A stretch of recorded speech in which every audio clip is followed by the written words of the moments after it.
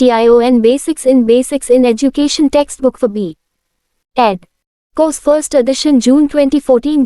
What is education? What is its primary purpose, and what is not? Which approaches support it, and at which levels of cognition?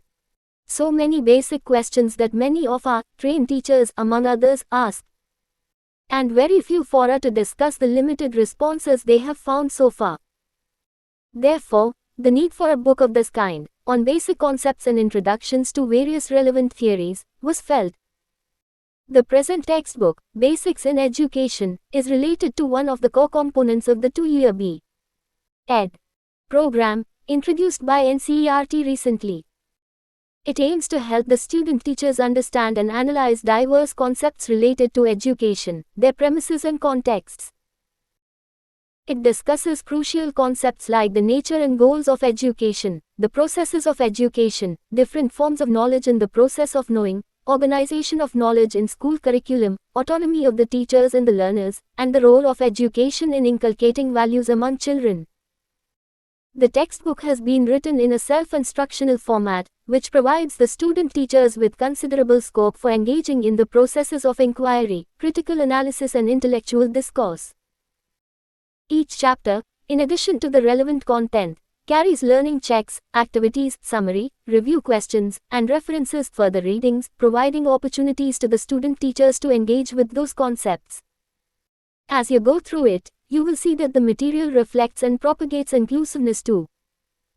The NCERT gratefully acknowledges the joint effort of all the educationists involved in preparing this material, and particularly Professor Bharti Baweja for reviewing it. We hope that the book will be a meaningful resource to student teachers, teacher educators and all stakeholders in the schooling systems in our country. IV. We would appreciate receiving feedback from you to bring further improvements in the book, which can be sent to the editor of the book, Professor A.K. Srivastav. Email, ashokashrivastava@yahoo.com. Pawan Sinclair, Director. New Delhi National Council of Educational, June 2014. Research and Training Textbook Development Team.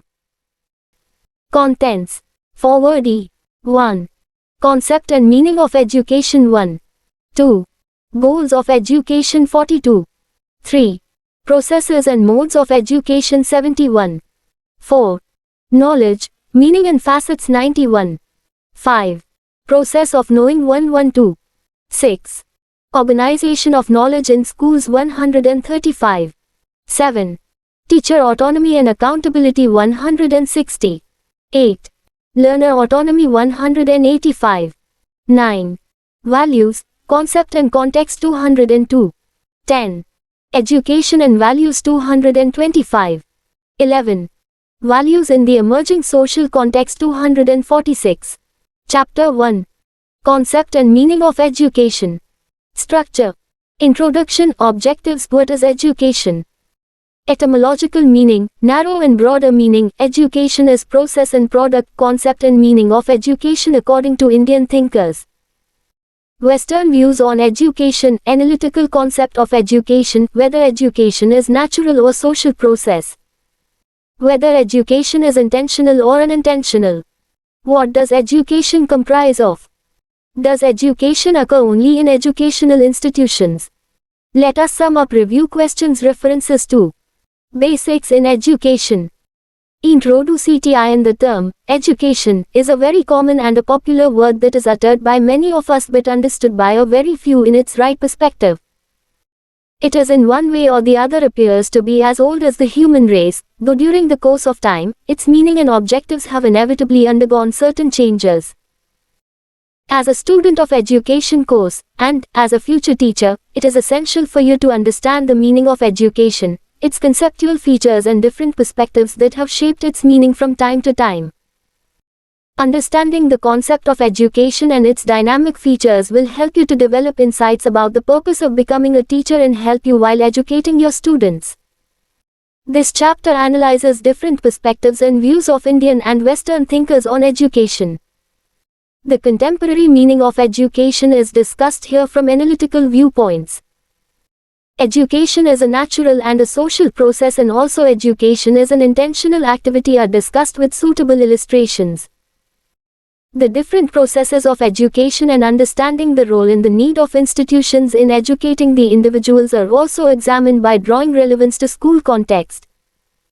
After going through this chapter, you will be able to analyze various perspectives and views on the concept of education.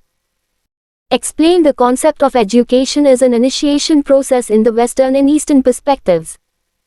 Explain the concept of education as a worthwhile activity in the context of school education. Differentiate between education as a natural process and as a social process with suitable illustrations. Understand the dimensions of education and their relevance. Understand the role and the need of institutions in educating the individuals. 3. Concept and meaning of education. What is education? You are, by now, familiar with the term education, educated person, educating, and so on. You must have also used these terms on several occasions in conversation with others. What do we mean by education? Does teaching, or instructing, become education? Or is it learning in an institution? Does developing the child into a good human being known as education? Is it possible to have one meaning of education? There are many more such questions that come to our mind when we attempt to understand the concept of education. The term education has been interpreted by different people in different ways. Some people refer to it as formal schooling or to lifelong learning. Some others refer to it as acquisition of knowledge, skills and attitudes. Some say that education is nothing but training of people's mind in a particular direction to bring about desired changes. If you ask a statesman, an artisan, a teacher, a parent, a philosopher and a student about what education means to them, you would be surprised to know the multiple interpretations and views people have about education. This only shows that education doesn't have one precise universally accepted definition. It has various meanings with various functions. Analysis of these meanings would help us to understand what education really is. To begin with, let us look into how the term education has evolved in some of the views of great thinkers that exemplifies the concept and meaning of education.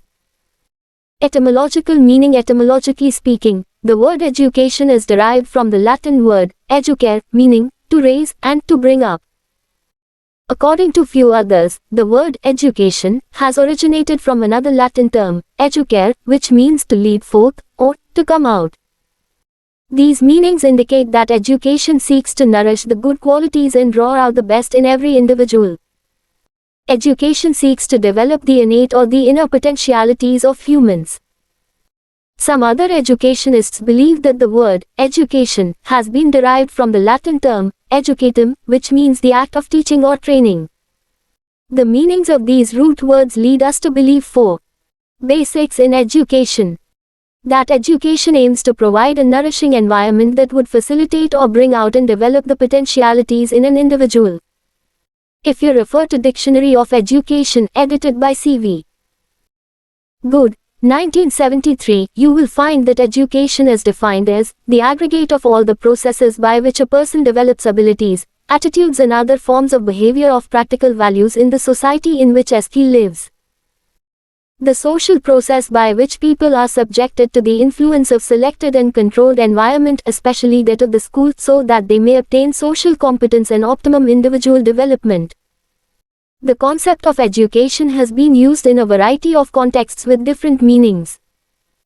To give a precise definition of education, just as we define certain concepts in science or other technical subjects, is difficult, as there is no one meaning of education held in common by people. Let us try to explore the different meanings and viewpoints on education. Understanding these conceptions would help you to analyze the kind of education that is in vogue now and to what extent it is justified. Narrow and broader meanings of education. Narrow meaning of education. You must have come across people who consider that instruction imparted in schools and higher education institutions is nothing but education. The aims of education in these contexts are measured in terms of degrees or certification or promotion. There is a deliberate effort made with a definite purpose to develop certain amount of knowledge, skills, attitudes and habits in these institutions. This is a narrow concept of education, which is confined only to a few specific, deliberate, and planned efforts that have a bearing on the development of the individual. The educator, in the narrow sense, aims at producing the literate or professional person such as an engineer, a doctor, a teacher, a businessman and so on. Here, the individual is deliberately taught to think, as predetermined by the educators. Thus, in a narrow sense, education is nothing but a purposeful activity, deliberately planned for the optimum development of an individual's potentials. 5. Concept and meaning of education. Education in the narrow sense does not include self-culture and the general influences of one's surroundings, but only those special influences which are consciously and designedly brought to bear upon the youngster by the adult persons of the community, whether through the family, the church or the state. Thomas Raymond, 1906. Broader meaning of education. In the broader or wider sense, education is not limited to a classroom or a school only. It is considered to be a lifelong process, where all the experiences, knowledge and wisdom that an individual acquires at different stages of one's life through different channels, i.e., formally, informally and incidentally, are termed as education. The broader view considers education as an act or experience that has formative or additive effect on the personality of an individual. It is believed that education is not only an instrument of social change, but also an investment in national development. Such a view of education encompasses all life experiences, as there is a shift in emphasis from individual development to national development. It is considered that education is a lifelong process that includes all experiences that the child receives in the school or at home, in the community and society through interactions of various sorts and activities. The broader meaning of education implies the process of development, wherein the individual gradually adapts himself/herself to various ways to his/her physical, social and spiritual environments. Whatever broadens our horizon, deepens our insight, refines our reactions, and stimulates our thoughts and feelings educates us. Lodge, it is really life that educates us. Thomas Raymond, 1906. Basics in education. Learning Check 1-1. Analyze the views of Raymond on education. Education is process and product. There is always a controversy whether education is a process or product. Mostly, we consider education as a product, that is, something that has been produced as a result of certain inputs, which in this case is instruction or experiences. In this sense, it is the sum total of what is received through learning, the knowledge, skills, values that are the outcomes of learning. The concept of education as acquisition of knowledge was prevalent since the beginning of history of education. Many literature sources and the religious doctrines have propounded that knowledge is power, and knowledge is virtue. Even now it is believed that knowledge leads to wisdom. Education becomes a product only when it assimilates the culture of any society, and is transmitted from one generation to another. Education fosters values in people, which are universally accepted as valuable at a given point of time. Transmission of knowledge or skills which takes place as a purposeful activity in a variety of ways could be termed as the product of education. Education can also be referred to as a process. In this sense, education is referred to the act of developing the intellect, critical thinking abilities, social and cultural understanding, and understanding of one's own self. Education is considered as an active and a dynamic process which takes place continuously during one's life by way of various experiences through either in a formal or in an informal manner. The individual continuously learns. In this process, he or she learns to utilize one's experiences in learning new things and also to reconstruct new things in the place of old ones. Thus the learning takes place throughout life, which is an active and a dynamic process. This dynamic process is nothing but education. So, it can be said that education is a product as well as a process. Besides the above, education is viewed in various other ways by different philosophers and educationists. Some of them are given here in Activity 1 for you to explore and find out their meanings. 7. Concept and meaning of education. Activity 1 discuss the following meanings of education by referring to the book cited in the reference list at the end of this chapter or by going to the library. Education is preparation for life. Education is direction. Education is a lifelong process. Learning check 2-1. Explain the etymological meanings of education. 2. Why is the broad meaning of education preferred to the narrow meaning of education? 3. Education is considered as a dynamic and an active process. Explain. Kankipiti and meaning of education. A. C. Coding. To Indian thinkers, besides knowing the narrow and the broad meanings of education and various other interpretations, it may also be desirable to explore into the educational thoughts of great thinkers in order to get a deeper understanding of the concept and the nature of education. The great philosophers and thinkers, through different periods of human civilization, have attempted to define education and, in doing so, have reflected their own philosophical ideals and thoughts. Let us try to trace the educational thoughts of some of the great Indian thinkers whom you are familiar with. We shall also examine briefly how education was conceived in ancient times in India. Education in ancient India. In India, there is a rich tradition of education dating back to the dawn of human civilization, where the Gurukulas and Guru-Shishya Parampara teacher-disciple tradition developed thousands of years ago. Two prominent words in Sanskrit stand out as equivalents of the term education. These words are Siksha and Vidya. The former has been derived from the root word sahas, meaning to discipline or to control. The latter, Vidya, is derived from the verbal root word wd, meaning to know. These meanings had their relevance. 8. Basics in education. To the purpose and the nature of education imparted in the ancient India. In ancient India, learning was pursued, not for its own sake, but for the sake of and as a part of religion. It was sought as a means for the ultimate end of life, i.e., salvation.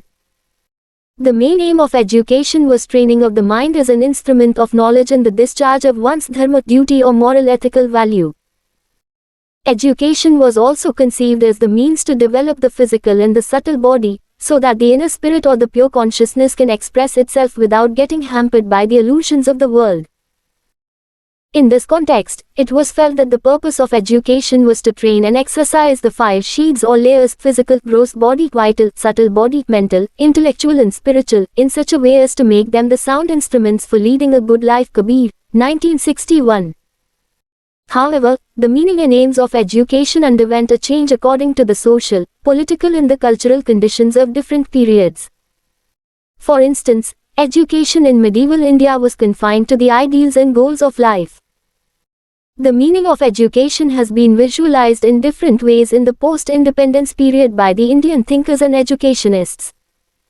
Among the many great thinkers who have contemplated on the meaning of education, a few of them have been discussed here.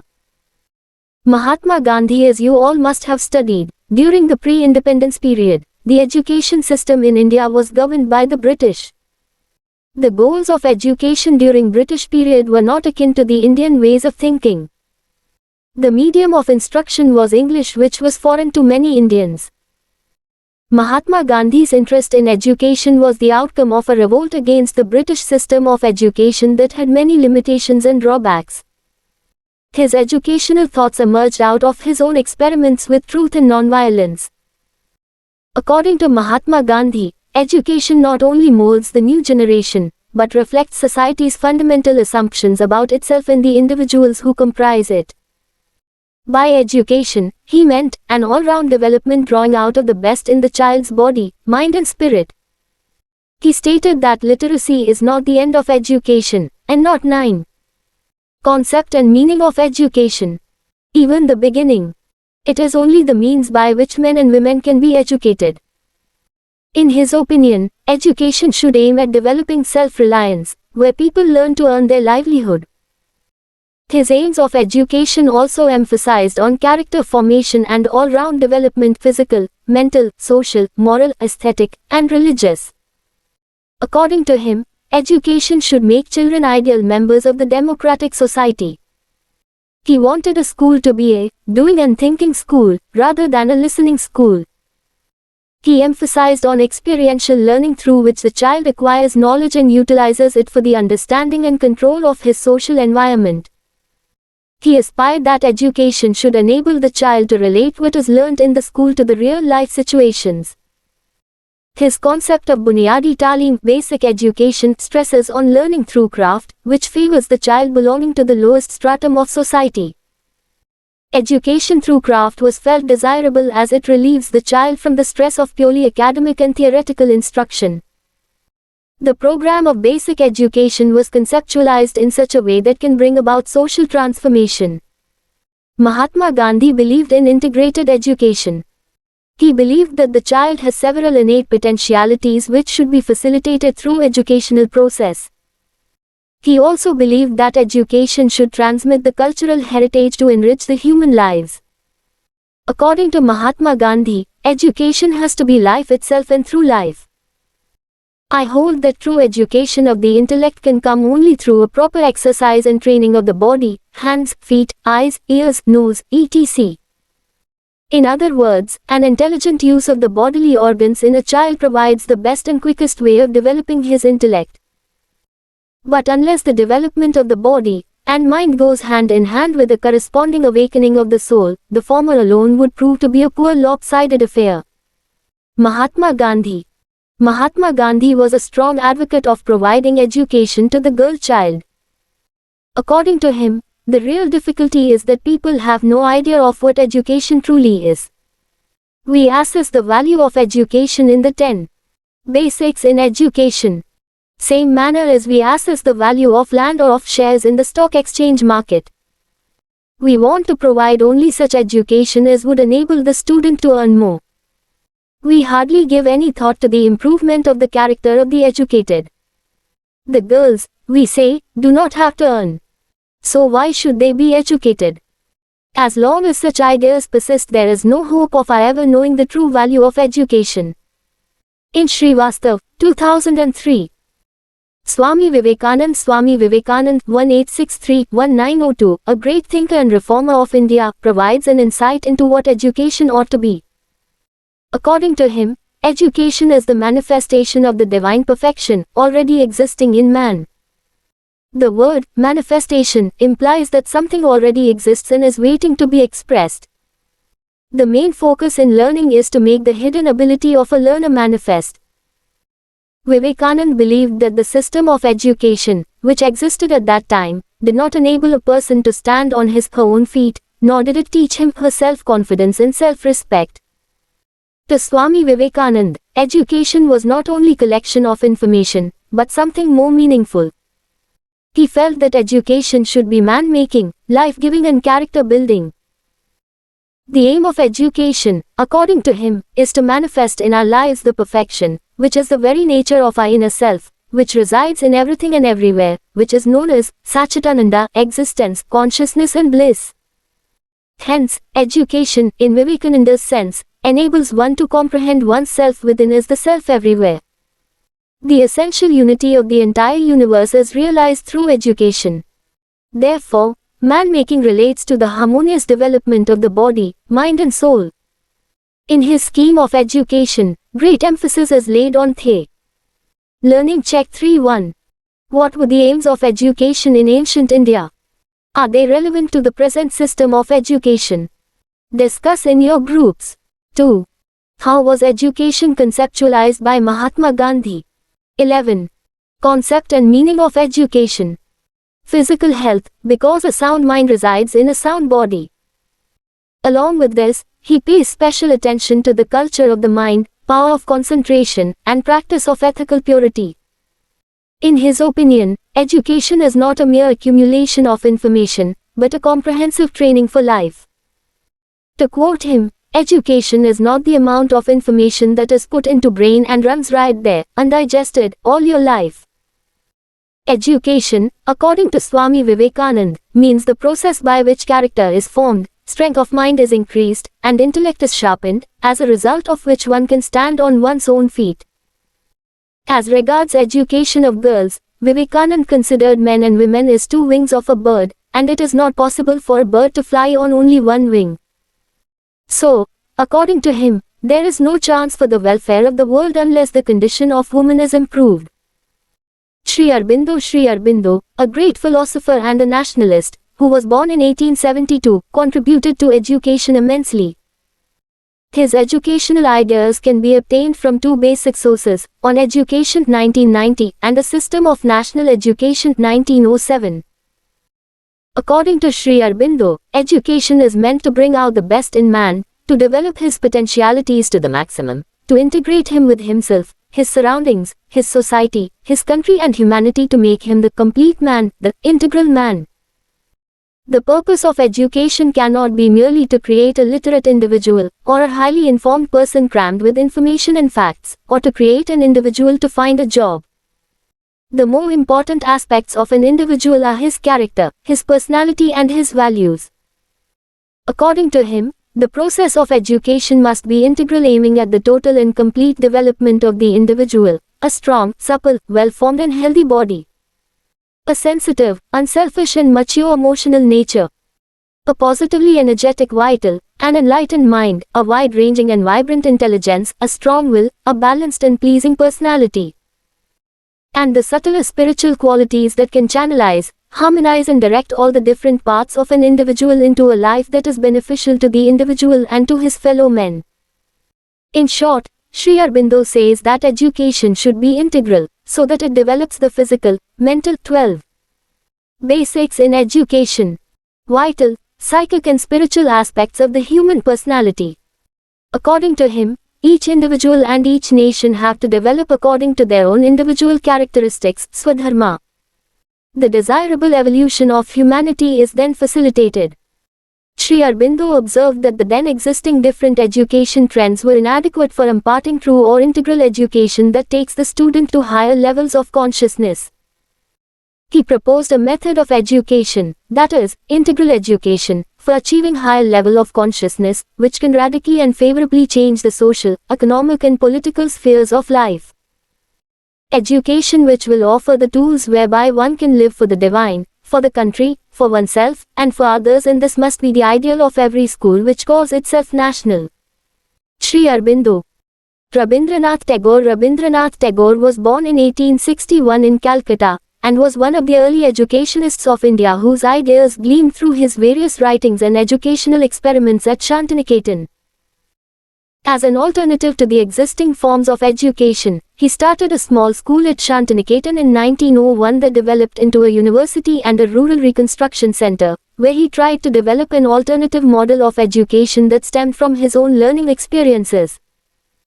In general, he envisioned an education that was deeply rooted in one's immediate surroundings but connected to the cultures of the wider world, predicated upon pleasurable learning and individualized to the personality of the child. He felt that a curriculum should revolve organically around nature, with classes held in the open air, under the trees, to provide for a spontaneous atmosphere.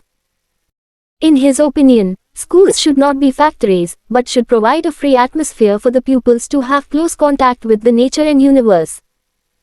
To Tagore, the highest education is that which does not merely give us information but makes our life in harmony with all existence. But we find that this type of education is not only systematically ignored in schools, but it is severely repressed. From our very childhood, habits are formed and knowledge is imparted in such a manner. 13. Concept and meaning of education. That our life is weaned away from nature and our mind and the world are set in opposition from the beginning of our days. Tagore saw education as a vehicle for appreciating the richest aspects of other cultures, while maintaining one's own cultural specificity.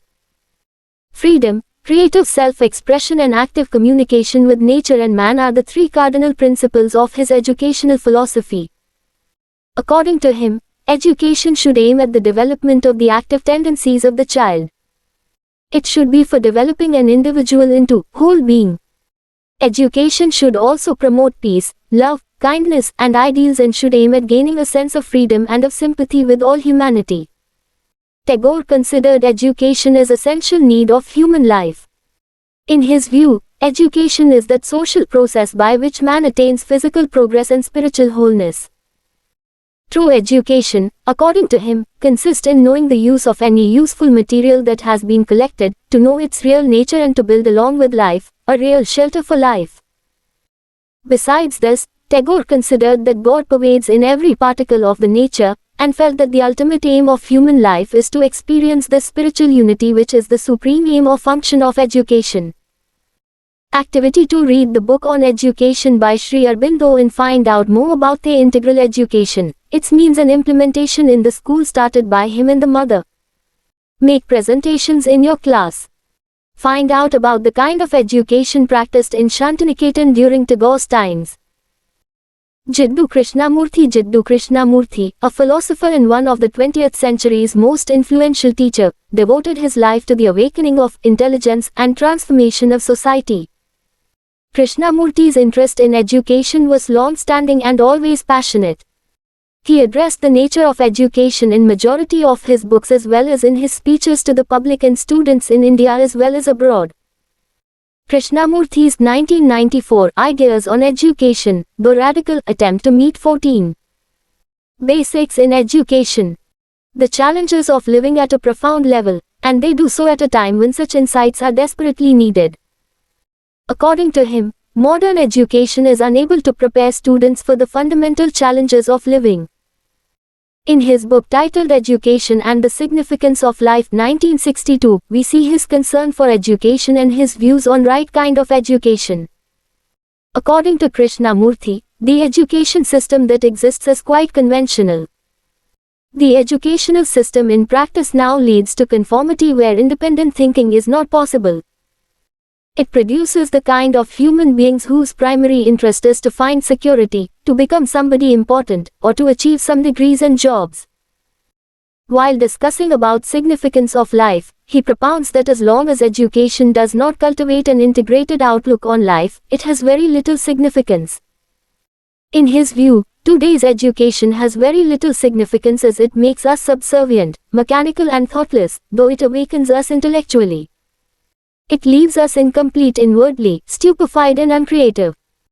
The purpose of education is not to produce mere scholars and professionals, but integrated men and women who are free from fear, for only among such human beings can there be enduring peace. To bring about the right kind of education, Krishnamurthy emphasizes upon understanding the meaning of life as a whole. In order to achieve this, one has to be able to think directly and truly, but not consistently. He implies that a consistent thinker is a person who conforms to a pattern and repeats phrases and slogans. With this analysis about the education system and its narrowly determined goals, he views the function of education as not merely acquiring knowledge and gathering and correlating facts, but to create human beings who are integrated and, therefore, intelligent. In his view, intelligence is the capacity to perceive the essential, the what is. And to awaken this capacity, in oneself and others, is education. In his opinion, education should aim to help people to discover lasting and true values which come with self-awareness and unbiased self-investigation. To help to break down the national and social barriers, as they breed antagonism and violence among human beings, and to awaken the capacity to be aware of oneself and not merely indulge in gratifying self-expression. A brief account of the educational ideas of a few Indian thinkers reveals that education is viewed differently by different people. The philosophical ideals of the thinkers. 15. Concept and meaning of education. Activity 3.1. Read the book Why Are You Being Educated? By J. Krishnamurthy, which consists of 6 talks given by him in the Indian universities and at the Indian Institutes of Technology between 1969 and 1984. Make a list of questions that he asks students about education and their future. Discuss his views with reference to the existing educational scenario in our country. Is it possible to bring changes in our education system based on his views? Analyze. 2. Find out about Rishi Valley School run by Krishnamurthy Foundations of Education. What are the educational practices followed in this institution? How does it differ from the other educational institutions? Explore the details and make a presentation followed by discussion. About life and the highest form of knowledge to be attained by human beings are reflected in their views on education. We find that Indian thinkers were against the narrow aims vision of education and rigid pedagogical methods which were teacher-centered. In general, we find that all the above thinkers have viewed education as an integral process which helps in the all-round development of the individuals. What we need to understand is that, These educational thoughts and concerns influence the educational aims and the educational practices in the society. The educational aims that are determined by the philosophical and the social perspectives, as well as by the national concerns and priorities, in turn determine the nature of educational processes right from curriculum construction to pedagogical practices. Learning check 4.1. Why was Mahatma Gandhi opposed to the education system prevalent during the British rule? What kind of education he proposed and why? 2. What is the right kind of education according to J. Krishnamurti? 3. Explain Sri Aurobindo's concept of education. 16. Basics in education. Eastern views on education. Let us also trace some of the viewpoints on education in the West and try to find out how the present meaning of education evolved over a period of time. The viewpoints and the attempts to define education by several educational thinkers and philosophers have been synthesized collectively and discussed here under broad dimensions. Classical views. The various approaches to educational thought have been classified as conservative versus liberalistic, traditional versus modern, and so on. What we call as conservative position in education finds its origin in the educational thinking of Plato, a Greek philosopher, and his contemporaries. Many traditional philosophers, who were also the educational thinkers, believed that man is composed of body and soul or mind, of which mind is the knowing aspect of man's nature, while the body is the sensing and feeling aspect of his/her nature. This view asserts that only academic subjects are worthy of the name education. Any activities involving the body such as manual skills, crafts, and vocational preparation are not education, but training. This classical view asserts that only the activities of mind designed to develop the rational part of the composed being are truly educative. The classical educationists also believed that human nature is everywhere and at all times essentially the same. Therefore, they held a view that the main purpose of education should be the same throughout the world, from which it follows that the formal curriculum in schools should be essentially the same, allowing some small variations to local needs and differences. This belief accounts for the emphasis placed upon developing the rational powers of man. According to this contention, education, as a formal discipline, needs to be imparted in the same manner to everyone. In such a situation there is a very little scope of variation. The views of some of the classical philosophers on education are given in the box. Liberalists' views on education diametrically opposed to the classical views was the position held by another group of philosophers in the 1717 concept and meaning of education and 18th centuries, which was the beginning of liberalism. Since the 17th century, the idea has grown that education should be directed at individual development for social living. Revolting against the mind-body dichotomy of the conservative educationists, this group held the view that true education is based upon the needs, interests, and the natural desires of the child. The child is viewed as an evolving organism constituted of the same elements as nature around him, and that the man is not everywhere and at all times the same, but is in a state of continuous change and development. Based on this, education was viewed as a continuous process which results in emotional development, social adjustment, physical well-being and vocational competence. Some philosophers like Rousseau, Pestalozzi, Froebel, Basedow and other contemporaries were the prime movers of this view. It was felt that the school's purpose should be broadened to include all facets of human development. They did not affirm that the schools should not develop the intellectual powers of pupils, but they asserted that all the activities of human life are the concerns of the school.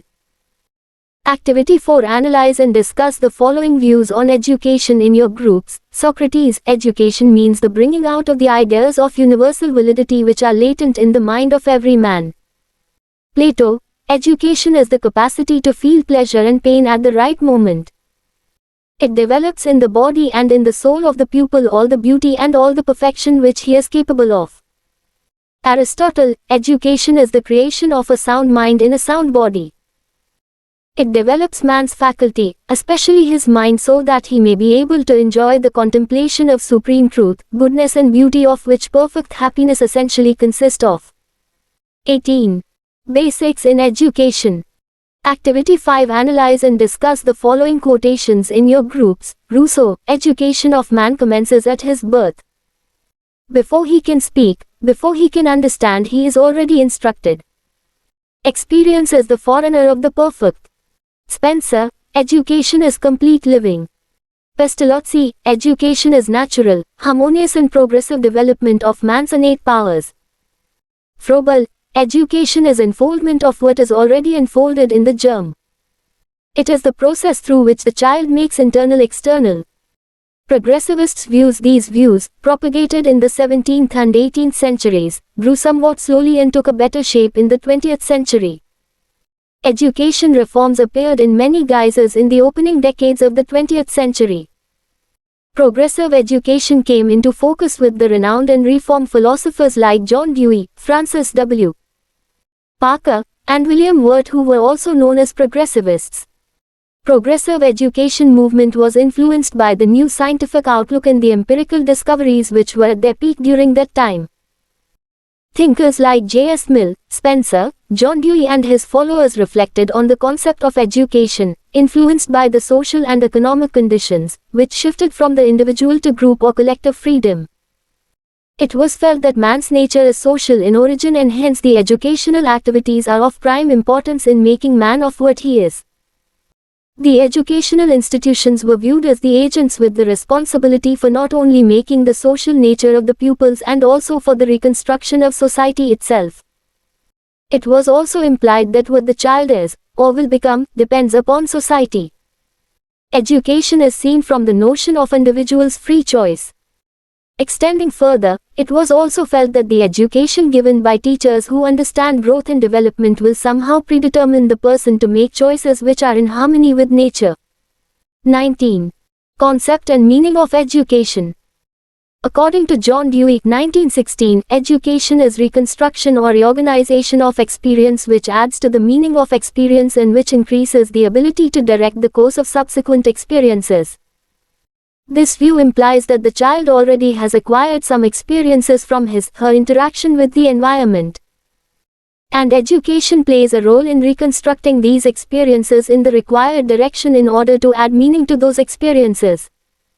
Let us take an example from your childhood experiences. Try to recall your idea about the earth and the other celestial bodies when you were a child. Through your everyday observations, you must have felt that earth was flat, and you are on the flat surface of the earth, and the sun, moon and stars move around the earth. But after you joined the school and were exposed to the knowledge that the earth is round, not flat. It is not the sun, moon and stars that go round the earth, but it is the earth that goes round the sun. With proper scientific explanation by the teacher, supported by visuals, you must have changed your idea about the earth, its motion and your place on the earth.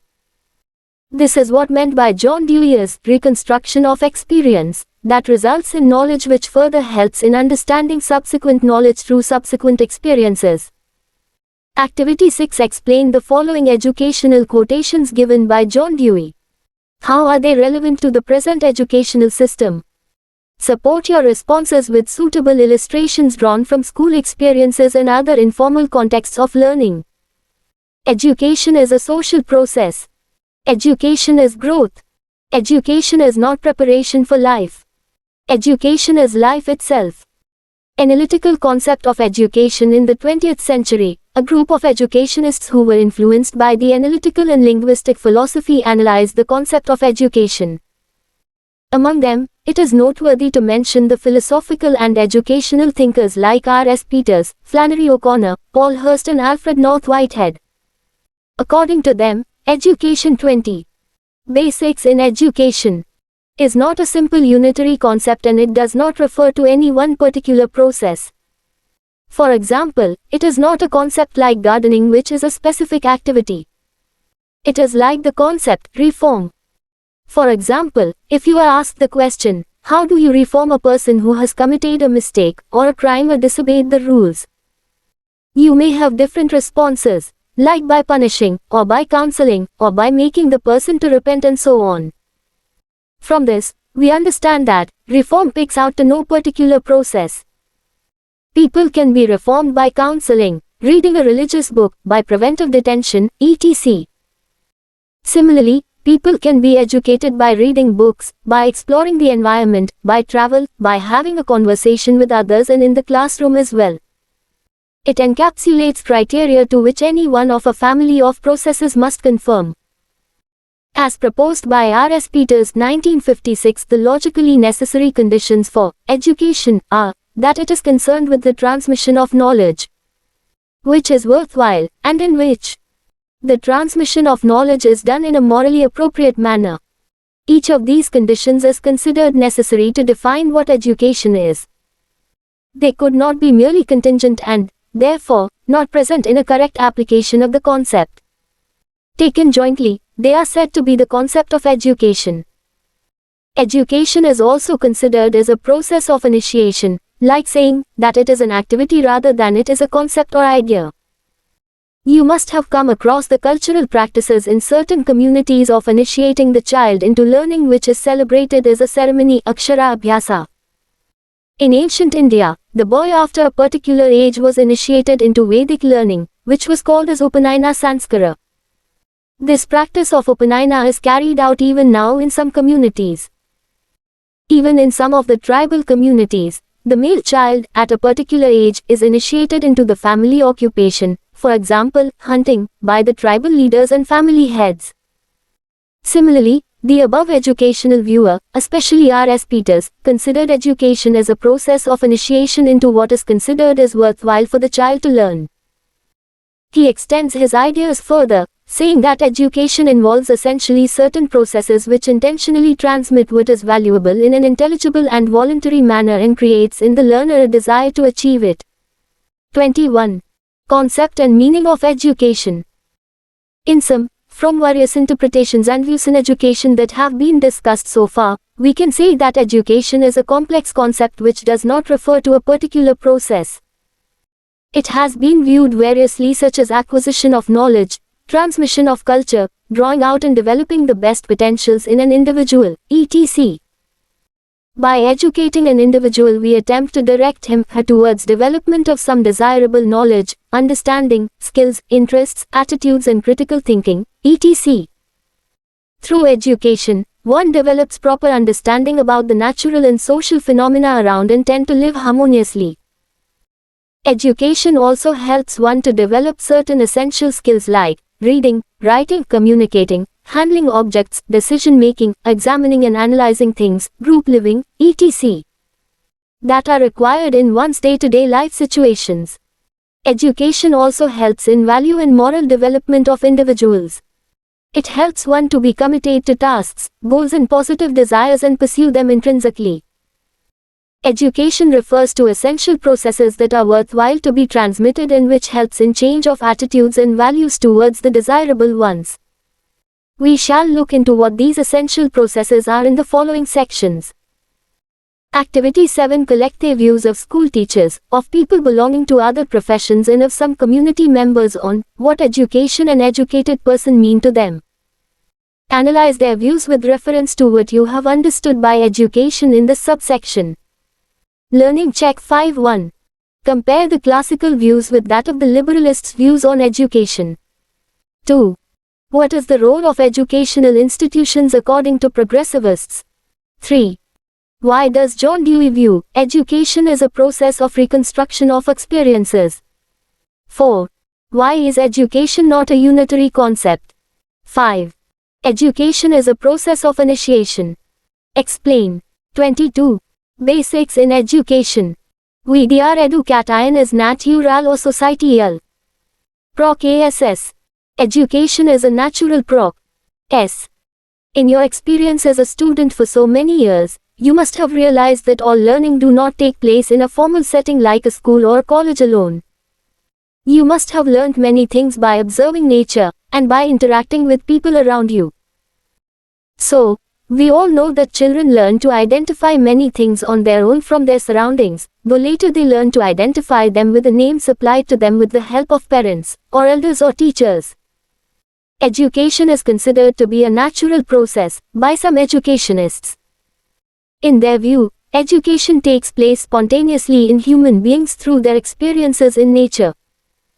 This view assumes that an individual develops or grows like a plant to become something that is presumed to be desirable. As a biological organism, the humans interact with the environment and gain experiences. These experiences lead to some sort of learning, which, in turn, results in the development of the individual. In other words, education becomes a lifelong process, and with every experience, the individuals gain an understanding of the self as well as of the environment. According to this view, education is not only preparation for life, but it is synonymous with life. Thus, education is concerned with imparting survival skills, developing the child's innate potentialities, making the individual fit for his/her environment, and socializing the child. Maria Montessori, a great educationist, stated that education is not what the teacher gives, it is a natural process spontaneously carried out by the human individual and is acquired not by listening to words, but by experiencing in the environment. In this context, the task of the teacher becomes that of preparing a series of activities spread over a specially prepared environment and let children learn through their observations, interactions, and tasks carried out. The process of education which makes human beings successful in their respective environment continues throughout life. Life involves a constant and continuous modification of experiences. As a consequence, the ideas 23. Concept and meaning of education. Perceptions, skills, attitudes and values undergo a change. This helps the child to adjust and accommodate to the fast-changing world. Educational adjustment of the child is further conditioned by the nature of demands of the society to which the child should be adapted and attuned. According to Johann Heinrich Pestalozzi, a great philosopher, education is natural, harmonious and progressive development of man's innate powers. It is believed that education consists in the development from within of potentialities rather than molding externally. It is also asserted that curriculum should arise from the needs and interests of the child rather than from the demands of the teacher. Self-expression is considered more important than mastering of the subject matter. Many of the Indian and the Western thinkers like Rabindranath Tagore, J. Krishnamurti, Rousseau, Froebel and Montessori considered the education of the child in the natural environment where the child explores and learns through his/her experiences. The natural process of education consisted in preparing the most natural and life-supporting environments for the child and observing the child living freely in this environment. Though this view can be appreciated, we see that it suffers from certain limitations.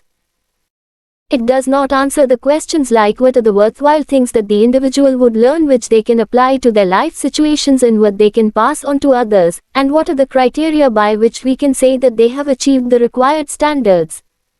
There is no end to education. It is not that you read a book, pass an examination, and finish with education. The whole of life, from the moment you are born to the moment you die, is a process of learning. Krishnamurti. Education is a natural process carried out by the child and is not acquired by listening to words but by experiences in the environment.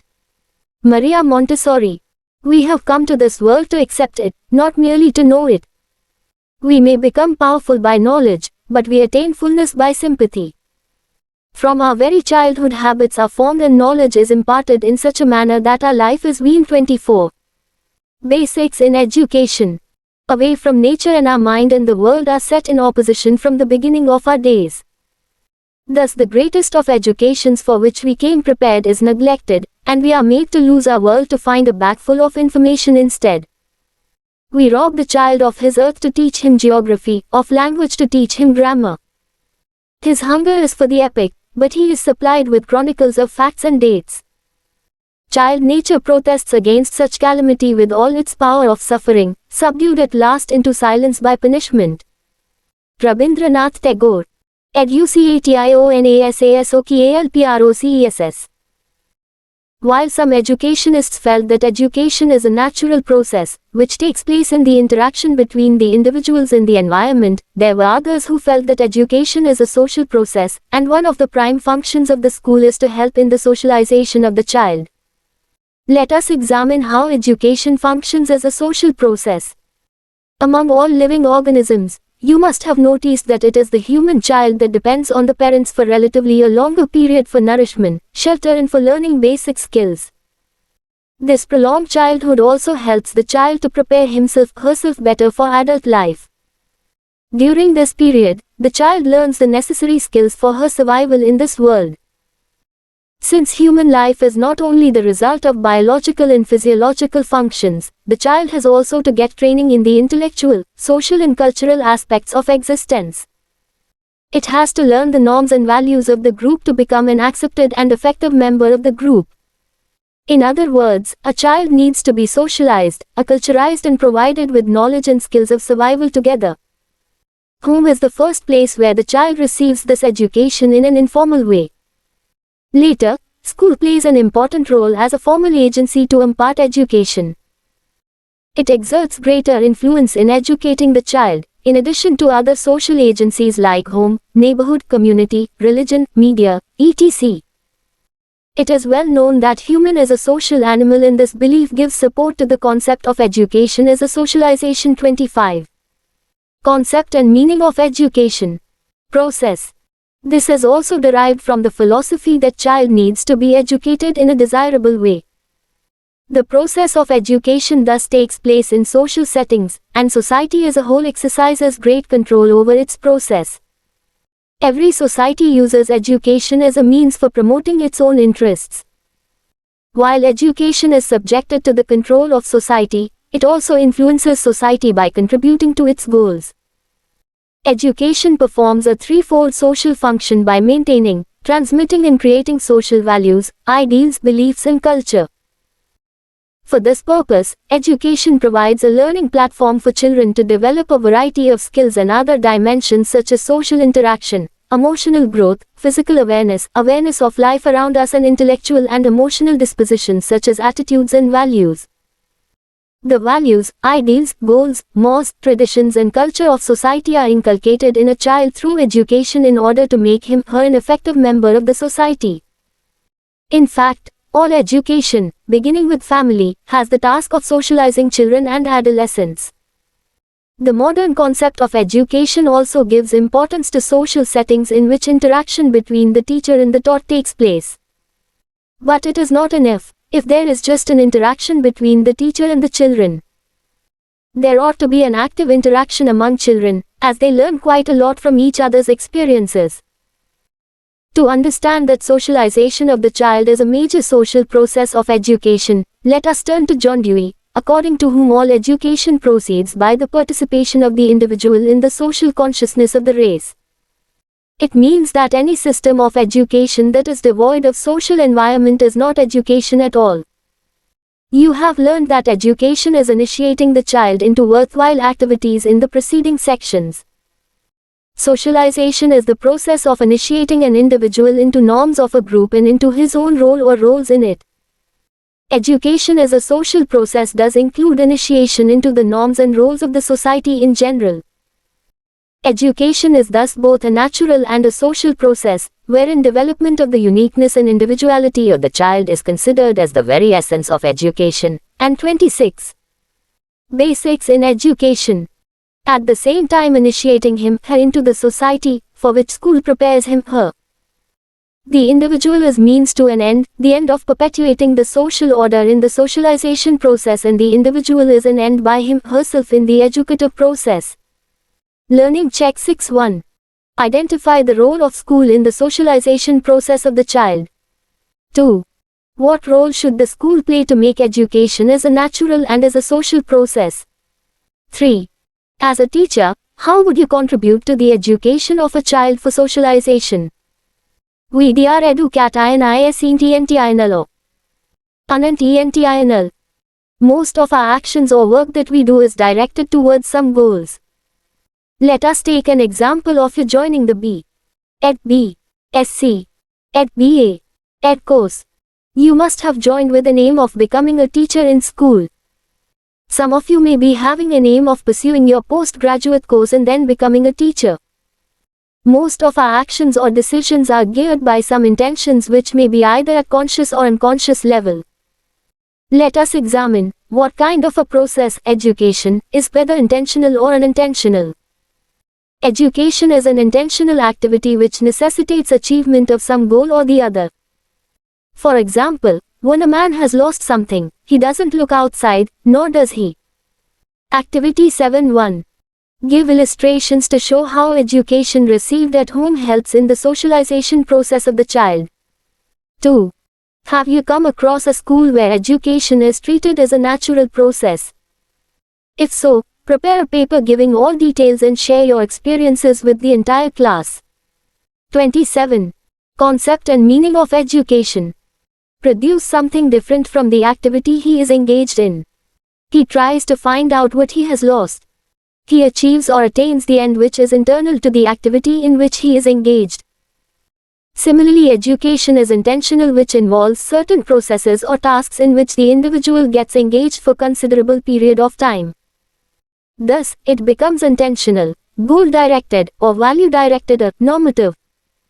Education has instrumental knowledge for practical ends and intrinsic dimensions knowledge for its own sake. For example, teaching carpentry is both valuable in itself and valuable as a means of increasing production of furniture or construction of houses. Similarly, the instrumental value is something extrinsic to education, while the intrinsic is valuable for its own sake. If a person is doing a particular course in order to get a job or to earn money, we can say that the person has an instrumental value. On the other hand, if a person is doing a course just for the love of the subject or wanted to learn more in that field, we can say that the person has an intrinsic value. A deliberate effort to plan educational activities such as curriculum, textbooks, school, etc. in order to bring in some changes in the learner in a desired direction is the instrumental dimension of education. There could be certain aims of education that have an intention of initiating every man and woman into the kind of educational activities which make them to take right place in the society. Develop vocational skills, so that they become self-reliant, while there could be some aims to develop a thirst for knowledge for its own sake and to develop aesthetic sense in the individuals. Education suggests that, not only what develops in someone is valuable, but also that it involves the development of knowledge and understanding. In learning at school, the practical ends, besides the intrinsic ends, are also important, as the learning situation is often geared to approval, passing exams, and moving to the higher classes based on one's performance and so on. The non-instrumental or knowledge for its own sake involves no exterior motive or intention or purpose. The person in learning enjoys doing so, just for the sheer joy involved in it. 28. Basics in education. Activity 9.1. Identify the various educational activities that are carried out in schools with a purpose. Analyze the purpose of the educational activities and their relevance in educating children. 2. Is it possible to have education with intrinsic values alone? Discuss and present your views in the class. 3. Identify the activities of schools that are non-instrumental. Though education is intentional, it is not a single-aimed activity. It has multiple aims which are directed towards the individual and national development. The imperative character of education for individual growth and development has been universally accepted. It encompasses teaching and learning specific skills and something less tangible but more profound, i.e. imparting of knowledge, sound judgment and wisdom. Education also takes upon itself the responsibility for striking a balance while developing these abilities, so that a harmonious personality becomes the outcome. As an individual in the society, one has to think critically about various issues in life and take decisions about them being free from bias and prejudices, superstitions and blind beliefs. Education intends through its processes, develops in an individual the capacity for critical and analytical thinking and changes his/her approach to life. It aims at awakening curiosity, stimulate creativity, develop appropriate interests, build essential skills, attitudes and values, and the capacity to think and judge independently. Education also intends to develop certain secular, democratic and social values, thereby serving as the means of realization of nations' goals and ideals. According to the Education Commission, 1964-66, education must serve as a powerful instrument of social, economic and cultural transformation, necessary for the realization of national goals. What does educatione compare say of? With an understanding of the concept of education and its intentions, let us look into what education comprises. 29. Concept and meaning of education. According to R. S. Peters, 1967, education comprises of normative and cognitive aspects. It comprises of certain criteria by which we can explain the educative process. TENORMATIVEASPECTOF, EDUCATION. Education develops appreciation for certain norms or standards. For example, how do you judge a person good in housekeeping? Is it not when good housekeeping meets certain standards, certain criteria to satisfy? Similarly, education has certain standards or criteria to be fulfilled. It consists of initiating others into A. Doing activities that are worthwhile, and B. Modes of conduct and thoughts which have standards written into them by which it is possible to act, think, and feel with varying degrees of skill, relevance and aesthetic sense. Education has normative implications as it implies that something worthwhile is being intentionally transmitted in a morally acceptable manner. For example, can we say that a person, X, is educated, yet there are no changes in his ways of thinking, attitudes, and behavior? It would be contradiction to say this. Therefore, there are certain norms or standards by which we call a person as educated. It also implies that the person has undergone some worthwhile activities that we call as educative processes. In this context, what becomes important is the task achievement or processes that are worthwhile and intentional, in which one is engaged in a morally acceptable manner. For example, you know very well that education involves teaching and instruction to some extent, yet one may not be sure whether all teaching results in education. Though it may or may not result in education, definitely, it is not morally objectionable. But when a person uses conditioning as a method to educate an individual, just like the ways animals are conditioned to certain behavior by rigorous training, then it is morally objectionable. So, conditioning or indoctrinating might be ruled out as the only process of education. From the above, we may infer that educational practices are those in which people try to pass on what is worthwhile as well as those in which they actually succeed in doing so.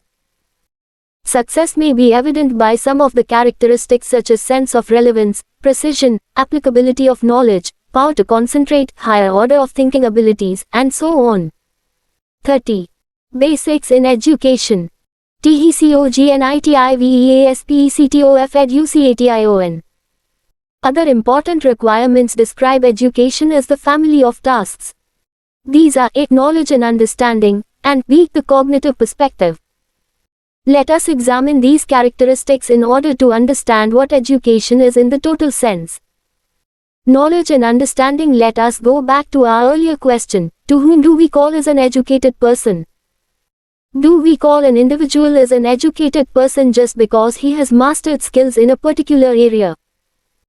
Definitely we do not call a person as educated who has mastered skills, even though the skills he has mastered may be highly recognized in the society or highly prized, like engineering, dealing with machines, computers, etc.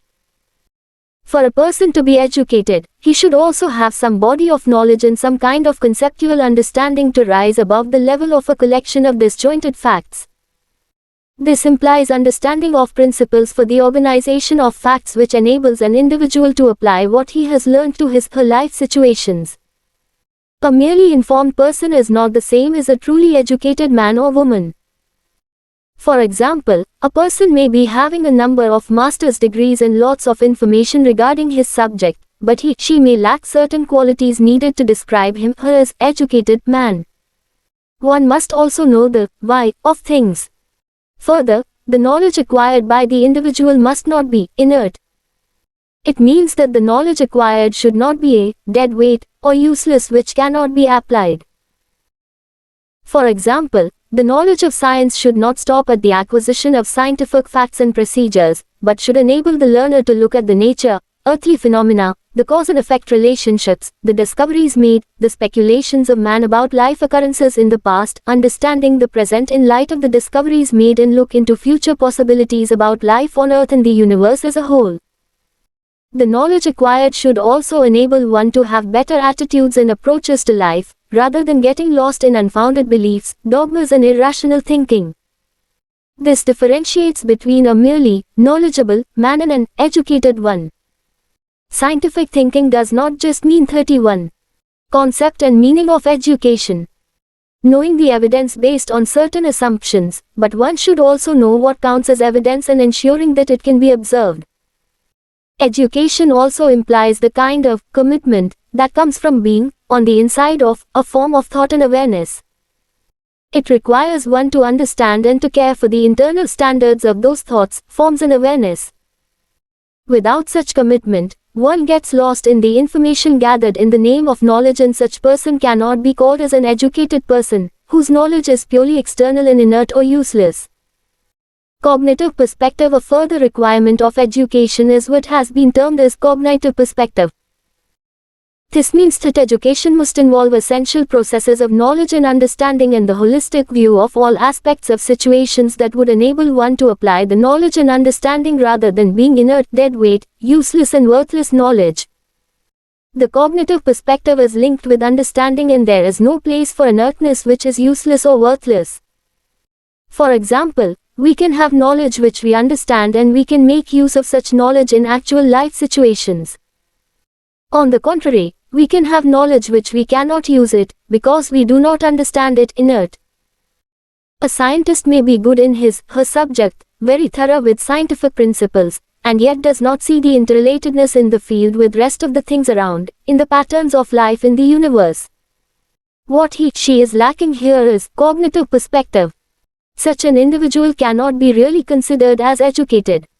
Education cannot be tied down into specific compartments and specialized skills, viz. scientist, teacher, doctor, engineer, and so on. Education is concerned with the development of whole man and not just a part of him. Criteria of educative process. Education implies transmission of what is worthwhile to those who are committed to it. Education involves not only knowledge and understanding, but also some sort of cognitive perspective which stresses on interrelating the knowledge with the world around. 32. Basics in education. Education must be carried out through procedures that uphold dignity and autonomy of persons and secure and utilize their willingness, purposiveness and capabilities. Education is concerned with the development of the whole man, and each activity must contribute to it. R.S. Peters, 1967, 1971. Activity 10.1. Identify the qualities of an educated person. What qualities do you expect an educated individual should have? 2. Read the UNESCO report on learning to be. Identify the points that describe the dimensions of education. Discuss their relevance to the criteria of education mentioned above. 3. Analyze the role of the school in satisfying the criteria of education. EduCationalProcess says, you have already seen that education does not refer to a single process, but to a family of processes leading to the achievement of being educated. It is, therefore, necessary to isolate the different aspects of being educated and consider which educational processes are of particular relevance. Training refers to the development of specific skills which are to be exercised in relation to particular ends or functions in accordance with the rules pertaining to the activity. Skills of reading, writing and computations are some of the basic skills to be mastered before formal education can proceed further. A skill cannot be learnt instantaneously by just seeing somebody performing it. It requires a kind of drill or constant practice, especially under the supervision of the instructor or the teacher who is teaching the skill. The teacher who is teaching a skill also provides a model of the performance and corrects it to bring it to perfection. In this case, very little emphasis is given to the underlying rationale for performing. 33. Concept and meaning of education. A skill. For example, a person who wants to play music on an instrument cannot perform the skill unless he or she practices it constantly for a long period. Training also carries with it an application of the skill which is wider than mere learning of the skill. For example, while undergoing physical training course, a person not only learns the skills of doing exercises, games and so on, but also learns good habits of keeping herself fit, healthy, punctual, eating right type of food, etc. Such learning cannot take place simply by imitating someone blindly. Training consists of a systematic series of activities involving instruction, practice, etc. To produce desirable habits or behavior in particular aspects of life or vocation, for example, military training, technical training, computer training, etc. Thus, training aims at developing and promoting specific skills in a chosen area with a view to make the individual undergoing training an expert in the field or task concerned. It is a kind of capacity building of an individual in a particular skill. Activity 11.1. What does the term training mean to you? 2. Can we call your course where you are taught to become a teacher as a training course? Discuss your meaning of training in the groups. List down the different types of training courses that you are aware of. 3. Discuss how training is different from learning. Learning check 7.1. Which part of your course has a training component in it? 2. Does training result in education? 3. Does education of a person involve training? Instruction and learning by experience. Instruction is a process which helps in the acquisition of knowledge. It is the means employed to bring about desirable changes in learners. Instruction involves communication of ideas, values, skills, information and knowledge to the 34. Basics in education. Students. Instruction may also involve use of systematic and scientific methods of communication for effective transaction.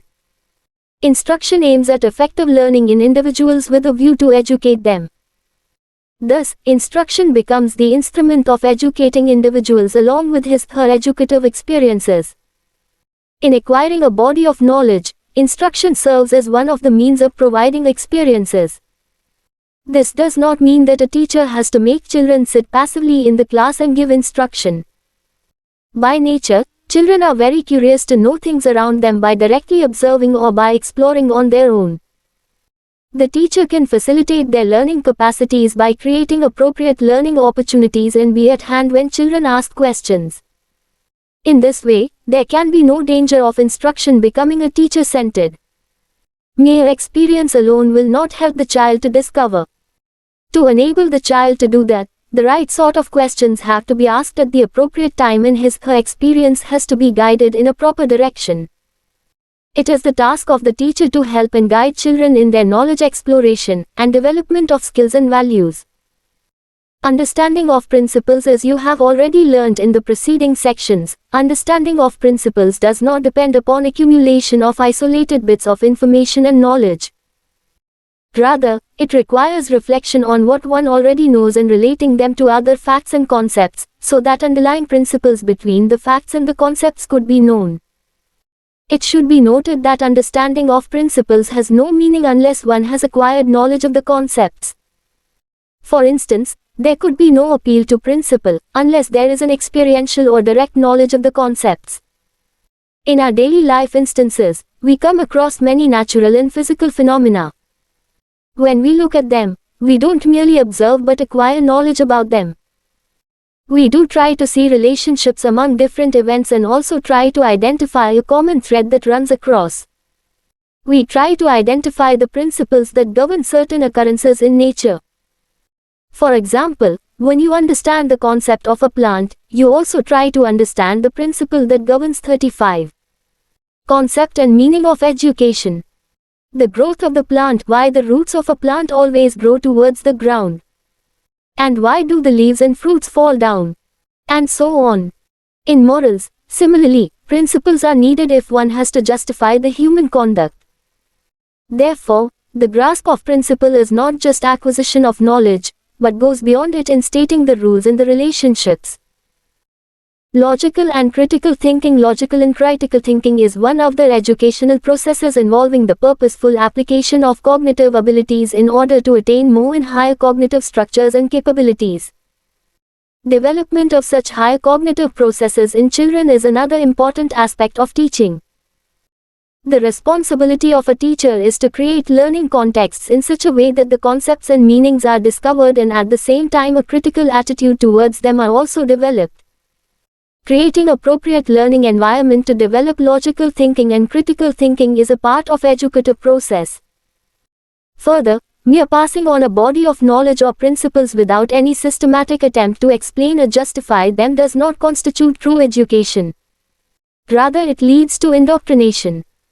Indoctrination means imposing the principles of a particular school of thought so as to create faith in those principles in the minds of learners.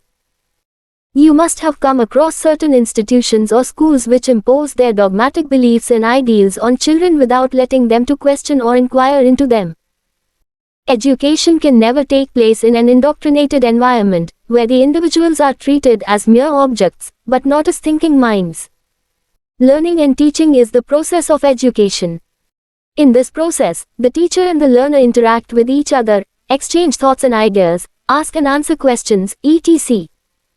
In contrast, the indoctrination does not allow any reasoning or development of critical mindedness. Developing critical mindedness involves an attempt to explain and justify beliefs and practices, giving an opportunity to question the fundamental assumptions on which the beliefs are based, looking for evidences for belief, probing into presuppositions and thinking in a clear, coherent and rational way. The importance of critical thinking in a democratic society is 36. Basics in education. Necessary for individuals to take right place in the society. In fact, the success of democracy rests on the individual's ability to think critically and not to be carried away by propaganda. Thus, development of logical and critical thinking constitutes another important aspect of educational process. Activity 12.1. Identify the extent to which skill development, factual learning, and scope for developing logical and critical thinking are attempted through curricular areas. 2. What kind of educational processes would you adopt in the following contexts? Students want to set up an experiment in science. Students want to practice computer skills. Students want to solve the mathematical problems. Students want to develop speaking and reading skills in English. Students want to know why the objects fall down when dropped from heights. Students want to know why ships do not sink whereas the other heavier objects sink in water. Do es edu cation oxur only in edu. Cational. Institutions. Where does education take place?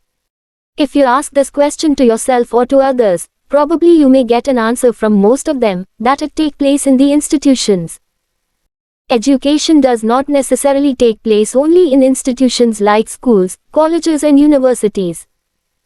Education is often being confused with schooling, relying on the premise that time spent in school is directly related to education. Try to recall all that you have learned during your schooling days.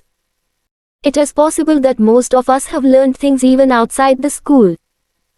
In schools, we find that what one has to learn is predetermined, which may or may not be related to one's context. The experiences gained outside the school help in 37. Concept and meaning of education. Understanding the school content. Many times, we came out with knowledge that is personally relevant and easily transferable to new situations. Many people have a strong belief that somehow spending time in school will make a person educated. This is one of the biggest misnomers that prevails throughout our society. Certainly, there are many wonderful, authentic, relevant learning experiences that take place in school at all levels. But that is not the only source of education. The process of education takes place in all personal and social situations. Education in this sense would certainly include all efforts for inculcation of values, attitudes and skills that the society desires to be imparted to children. In contrast to this broader notion, education occurring in institutions like schools and colleges is an act of consciously imparting values, knowledge and skills in accordance with the requirements in a formal situation. Schools and colleges also impart deliberate and systematic training in specialized subject areas that may not be otherwise gained through the informal process. In its essence, schooling is a limited educational exercise in terms of range of experiences provided. It is also limited to a specific period of human life, i.e., from childhood till one leaves school, while the process of education continues throughout the life. We learn most from our surroundings, from our friends and from other people who share our interests. Besides school, there are a number of institutions in the society which are the agencies of education, such as the family, the community, the temple, the church, etc.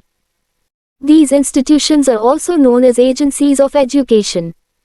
The processes of education in these institutions are deliberately planned with a continuous effort to give certain type of knowledge, skills, or attitudes.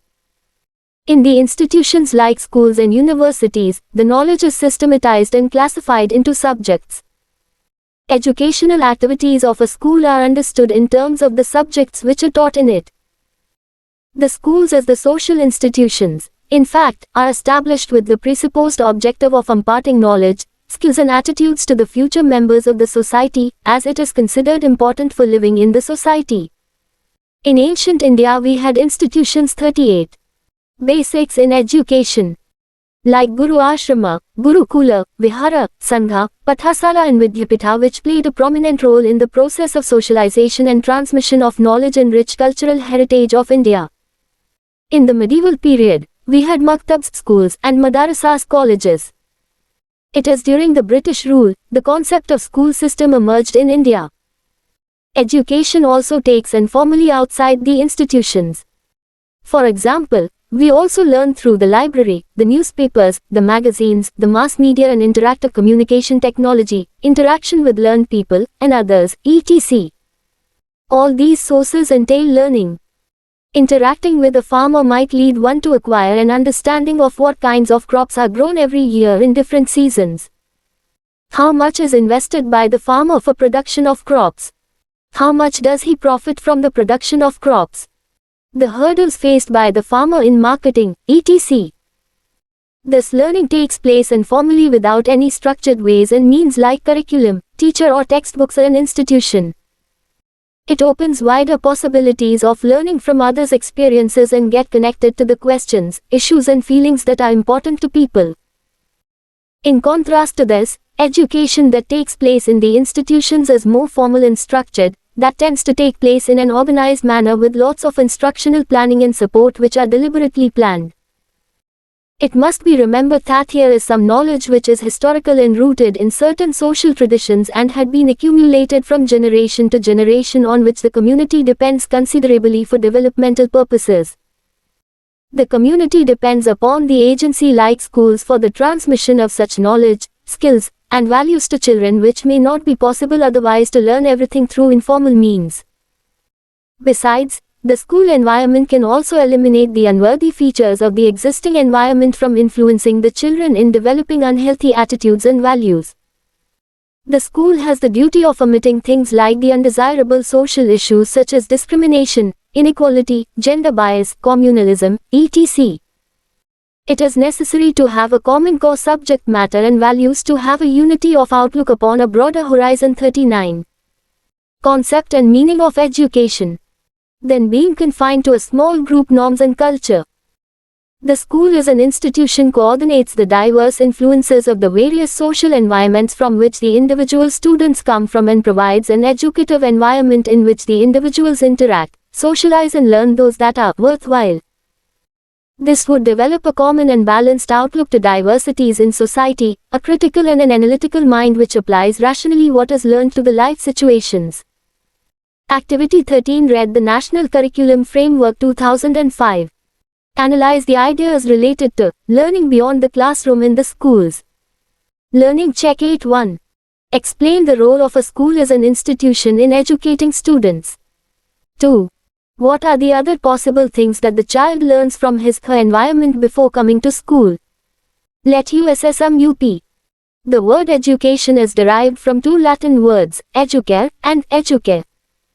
The first one meaning, to raise, and to bring up, while the second one means to lead forth, or to come out. The narrow meaning of education is confined only to a few specific, deliberate, planned influences that have a bearing on the development of the individual. However, education is much more than this. It is considered to be a lifelong process, which includes all the events, experiences, knowledge and wisdom that an individual acquires at different stages of one's life formally, informally and incidentally. Education in ancient India was aimed at training of the mind as an instrument of knowledge and the discharge of one's dharma. The contemporary Indian thinkers linked it with the human and societal development. The Western view on education has also changed over time from it being the activities of mind to reconstruction and reorganization of 40. Basics in education. Experiences.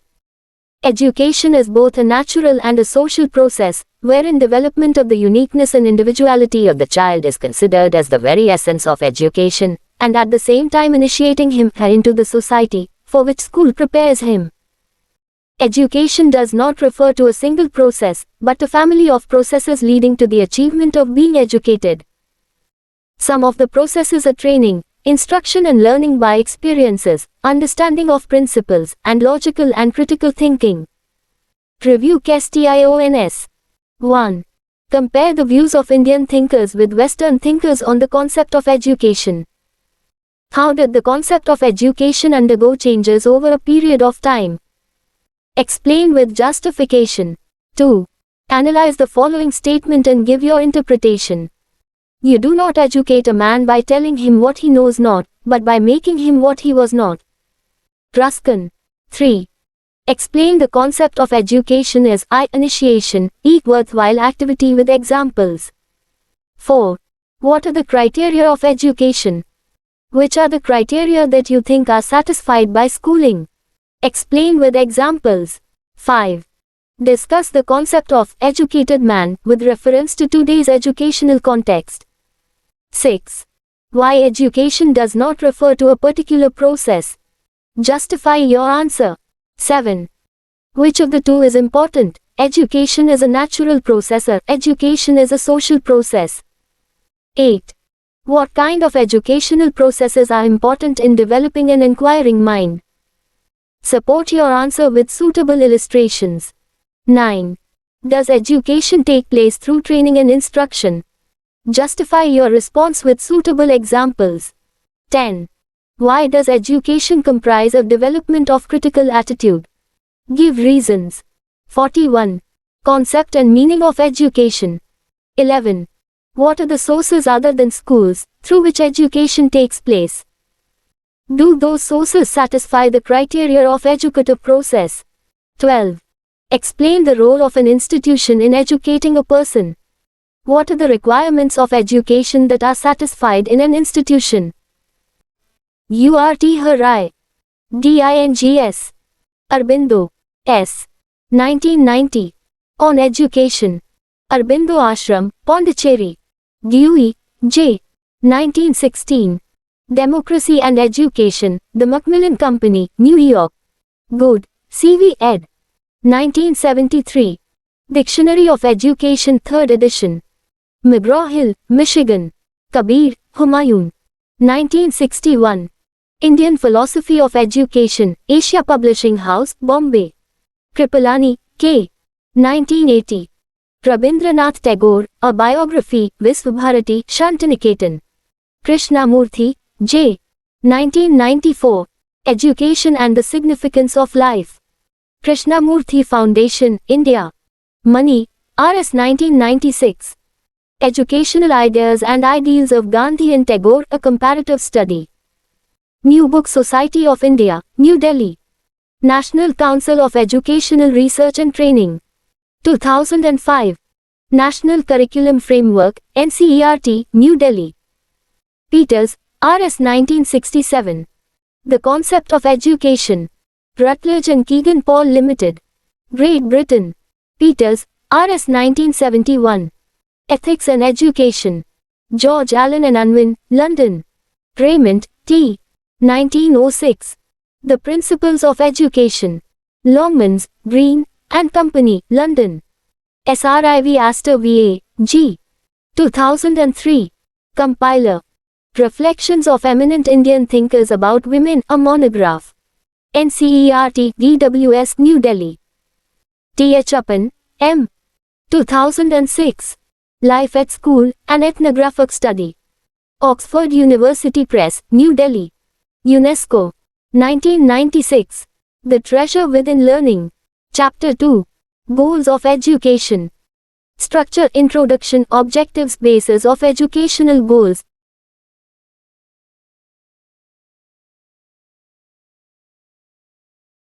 Social desires and aspirations, vision about an educated person.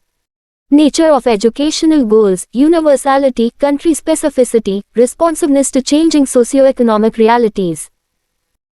Goals of education in India, societal aspirations, qualities of an educated person, documents in India, educational goals in the emerging Indian society, functions of educational goals. Let us sum up review questions. References 43. Goals of education. Introducing in Chapter 1, you studied the meaning and nature of education. How and in what situations it occurs. It was mentioned that education is a pre-planned as well as an incidental process which takes place in social settings. It is a human enterprise organized by a society for its survival, stability or perpetuation, and in due course of time it also becomes an agent of transformation of the society. Like any other pre-planned and deliberate human enterprise, education also has pre-specified goals which make it focused and goal-oriented. In this chapter, you will study the sources and nature of educational goals. The goals are derived from the universal goals of the humankind, national goals and life goals of the individuals. The educational goals are universal as well as culture-specific and are modified from time to time in accordance with the changing desires and aspirations of the society. You will also study in this chapter the desires and aspirations of the contemporary Indian society and our vision about the attributes of educated Indians. You will also come to know about the views of various commissions on education in the independent India about the goals which the country's education system endeavors to achieve. We shall also take note of the ways in which educational goals affect various educational processes such as curriculum content, curriculum transaction, evaluation, educational management, and so on. After going through this chapter, you would be able to 1. Explain the basis of educational goals. 2. Describe major characteristics of educational goals. 3. Analyze the basis of educational goals in the present-day Indian society. 4. Examine the rationale of educational goals articulated in the reports of various commissions and policy documents. 5. Describe how educational goals influence the content and process of education. 6. Formulate desirable goals of education in India for the second decade of the 21st century. 44. Basics in education. Bus AS of educational goals. Base 44. Base 40. Formulate desirable goals of education in India for the second decade of the 21st century. 44. Basics in education. Bus AS of educational goals. The educational goals are drawn from different sources. These are A. Desires and aspirations of the society, and B. Vision about an educated individual. This section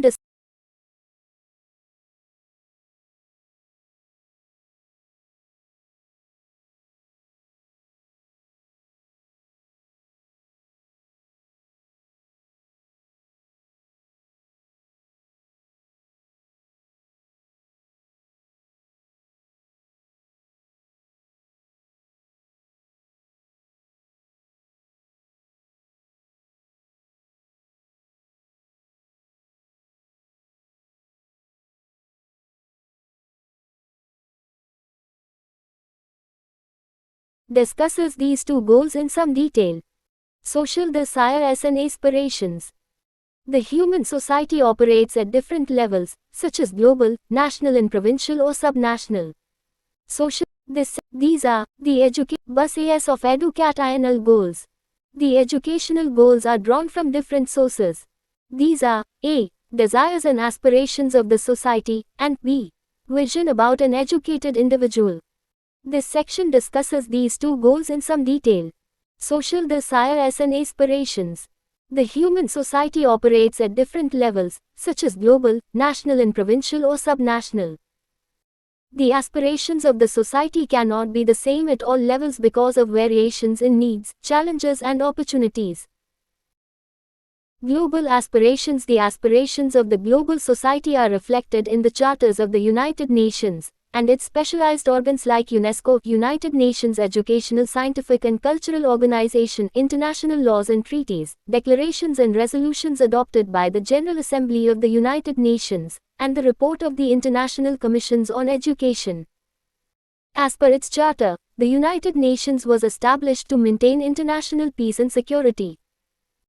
To this end, it takes effective collective measures for the preservation and removal of threats to the peace, and for the suppression of acts of aggression or other breaches of the peace. It also aims at achieving international cooperation in solving problems of economic, social, cultural or humanitarian character and in promoting and encouraging respect for human rights and for fundamental freedoms for all without distinction as to race, sex, language, or religion. The human rights elaborated in the Universal Declaration of Human Rights, adopted by the General Assembly of the United Nations on the 10th of December 1948, provide a common standard of achievement for all people in all nations. It emphasizes that all human beings are born free and equal in dignity and rights. Everyone has the right to life, liberty and security. No one shall be held in slavery and subjected to torture or inhuman treatment. All are equal before the law and are entitled without any discrimination to equal protection of the law, and everyone is entitled to all the rights and freedoms without distinction of any kind, such as race, color, sex, language, religion, political or other opinion, national or social origin, property, birth or other status. The 45 Goals of Education. Convention on the Elimination of All Forms of Discrimination Against Women adopted by the General Assembly of the United Nations in 1979 condemned discrimination against women in all its forms and emphasized the need to embody the principle of the equality of men and women in their national constitutions and to adopt appropriate legislative and other measures prohibiting all discrimination against women. The Convention on the Rights of the Child adopted by the General Assembly of the United Nations in 1989 re-emphasized that the child, by reason of his physical and mental immaturity, needs special safeguards and care including appropriate legal protection, before and after birth. It further emphasizes that every child shall have the right to freedom of the thought, conscience and religion and the disabled child shall have the right to special care on account of his/her special needs. It enjoins on the national governments to take all appropriate legislative, administrative, social and educational measures to protect the child from all forms of physical or mental violence, injury or abuse, neglect or negligent treatment, and maltreatment or exploitation including sexual abuse. B.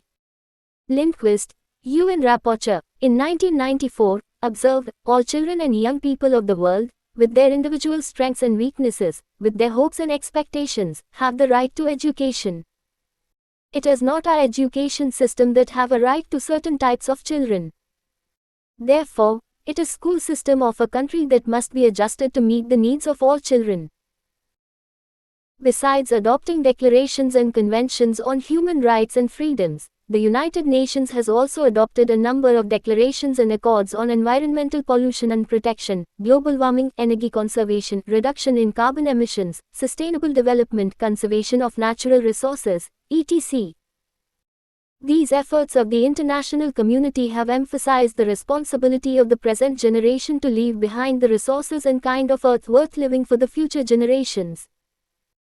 Emphasizing the role of education, the UNESCO Charter states that since the wars begin in the minds of human beings, the defenses of peace shall have to be constructed in minds only. This profound statement brings to the fore the potential of education to guide and facilitate the desired 46 basics in education. Change in the perceptions and attitudes of human beings.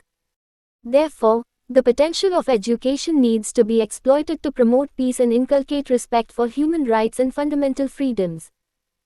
In nutshell, the global society aspires for the establishment of world order free from injustice, exploitation and discrimination. World order based on universal respect for human rights and freedoms. Peaceful world committed to the resolution of conflicts through peaceful means. And world community conscious of its responsibility and obligation towards the future generations. Activity 1. Visit a library, pick up documents related to various organizations of the United Nations. List down their roles and functions. National societies being part of the global society, most of the nations, to a large extent, share their aspirations with global societies, with modifications in accordance with their historical and cultural traditions and current developmental status. The aspirations of a national society are reflected in its constitution, laws and policy pronouncements. An underdeveloped society aspires to improve its position on various developmental indicators, and a developing society may aspire to strengthen its clout and prestige in the Committee of Nations. A liberal democracy may strive to develop democratic values, openness and liberal attitudes, while a totalitarian and authoritative society may expect citizens to conform to the established norms. A secular society expects its citizens to develop secular values and rational outlook. A multilingual, multireligious and multicultural society may aspire to promote national and emotional integration, and develop feelings of togetherness and respect for diversity. It is well known that many societies in the world do not allow women equal opportunities for development, while liberal democracies do not allow any type of discrimination on the basis of gender. A theocratic state gives preferential treatment to the citizens. 47. Goals of education. Following a particular religion. A national society generally experiences tension between its urge to get integrated with the world society and to preserve its separate national and cultural identity and promote its worldview. The aspirations of the contemporary Indian society are discussed in detail elsewhere in this chapter. Subnational societies. A number of nations in the world having federal setup are divided into geographical regions with concentration of people belonging to a particular ethnic or linguistic group. In India, each state constitutes a distinct socio-cultural unit. Each unit not only shares aspirations of the bigger India as well as global society but has quite a few its own aspirations which inform the formulation of state-specific educational goals. For example, each unit may nourish a desire to get integrated with the national stream and make a mark in different spheres of human activity like science, technology, industry, sports, education, etc. At the same time, it may have an urge to preserve its separate cultural identity along with its customs and traditions and promote its language, way of life and art forms. Thus, while formulating educational goals, a society needs to take into account social aspirations at all the three levels, namely, global, national and subnational. It has to strike a balance if the aspirations at different levels are at variance from each other, and set long-term and short-term priorities. Activity 2. How many states and union territories does India consist of? List down diversities existing between them.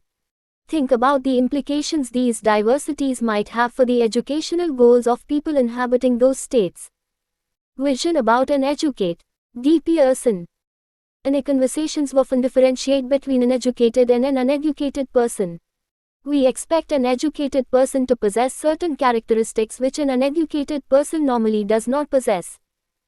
But all the human beings do not have the same vision about an educated person as it depends. 48. Basics in education.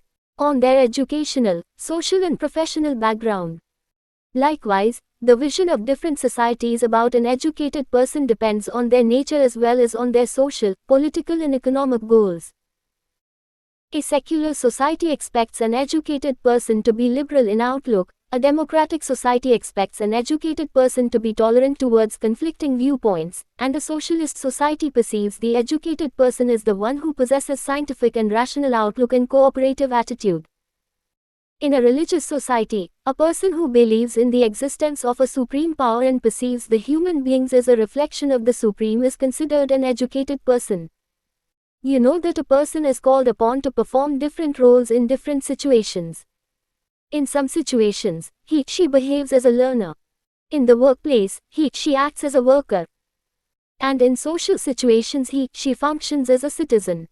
Above all, her overarching role as a human being permeates in all other functions. As a learner, an educated person demonstrates her inclination to seek truth through acquisition and construction of knowledge. As a worker, she observes higher standards of work ethics and strives to improve the quality of her work through application of theoretical knowledge related to the field. As a citizen, an educated person values the constitutional principles and always gives precedence to the unity and progress of the nation vis-a-vis her personal interests or those of the community. As a human being, an educated person rises above the narrow considerations of caste, creed, region or nationality. Realizing the importance of self-knowledge, the Deleuze Commission 1996 recommended that it should be integral part of education curriculum at all levels. We all know that human beings know much about natural phenomena, social phenomena, the achievements and failings of other human beings, societies and nations, but have very little knowledge of their own self. An educated person not only understands her own strengths and weaknesses but has the capacity to examine her beliefs, values, attitudes and prejudices. She has the capability to further strengthen his positive thinking and attitudes and capacity to evolve strategies to get rid of negative feelings and attitudes. 49. Goals of education. Activity 3. List your vision of an educated person. Discuss it with friends and teachers. Note the commonalities and differences. In this section, you have learned that educational goals are derived from the aspirations of the global, national and subnational society. The maintenance of peace, resolution of conflicts through peaceful means and inculcation of respect for human rights and fundamental freedoms are the most obvious aspirations of the global society. Besides sharing the aspirations of the global society, a national or subnational society aspires to make a mark at the international and national levels, respectively. The aspirations of a nation are reflected in its constitution and policy statements adopted from time to time. The educational goals across societies differ because of variations in their aspirations. The vision of an educated person is another source for the formulation of educational goals. The vision of an educated person in a society depends on its nature as well as on its social, political and economic goals. As a learner, an educated person not only acquires knowledge through different sources, but also constructs knowledge on the basis of his personal experiences and observations. As a citizen, he has faith in the social and political ideals of the society. Besides possessing knowledge of self, an educated person also has the ability to analyze his own strengths, weaknesses, beliefs, attitudes, prejudices, etc. Learning Check 1-1. Which documents, sources you shall consult to formulate goals of education for your country? 2. Mention 2 goals which should be adopted by educational systems of all countries. 3. What is your vision of an effective learner? NATURA of EDUCAT-INL goals. As discussed in the previous section, educational goals are derived from the vision of a society about its future aspirations, and about the qualities and values of an educated person. This implies that educational goals belong 50. Basics in education. To 2 broad categories, namely, social goals and individual goals. Some of the goals in the 2 categories have universal character, that is, these goals are common across cultures and nations. On the other hand, there may be certain goals which are specific to a country or group of countries. In this section, an attempt has been made to examine some important features of educational goals. Universality. You might have read or heard that education aims at the all-round development of the child's personality. Some educationists hold the view that one of the goals of education should be to enable a person to realize her potential. That is, through the instrumentality of education, a child should be equipped to become what she is capable of becoming. You will realize that this statement has a universal appeal and, therefore, is equally relevant for almost all countries of the world. The UNESCO's Commission on Education in the 21st Century, headed by Jacques Delors, in its report Learning the Treasure Within 1996, identified the following 4 pillars of learning which ought to be the basis for the organization of education in any part of the world. 1. Learning to know. 2. Learning to do. 3. Learning to live together. 4. Learning to be. Let us examine these goals in some details. Learning to know. A student has to continuously strive to know things by adopting a variety of methods such as reading, listening, questioning, discussion, exploration, observation, experimentation, etc.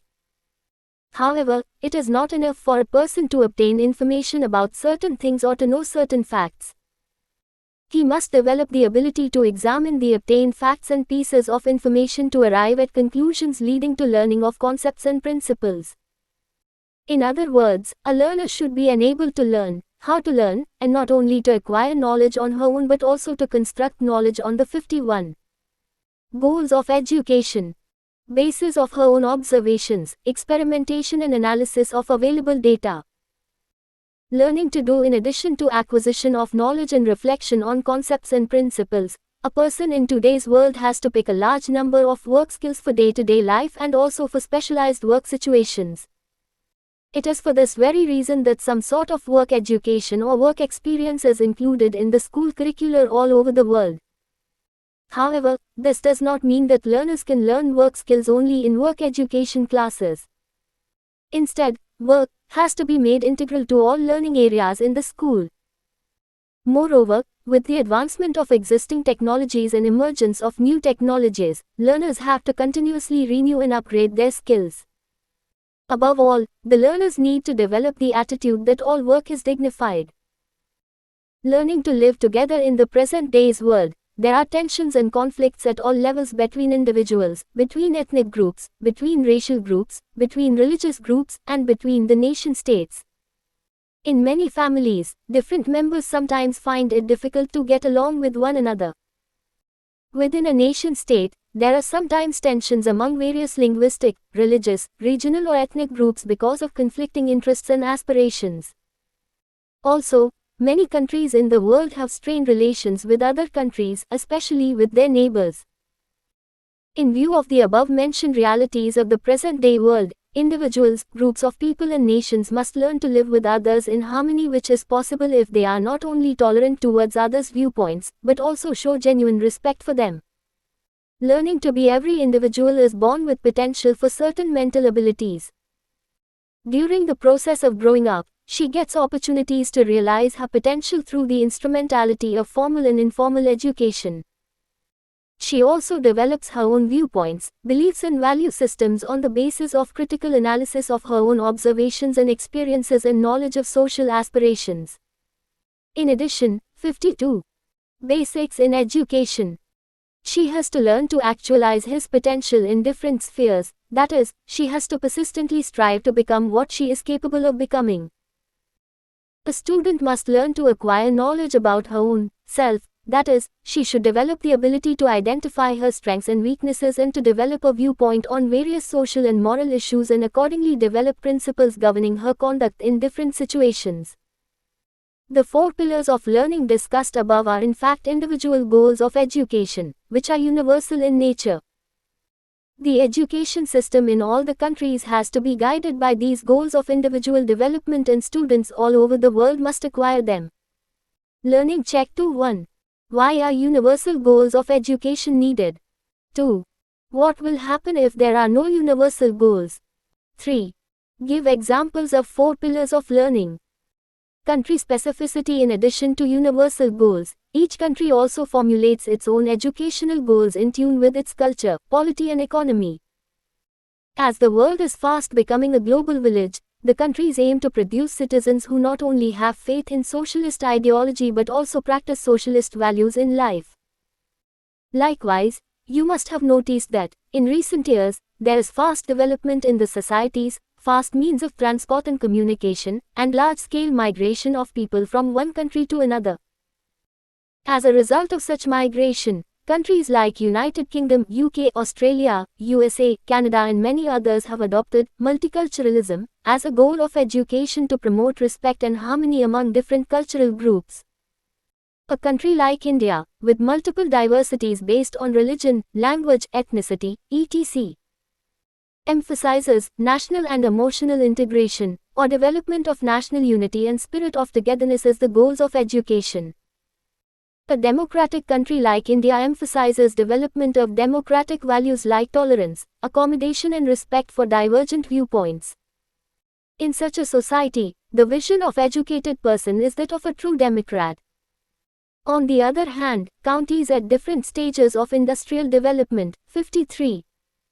Goals of education. Formulate their educational goals in accordance with their needs of industrial growth in future. Acceleration of modernization is generally accepted as goal of education in societies which are relatively backward on various indicators of modernity. Are responsive in assess to changing socio-economic reality as the educational goals in every society periodically undergo a change in tune with changing social realities and aspirations. While pleading for the introduction of English education in India, Lord Macaulay had stated that his aim was to provide such education to Indians which will equip them to run the government offices in the country. During the entire British period, educating Indians to become loyal citizens to the British Empire remained the goal. However, after independence, national development based on the principles of democracy and secularism was accepted as the goal. A number of countries during the past few decades have accepted multiculturalism as the goal after they accepted migrants from different countries. The educational goals in the present-day Russian Federation cannot be the same as it had as a part of USSR. As the world in the 21st century shall be different from the world of the 20th century in several ways, it will have different educational goals too. Recognizing the need for having different educational goals and strategies in the 21st century, the UNESCO appointed a commission. The 4 pillars of learning identified by the Commission on Education in 21st Century have been discussed above. Excerpts of T.B. Macaulay's Minutes on Indian Education, dated the 2nd of February 1835.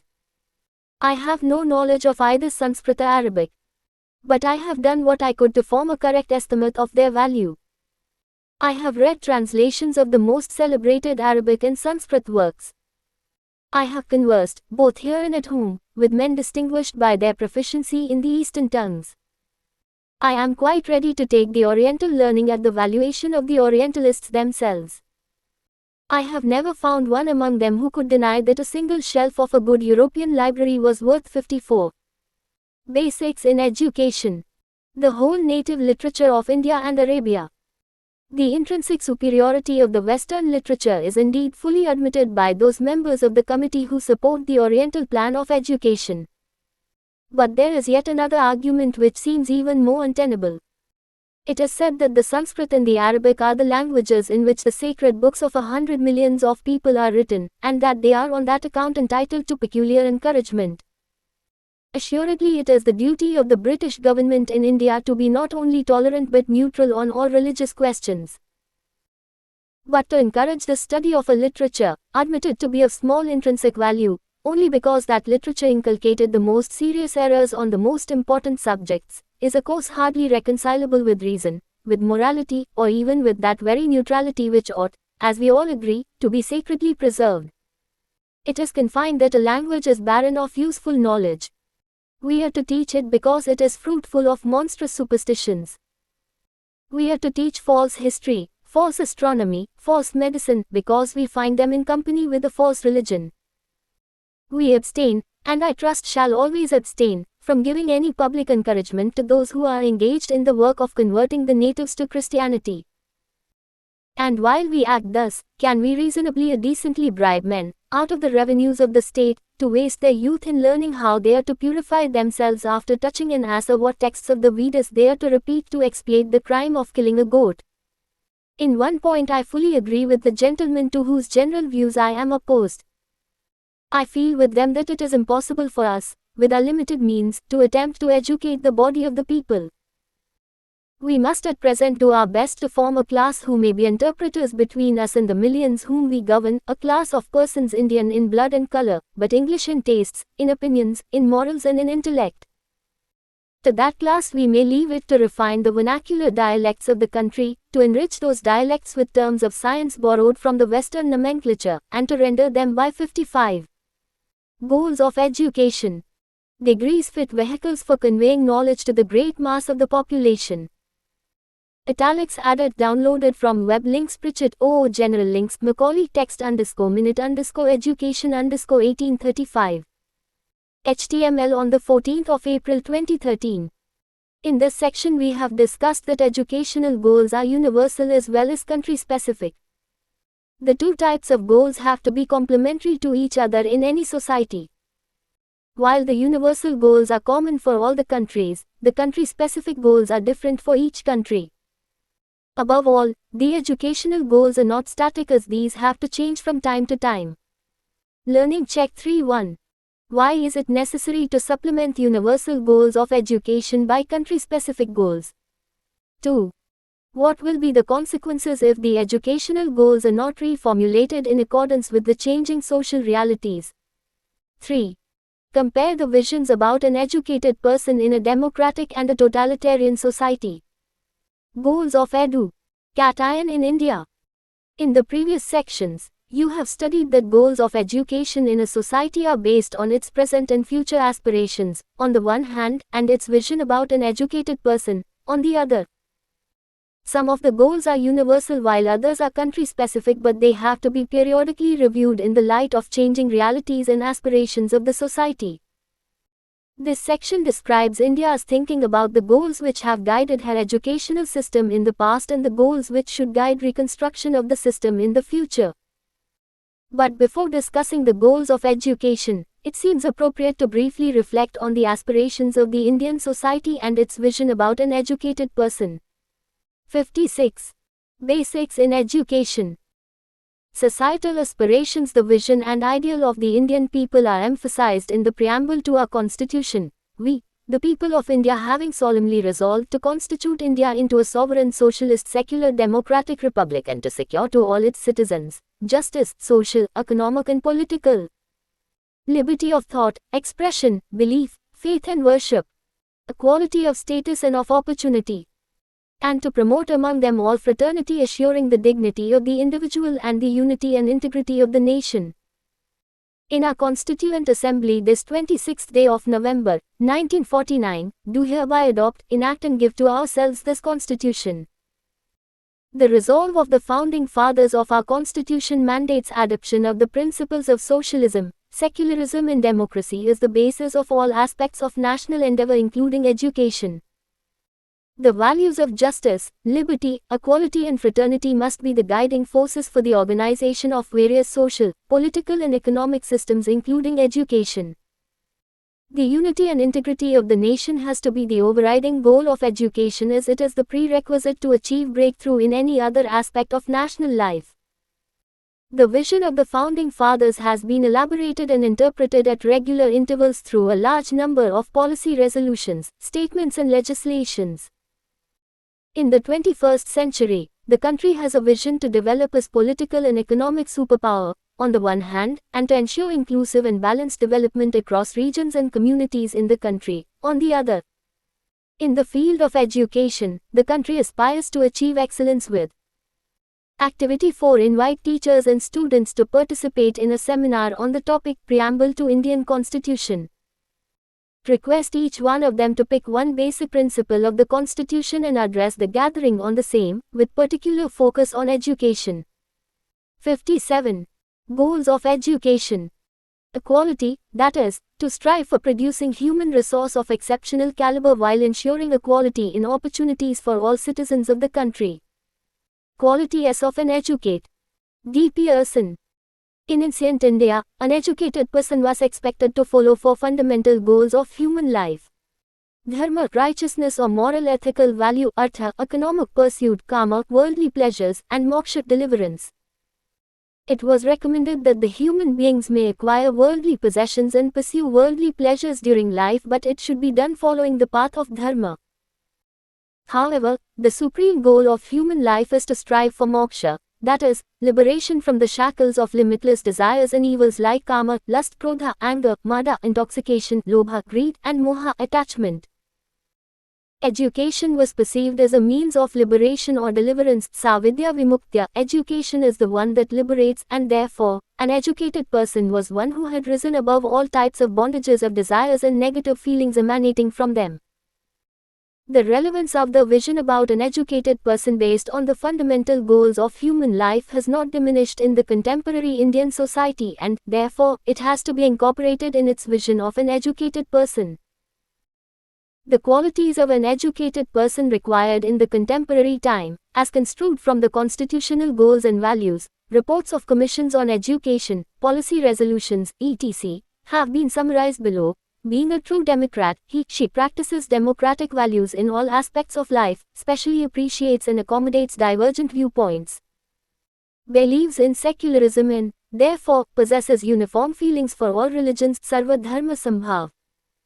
Being a votary of social justice, she supports promotion of disadvantaged sections of the society, takes pride in her Indian identity and, therefore, is not swayed by divisive forces based on religion, language, caste, region, etc. Being a rationalist, she engages with personal and social problems with scientific bent of mind. 58. Basics in education. Being a seeker of knowledge, she also contributes in the generation of new knowledge on the basis of her own observations, experimentation and analysis of existing situations, and observes instinctively fundamental duties of citizens enunciated in Article 51 of the Constitution of India in letter and spirit.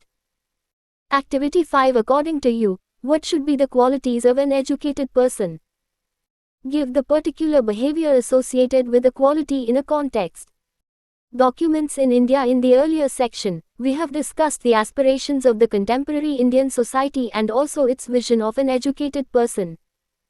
The discussion may appear to be sufficient for the formulation of educational goals for the 21st century. However, before attempting this, it would be worthwhile to briefly reflect on the goals of education enunciated in the reports of various commissions on education and important policy statements. The University Education Commission, 1948-49. The Commission, set up immediately after independence under the chairmanship of Dr. Sarvepalli Radhakrishnan, deliberated on the aims of university education in the context of new political changes in the country and expectations from the universities as organs of civilization. The Commission visualized education as a means of building new India by undertaking the following steps. Strengthening democracy. The Commission emphasized that education should aim at the development of body, mind and spirit of each individual. Therefore, each individual in a democratic society needs to be recognized as a valuable asset and should be enabled to develop her potentialities in all dimensions and get adjusted to the society. Promotion of social justice. Promotion of social justice is an important prerequisite for the success of a democracy. In the absence of equitable development of 59 goals of education, all sections of the society, it will be difficult to strengthen democratic traditions in the country. Valuing liberty. The autonomy of each individual needs to be respected and protected. The individuals must learn to protect their own liberty in thought and expressions, but at the same time should be ready to allow freedom to others. Promoting equality. In order to ensure democratic way of life, it is essential to provide equality of opportunities to all individuals, for which economic barriers shall have to be dismantled by providing assistance to backward communities. Promoting fraternity. National. In order to build a strong new India, it is imperative to promote fraternal bonds between different segments of the society and between different regions of the country. It needs to be emphasized that, in spite of diversities, there is cultural unity in the country. India's cultural heritage and past history. The Indian culture has continuously evolved since the period of Indus civilization and is still evolving. As a result of interactions among several cultural streams, a composite Indian culture has evolved in the country. There is need to study the past history of the country. Promoting fraternity. International. There is a need to strike a balance between world-mindedness and national sentiments. By broadening the spirit of patriotism, we need to move towards the concept of positive peace and world citizenship. The above discussion on aims of education makes it clear that we cannot preserve real freedom unless we preserve the values of democracy, justice, liberty, equality and freedom. Learning check 3.1. What is meant by development of body, mind, and spirit? 2. What position did the chairman of the University Education Commission finally occupied in India? 3. What is the difference between promoting fraternity at the national and international levels? 60. Basics in education.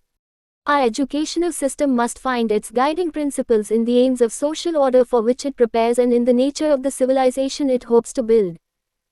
Secondary Education Commission, 1952-53. The Secondary Education Commission, with Dr. A. Lakshmanaswamy Mudaliar in chair, emphasized the need for formulating the aims of education with special reference to the needs and ideals of our country. The Commission identified the following as educational needs of democratic India. Developing democratic citizenship. Democracy is based on faith in the dignity and worth of every single individual and human being. But every individual must acquire many-sided art of living in the community and qualities like discipline, cooperation, social sensitiveness and tolerance. Improving vocational efficiency. Improvement in vocational efficiency of individuals is necessary to raise the productivity of the individuals and of the country as a whole.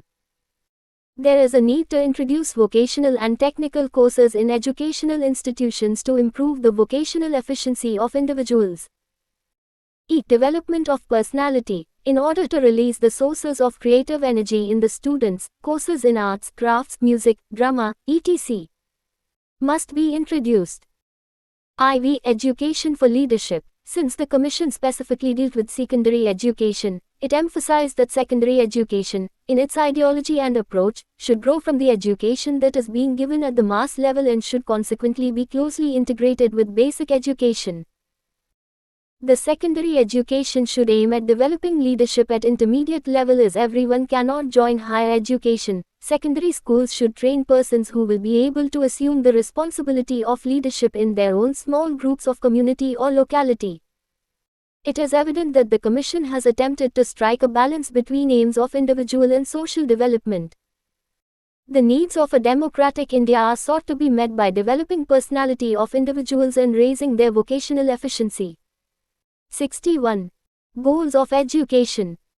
Education Commission 1964-66. The report of the Education Commission 1964-66 under the chairmanship of Dr. D.S. Kothari was titled as Education and National Development. The title of the report is indicative of the Commission's thinking about the potential of education.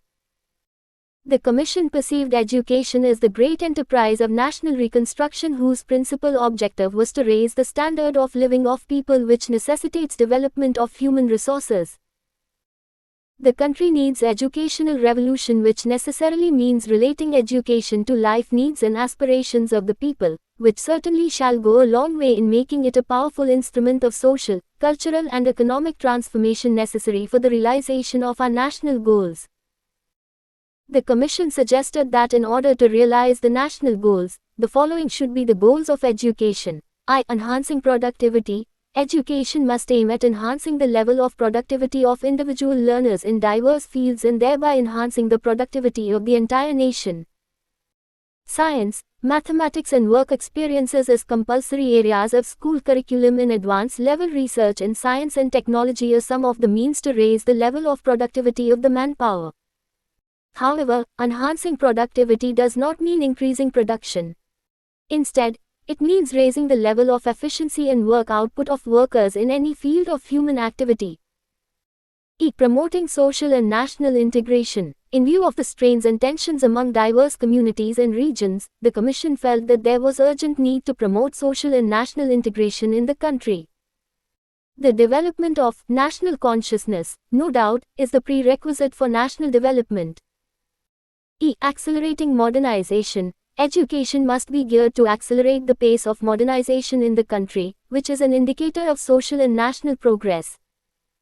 The advancements in science and technology, development of infrastructure and increasing use of technology in different aspects of life are important manifestations of modernization. But more important is the modernization of attitudes and perceptions, i.e., developing scientific and liberal attitudes. 62. Basics in education.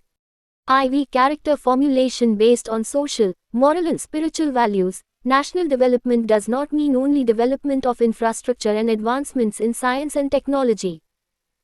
It also means preparation of citizens of strong character possessing and practicing social, moral and spiritual values. They need to strike balance between secularism and religion, on the one hand, and between science and spirituality, on the other, and adopting open-mindedness, tolerance and objectivity as guiding principles of life. Learning Check 4. Find out the similarities and differences in the recommendations of Secondary Education Commission and Education Commission. National Commission on Teachers 1983-85. The National Commission on Teachers 1983-85, also known as Chattopadhyay Commission, enunciated 4 national goals in its report titled, The Teacher and Society. The Commission further recognized education to be the most important instrument for the attainment of these goals. The goals are described below. A united secular India. During the tenure of the Commission, the country witnessed strong stresses and tensions in the name of caste and religion. The mixing of politics with religion and caste had further complicated the situation. The Commission noted with great concern that Indians had become the smallest minority in the country, while people owing allegiance to caste, religion, language or region-based groups were in majority and relished their separate identity at the cost of their identity as Indian. In view of the strong divisive forces, the Commission concluded that the most urgent need of the hour was to develop a national spirit and a national identity. A modern nation. Modernization does not merely mean development of world-class infrastructure and the increasing use of latest technologies. The Commission opined that it essentially means giving primacy to reason, an openness and flexibility of mind, and an ability to 63 goals of education, fashion life and environment, and not to surrender to unknown forces. The scientific temper and spirit must permeate the life of all our people. Science has indeed revolutionized all aspects of human life. It has discovered new areas of knowledge, and, therefore, the emerging society will need highly skilled and qualified manpower in the new areas of knowledge. The modernizing of India is possible only if such manpower is available, for which the education system shall require expansion and diversification. A productive people. In order to accelerate the pace of modernization, the country needs hard-working and disciplined people, who ought to be conscious of quality in their work. They shall have to develop and observe work ethics in their respective spheres of activity. Through education, we shall have to raise the productivity of our people by undertaking programs of skill upgradation along with inculcation of values of hard work and discipline. A humane and caring society. Today's world is, by and large, governed by the principle of survival of the fittest. The richer and powerful individuals and nations endeavor to utilize maximum resources for their personal ends, leaving very little for the majority of weaker individuals and nations. However, there has been a strong current of empathy and fellow feeling in many civilizations. Our Constitution has also a vision of rendering social, political and economic justice to all citizens of the country. The policy of reservation in jobs and educational institutions for the weaker sections of the society is a step towards the establishment of a caring society. However, the constitutional provisions need to be reinforced by refining the sensitivities of people through the mechanism of education. National Policy on Education (NPE 1986). As per the NPE 1986, the following ideas constitute the essence and role of education. Education is fundamental to our all-round development, material and spiritual. Education has an acculturating role. It refines sensitivities and perceptions that contribute to national 64 basics in education. Cohesion, a scientific temper and independence of mind and spirit, thus furthering the goals of socialism, secularism and democracy. Education develops manpower for different levels of economy. It is also the substrate on which research and development flourish, being the ultimate guarantee of national self-reliance. Education is a unique investment in the present and the future. The above-mentioned statements in the NPE 1986 emphasize the following as goals of education: all-round development of learners, both physical and spiritual. Furthering the goals of socialism, secularism and democracy by attempting modification in the mindset and value systems of individuals. Attaining national self-reliance by developing skilled manpower for different levels of economy. In sum, the NPE 1986 reiterates that for the attainment of national goals, the total development of learners, and that too in the appropriate direction, must be ensured. National Curriculum Framework 2005. The position paper of National Focus Group on Aims of Education made an attempt to seek answer to the question: what ought to be the aims of education? The following are the aims of education as per NCF 2005. The school must help the creation of vital links between children's experiences at home and in the community and what the school offers them. Self-knowledge should be the aim of education, which can be achieved through continuous process of self-discovery, of learning the truth about oneself. The child or the adolescent must be convinced of the superiority of a life of virtues to a life of vice and wickedness. The virtues must incorporate morality, comprising truth and love, or ahimsa. Truth means freedom from self-deception. IV education should aim at promotion of respect for cultural diversity in the country, that is, a child must learn to respect and do justice to the cultures of other communities. 65. Goals of education. Individual differences are as important as cultural differences. Education must, therefore, promote and nourish as wide a range of capacities and skills in our children as possible. Since knowledge is not a unitary concept and there are different kinds of knowledge as well as different ways of knowing, education must give as much importance to literary and artistic creativity as to seeking knowledge through laboratory experiments or deductive reasoning. Education must be seen as a liberating process, that is, as a means to liberate children from the shackles of all kinds of exploitation and injustice, e.g. poverty, gender discrimination, caste and communal bias. Education should take place in an environment that is aesthetically pleasing and students should take an active part in creating such an environment for themselves.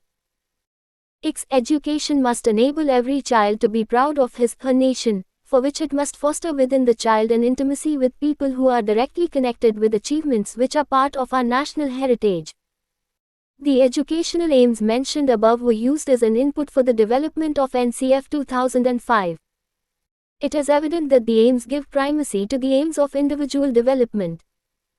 The social or national goals are sought to be approached through the development of appropriate qualities in children. Educational goals in the emerging Indian society. The aspirations of the contemporary Indian society, the vision about an educated person and the survey of goals of education articulated in the reports of various commissions of education, may form the basis for the formulation of goals for the emerging Indian society. The following can be set as the parameters for the formulation of goals. There is a need to strike a balance between the development of an individual and of the society. India aspires to join the League of Developed Nations at the earliest. A developed country is in a position to ensure higher standard of life for her citizens because of availability of high-class infrastructure, healthcare and educational facilities. 66. Basics in education.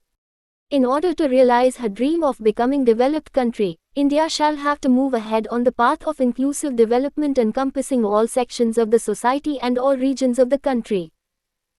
The gigantic task of national development is possible through scientific and technological advancements and economic prosperity, which are in turn possible through development of highly skilled manpower. The qualified and skilled manpower is not enough for transforming the society into a modern, caring and humane society. This shall require citizens with modern, liberal and scientific outlook and with strong sense of national identity and spirit of togetherness. We have discussed above 6 parameters for the formulation of educational goals. You can think of a few more parameters or modify or elaborate further some of them. In the light of modified list of parameters, it should be possible for you to formulate goals of education in the emerging Indian society. Activity 6.1. Critically examine the parameters suggested above. Prepare a modified list after discussion in the class. 2. Divide the class into 2 groups. The groups may prepare separate lists of individual and social goals of education respectively for discussion in the plenary. 3. Organize a discussion on the relative importance of individual and social goals of education. Learning Check 5.1. What suggestions were given by Kothari Commission for the modernization of Indian society? 2. Why did Chattopadhyay Commission emphasize the need for a caring and humane society in India? 3. As per NPE 1986, what is sought to be realized through a acculturating role of education? 67. Goals of education. Functions of edu. Cational goals. In the present section you will engage yourselves with questions like, why should we formulate goals of education? And, how do goals impact different processes of education? The well-articulated educational goals are the major source from which objectives of different stages or different sectors of education are derived. Likewise, the objectives of different curricular areas are also influenced by the educational goals. The educational goal of skilled and qualified manpower shall lead to expansion and diversification of technical education as an objective of higher and technical education. The modernization of society, as a goal, shall mean promotion of science and technology and development of scientific temperament, as objectives of curriculum. The educational goals also impact educational programs, curricular provisions and curriculum transaction methodologies. Enhancing productivity, as a goal, shall necessitate introduction of work education and vocational courses in schools, colleges and technical education institutions. It shall also necessitate development of proper work ethos and approaching all types of work as dignified. National and social integration, as a goal, shall necessitate inclusion of the study of different cultures and life and people of different states in the curriculum. The above examples indicate that the educational goals, evolved on the basis of consensus, set the parameters for setting the curricular objectives, content of curriculum, evaluation procedures, educational schemes, financial targets, etc. The clarity about the targets to be achieved leaves little scope for any doubt or confusion about the programs or schemes to be launched or interventions to be made. The well-articulated goals serve as the lighthouse which makes it easier for the wandering ships to move forward in the right direction to reach their destination. The usefulness and desirability of any educational intervention is determined against the criteria of educational goals. In short, the educational goals are the targets which are sought to be achieved through the implementation of a variety of educational programs and schemes. The curricular and teaching learning materials should be such 68 basics in education as have the potential to realize the goals of individual and social development. The educational goals thus serve as the basis for delineating objectives of different levels: elementary, secondary, collegiate, and sectors: technical, vocational, professional. The educational goals also provide direction to the task of educational planners and administrators, curriculum development institutions, examining bodies and teachers. In the absence of properly articulated goals, adhochism may prevail in the work of the above-mentioned persons and institutions. Activity 7. Divide yourselves into 5 groups. Each group may be asked to select one of the following goals. 1. Strengthening democracy. 2. Modernizing society. 3. Promoting national unity. 4. Learning to live together. 5. Nurturing individual talents. Each group shall be required to work out implications of the selected goal for the content and process of education and present its report in the class for discussion. Learning check 6.1. Why is it necessary to lay down goals of education? 2. What role do goals play in determining the suitability of educational schemes and programs? 3. How shall absence of well-articulated goals impact the work of curriculum development institutions? Let us SOMUP. In this chapter we have engaged with a few questions concerning goals of education, such as what forms the basis for the formulation of educational goals, what is the nature of educational goals, what goals of education have been identified by various commissions and policy framework. 69. Goals of education. In the contemporary Indian society, and what goals should be formulated as the guiding principles for the organization of the educational system in the 21st century. We have discussed that the educational goals at any point of time are formulated on the basis of the current and future aspirations of the society and its vision about an educated person. The aspirations of the Indian society are reflected in the preamble of the Indian Constitution, which visualize India as a secular and democratic republic committed to the values of justice, liberty, equality and fraternity.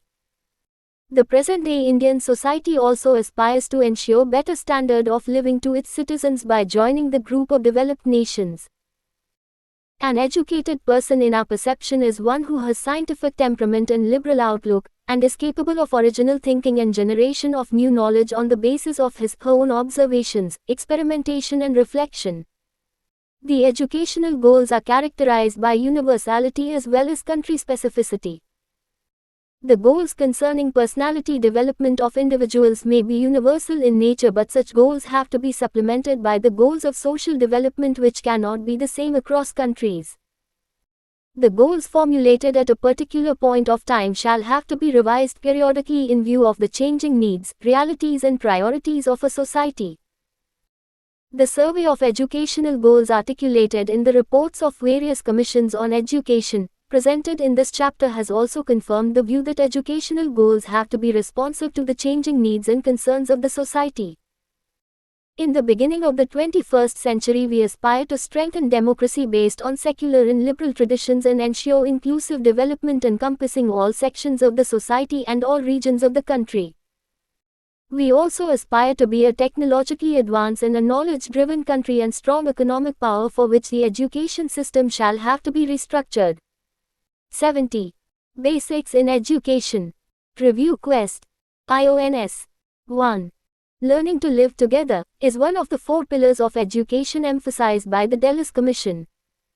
How is it related to development of social and emotional integration as a national goal in India? 2.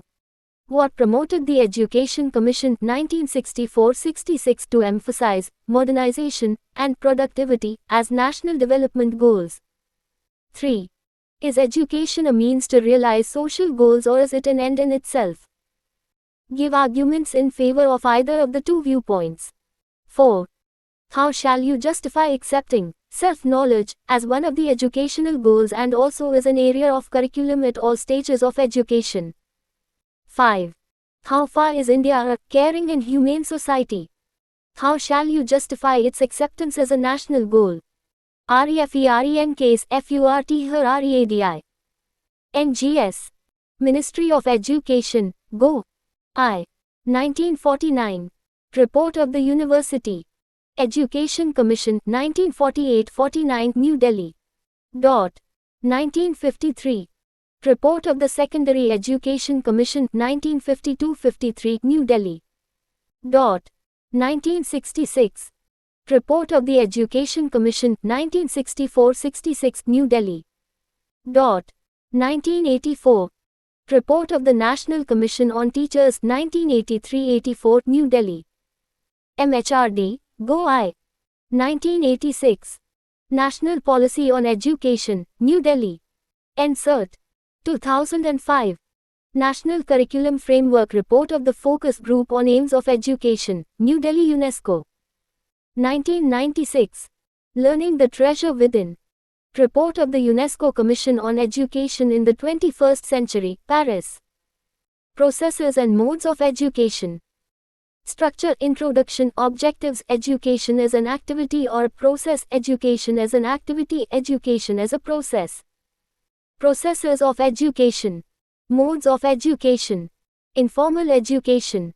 Formal education. Face-to-face mode. Distance education mode. Non-formal education. Inclusiveness of school education, need of schooling for all children. Let us sum up review questions. References. Chapter 372. Basics in Education. Introducing. In the previous chapters you have read about the meaning, scope and goals of education. You know that the education is a product of social aspirations, national priorities and the futuristic perspectives of the individuals in the society. It has to keep pace with the national and international developments as well. It is not a restricted activity or a one-time affair with rigid nature or watertight boundaries. It is not a transitional activity which could be conducted at random. Rather, some aspects of education are transmitted across generations in the form of knowledge or skills. In this chapter we will discuss whether education is an activity or the process and how the transmission of education takes place from one generation to the next. This chapter will also help you to understand what are the different processes of education and in what manner this whole process is carried out and why is schooling essential. This chapter will help us in understanding different processes and modes of education. After going through the chapter, you would be able to 1.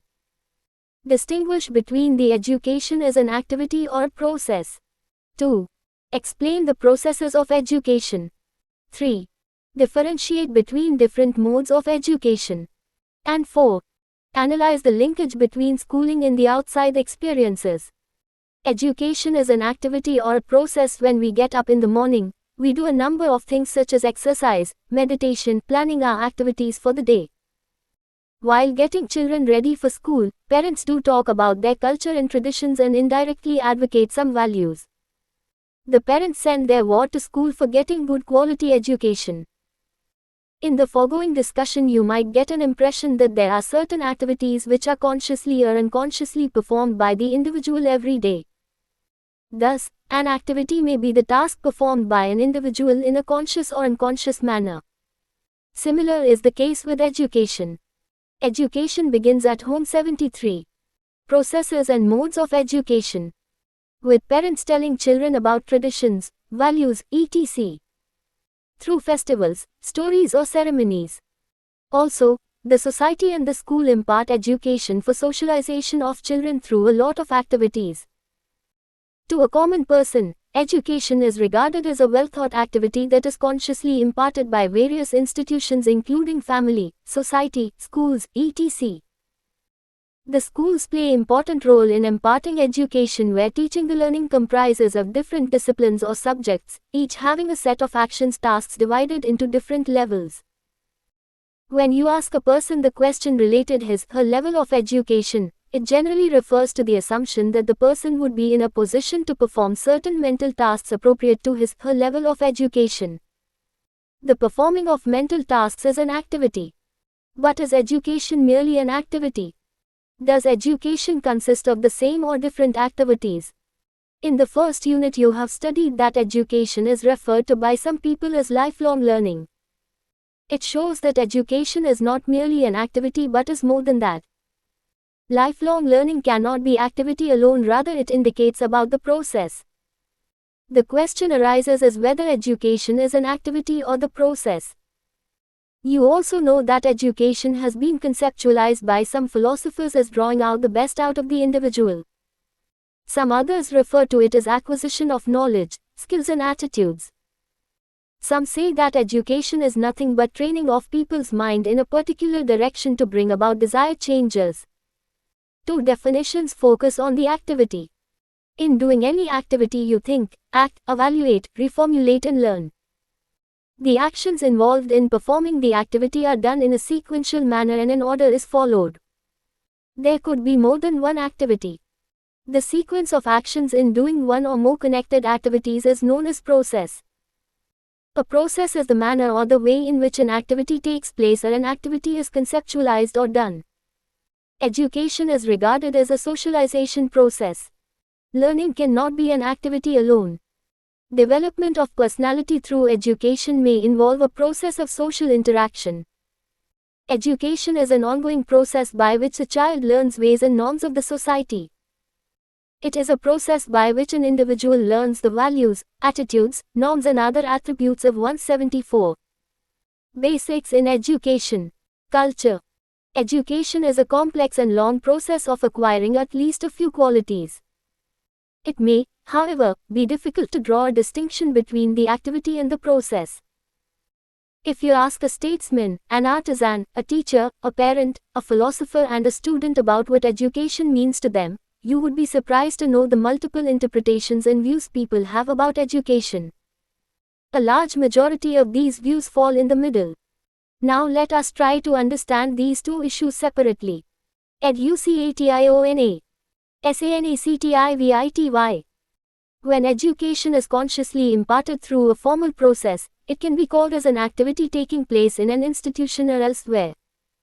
When we talk of instruction, it is an activity conducted with a definite purpose. When education focuses on the development of skills with an objective and rationale, it is an activity. Providing degrees through education may be termed as an activity. Whenever we want to get knowledge, we have to resort to an activity and thus gaining knowledge is an educational activity. Imparting knowledge is also an educational activity. Learning too cannot be without an activity whatsoever it may be. Teaching or instructions provided for education are also activities. Reading, writing, calculating, performing, etc. are activities associated with education. All these indicators suggest that education is an activity. To meet the desired goals or in order to achieve the objectives of education, the activities will have to be performed. Now let us take the example of development of skills. Can the skills be developed without an activity?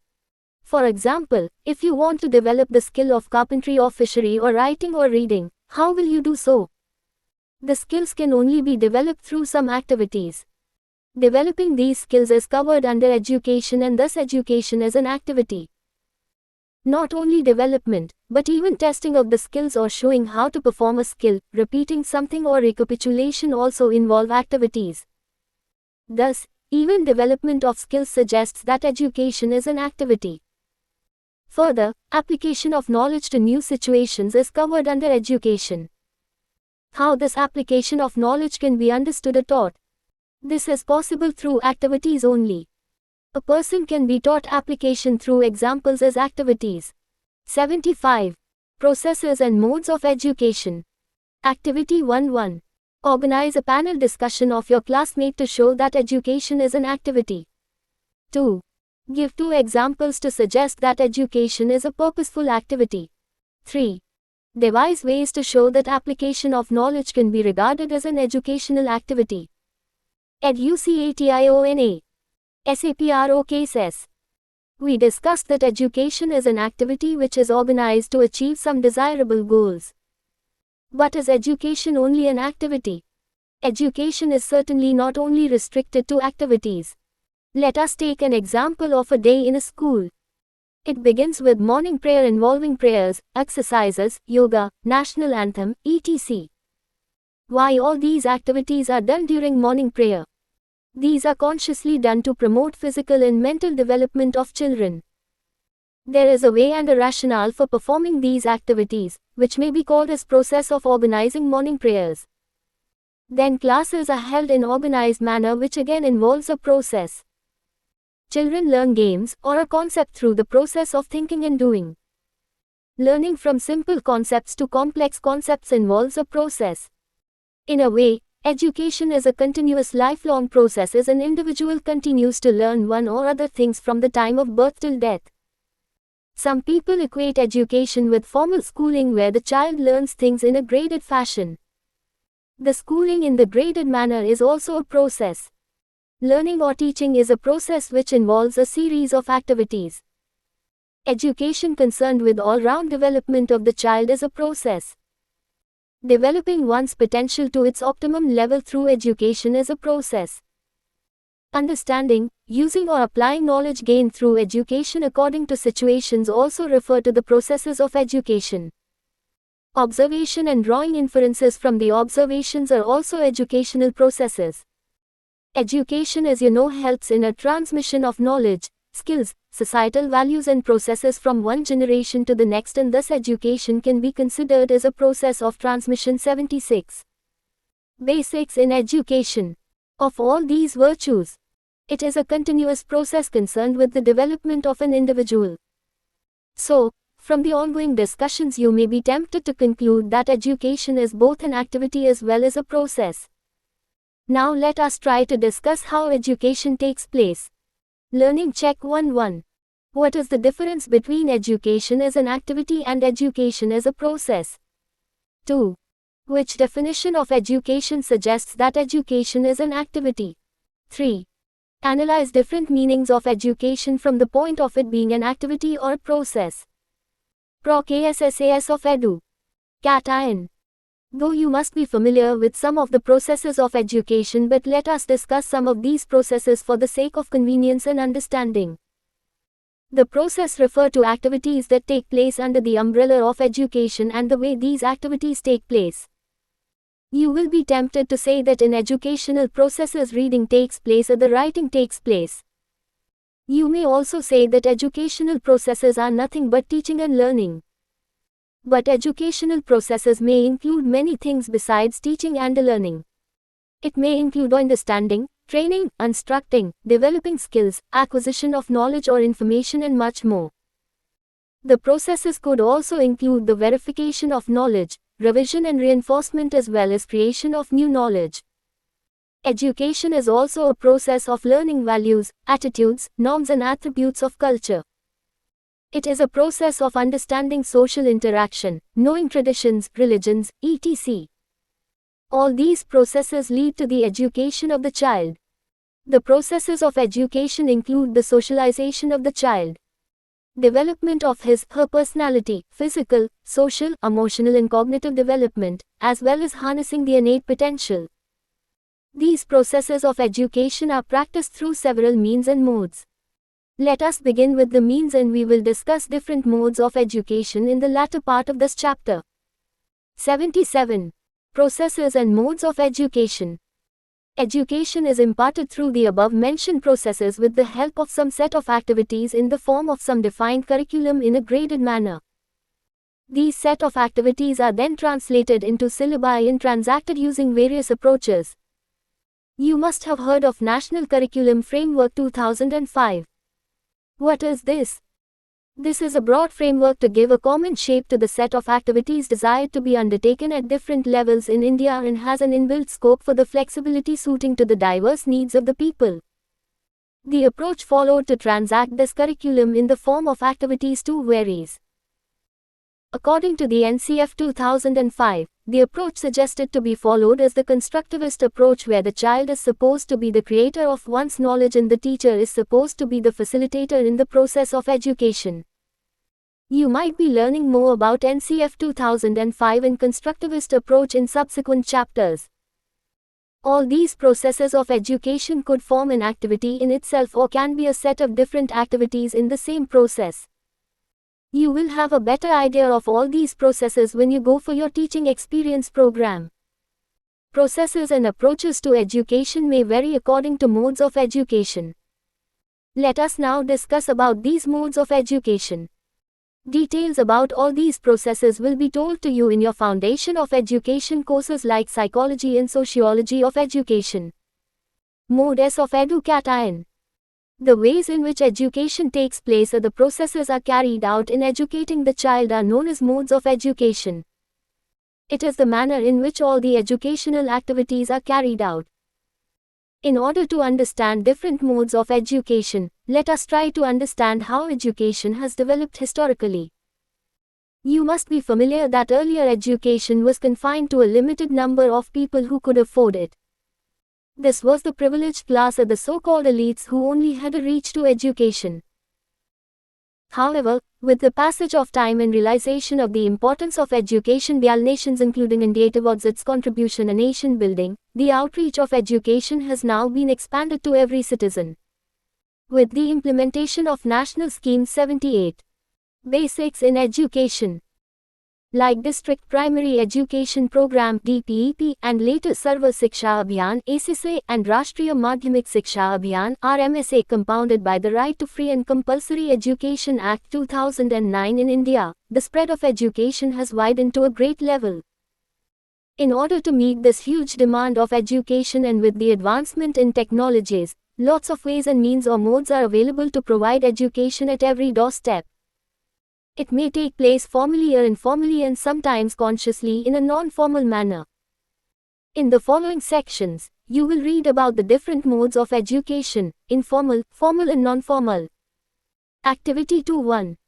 Discuss among your colleagues how they have got their education till now and classify them in different categories by thinking of different possible classifications. 2. Ask your classmate to make a list of some other ways in which the education can take place. Informal education. Even when few people had an access to education, all humans learnt a lot of things without making any conscious effort for the same. An illiterate person, without even having familiarity with a single alphabet, possesses a lot of knowledge. From where did she acquire knowledge? Who taught them? Every child, or for that matter every human being or even animals, has a tendency to learn. Everyone learns a lot of things consciously or unconsciously through observation, experience or imitation at home or in the surroundings, from parents, peers, family members in the community. This kind of education earned by an individual from the sources, other than the ones that are purposely meant for imparting education, is called informal education. The type of learning resulting from daily life activities related to work, family or leisure is called informal learning. It is not structured in terms of learning objectives, learning time or learning support and typically does not lead to certification. Informal learning may be intentional like the one from Mother Telling 79. Processes and modes of education. The daughter about the traditions, but in most cases it is non-intentional or incidental, random. See DeFopp 2001. Informal education takes place all the times and throughout the life of an individual. It does not have any limit or boundaries. Informal education, or in other words we call it a socialization, begins at home. It may be accidental or incidental. It may be conscious or unconscious. Education through mass media and exposure to other experiences like exhibitions, films, newspapers, visits to different places, etc. also constitute informal education. However, tutoring at home or private tuitions are not covered under this mode of education. Activity 3.1. Organize a panel discussion with your classmate to find out the characteristics of informal education. 2. Observe a child for a few days to understand the role of informal learning in the development of the child. 3. Make a list of ways in which informal education can take place. 4.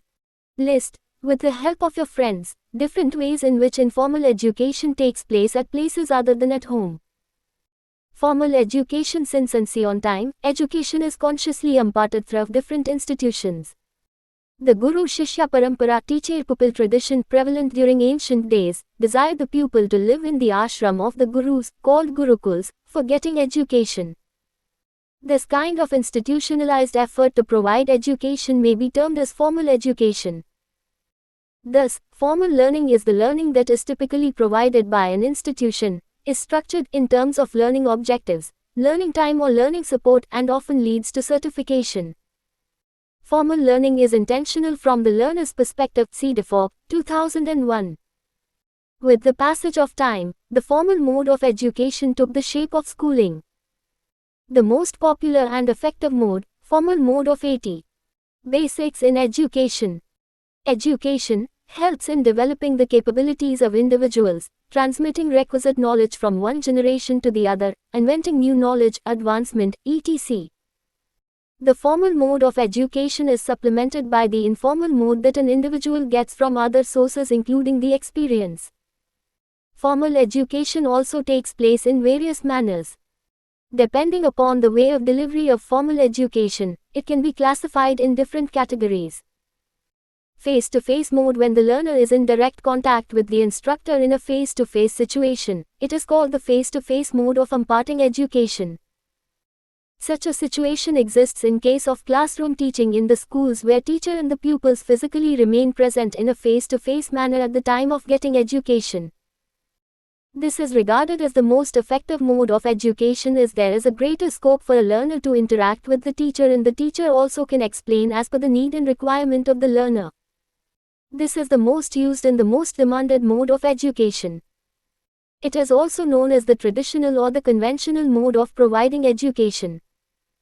The face-to-face mode can be organized full-time or part-time depending upon the need of the learner and the time devoted for the purpose. When the learner devotes the time or does the work as per the time prescribed for the education one intends to get, it may be called full-time face-to-face mode. It is the learning according the requisite hours of the course per day at one stretch without breaking it into parts. The learner in such a situation learns at the pace of the institution or the course. The learner is registered with institution for the period needed for the education and attends the institution accordingly. This type of education is usually being provided in schools across the country. Most of the formal education is available in this mode at all levels.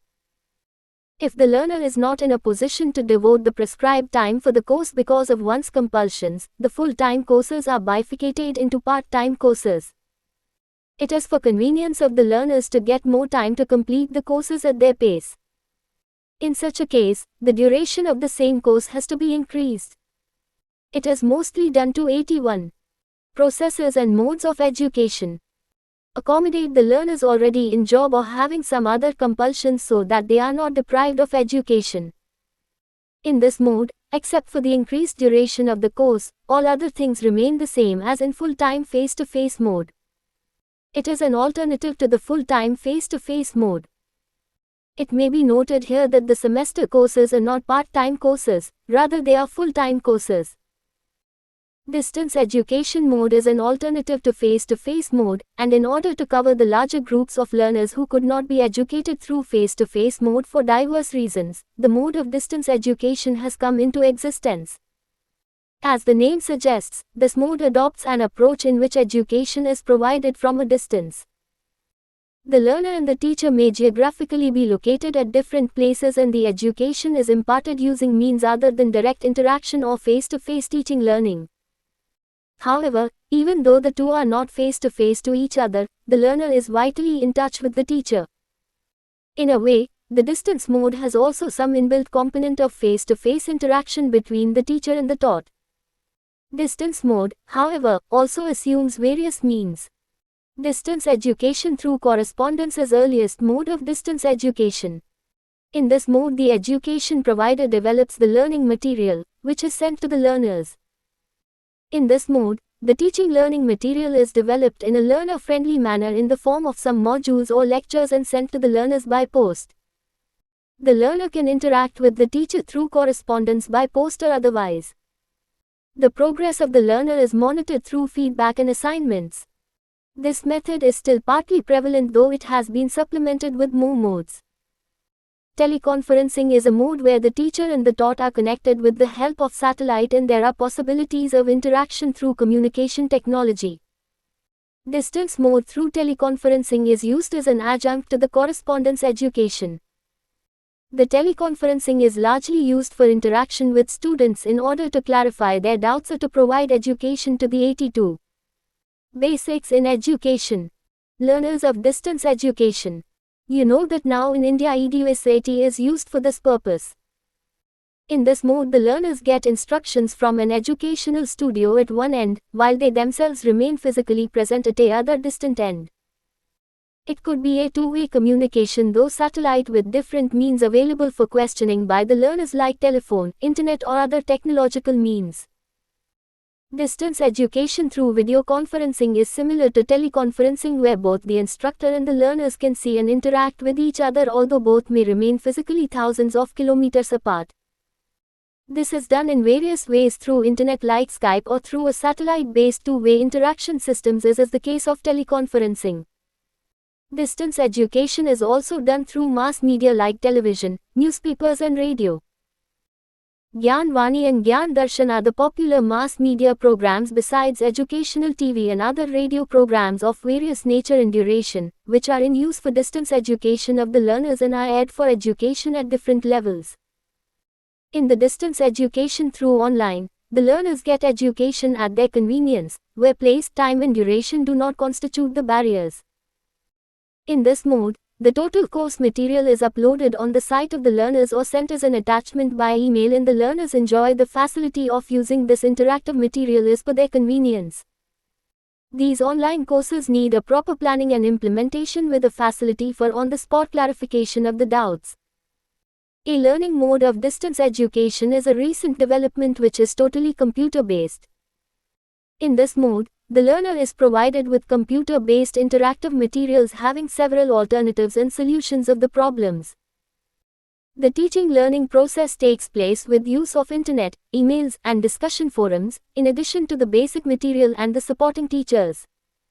It utilizes the facility of both the computer technology as well as communication technology. Now even e-books have started coming in the market to facilitate e-learning.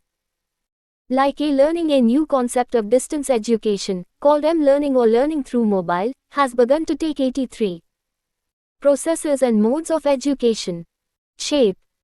In this type of learning, in addition to educational or instructional materials that is made available to the learners, the mobile is used for online interaction between the tutors and the learners. At present, it is in very limited use, but time is not far when M-learning could also become a powerful mode. It may be mentioned here that no single mode can be said to be self-sufficient, and if different modes are used in combination, they could have a compounded effect on education of the learners. Learning check 2.1. What is formal mode of education? 2. How can formal education be imparted? 3. Discuss different ways of face-to-face education. 4. Is distance education an alternative to formal education? Discuss. 5. What are different modes in which distance education is imparted to the children? 6. Which mode of education do you think is preferable and why? 7. How EDUSAT can be a powerful mode of education. Discuss. 8. Can you think of some more modes of distance education than those discussed in this unit? Non-formal education. There are other modes too through which education takes place. Do you know how literacy campaigns help in educating masses? There are many other programs, such as awareness campaigns, adult literacy, etc., which may not conform to the requirements of formal educational mode but are equally important and are carried out with specific aims and objectives. These alternative modes are called non-formal modes of education. This non-formal education is a mix of formal education and informal education in the sense that it takes place informally in a formal environment. Non-formal education, therefore, refers to the organized and sustained educational activities that do not correspond exactly to the definition of formal education. Non-formal education takes place both within and outside educational institutions. 84. Basics in education. And cater to persons of all ages, depending on the country contexts. It may cover educational programs to impart adult literacy, basic education for out-of-the-school children, or maybe development of life skills, work skills, and general culture for vocational courses such as swing, stitching, or music, etc. Non-formal educational programs do not necessarily follow the ladder system and may have differing duration, and may not confer certification of the learning achieved. UNESCO, 1997, 41. Hobby courses, small duration vocational courses, education provided through mass media, or the adult education or the training of entrepreneurs for special trainings could be covered under non-formal mode of education. Activity 4.1. Organize a seminar on non-formal mode of education. 2. Discuss in your class how non-formal education is useful and why. 3.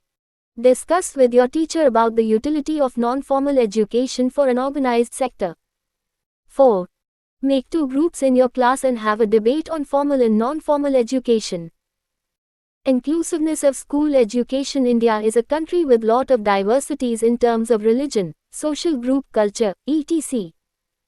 In order to establish the integration of outside experiences with the school learning, it becomes imperative that the school education be inclusive. This means that the school should try to provide an environment conducive to allow the integration of experiences to take place with that of school functioning. The school education should provide experiences that may be beneficial to the child in the outside world. For example, it needs to help in development of meaningful life skills.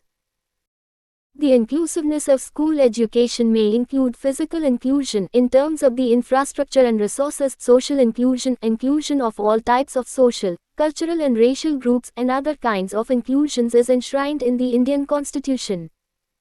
Inclusiveness of school education is possible only when the children learn to respect all religions, cultures and social 85. Processes and modes of education. Groups. The school education needs to develop values that help in developing an attitude of appreciation among the child for different social and religious groups in the school and the society. The school education is expected to meet all these challenges and work for an inclusive society with peace and harmony for all kinds of diverse groups. It needs to create unity in diversity. You must have studied about all these diversities in the inclusiveness of Indian education system in other papers as well as in your previous classes also. Inclusiveness also includes the inclusion of home experiences with the school experiences. This can be possible only when the teachers get an autonomy and freedom to do activities according to the need of the inclusive society. Inclusiveness in education is also concerned with embracing children with disability and the differences arising due to socioeconomic disadvantaged conditions. The National Policy on Education (NPE) 1986 stressed the need for integrating children with disability with other groups. The objective to be achieved, as stated in NPE 1986, is to integrate the physically and mentally handicapped with general community as equal partners, to prepare them for normal growth and to enable them to face life with courage and confidence. The National Curriculum Framework 2005 p. 84 enumerated the characteristics of inclusive education. See Box 1. Box 1. Characteristics of inclusive education. Inclusive education is about embracing all. Disability is a social responsibility, accept it. No selection procedures to be adopted for denying admission to learners with disabilities. Children do not fail, they only indicate failure of the school. Accept difference. Celebrate diversity. Inclusion is not confined to the disabled. It also means non-exclusion. Learn human rights. Conquer human wrongs. Handicap is a social construct, deconstruct handicap. Make provisions, not restrictions, adjust to the needs of the child. Remove physical, social and attitudinal barriers. All good practices of teaching are practices of inclusion. Learning together is beneficiary of every child. If you want to teach, learn from the child. Identify strengths, not limitations. Inculcate mutual respect and interdependence. 86. Basics in education. Need of schooling for all children. N. Education has assumed different meaning in different times.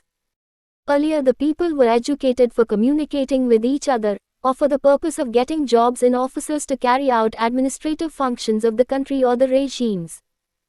But now it has been very well recognized that education means socialization of human beings. If you see the definitions and explanations about education in previous chapters or elsewhere, you must appreciate that education is not only needed for the development of innate potential of human beings but is also an essential component needed for the development of a nation. Throughout the world, it is reiterated that education is required for all the human beings in order to harness their potentials and make best use of it for the humanity. Providing education to all the children has been on priorities in the charter of all the countries throughout the world. The education has been accepted as an instrument of constructive change and upliftment of humanity. United Nations Educational, Scientific and Cultural Organization (UNESCO) has been trying for the education of all children in all the countries. India is committed to the education of all the children up to the age of 14 years since the implementation of its constitution, initially through the Directive Principle 45, which later took the shape of the Right of Children to Free and Compulsory Education Act, 2009 (RTE). To achieve this goal, the Act envisages the responsibilities of governments, schools and teachers. The government's responsibility is to ensure compulsory admission, attendance and completion of elementary education by every child. Provide a neighborhood school and infrastructure including school building, teaching staff and learning equipment. The Act also expects every teacher to be regular, punctual in conduct as well as complete the entire curriculum within specified time and assess the learning ability of each child. The schools will have 140 teacher-pupil ratio which has to be ensured by the respective governments. The Act has also prepared a schedule of norms for number of teachers, buildings, minimum number of working days, instructional hours in an academic year, minimum number of working hours per week for a teacher, teaching learning equipment, library, play 87. Processes and modes of education. Materials, games and sports equipments. Local governments and communities can plan, monitor the implementation of RTE through school management committees. The parents are the key functionaries of school management committees which are supposed to draw school development plan as per RTE norms, manage their implementation in the school, supervise and support the implementation of plans, monitor the finance management, academic progress, etc. Ensure accountability and transparency in the system, make a liaison between the school and the authorities for releasing and generating funds for the schools. The schooling or the teaching learning system under RTE is a collaborative effort among the teacher and the community. The details of this act may be found in the Journal of Indian Education 2011, Vol. 37, No. 2, pp. 141 to 153. Education has been accepted as the only mean that could bring the desirable changes in the behavior of the children. School is the formal socializing agency that could be used for modification of the behavior of children and develop the social and individual values needed for well-being of the social system. Schooling is the largest network which has been created to fulfill this huge task of providing education to all the children in the country or for that matter all over the world. It has been assigned not only the responsibility but also been provided with all the resources to carry out this work effectively and efficiently. No other system in the world is powerful enough to hold the responsibility and large enough to carry out this huge task. Learning check 3.1. Why education has been made a fundamental right. 2. Is there a need to make education a right? Activity 5.1. Organize a debate on the issue of right to education in your institution. 2. Make different groups in your class and discuss the utility of different modes of education in separate group. 88. Basics in education. Let us sum you. P.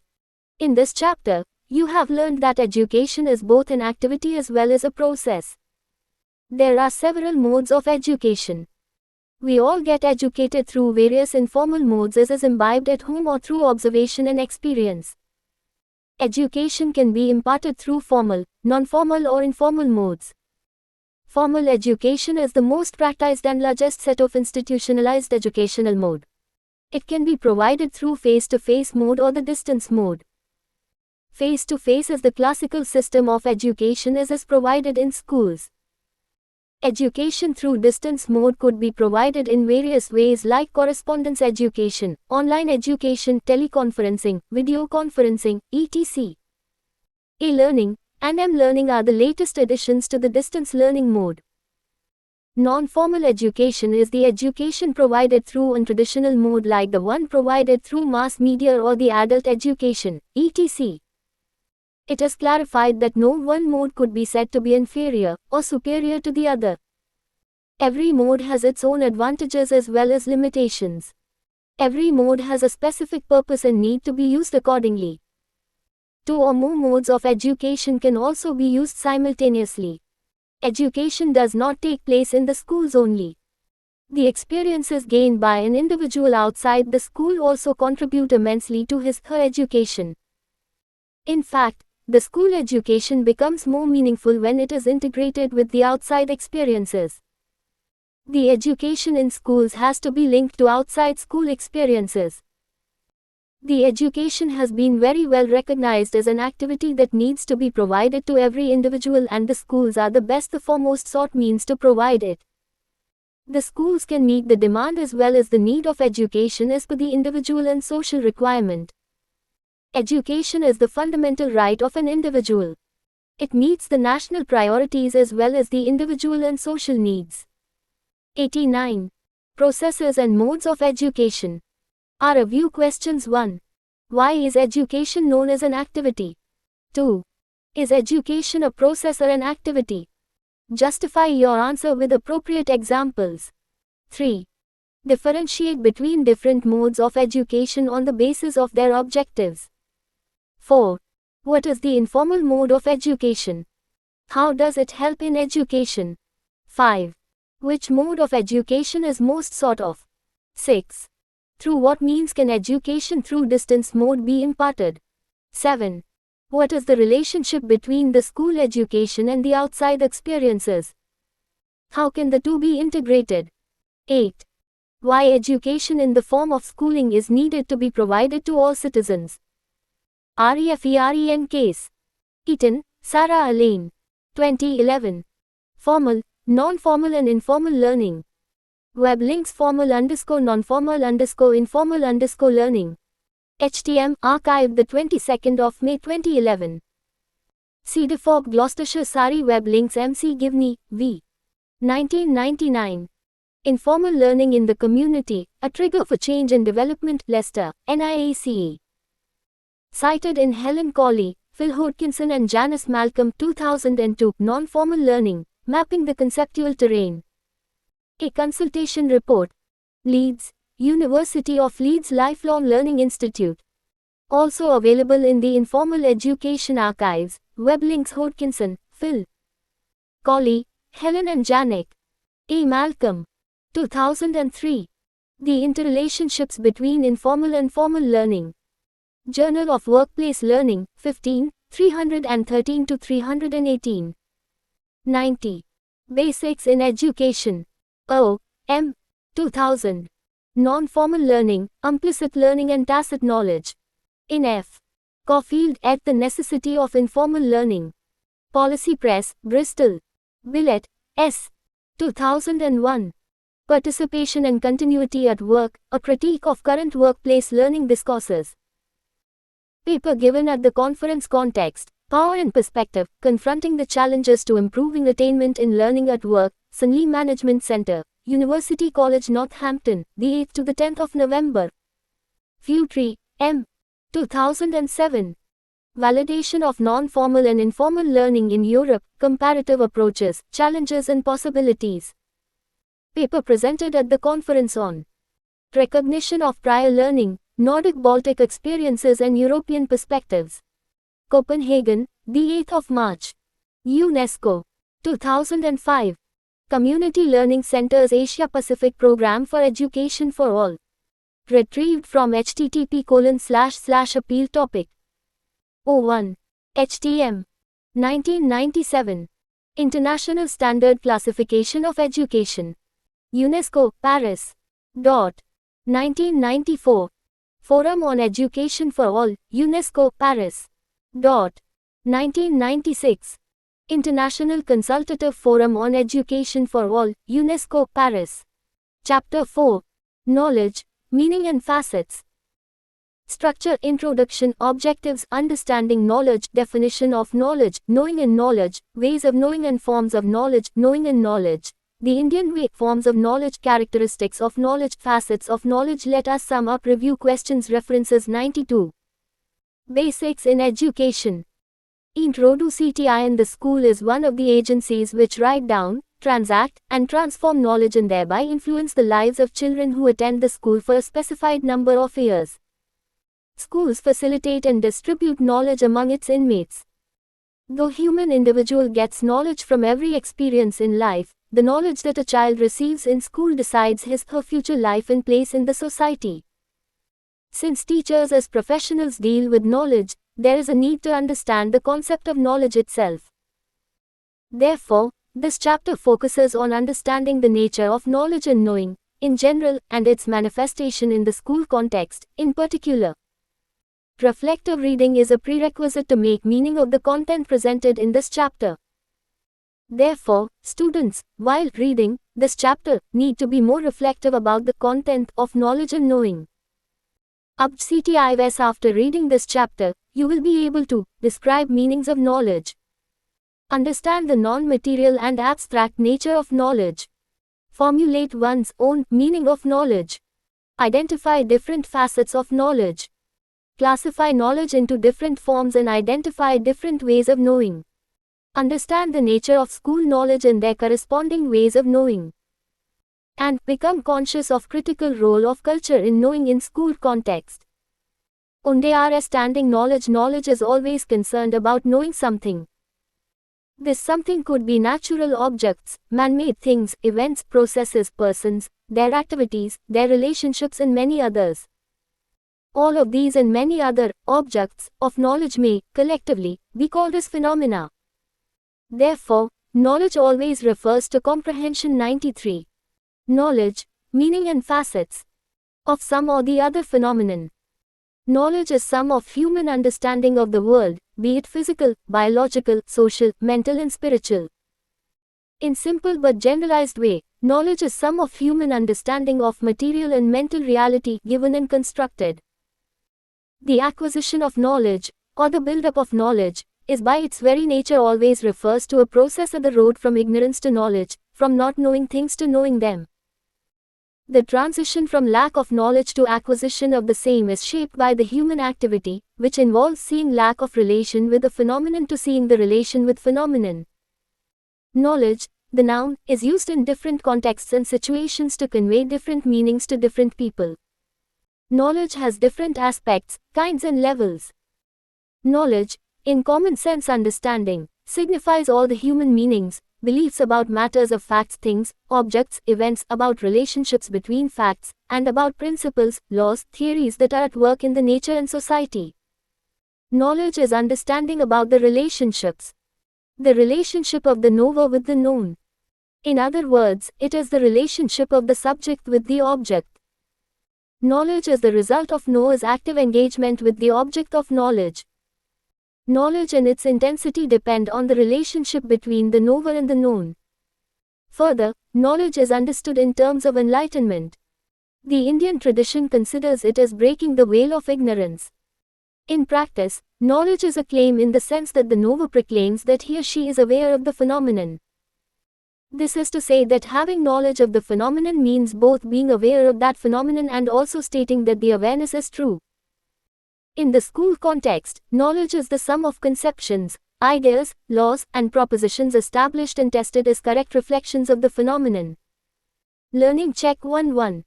Give examples of acquisition of knowledge from the daily life. 2. Differentiate between ignorance and knowledge. 94. Basics in education. Definition of knowledge. Many believe that the knowledge cannot be defined. The problem of definition of knowledge is ongoing and is a never-ending debate among philosophers. Knowledge, says Pritchett 1976, p. 10, is sui generis, and, as such, cannot be explained. Since knowledge is sum total of definitions and explanations of phenomena, it is not possible to define knowledge. In spite of this difficulty, philosophers have made attempts to define knowledge. The most accepted definition of knowledge is that it is a justified belief. In one of his dialogues, Theaetetus, Plato examined 3 definitions of knowledge that were widely in circulation at that time. The 3 definitions of the knowledge are, as given in Encyclopedia of Philosophy: 1. Knowledge is perception or sensation. 2. Knowledge is true belief, and 3. Knowledge is true belief accompanied by a rational account of itself or ground. After thorough examination, Plato defined knowledge as justified true belief.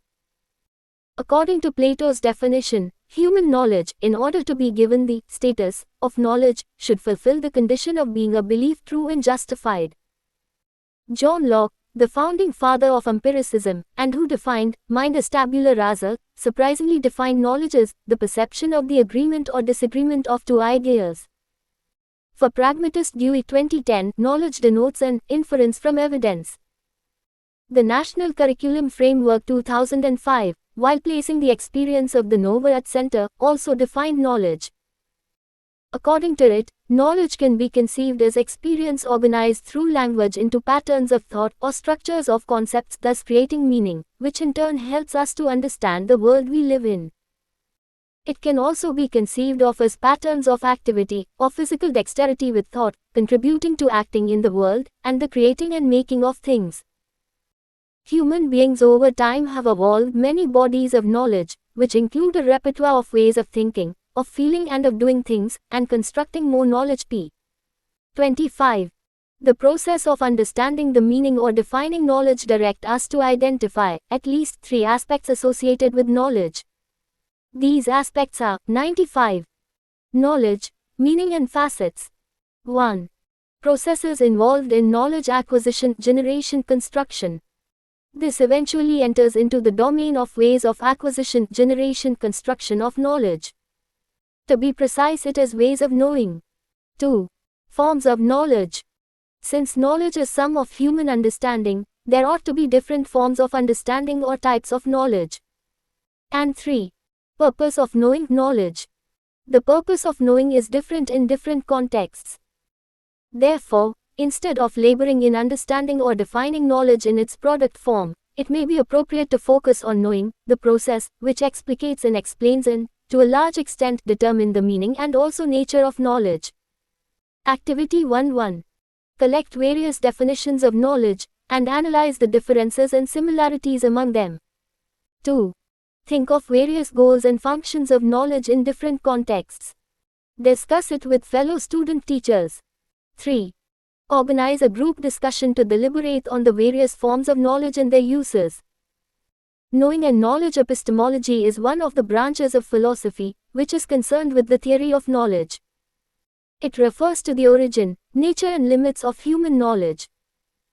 It deals with some important issues, such as whether knowledge of any kind is possible, whether knowledge is innate or learned, whether knowledge is a mental state, and so on. As such, epistemology deals with 2 fundamental problems of knowledge: origin of knowledge and validation of knowledge. The discussion on origin of knowledge focuses on the relative roles of knower and the known in the making of knowledge. In the process, it generated wealth of knowledge on both ways and forms of knowing and knowledge. In order to know the origin of knowledge, it is required to focus on process of how do we come to know. Process of coming to know begins with knowers, the subject, engagement with to be known. The 96 basics in education. Object. The knower's engagement and relationship begins with his/her contact with to be known. The contact takes place through senses in a context: physical, biological, socio-cultural and others. In this context, the knower's own initiatives for seeking knowledge employing different ways assume significance. Activity 2. Select a piece of knowledge, e.g. physical exercise is good for health, one should drink a lot of water, etc. From your daily life. Try to establish relationship between the knower and the known for the selected piece of knowledge. Ways of knowing and forms of knowledge as described earlier. Knowing is both a process and a product. As a process, it refers to the method of coming to know the phenomenon. Knowledge, as a product, is resultant of knowing the process. Knowing happens through perception, reason, and emotion. And codification is done in the language. Similarly, there are means or source of every way of knowing. These sources are the knower's senses and mind. Different sources of knowing construct different forms of understanding and different types of knowledge. Activity 3. Select a piece of knowledge from your school textbook. Reflect on the various processes or ways of producing that particular knowledge. Prepare a flow diagram. Discuss it with others.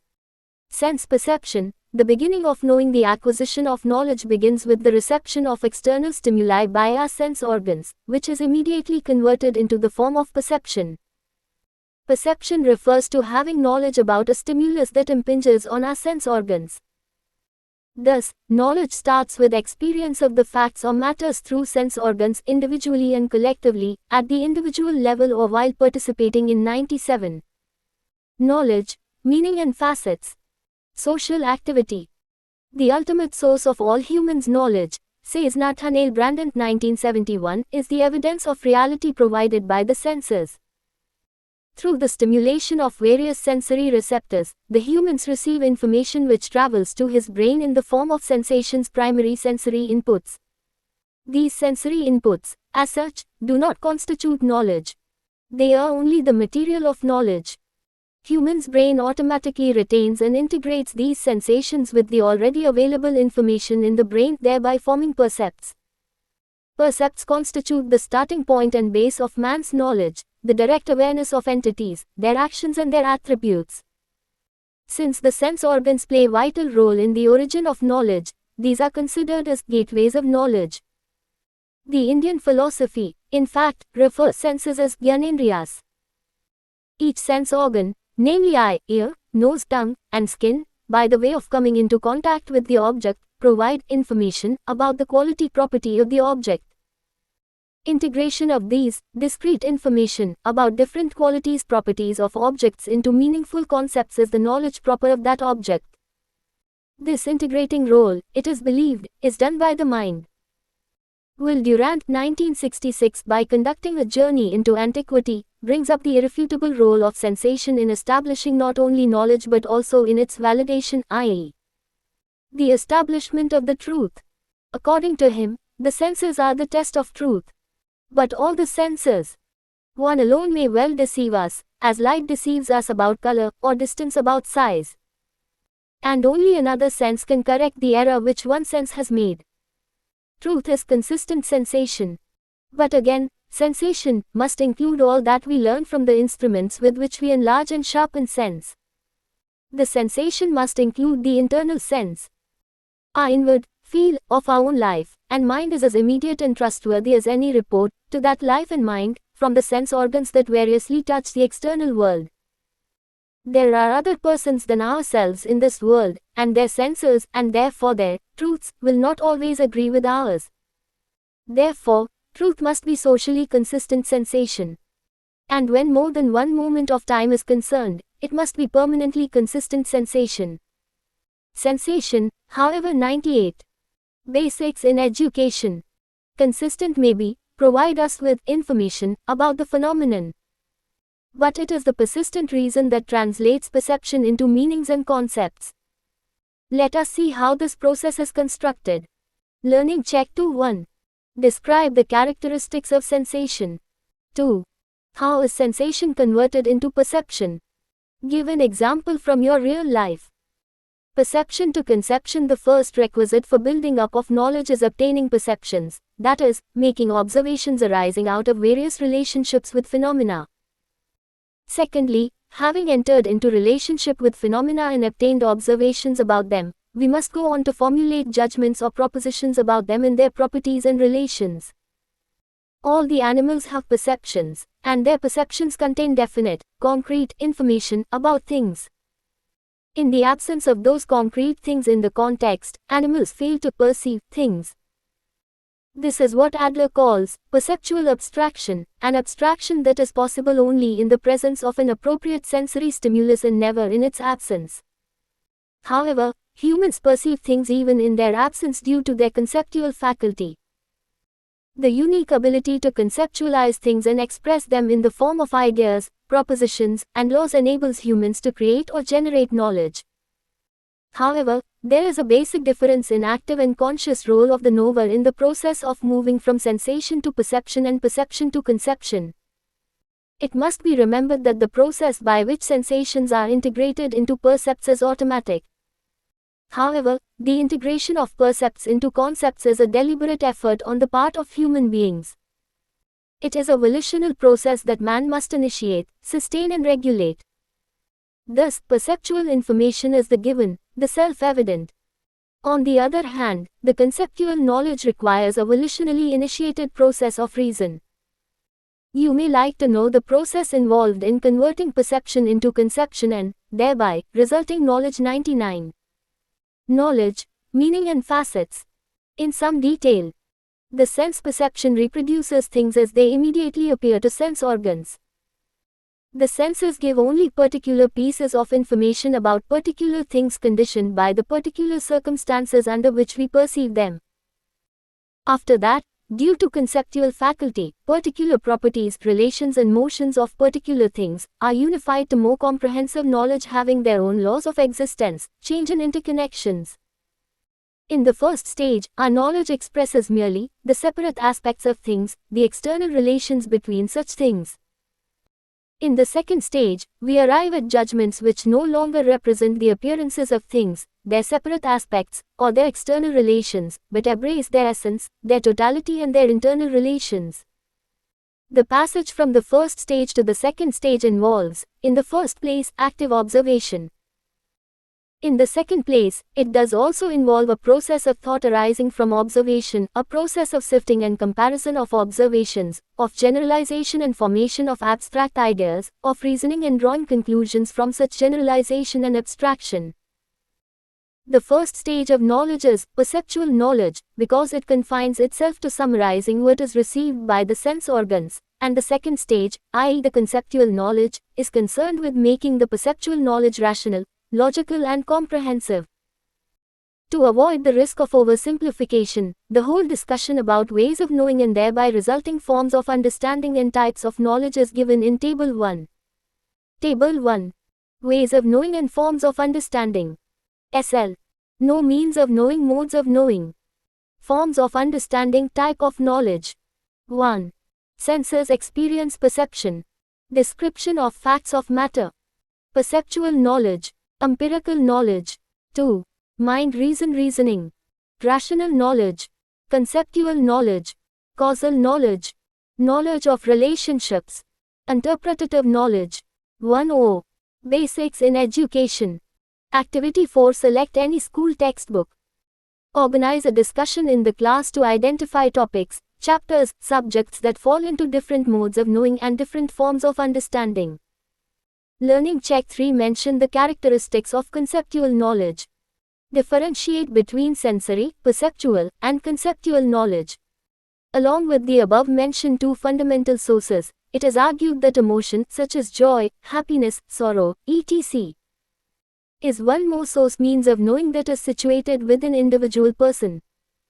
Emotion also acts as means and contributes to the construction of knowledge. However, at the same time, critics consider that the emotions are obstacle in the pursuit of real knowledge. Language is means of knowing. Apart from the above-mentioned sources, means of knowing, the culture or the social context into which a child is born, acts, in more fundamental ways, as the means of knowing. As knowing is a meaning-making process, the meanings to the concepts are provided by the language of the society and the cultural context. You must have experienced that meaning of the same object. The thought varies from one cultural context to another. For example, a person considered to be intelligent in one cultural context may not be considered so in another culture. Studies have shown that a person who speaks less but places the arguments in its right perspective is considered intelligent in Asian and African context. In contrast, the European and African cultures value the person who is fast and talks more. Thus, the very process of experiencing reality is facilitated by the cultural tools. Therefore, in a distinct way from internal sources, culture acts as means of knowing and knowledge. This is also true in the case of school knowledge. Because school knowledge is textual and begins with words. In a way, it is worded world. It is primarily conceptual knowledge. In conceptual knowledge, words play a vital role in understanding abstract meaning of 101. Knowledge, meaning and facets. Concrete. In fact, says Nathaniel Branden 1971, words enable man to deal with such broad, complex phenomena as matter, energy, freedom, justice, which no mind could grasp or hold if it had to visualize all the perceptual concretes these concepts designate. Activity 5. In your school, you will notice that children come from different backgrounds. Observe them and note down the variations in their conceptual understanding of same objects, events, or phenomenon. It may be further noted that the ideas do not merely represent things in their immediate existence as presented to the senses, but represent properties and relations in abstraction from particular things. This is a product of the second signal system in human brain. Sensations are signals' immediate connections with concrete particular objects. Words are signals of the first signals, and their reference is not only to particular, concrete things which are signaled by sensations, but to the things in general which produce sensations of a definite kind. Hence, by means of words, we can express general conclusions about things and their properties, and about how they are to be used. The second signal system, from which comes the use of words, does not and could not arise and develop as the personal or private possession of individuals. The second signal system, therefore, can develop only by the formation of a language common to a social group. Culture and knowing. The preceding discussion highlights the role of social and cultural factors in knowing and construction of knowledge. You must have read that Jean Piaget, the Swiss psychologist, described intelligence in terms of assimilation, accommodation, and adaptation. He viewed that cognitive development among children takes place through 4 stages. These are sensory motor stage 0 to 2 years, pre-operational stage 2 to 7 years, concrete operational stage 7 to 12 years, and formal operational stage 12 plus years. However, Piaget was criticized for overlooking the effects of social and 102 basics in education. Cultural environment in knowing and cognitive development among children. The stages of cognitive development observed by Piaget are not necessarily natural for all children because, to some extent, they reflect the expectation and activities of children's culture. Lev Vygotsky's theory of cognitive development suggests that our cognition is a function of both social and cultural forces. People use psychological tools, language, signs, symbols, etc.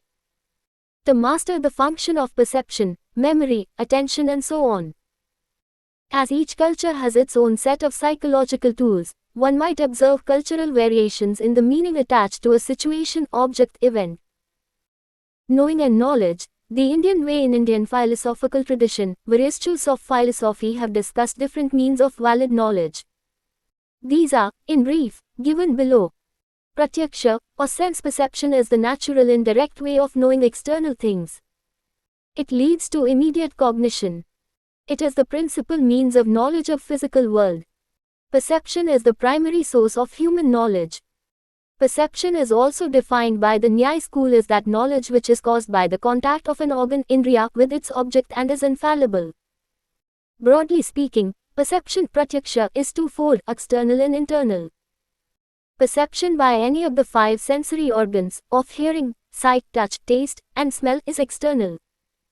Mental perception of pain or pleasure, of knowledge or ignorance, of love or hate, and so forth is internal. Another method of knowledge is inference, anumana. Man alone is capable of this method of knowing. Based on sensible facts, it goes beyond the reach of the senses. It explores the unseen. Perception acquaints us with the particulars of a thing, and inference with its general nature. A third means of knowledge in the Advait tradition is verbal testimony, sabda, that is, authentic words, spoken or written. It adds vastly to our stock of knowledge. In fact, it is the principal medium of formal education. Along with these three means of valid knowledge, the Vedanta considers three other means of knowledge. They are comparison, upamana, postulation, arthapatti, and non-apprehension, anupalabdhi. 103. Knowledge, meaning and facets. Learning check 4.1. What is meant by pratyaksha? 2. Explain anumana. 3.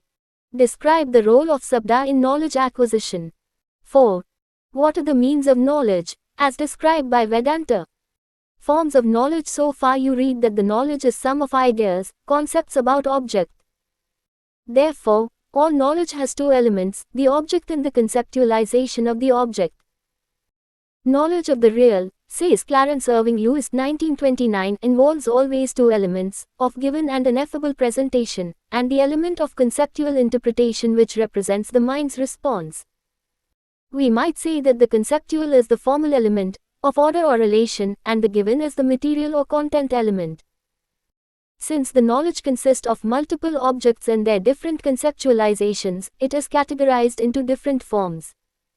Further, human knowledge is classificatory. The very process of conceptualization results into the categorization classification of objects and, thereby, the knowledge. Categorization could be done either on the basis of object of the knowledge or on the basis of level of understanding of the phenomenon.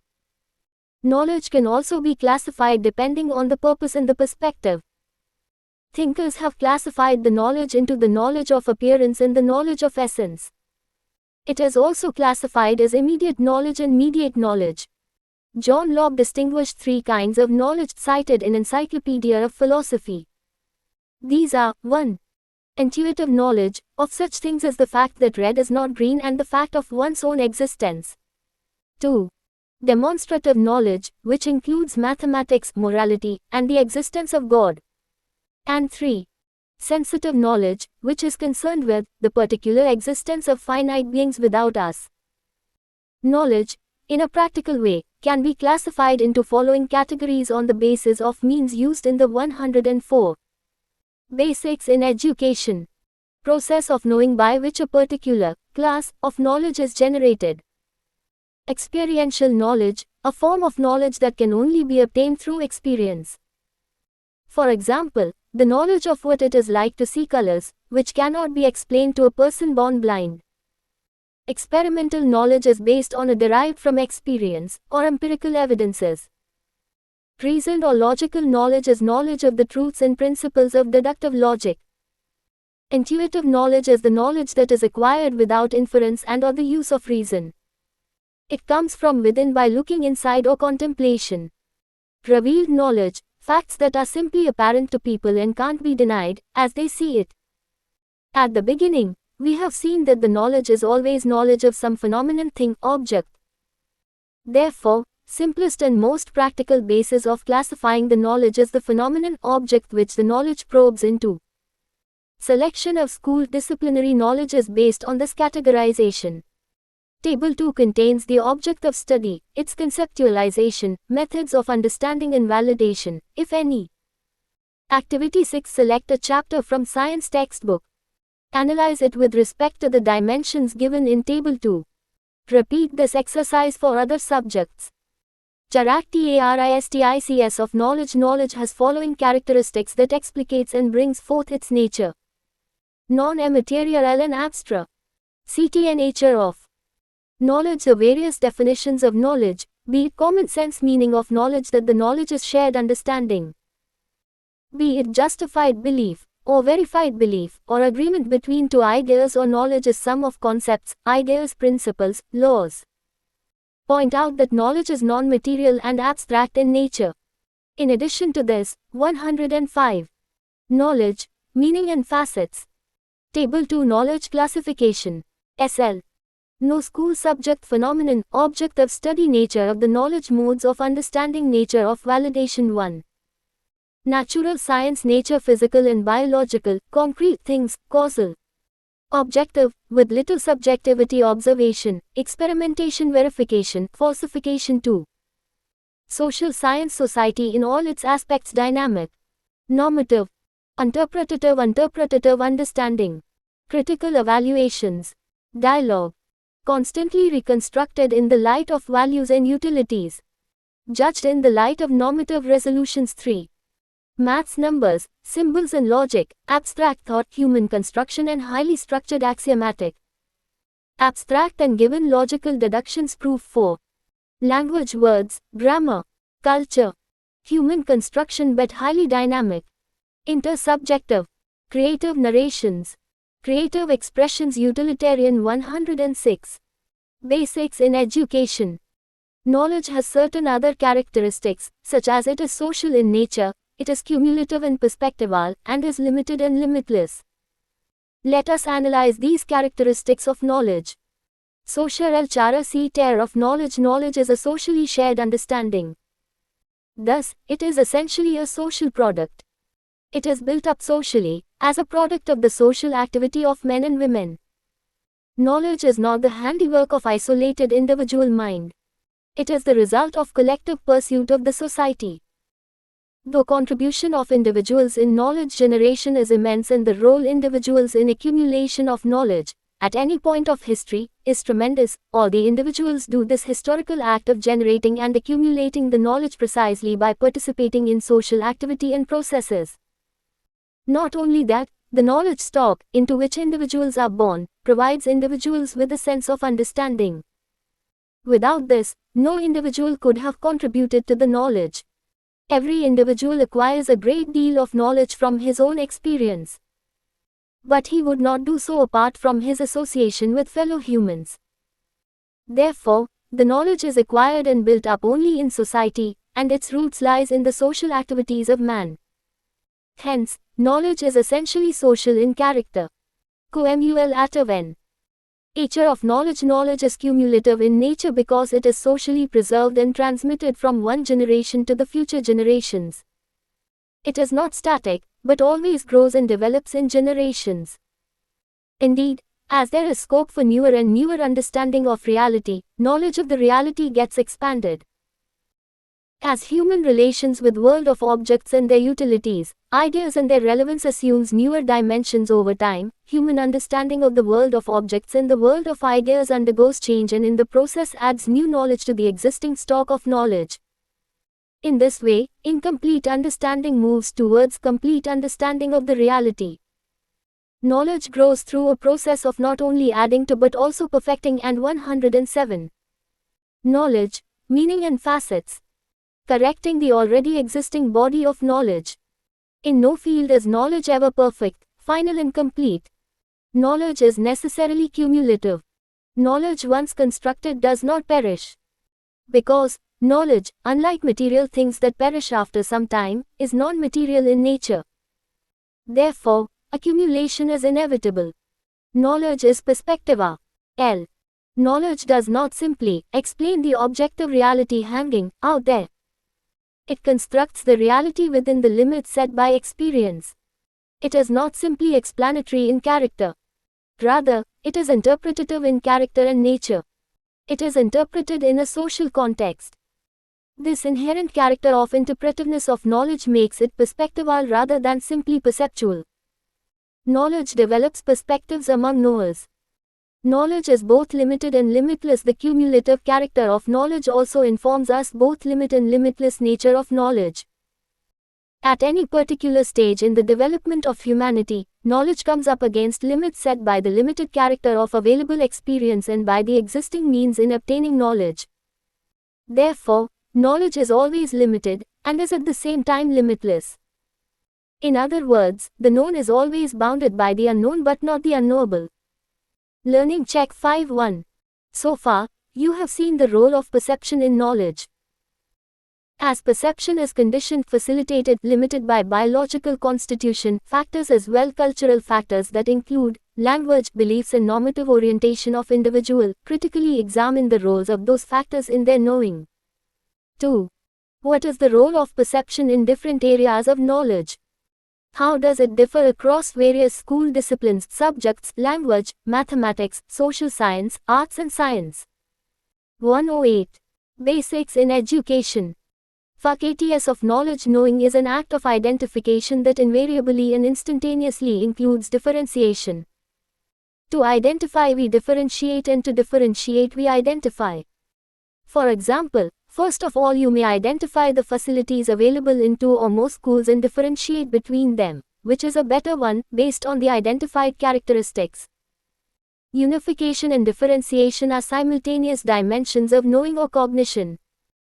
Concept formation, says Nathaniel Branden 1971, moves from the apprehension of similarities and differences among existence, entities, attributes, actions, relationships to an explicit identification of the nature of those similarities and differences. Concept formation involves a process of discrimination and integration. Therefore, concept means a cognitive acts of unification of different internal aspects, properties, characteristics of an object while separating it from and establishing relationship with other things. It is non-material codification of material reality. It is making general statement of particulars. Thus, knowledge has two facets: identification of specific characteristics of different objects and drawing general conclusions based upon the specificities. It is pertinent to quote Jerome Bruner 1972 to make meaning of relationship of two facets, particular and general, of knowledge. He says, we organize experience to represent not only the particular that have been experienced, but the classes of events of which the particulars are exemplars. We go not only from part to whole, but irresistibly from the particular to the general. Knowledge is sum of meanings, concepts, laws, and principles that are universals of particular phenomenon. Knowledge is abstracted, which are universals, concretes, which are particulars. To be precise, knowledge is abstraction of concrete reality. Abstract idea is the expression of various concrete practices. It is the theory of practice that emanates from the practice and shapes future practice. Abstraction has various levels. The levels of abstraction. Abstracts and concretes are relative to context and levels. Sense perception is an abstraction of concrete reality. Here qualities of the perceived object are abstracted by 109. Knowledge, meaning and facets. The perceiver. At the same time, sense perception may be said to be concrete in comparison with the abstractness of concepts, ideas, since sensations are signals of particular, concrete objects, whereas concepts, ideas are formed by a further process of abstraction. The concept idea of cat, for example, is an abstraction formed out of the repeated perception of particular cat, and expresses what is common to many observed particulars. The abstraction involved in concepts, ideas is, therefore, of another order of abstraction from that of perception. Perception involves the abstraction of particular aspects of a thing from the concrete thing, whereas concepts, ideas abstraction involves what is common from among many particulars. Thus, again, the concept idea of animal is higher level of abstraction than concept idea of a particular kind of animal. Still further abstraction is species. It goes on and on. The only absolute distinction which can be drawn between the abstract and the concrete is the distinction between the concreteness of phenomenon and the abstractness of its reflection in consciousness. Information, belief, and truth. Knowledge is expressed or shared in the form information, belief, and truth. In fact, when knowledge is stated in the form Table 3. Knowledge in relation to information, belief, and truth. Information, belief, truth. It is raw data. It is discrete, pre-meaning stage of knowledge. Prerequisite to knowledge. Preliminary level of knowledge. It is about facts of known. Publicly available. Belief is personal and primarily subjective feeling and expectation, though shared by others. could be verified or beyond verification. Pre-linguistic experience may be called belief. Preparedness for delayed reaction to a situation is belief, be it true or false. Preparedness for delayed reaction that is only true is knowledge. Pre-intellectual response to a situation. Unverified knowledge. Pre-verified stage of knowledge. Unquestionable knowledge. Verified knowledge. Truth is a property of beliefs, and derivatively of sentences which express beliefs. 110. Basics in education.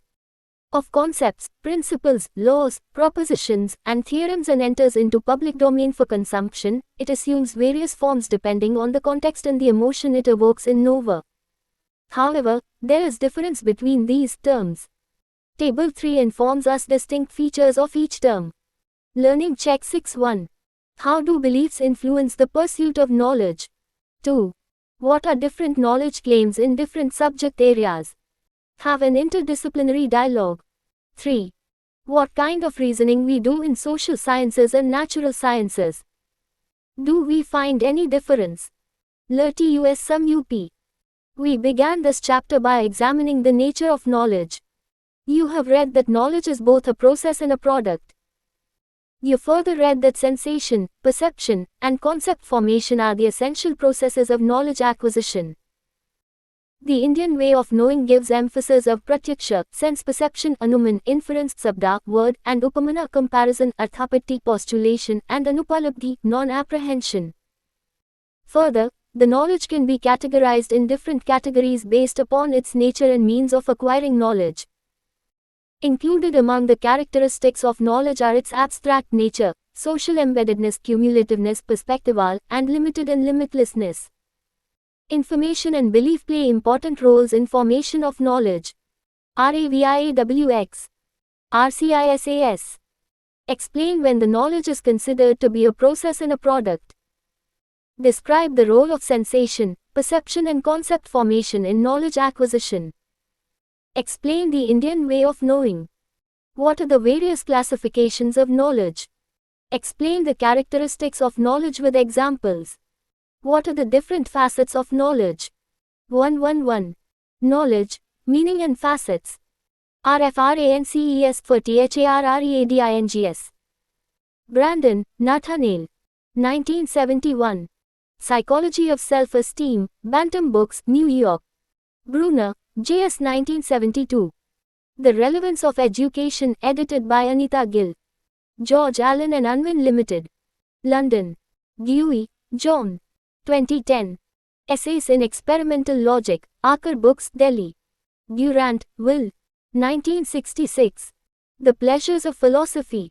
Simon & Schuster. New York. Encyclopedia of Philosophy. 1967. Macmillan. Lewis, C.L. 1929. Mind and the World Order. Dover Publications Inc., New York. Locke, John. 1690. An Essay Concerning Human Understanding. NSERT. 2005. National Curriculum Framework. 2005. National Council of Educational Research and Training, New Delhi. Russell, Bertrand. 2003. Human Knowledge. Rutledge, London. Swami Satprakashananda. 1995. Methods of Knowledge according to Advaita Vedanta. Advaita Ashrama Publication Department, Calcutta. Chapter 5. Process of Knowing. Structure, Introduction, Objectives, Process of Knowing, Ways of Knowing, Sense Perception, Language, Reason. Emotion, Process of Knowledge Construction, Essentials for Construction of Knowledge, the Process of Constructivism, Guiding Principles of Constructivist Learning. Let us sum up review questions. References 113. Process of Knowing. Introductien. In Chapter 4, you have learnt about the nature of knowledge. Now the question arises is that how do people come to know the various things happening around them? What is the mechanism or process of knowing? You should understand that knowing is not a one-time affair. Rather, people learn things daily and it is a lifelong process. Life experiences are great sources of knowledge. We keep on learning from childhood to adulthood till old age, and gather knowledge through various sources and methods. You will read in this chapter the processes of knowing, what it entails and what determines it. You will also learn the numerous ways of knowing and the role played by each in the process of knowledge construction. The various types of knowledge and their mutual interaction are also enumerated upon. Objectives. After reading this unit, you will be able to describe the meaning of knowledge, identify the different ways of knowing, describe the process of knowledge construction, and enumerate the relative roles of knower and known in knowledge transmission and construction. Process of knowing. As you know, in today's world, the knowledge and the capability to create and utilize knowledge are considered to be most advantageous to an individual. Knowledge creation is a dialectical process, which involves systemization of various facts through dynamic interactions between individuals and the environment. Knowledge creation is a spiral that goes through seemingly opposing concepts such as order and chaos, micro and macro, part and whole, mind and body, tacit and explicit, self and other, deduction and induction, and creativity and efficiency. There is a need to understand that knowledge creation is a transcending process through which entities, individuals, groups, and institutions go beyond the boundary of the old into a new self by acquiring new knowledge. In the process, new conceptual artifacts and structures for interaction are created, which provide 114 basics in education possibilities as well as constrain the entities in consequent knowledge creation. Thus, knowledge creation is a cyclic process. You have learnt in the last chapter that knowledge is not part of the reality. It is a reality viewed from a certain angle or context. The same reality can be viewed differently depending on the angle context from which one sees it. The Indian context also emphasizes on the role of Desh, ecology, Kala, time, and Patra, person. The same reality is viewed differently by different persons, in different times, and in different contexts. It means that, in knowledge creation, one cannot be free from one's own context. The social, cultural, and historical contexts are important for individuals, because such contexts give the basis to individuals to give meaning to it. That is why, limited interaction with the environment and externalization of personal knowledge can lead to ontological ills and fallacies, because the whole complexity of given phenomenon may remain undiscovered. Hence, in knowledge creation, one tries to see the entire picture of reality by interacting with those who see the reality from other angles. It is important here to understand how the interactions among the parts, individuals, work groups, etc., are dynamically linked to form a continuously evolving whole, which, in turn, impacts the environment where the learning actually takes place. Knowledge is created through interactions between human agency and social structures. Our actions and interactions with the environment create and enlarge knowledge through the conversion process of tacit and explicit knowledge. We enact our actions with two main levels of consciousness, practical consciousness and discursive consciousness in our daily lives. The discursive consciousness gives us our rationalizations for actions and refers to more conscious and therefore more explicitly theoretical knowing. The practical consciousness refers to the level of our lives that we do not really think about or theorize. In that sense, we can say that tacit knowledge is produced by our practical consciousness and explicit knowledge is produced by our discursive consciousness. Any theory that attempts to define the process of knowing is required to explain as to how information is accessed. 115. Process of knowing. Stored and retrieved in order to understand how learning takes place. Knowing begins with undifferentiated perception of personal space and time along with undifferentiated sensorial reactions to internal and external stimuli. With the acquisition of language, formulations of self and non-self co-emerge as differentiated entities that are stored, recalled, imagined, and communicated with maximum contextual relevance. Since, during the precursor stage, thoughts, emotions, and symbolic language are not fully functional, the process of knowing is limited to learning pre-linguistic visual spatial contextual relevance. Figure 1 illustrates the levels of the mind and the relationship among knower, process of knowing, and known. The level of awareness of the knower determines the corresponding process of knowing, as well as the nature of the knowledge gained. Education traditionally trains the knower to use deeper levels of the mind to gain more useful and fulfilling knowledge. Knower and known are united on the ground of transcendental consciousness. The result is complete knowledge of natural law, and on that basis, thought and action are spontaneously most effective. Figure 1. Knower known through the process of knowing. The process of knowing is a personalized, individual task that is influenced by experience and unintentional contextual cues. There are three aspects of knowledge: the knower, the consciousness of the participant, the known, the field of study, and the process of knowing, which connects the knower to the known. Modern education focuses only on the 116 basics in education, known, the field of study, and excludes the other 2/3 of knowledge, the knower and the process of knowing. Activity 1.1. Think of how knowledge construction is the spiral process. 2. Select a few social incidents or phenomenon. Try to analyze how their meanings vary according to the context. Learning check 1.1. Why is it important to know the views of people having diverse perspectives in the process of knowledge construction? 2. Differentiate between practical and discursive knowledge. 3. Explain the relationship between knower, process of knowing, and known. Ways of knowing. We come to know about the environment through various ways. In the earlier chapter, you read that perception, reason, logic and language are all valid ways of knowing and all have a particular purpose and place. A child, from infancy to early childhood, relies heavily on sense perception for knowledge acquisition. It is only after stepping into late childhood that the other three ways of knowing start taking place. Language and emotions are followed by reason. By adulthood, it is a combination of all the four that actively converge in the process of knowledge acquisition. Activity 2.1. Observe children of different age groups. Note down the incidents that reflect the children are using perception, reason, logic and language in knowledge acquisition. Note down their ages also when they begin using these processes. 1.17. Process of knowing. A teacher needs to train the students in the critical evaluation of knowledge, so that they can see how different types of knowledge have to be judged in different ways. Critical evaluation will also allow them to evaluate new knowledge as they relate to specific knowledge issues.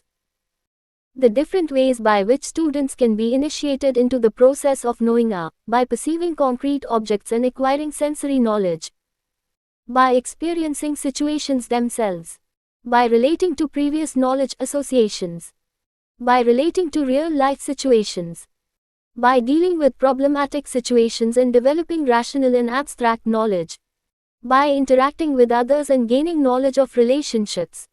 Let us discuss the four ways of knowing in some detail.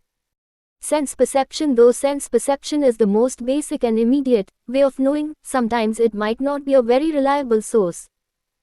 All the five senses, i.e., touch, taste, sight, smell and hearing, contribute immensely towards our quest for knowledge acquisition.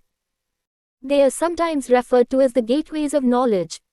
Some questions pertinent to sense perception: how do sensation and perception differ? Perception is described as a process of registering sensory stimuli as meaningful experience. A common distinction between sensation and perception is that sensations are simple sensory experiences, while percepts are complex constructions of simple elements joined through association. Another is that perception is influenced by expectations, needs, unconscious ideas, values, conflicts, and past learning of the person. To what extent do our senses give us knowledge of the real world? All the five senses, touch, taste, sight, smell and hearing, contribute in providing us with the knowledge of the real world. 118. Basics in education. In what manner does our physical constitution, mind, intellect influence and limit our sense perception? Sense perception is a subjective activity, hence it varies from individual to individual, depending upon one's innate abilities. Our intellect defines the limits of our sense perception. You must have read the proverb which says that we see things as we are, not as the things are. Our physical conditions, motivational dispositions and mental state directs our sense perception. What are the various stimuli, range of stimuli, that make us respond? Human beings are able to detect a range of stimuli from the external environment, some of which are useful for knowledge acquisition and communication. All objects, events, phenomenon, living and non-living things, etc., constitute the stimuli. Any change around in one's environment elicits a response which is a precursor to knowledge construction and consolidation. What is the actual mental construction of sense perception? Perception is the process of attaining awareness or understanding of the environment by organizing and interpreting sensory stimuli. Perception is not the passive receipt of these signals. It is shaped by learning, memory and expectation. It depends on complex functions of the nervous system, but seems mostly effortless because this processing happens outside conscious awareness. How is perception interpreted? Perception is merely the interpretation of the information gathered through the 5 sense organs into a cohesive whole. How does technological advancement affect our sense perception? The advancement in technology, e.g., use of audiovisual, multimedia, animation, etc., in some ways, deepens our sensory contact with reality while also reducing it at other levels. In the near future, technology will extend and deepen our natural perceptions by making our sense perception more evolved.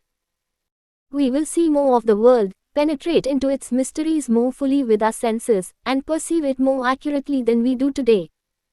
With 119. Process of knowing. Virtual worlds becoming a reality. The only fear is that we may lose contact with reality in some sense. What do perceptual theories have to say about the process of knowing? We perceive the world as it is.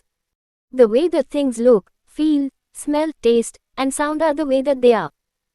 We see colors, for example, because the world is colored. This view of perception is called, somewhat dismissively, naive realism.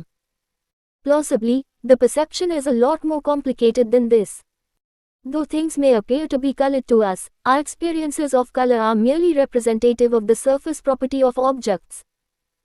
The physical property of reflecting certain wavelengths of light and the color, red, as we experience it are two quite different things.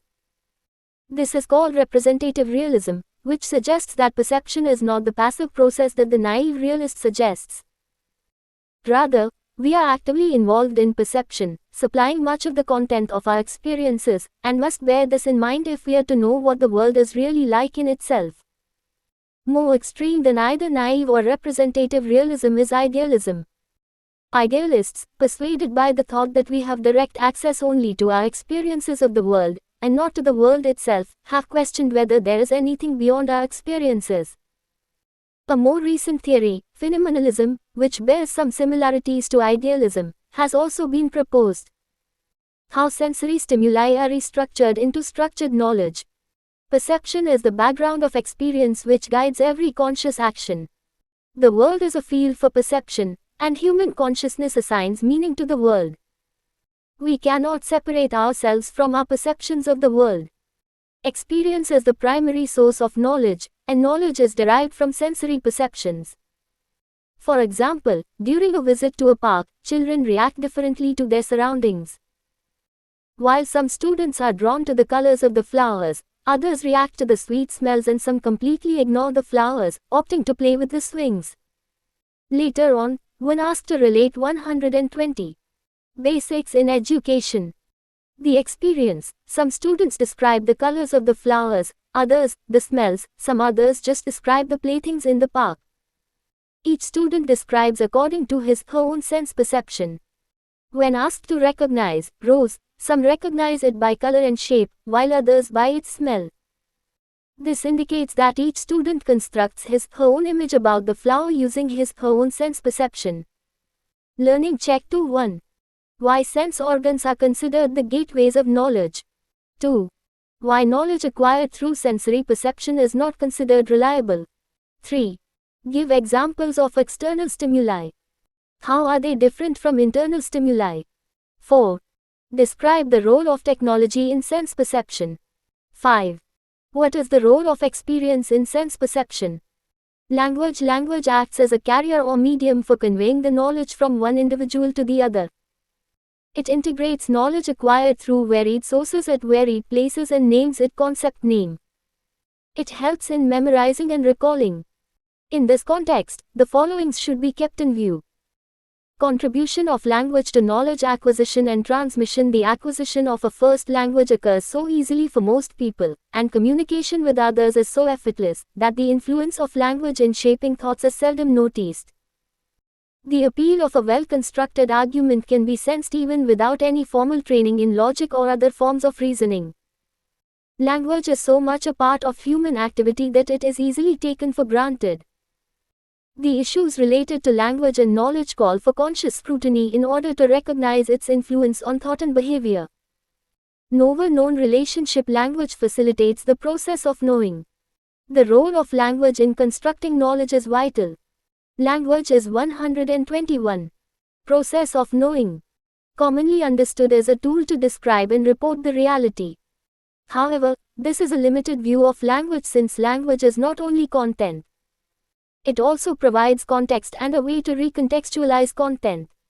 We do not only describe and report with language but we create with it. It is argued that language significantly influences how we construct knowledge while interacting with each other. Words expressed through language and their meaning influence how we perceive and interpret the world around us. Language affects our thinking. While constructing knowledge, we are processing cognitions through language. Therefore, language is considered as a vehicle of thought. It is an accepted fact that knowledge is socially constructed.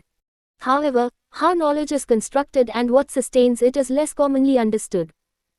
Language and meaning plays a crucial role in knowledge construction. In analyzing the role of language and meaning in knowledge construction, three issues may be pointed out. We know more than we can tell. We say more than we know. And what is said will be interpreted differently. Activity 3. Think of concrete examples of three issues related to the role of language and meaning in knowledge construction and discuss them with your teacher. Rice on developing rational and critical thinking abilities is pivotal to acquiring reliable knowledge. It involves both conscious and unconscious reasoning. Sometimes what has happened in the past previous experience teach us to reason with reference to the future. Developing association between past, present and future occurrences is part of the reasoning process, creating patterns chains in process of learning. In logic, we often refer to the two broad methods of reasoning as the deductive and inductive approaches. Deductive reasoning works from the more general to the more specific. Sometimes this is informally called a top-down approach. Inductive reasoning works the other way. 122. Basics in education. Moving from specific observations to broader generalizations and theories. Informally, we sometimes call this a bottom-up approach. It is often the case that when disputes arise over knowledge claims, what is at issue is not only the substance or facts of the matter, but also the logic or reasons given for acceptance of the facts, and the procedures used in reaching a conclusion. Activity 4. Think of examples of deductive and inductive reasoning from science, language, maths, etc. Discuss them in group with other students. Emotion. The emotions and their expression vary across cultures and hence knowledge so acquired may not be as reliable. It is subjective and less measurable. It helps as well as hinders in the process of knowledge construction. The training of emotions is a key factor in enhancing the teaching-learning process. Arousing positive emotions in the knower facilitates smoother transmission of knowledge. The teacher should help create positive emotions in the knower about the known. Curiosity and eagerness are the most essential ones. Learning check 3.1. Describe the characteristics of sensory knowledge. 2. How does language shape the acquisition of knowledge? 3. Differentiate between deductive and inductive reasoning. 4. What role do emotions play in knowledge acquisition? Proc. ASS of knowledge cons. TRUCTIN.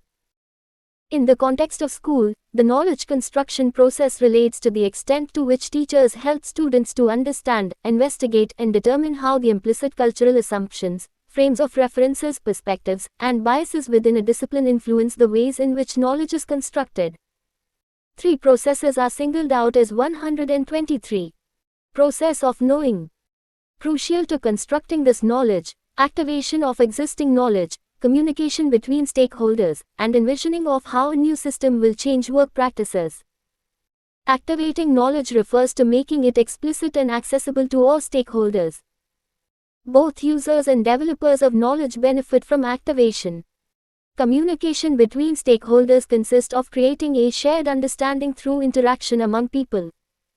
It is a social activity in which all participate and contribute to knowledge construction. It does not simply refer to transmission of information from one person to another. The understanding created through communication can never be absolute or complete, but instead is an interactive and ongoing process in which common ground, i.e., assumed mutual beliefs and mutual knowledge, is accumulated and updated through negotiation and accumulation of meaning over time. Envisioning is the third key knowledge construction process.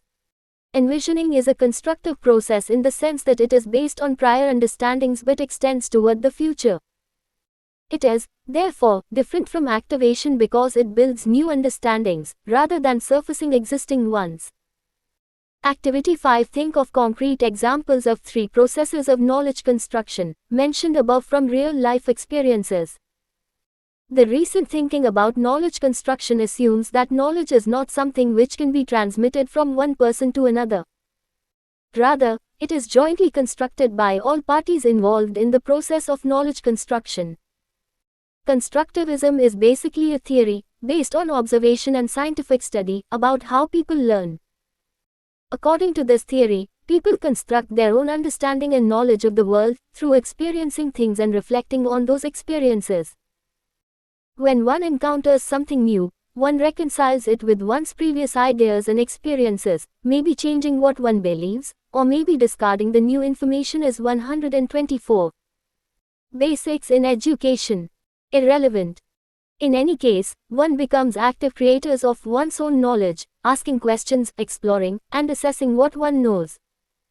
As teachers, we must encourage students to constantly assess how the activity is helping them to gain understanding. By questioning themselves and their strategies, students in the constructivist classroom ideally become expert learners. This gives them ever-broadening tools to keep learning. With a well-planned classroom environment, the students learn how to learn. One might look at it as a spiral. When they continuously reflect on their experiences, students find their ideas gaining in complexity and power, and they develop increasingly strong abilities to integrate new information. One of the teacher's main roles becomes to encourage this learning and reflection process. Example, a group of students in a science class are discussing a problem in physics.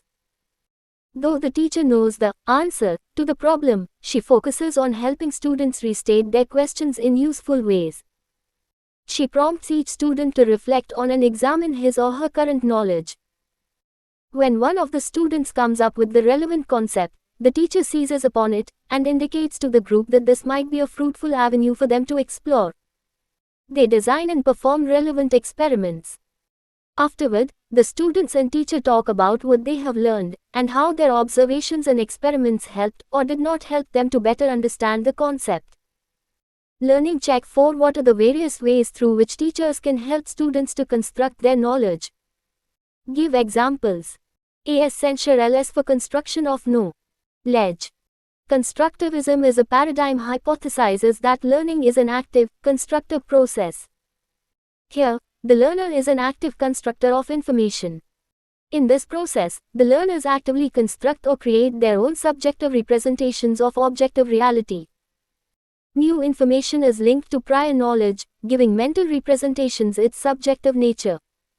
Here, learning involves an active, 125. Process of knowing. Contextualized process of constructing knowledge rather than merely acquiring it. Each person distinctly interprets the information and engages in his/her own knowledge construction process. Constructivism does not consider the learner a blank slate tabula rasa, but assumes them to possess a composite of past experiences in a cultural context. There are certain essentials for knowledge construction. These are described below. Previous knowledge of the learner works as the foundation for building the future knowledge. The background and environment of learner. Constructivism takes into account the background and environment of the learner. For example, we cannot expect a learner who lives in Leh, a cold desert area, to understand the concept of evergreen fir tree because he has not seen any tree around. Hands-on experiences. Some theorists of constructivism believe in learning by doing. For example, you cannot learn swimming by theoretical classes, you've got to jump into the water. It may, however, be noted that constructivism does not essentially mean learning by doing something physically only. It could be learning by doing mentally as well. Constructivism does not believe in transmission of knowledge from one person to another. It's not as if we are filling a bucket with water out of a well. The knowledge to be effective and long-lasting, each learner has to build one's own knowledge base. The teacher provides direction to the learner. She helps in developing inquisitiveness among the learners so that they can move towards finding answers, solutions to the question and thereby grasp the concept. The teacher also identifies the level acquired by the learner and the level a learner is capable of attaining. The teacher also reasons out with the learner the consequences of other alternatives. For example, while teaching 4th grade learners about houses in mountains, it would amount to stifling the learning process to simply talk about the sloping roofs and wooden structures. The NOVA should motivate the learner to probe what would be the result if we had flat roof and thatched roofs. Why wood is more 126. Basics in education. Viable than marble or stone, cost factor, convenience, transportation, etc. The teacher also helps the learner to chart the course of learning so that learner is not thrown off track. This is done by laying down specific learning objectives and expected learning outcomes. With every new concept, the NOVA teacher should restrict herself to minimum achievable objectives. The teacher should interrelate concepts, subjects and activities across the curriculum so that what is learned in one activity gets strengthened and reaffirmed in another. Integration of concept. Learning check 5.1. What are the basic premises of constructivism? 2. Show with examples how does hands-on experiences help in constructing knowledge. 3. Describe the role of teacher in the process of knowledge construction. 4. What is meant by internalization of concepts? Give examples. TE process. S of constructivism in the classroom that follows constructivist approach. Students work primarily in groups, and learning and knowledge result from the dynamic interaction in the group. There is a focused emphasis on social and communication skills, as well as collaboration and exchange of ideas among the group members.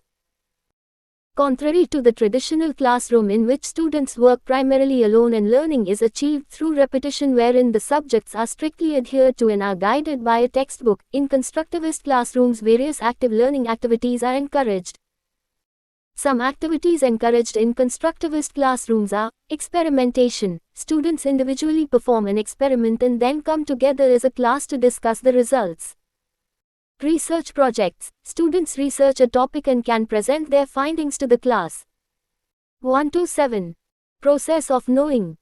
Field trips. This allows students to put the concepts and ideas discussed in class in a real-world context. Field trips would often be followed by class discussions. Films. These provide visual context and thus bring another sense into the learning experience. Class discussions. This technique is used in all of the methods described above. It is one of the most important distinctions of constructivist teaching methods. Activity 6.1. Select a concept from science textbook and perform an experiment to personally verify the nature of the concept. 2. Organize a field trip to a zoo with other classmates. Observe and note down the behavior of animals. Find out similarities and differences between their behavior.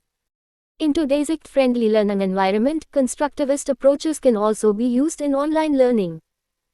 For example, tools such as discussion forums, wikis and blogs can enable learners to actively construct knowledge.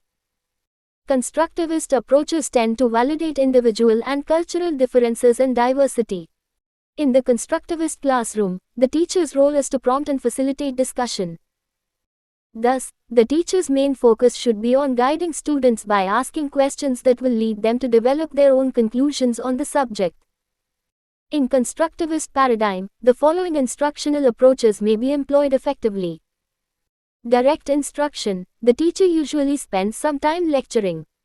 Then the teacher guides the students through a complex problem, with the problem broken down into simple steps. Then the students are given, one by one, the simple steps to carry out on their own. Finally, the students are given one or many sample problems to accomplish on their own. Most mathematics teachers apply this technique. Expository teaching. The teacher presents the subject matter and directs the students through the lesson. A rule is presented with an example and then practice is provided. The teacher focuses the students' attention on the key 128. Basics in education. Points of the subject and may use graphics, diagrams, or other representations to elaborate on the subject. Examples include pictorial relationships, application of the rules, context through historical information, and prerequisite information. Such examples are provided to give contextual elaboration and to help students see the subject matter from many different perspectives. Guided exploration. In guided exploration, problems can be incorporated into lecture, laboratory work, and field courses. They fit beautifully into the exploratory phase of the learning cycle approach to teaching and work best when they are assigned before any lectures or readings on the topic. Because guided discovery problems are time-consuming and foster deep learning, they are best used to teach course material that is especially important, conceptually difficult, or counterintuitive. Cooperative collaborative learning. In this method, each member of a team is responsible not only for learning what is taught but also for helping teammates learn, thus creating an atmosphere of achievement.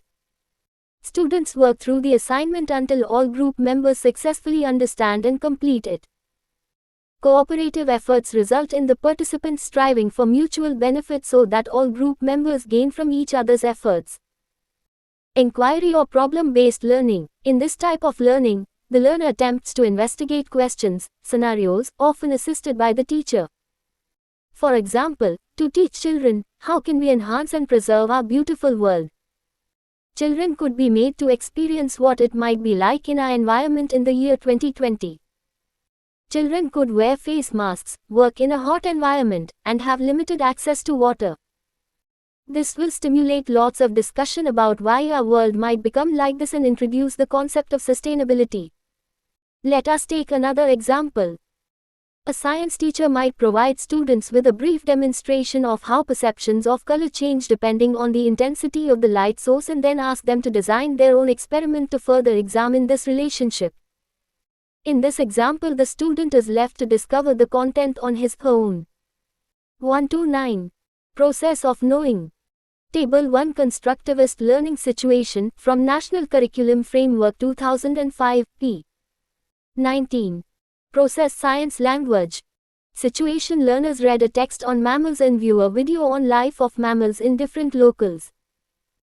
Such events or activities consist of mammals moving in groups on land or in water, grazing, attacking a prey, giving birth, flocking together at the time of danger and related events. Situation. Learners read the story, Kabuliwala. Later, they are given background material with illustration of certain scenes of the story and brief descriptions. A few learners enact one or two scenes depicted in the illustrations. Observation. Learners make notes of the key events or behavior or activities of animals. Learners watch the scenes enacted. Contextualization. They relate their analysis to the text.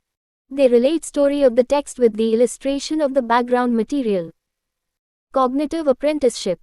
Teacher illustrates how she would analyze and interpret such information using the examples of mammals.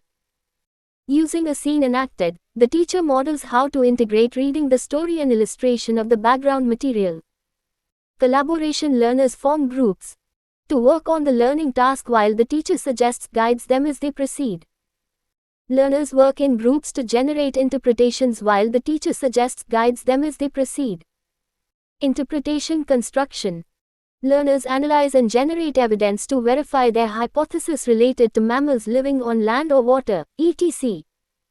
They analyze and generate their own interpretation of the story. 130. Basics in education. Multiple interpretations. They provide interpretations and defend their ideas or hypotheses using their analyses in text both within and between groups. Evidence and arguments along with the text expose them to various ways of finding answers or interpreting data. Comparing the interpretations within and between groups gives the learners the idea that people can have different reactions to the story, Kabuliwala. Multiple manifestations. By going back and forth through the process and relating each contextual background on various events and behavior of mammals, the learners notice that the general principles embedded in what they are doing become manifested. Using the text, background illustrations and their own reflections, the learners see how the same characters and themes can be manifested in several ways. Role of the teacher. In this context, the teacher is a facilitator who encourages learners to reflect, analyze and interpret in the process of knowledge construction. Guiding principle. Less of constructivist learning. Learning is an active process in which the learner uses sensory input and constructs meaning out of it. People learn to learn as they learn. Learning consists of constructing meaning from whatever is learned. Each meaning we construct makes us better able to give meaning to other sensations which can fit a similar pattern. The crucial action of constructing meaning is mental. It happens in the mind. Physical actions, hands-on experience may be necessary for learning, especially for children, but it is not sufficient. We need to provide learner with activities which engage the mind as well as other faculties. Learning involves language. The language we use influences learning. Language and learning are inextricably intertwined. 131. Process of knowing. Learning is a social activity. Our learning is intimately associated with our connection with other human beings, our teachers, our peers, our family as well as casual acquaintances, recognizing the social aspect of learning in conversation, interaction with others, and the application of knowledge. Learning is contextual. We do not learn isolated facts and theories in abstract manner separate from the rest of our lives. We learn in relationship to what else we know, what we believe, our prejudices and our fears. Some form of prior learning is essential for new learning to take place. It is not possible to assimilate new knowledge without having some structure developed from previous knowledge to build on. Any effort to teach must be connected to the state of the learner and provide a path into the subject for the learner based on that learner's previous knowledge. It takes time to learn. Learning is not instantaneous. For significant learning we need to revisit ideas, ponder over them, try them out, play with them and use them. Motivation is a key component in learning. Motivation not only helps learning, it is essential for learning. Unless the learner knows the reasons why she may not be involved in using the knowledge that may be instilled in him/her, even by the most severe and direct teaching. Major shifts envisaged in constructivist learning paradigm. To summarize, Table 2 contains the major shifts for teachers envisaged in constructivist learning from traditional learning approach. Table 2 major shifts. Taken from National Curriculum Framework 2005, p. 110 from To Teacher-Centric, Stable Designs Learner-Centric, Flexible Process Teacher Direction and Decision Learner Autonomy Teacher Guidance and Monitoring Facilitates, Supports, and Encourages Learning 132. Basics in Education. Passive reception in learning, active participation in learning, learning within the four walls of the classroom. Learning in the wider social context. Knowledge is given, and fixed knowledge as it evolves and created disciplinary focus, multidisciplinary, educational focus. Linear exposure, multiple and divergent exposure, appraisal, short, few, multifarious, continuous. Activity 7. Discuss the implications of major shifts given in Table 2 with your teacher and classmate. Lev Semyonovich Vygotsky, the 17th of November 1896, 11 June 1934, was a Russian psychologist, the founder of an original holistic theory of human cultural and biosocial development commonly referred to as cultural historical psychology, and one of the chief proponents of social constructivism theory. His major works include Educational Psychology, The Socialist Alteration of Man, Ape, Primitive Man, and Child Pedagogy of the Adolescent, Thinking and Speech, Tool and Symbol in Child Development, Mind in Society, The Development of Higher Psychological Processes, Thought and Language. LTUSUMUP. Knowledge creation is the integration of opposing aspects through a dynamic process of dialogue and practice. The process of knowing is a personalized, individual task that is impacted by experience and unintentional contextual cues, and learning, as an intentional process of conveying and receiving knowledge. There are three aspects of knowledge: the knower, the consciousness of the participant, the known, the field of study, and the process of knowing, which connects the knower to the known. Knowledge results from the coming together of the knower, the process of knowing. 133. Process of knowing. And the object of knowing. Knowledge blossoms in the togetherness of knower, process of knowing, and known. Therefore, knowledge is the composite structure composed of the knower, process of knowing, and known. Modern education focuses only on the known, the field of study, and excludes the other two-thirds of knowledge, the knower and the process of knowing.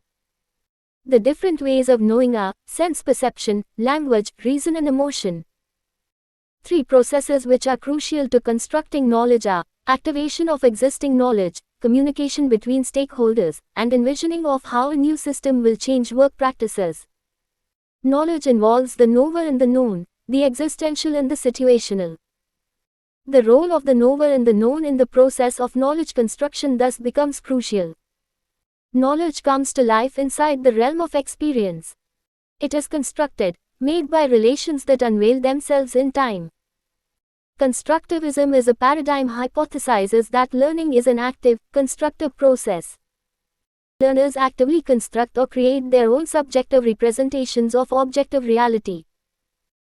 A few instructional approaches which may be used in a constructivist classroom are direct instruction, expository teaching, guided exploration, cooperative collaborative learning, inquiry, problem-based learning, pure exploration and discovery approaches. RAVIUQUESTIONS. 1. What are the various aspects of knowledge? 2. What are the different ways of knowing? 3. What are known as the gateways of knowledge? 4. What is considered as a vehicle of thought? 5. How is deductive reasoning different from inductive reasoning? 6. Name the processes crucial to knowledge construction. 7. What are the various modes of knowledge creation? 8. Name a few factors which affect knowledge transfer. 9. What is constructivism? 10. Name a few instructional approaches which may be used in a constructivist classroom. 134. Basics in education. RAFARANCESF. URDRREADINGS. Berger, P.L., and T. Luckman. 1975. The Social Construction of Reality, a Treatise in the Sociology of Knowledge, Penguin Books, London. Dillelbeck, M.C. et al. 1987. Consciousness as a Field, the Transcendental Meditation and TM City Program and Changes in Social Indicators. The Journal of Mind and Behavior, 8, 67-104. Dummett T. M. 1993. The Seas of Language. Oxford University Press, Oxford. Footnote, CT 2005. Constructivism, Theory, Perspectives and Practice.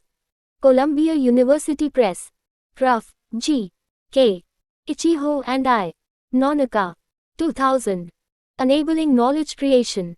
Oxford University Press, New York NCERT. 2005.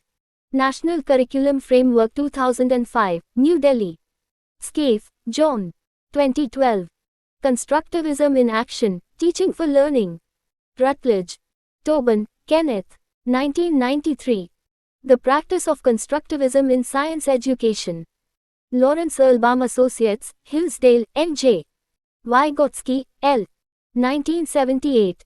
Mind in Society. Harvard University Press, London. Chapter 6. Organization of Knowledge in Schools.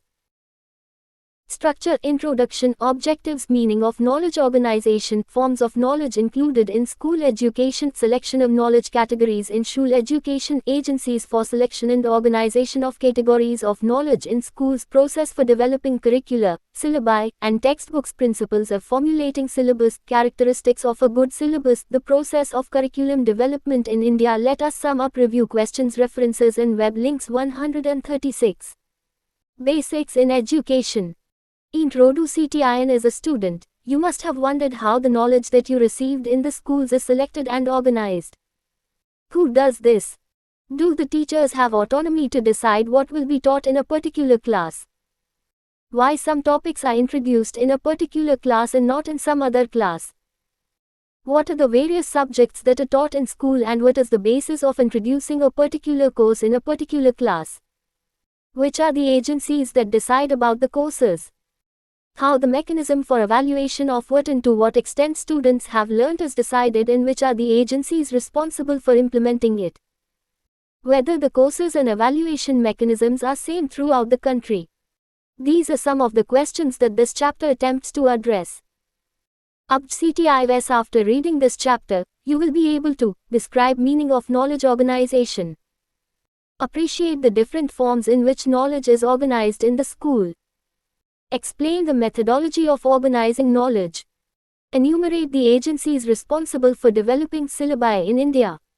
And explain the process of developing curriculum, syllabi, and textbooks in the country. Meaning of knowledge organization. IN. The organization of knowledge in schools refers to the various activities which encompass the entire varieties of learning experiences, curricular and co-curricular.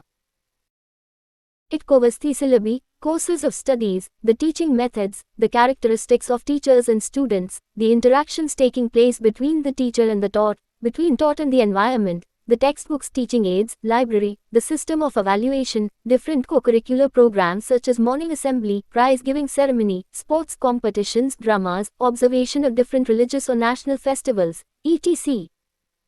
It specifies course outlines along with objectives, learning experiences, and evaluation tools. 137. Organization of knowledge in scope, ALS, and follow-up measures. It covers a wide and varied range of occupations, activities and experiences provided to the child for his/her integral development, physical, vital, mental, psychic and spiritual. As an illustration, the role of morning assembly in the integral development of the child is presented in the box given below. Morning assembly taken from National Curriculum Framework 2005, p. 97. The day begins with teachers and children getting the school and classrooms ready for the day ahead. Cleaning the rooms, including the toilets, putting up display boards in the classrooms, organizing materials and getting equipment, all these activities convey a sense of ownership among students and teachers and foster a sense of responsibility towards the material and space they use. This also gives them time to talk to each other and catch up the events of the previous day. This reduces the need for such talk during class time.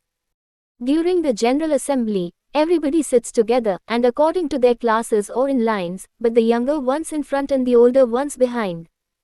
One day a week they listen an inspiring story. On another day they listen to music, a guest talk, or share a moving experience, read out and discuss an interesting report from the newspaper. Then everyone goes to class. The knowledge imparted in schools should take into account the needs and interests of the learners, nature of the living environment of the learners, and principles and the concepts proposed to be deliberated upon. The school curriculum has to vary according to the individual learner, their socio-economic background, religious and cultural traditions, disability, etc. and the teacher.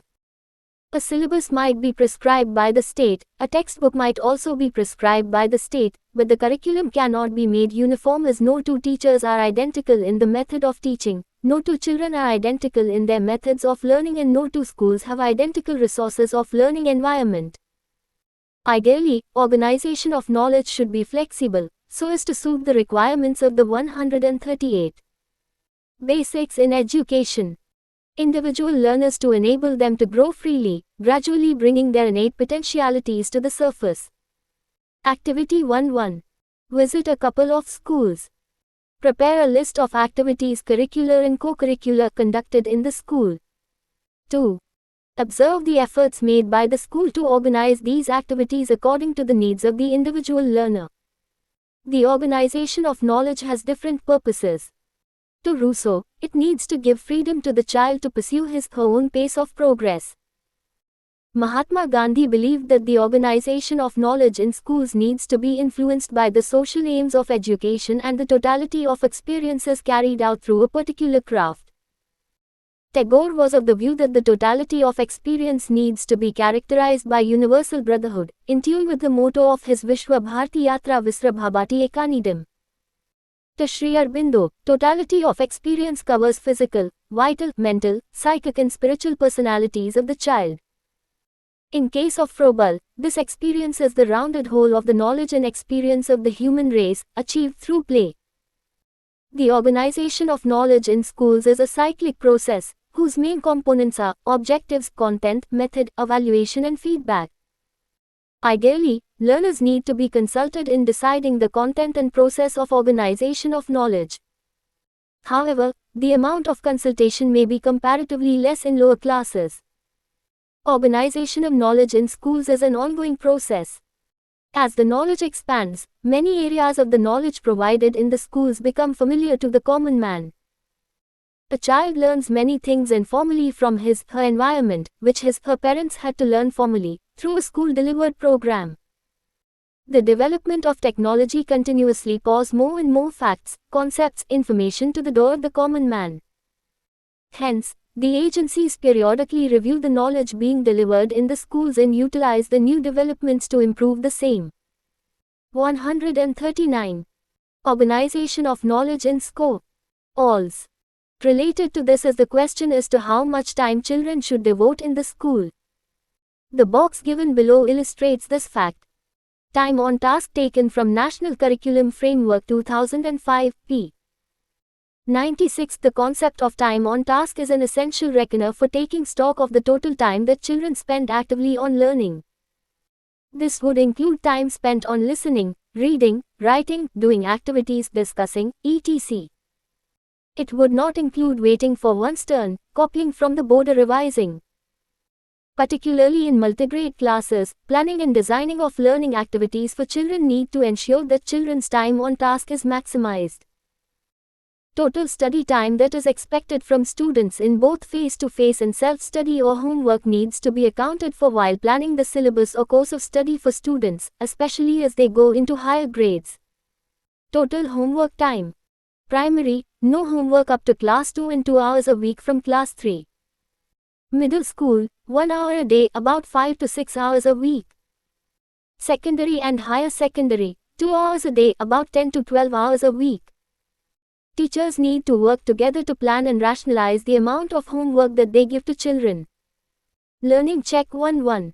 What are the school activities covered under knowledge organization? 2. What is, in your opinion, the purpose of learning organization? 3. Give examples to show that organization of knowledge in schools is a cyclic as well as ongoing process. 140. Basics in education. For MS of knowledge included in school education, the process of organization of knowledge begins with the development of curriculum framework. The curriculum document is expected to be creative. However, you will observe in most of the cases that it is prescriptive in its approach. It specifies the topics and gives guidelines for the programs of study including assessment materials, class time and teaching methods. It provides directions for development of textbooks for various classes. In most of the cases, the schools are given opportunity to create, approve and implement their own curricula, keeping in view the National Curriculum Framework. In India, the National Council of Educational Research and Training (NCERT) has been developing school curriculum at intervals. The NCERT has brought out 4 curriculum frameworks in 1975, 1988, 2000, and 2005. The states have been attempting to develop state version of the national curriculum developed in 2005. The schools in India seldom develop their curricula, although, nearly half a century ago, the report of the Education Commission 1964-66 suggested autonomy for the schools to develop their own curricula. Traditionally, the curriculum is subject-based and shows flexibility in scope to accommodate individual and institutional differences as well as varieties of learning and teaching styles, and facilitates development of higher-order thinking skills in learners. Also, some curricula give freedom to schools to decide time to devote to various compulsory subjects. The forms of knowledge included in the national school curriculum in India are described below. Language. It is advocated that the home languages of children should be the medium of learning in schools. Considering the multilingual nature of the Indian society, the implementation of 3-language formula, mother tongue, the regional language and 1 foreign language needs to be pursued in its spirit, promoting multilingual communicative abilities of children. Study of Sanskrit as a modern Indian language and study of other classical and foreign languages may also be considered. Mathematics. The teaching of mathematics needs to develop among the learners the ability to think. In 141. Organization of knowledge in SCO. Alls. Reason mathematically, to pursue assumptions to logical conclusions and to handle abstraction. It includes a way of doing things, and the ability and the attitude to formulate and solve problems. Its twin concerns are, what can mathematics education do to engage the mind of every student, and how can it strengthen the student's resources? Science. Improvement of organization of knowledge in science education has been a priority for the nation. Hence, a number of projects came into being, with or without support of agencies like UNICEF and UNESCO. The NCF 2005 pp. 46-50 stated that the primary school science curriculum should include study of the natural environment, artifacts and people through exploratory and hands-on activities to acquire the basic cognitive and psychomotor skills through observation, classification, inference, etc. At the primary stage, science and social science should be integrated as environmental studies and should also include health education. The science content at the upper primary stage should include working with hands to design simple technological units and modules, e.g. designing and making a working model of a windmill to lift weights, and continuing to learn more on environment and health including reproductive and sexual health through activities and surveys. Secondary school curriculum to include systematic experimentation as a tool to discover, verify theoretical principles, and working on locally significant project involving science and technology, and should also cover issues surrounding environment and health including reproductive and sexual health. Social sciences. It is advocated that the social science curriculum at the primary stage should cover the natural and the social environment. It should cover study of the environment through illustrations from the physical, biological, social, and cultural spheres. It is felt that the environment study approach will lead to better awareness of environmental issues and also social issues. Social studies at the upper primary stage may be taught as history, geography and political science. At the secondary stage, sociology and economics topics may be added.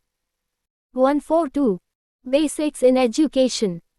The social studies curriculum should attempt to develop the values of equality, liberty, justice, fraternity, dignity, plurality, and freedom from exploitation in the learners. Art education. The NCF 2005 P55 was of the view that arts, visual and performing, need to become an important component of learning in the curriculum. The curriculum needs to introduce students to the rich and varied artistic traditions in the country. Arts education must become both a tool and a subject taught in every school as a compulsory subject up to class 10, and should cover all four main streams covered by the term arts, i.e., music, dance, visual arts and theatre.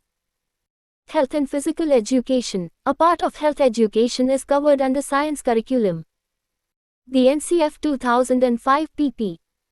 56-58 adopted a holistic definition of health within which physical education and yoga contribute to the physical, social, emotional and mental development of a child. The document suggested medical checkups be made a part of the curriculum and education about health be provided which address the age-specific concerns at different stages of development. It pointed out the necessity of education on yoga. It also pointed out importance of age-appropriate context-specific interventions focused on adolescent reproductive and sexual health concerns including HIV, AIDS and drug substance abuse. Work and education. Mahatma Gandhi argued for craft-centered education. The Secondary Education Commission 1952-53, Mudaliar 1953, recommended craft subject for every student so that if necessary one could earn his living by pursuing it. Besides, the student would learn the dignity of labor and experience the joy of doing constructive work. Work experience was suggested by the Education Commission 1964-66. The Committee for Review of the Curriculum for the 10-Year School Patel 1978 suggested for socially useful productive work SUPW. The NCF 2005 p. 130 stated that institutionalization of work-centered education is an integrated part of the school curriculum from the pre-primary to the +2 stage is expected to lay the necessary foundation for reconceptualizing and restructuring vocational education. To meet the challenges of a 143. Organization of knowledge in SCO. Alls. Globalized economy. According to this document, a set of work-related generic competencies basic, interpersonal and systemic may include critical thinking, transfer of learning, creativity, communication skills, aesthetics, work motivation, work ethic of collaborative functioning and entrepreneurship come social accountability. Activity 2.1. Visit your institution library and pick up the National Curriculum Framework 2005. Prepare a list of the subjects included in it with their purpose. 2. Organize a group discussion to chalk out the various issues concerned with the implementation of three-language formula. Learning Check 2.1. What are the characteristics of a good curriculum? 2. What is three-language formula? 3. What is the purpose of teaching mathematics to the students? 4. Why the purpose of teaching science and social sciences at different stages vary? 5. What is the purpose of including health education in school curriculum? 6. Do work and education go together? Give reasons. See CTIN of Knowledge Cat. Igor IASN. School Edu Cat IN. You may ask a question that how a particular knowledge is selected and included in the school curricula. As you read in Chapter 2, the selection of knowledge depends upon the educational goals which is characterized by universality and culture specificity. While selecting knowledge, one has to analyze the needs of the learning community and also evaluate the existing curriculum. This may help in designing a curriculum that can bridge the gap between the practice and the demand of the new situation. An efficient and scientific curriculum provides totality of experiences. 144. Basics in education. Variety and elasticity in approaches. It is centered around the community, its life, its activities and its experiences. It also looks for meaningful utilization of leisure time. Its programs are correlated and well integrated. It takes care of the democratic attitudes and values of life. It also keeps a balance between informal, formal and non-formal ways of learning. Thus, a curriculum has to be need-based, flexible and adaptable to local conditions, simple, functional, utility-based and should not be heavily loaded with content, activity, experience and work-oriented. The following principles are followed in developing a curriculum. 1. Totality. The basis of selection of knowledge categories keeps in view the totality of the experiences that a child should receive for the development of his/her integral personality. However, one may notice that curriculum in prevailing school systems is dominantly scholastic and does not necessarily address human psychological functioning integrally. 2. Variety and elasticity. The knowledge categories need to develop varied talents among the individuals in different areas of life and work. For example, the notion of multiple intelligences considers intelligence as a multidimensional concept. There are 8 identified intelligences: logical, mathematical, linguistic, spatial, bodily kinesthetic, musical, rhythmic, interpersonal, intrapersonal, and naturalistic intelligences. For details, Srivastav, A.K., 2013. Thus, there is a need to allow provisions for individual differences among learners and utilize varied instructional techniques such as the use of multimedia to make classroom situations interesting for the learner as well as for the teacher. 3. Community-centeredness. An effective school curriculum is community-centered. It is vitally and organically related to needs and aspirations of the community. For example, in the context of India, inclusive education providing education to all irrespective caste, gender, physical disability, etc. is required. Knowledge categories are also selected so that they can develop the community. The selection depends on the resources of the community. Surveys of community resources, both physical and human, pinpoint the needs and ensure 145. Organization of knowledge in scope. Alls. Optimum utilization of the resources of the community and their enrichment. 4. Leisure. An effective school curriculum trains students for proper utilization of leisure. Report of the Secondary Education Commission 1952-53 p. 79 stated that the curriculum should be designed to train the students not only for work but also for leisure. Knowledge categories are selected not only to provide rigid mental work, but also to have some areas of physical, vital or aesthetic, and spiritual education. A school life can be made very pleasant by introducing school clubs, hobby centers, etc. which gives scope for the cultivation of varied interests of the learners. The utilization of leisure time in pursuits like singing, dancing, painting, reading, yoga, etc. will help in developing a sound personality of the child. 5. Correlation. An effective school curriculum ensures effective correlation among different subjects of study. The report of the Secondary Education Commission 1952-53 p. 79 stated that subjects should be interrelated and, within each subject, the contents should so far as possible be envisaged as broad fields, units which can be correlated better with life rather than narrow items of information. In an ideal curriculum, a subject is not taught as a watertight compartment. In fact, a true teacher correlates his/her subject with corresponding areas of another subject. Effective teaching for various subjects needs to ensure that the knowledge gained in the specific subjects is correlated with relevant knowledge in other subjects and the hobby of the child and its life expectations. 6. Activity. Learning is at its best when done through activity. Learning by doing is the slogan for teaching subjects through activity. Activity makes learning real. Knowledge categories, therefore, should have provision for project work, teamwork, play and manual work, etc. to cater to the instinctive desires of the child to think and make things, etc. This is especially important for lower classes. Activity-centeredness makes schools become place of work, experimentation and discovery. 7. Flexibility. Effective knowledge categories take care of local conditions, e.g., weather, etc. to cater to the 146 basics in education needs of individual learners and their communities. The curriculum should also suit to the changing situations of the world. These should give scope for role of teacher in selecting appropriate learning categories in the beginning of the academic session, getting modified during an academic session, if necessary. In ideal situations, teachers make knowledge categories adjust to the motivation and interest of the learner. In a sense, it emphasizes for having scope for incorporating evolving knowledge in the day-to-day classroom transaction. 8. Utility. Effective knowledge categories are based on the principle of utility. These should be of utility to a learner, so that after finishing learning, a learner is able to utilize the material learned to improve his/her conditions of living. Included in such type of knowledge are life skills knowledge, vocational education, health and hygiene, etc.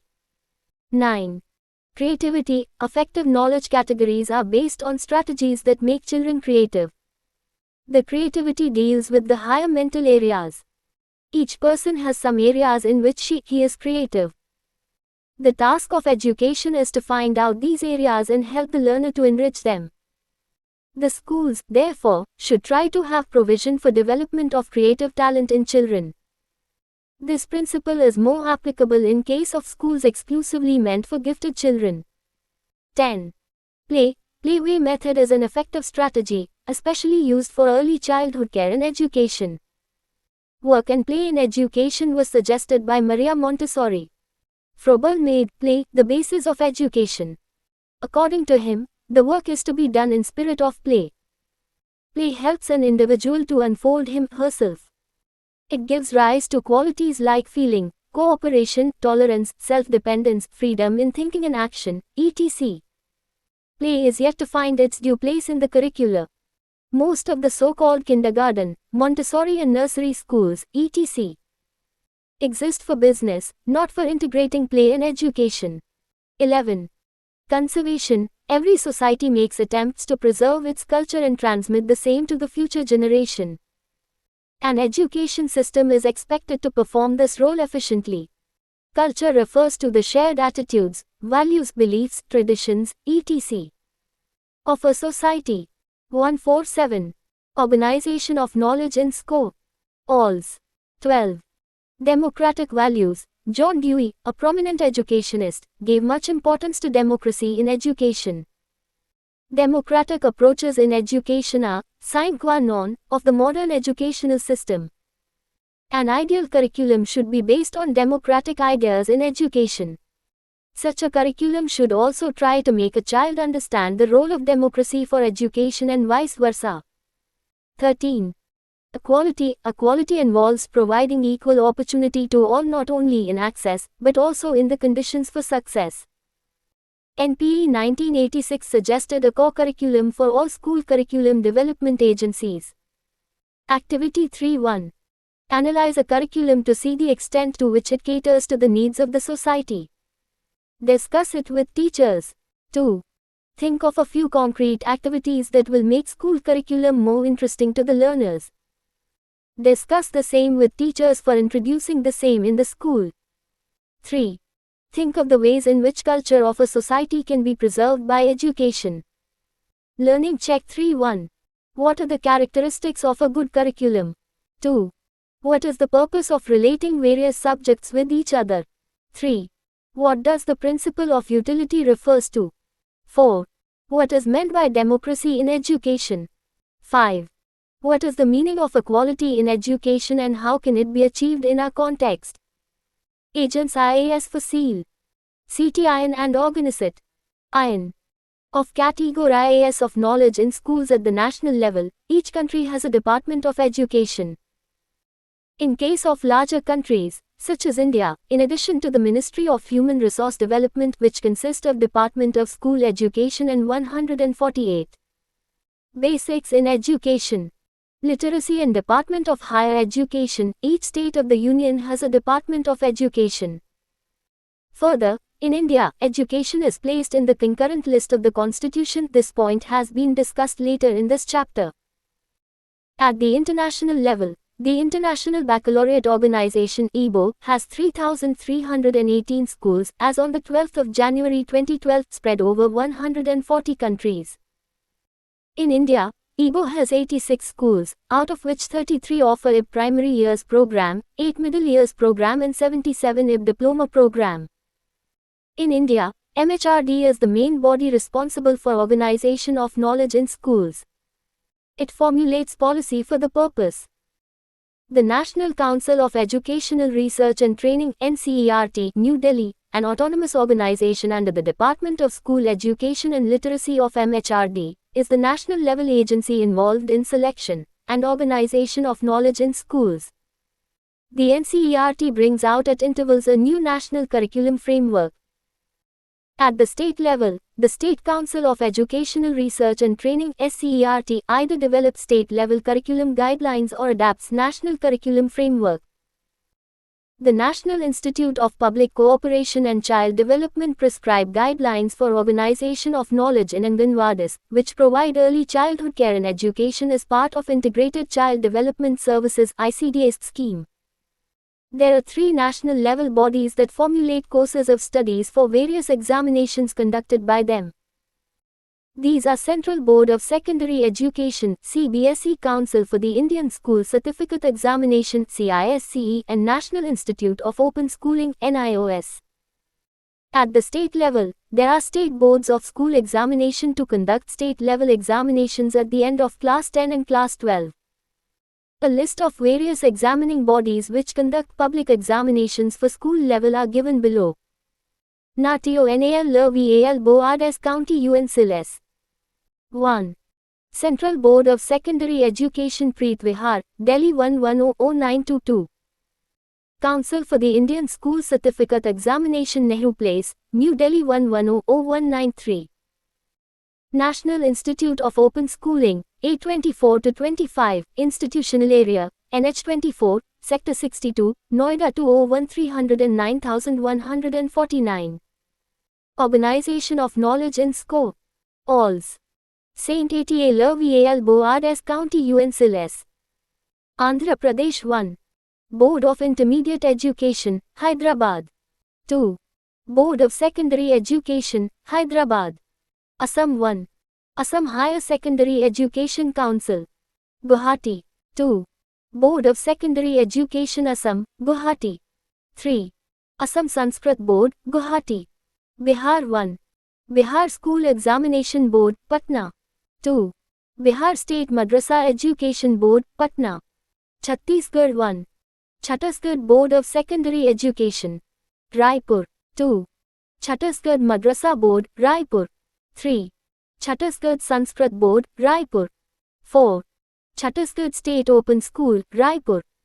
Goa Board of Secondary and Higher Secondary Education, Alto Betime.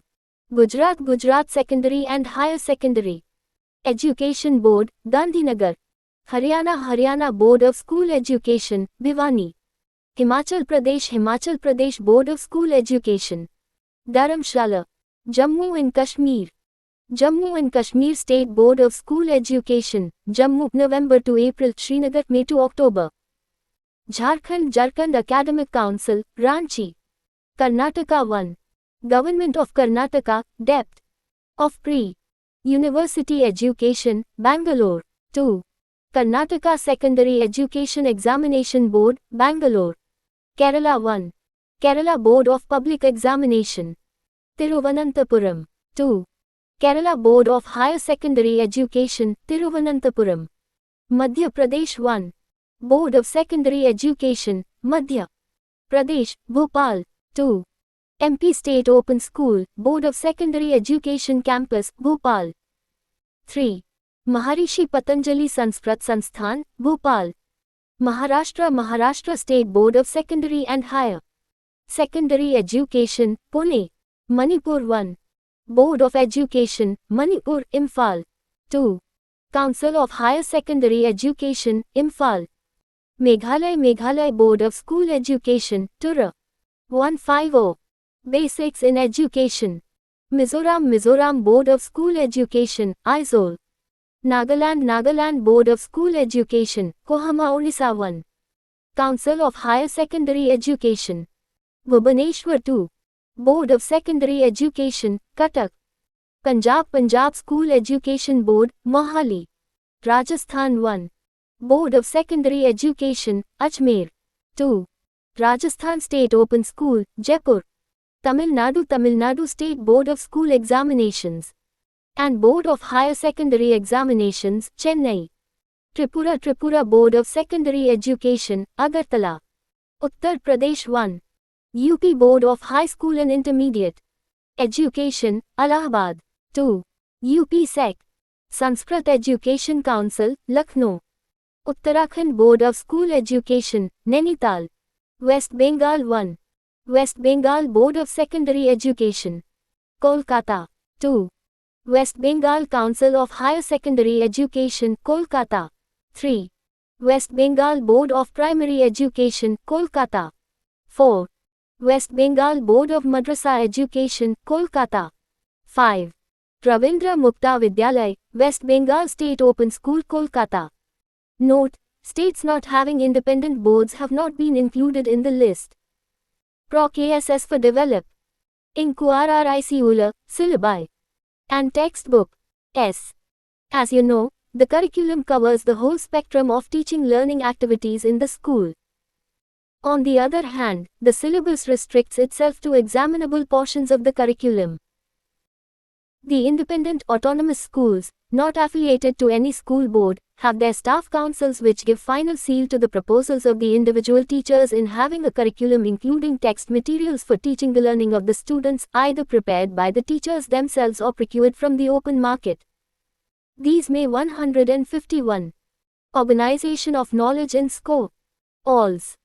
Also use textbooks prepared by the NCERT or SCERTs, state school boards, councils and state textbook bureaus. Printed curriculum guidelines are also made available by various agencies. During the coursework, students acquire the theoretical knowledge and practical skills that enable them to develop capacity to learn. Princip LASOF Form UL18 SIL. LABUS. The syllabus is one of the most important aspects of the curriculum. It is a written document consisting of the contents that the students have to study for a particular course and the types of examinations. A high-quality improved syllabus prescribes the number of periods expected to be necessary for teaching a particular unit, the aids and other materials necessary for teaching a unit, and the major and the minor ideas of teaching a unit. In ideal situations, each teacher frames syllabus for his or her teaching work. At higher classes, he or she consults students for the preparation of the syllabus. At lower classes, the needs and interests of the students are generally taken for granted. In India, The syllabi are prepared centrally and are applicable to a number of schools, irrespective of their environmental variations. As mentioned earlier, in each state, there is a board of secondary education that looks after the framing of syllabus for students appearing at the school leaving examination. They also prepare syllabi for primary and middle classes. In some states, there are boards councils of schools of higher secondary education, which prepare syllabi for their schools. Sometimes, one board frames syllabi for one or more examination systems. At the central level, there is the Central Board of Secondary Education that prepares syllabus for Kendriya Vidyalayas, Navodaya schools and other types of schools affiliated to it. There is also National Institute of Open Schooling in the Council for Indian School Certificate Examination. There are also state open schools. Thus, there are varieties of syllabi in the country. Learning Check 4 differentiate between a curriculum and a syllabus. 152. Basics in Education. CHRCTRS Stick SOFAGOD SIL LABUS. A good syllabus A is flexible. B is community-centered. C is life-centered. D is activity-centered. A is experience-centered. F is integrated with other subjects. G encourages creative thinking. H is characterized by experimental activities.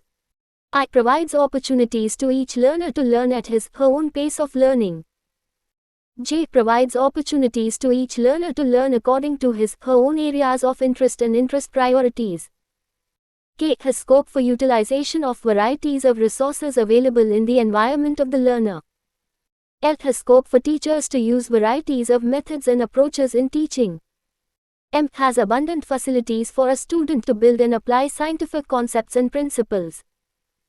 N is organized so as to promote functional understanding, growth in instrumental skills, growth in the process of problem solving and development of attitudes, interests and appreciations. O provides scope for self-evaluation of students. P allows participation of students in its design. Q has a built-in evaluation system. R is broken down logically into units and sub-units in accordance with the interest, significance and usefulness to the students. S integrates the needs of the individual learner and its activities and also integrates social needs with individual needs. T indicates the approximate number of teaching periods necessary for teaching a unit and various methods and resources to be used for teaching different lessons. U enables the learner to get the eternal knowledge which has been conserved since ages, thus bridging the past with the present. And V enables the learner to become futurologist and look for a better world, utilizing better service of knowledge gained. THA Pro CASSOF Curriculum the VALOPMANT in India curriculum development is a continuous process that takes into consideration the national goals, societal aspirations and disciplinary advances at any given point of time. In India, since the country attained independence nearly 6 decades ago, a number of attempts were made to develop curricula for school education. These were based upon the national concerns related to education articulated by the Secondary Education Commission 1952-53 and the 153. Organization of Knowledge in Scope. ALS. Education Commission 1964-66. The recommendations of these commissions form the basis for the National Policy on Education NPE, 1968. The NPE recommended the implementation of a common school structure 10+2 system of schooling and a common pattern of studies throughout the country. It also visualized education to be more closely related to the lives of the people, to raise the quality of education and provide expanded educational opportunities, to emphasize the development of science and technology, and to inculcate moral and social values. These recommendations were incorporated in the first curriculum, the curriculum for the 10-year School A framework, developed by the National Council of Educational Research and Training (NCERT) in 1978. The supporting syllabi in textbooks to be used as models by the states and the union territories were also developed. A major impetus to education was provided in 1976 through a constitutional amendment, whereby education, until then a state subject, was placed under the concurrent list. Concurrency signifies a meaningful and challenging partnership between the union government and the states. According to this amendment, the roles and responsibilities of the states continue to remain intact.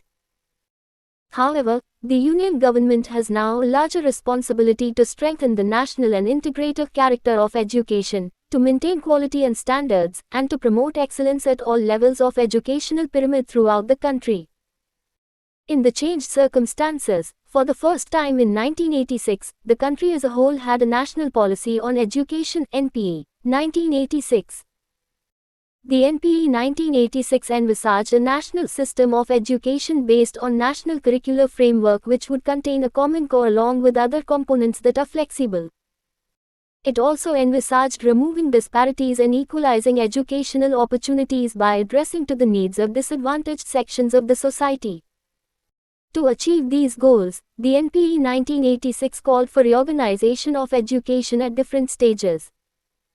It was against this backdrop that the second National Curriculum for Elementary and Secondary Education A Framework 1988 was brought out. This framework suggested a shift from summative evaluation to formative evaluation. Attempts were made to 154 basics in education.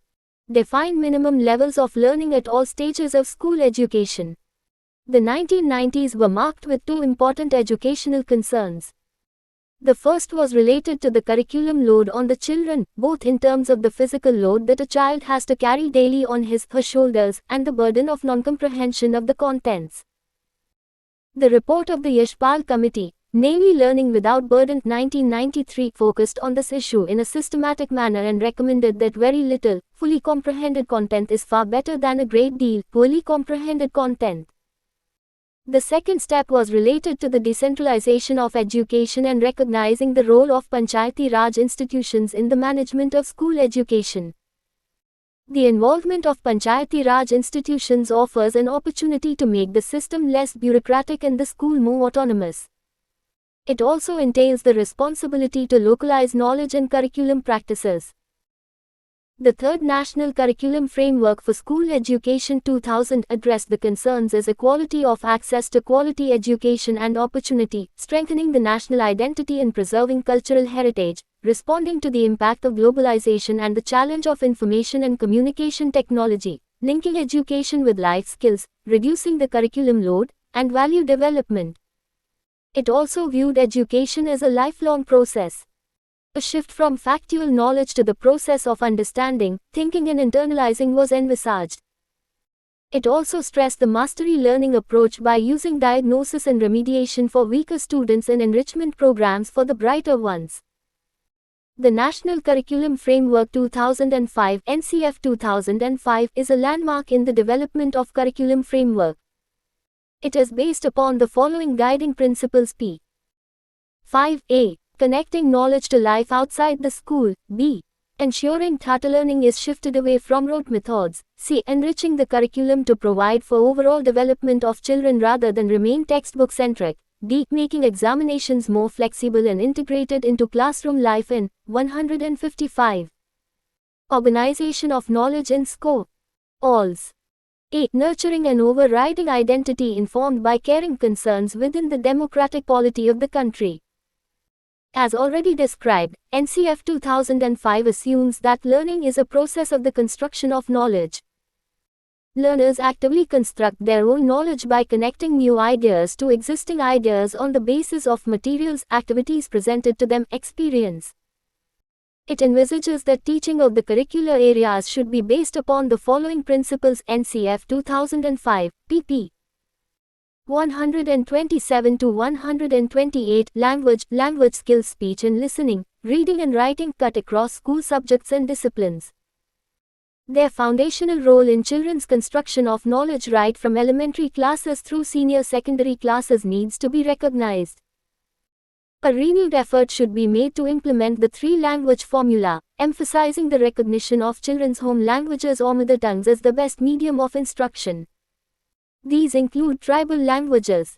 English needs to find its place along with other Indian languages.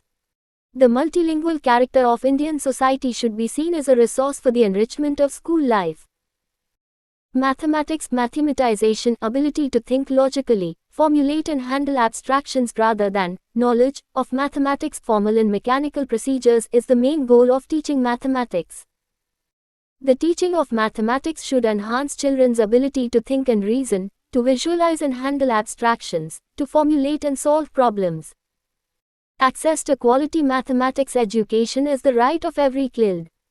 Science content, process and language of science teaching must be commensurate with the learner's age range and cognitive reach. Science teaching should engage the learners in acquiring methods and processes that will nurture their curiosity and creativity, particularly in relation to the environment. 156. Basics in education. Science teaching should be placed in the wider context of children's environment to equip them with the requisite knowledge and skills to enter the world of work. Awareness of environmental concerns must permeate the entire school curriculum. Social science content needs to focus on conceptual understanding, rather than lining up facts to be memorized for examination, and should equip children with the ability to think independently and reflect critically on social issues. It should have interdisciplinary approaches, promoting key national concerns such as gender, justice, human rights, and sensitivity to marginalized groups and minorities. Civics should be recast as political science, and the significance of history as a shaping influence on the children's conception of the past and civic identity should be recognized. School curricula from the pre-primary stage to the senior secondary stage need to be reconstructed to realize the pedagogic potential of work as a pedagogic medium in knowledge acquisition, developing values and multiple skill formation. Arts, folk and classical forms of music and dance, visual arts, puppetry, playwork, theatre, etc. and heritage crafts should be recognized as integral components of the school curriculum. Awareness of their relevance to personal, social, economic and aesthetic needs should be built among parents, school authorities and administrators. The arts should comprise a subject at every stage of school education. Peace-oriented values should be promoted in all subjects throughout the school years with the help of relevant activities. 157. Organization of knowledge in school. ALS. Peace education should form a component of teacher education. Health and physical education are necessary for the overall development of learners. Through health and physical education programs including yoga, it may be possible to handle successfully the issues of enrollment, retention and completion of school. Habitat and learning. Environmental education may be best pursued by infusing the issues and concerns of the environment into the teaching of different disciplines at all levels while ensuring that adequate time is earmarked for pertinent activities. Learning check 5.1. What are the implications of placing education in the concurrent list? 2. What are the major recommendations of learning without burden? 3. Describe the role of Panchayati Raj institution in education. 4. What are the major recommendations of NCF 2005 regarding teaching of different subjects in the school? Let us sum up. Reorganizing knowledge in schools at suitable intervals is an accepted practice in educational science. Such an exercise is inevitable to take care of a good deal of knowledge explosion taking place that makes in a certain span of years, a significant portion of formal knowledge informal. In case of a scientific exercise, the evaluation of the existing manner of knowledge organization becomes the basis for reframing of knowledge organization strategies, technique as well as content. The knowledge in school is organized in terms of curricular areas. While organizing such knowledge, a number of things are kept in mind. In India, there are several agencies 158. Basics in education. Responsible for selection and organization of knowledge, such as NCERT, CBSE, SCERTs and state boards of education. At the national level, so far 4 times curriculum has been developed. The latest being the NCF 2005, which focuses on constructivist principle of learning. Review questions 1.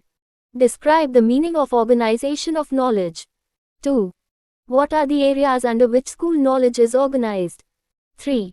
Explain the basis of knowledge organization. 4. List the central level agencies involved in knowledge organization. 5. What roles do state level agencies play in this endeavor? 6. Mention some of the characteristic features of NCF 2005. References Further readings Adisheshaya, MS 1978. Report of the National Review Committee on Higher Secondary Education with special reference to vocationalization. Gov. of India, New Delhi. Government of India. 1968. National Policy on Education -1968, New Delhi. 1986. National Policy on Education 1986, New Delhi. 1986. National Policy on Education 1986, with modifications undertaken in 1992. New Delhi. 1953. Report of the Secondary Education Commission 1952-53, New Delhi. 1966. Report of the Education Commission 1964-66, New Delhi. 1985. The Challenge of Education 1985, New Delhi. International Baccalaureate Org. Organization IBO http://www. IBO. Org Country in Index. CFM. MHRD. 1993. Learning Without Burden, MHRD, Government of India, New Delhi. 159. Organization of Knowledge in SCO. ALS. NCERT. 1988. National Curriculum for Elementary and Secondary Education, a Framework. New Delhi. 2000. National Curriculum Framework for School Education 2000, New Delhi. 2005. National Curriculum Framework 2005, New Delhi. 1978. The Curriculum for the 10-Year School A Framework 1978, New Delhi. 1976. The Higher Secondary Education and its Vocationalization 1976, New Delhi. Srivastav, A. K. 2013. Intelligence General, Emotional, Multiple. In the Encyclopedia of Cross-Cultural Psychology, pp. 733-741. John Wiley & Sons, Inc. New York. Chapter 7. Teacher Autonomy and Accountability. Structure Introduction. Objectives Meaning of Autonomy, Freedom vs. Autonomy. Teacher autonomy. Characteristics of teacher autonomy. Domains of teacher autonomy. Arguments for teacher autonomy. Factors affecting teacher autonomy. Ways to develop teacher autonomy. How does teacher autonomy help in enriching learning situations? Accountability. Meaning of accountability. Types and functions of accountability. Do autonomy and accountability go together? Let us sum up review questions, references and web links. 161. Teacher autonomy and accountability. Intro to CTIN. By now, you are familiar that the National Curriculum Framework (NCF) 2005 and the Right of Children to Free and Compulsory Education Act (RTE) 2009 have brought about a paradigm shift in school education. These developments focus on our commitment to achieving universalization of elementary and secondary education with inclusion of all children in regular schools by adopting the constructivist pedagogy. To achieve these goals, teachers are required to be skilled, smart and adaptable to the requirement of every student. Imagine a classroom full of 20 to 30 students, each student with a distinct learning style and different learning needs. A common teaching strategy for all students would obviously not work in such a situation. It requires adopting a distinct teaching technique, even a distinct curricular to suit the needs and capabilities of each student. Such situation demands teachers to be autonomous to make pedagogical choices.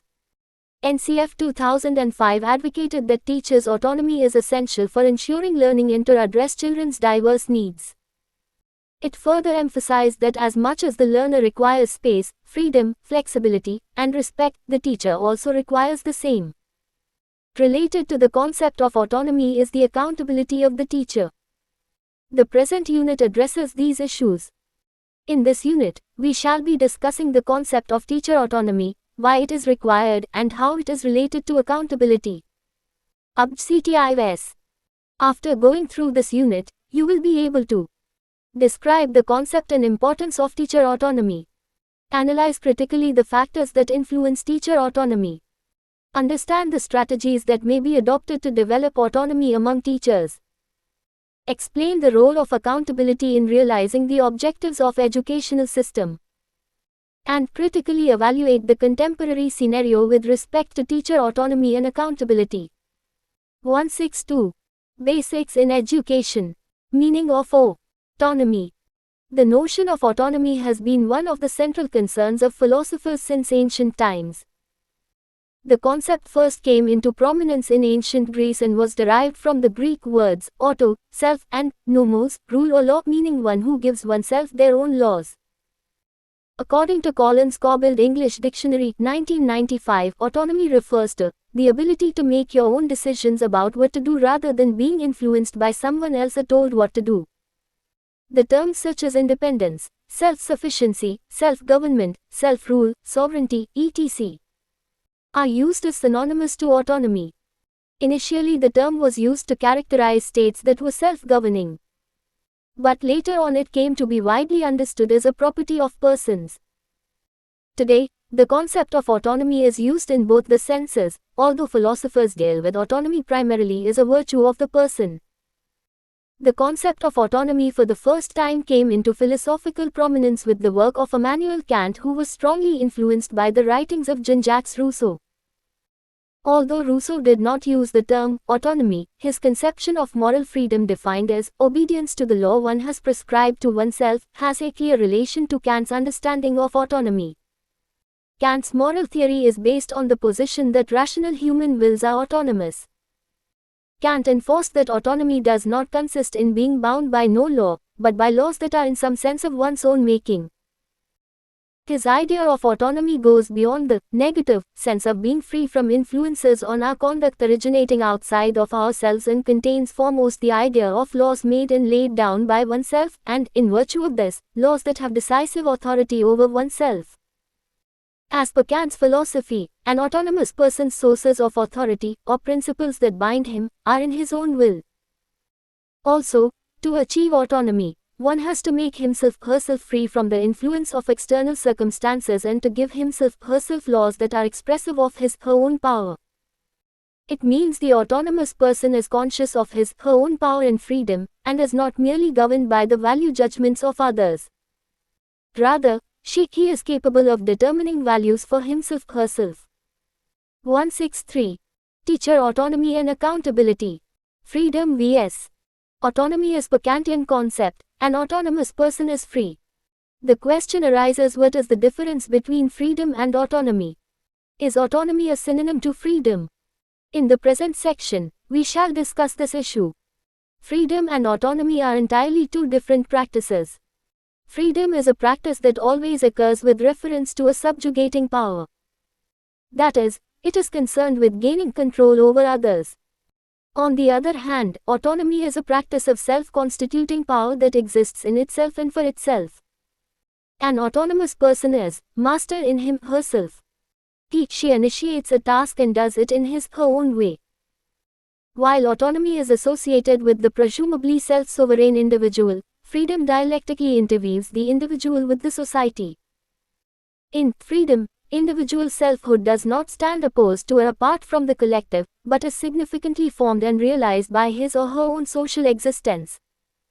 Thus, individual freedom refers to one's ability to act without any external or internal restraints and have sufficient power and resources to realize one's desires. Autonomy, in contrast, refers to the independence and authority of the desires that motivate a person to action. Thus, autonomy is a positive concept, sometimes even called positive freedom, where an individual is free to make his/her own rules, act according to his/her own will as long as he/she is responsible for his/her conduct. In freedom, an individual is free to lead his/her life and to choose among alternatives, among courses of action, so long as it causes no injury to others.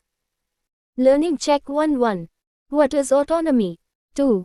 Give examples of freedom from daily life. 3. How is autonomy different from freedom? Teacher autonomy. Now the question arises, what is teacher's autonomy and why is it required? To understand this, let us take an example. Suppose you want to get an almirah built. What would you do? You will definitely hire a carpenter and tell him about 164 basics in education. Your expectations and end results, but you will never tell him how to do it. You will respect him as an expert and hold him accountable for results. So, you give him complete autonomy in determining how to do it.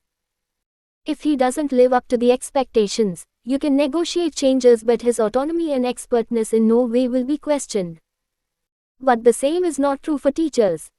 They are held accountable for results, while their autonomy is limited.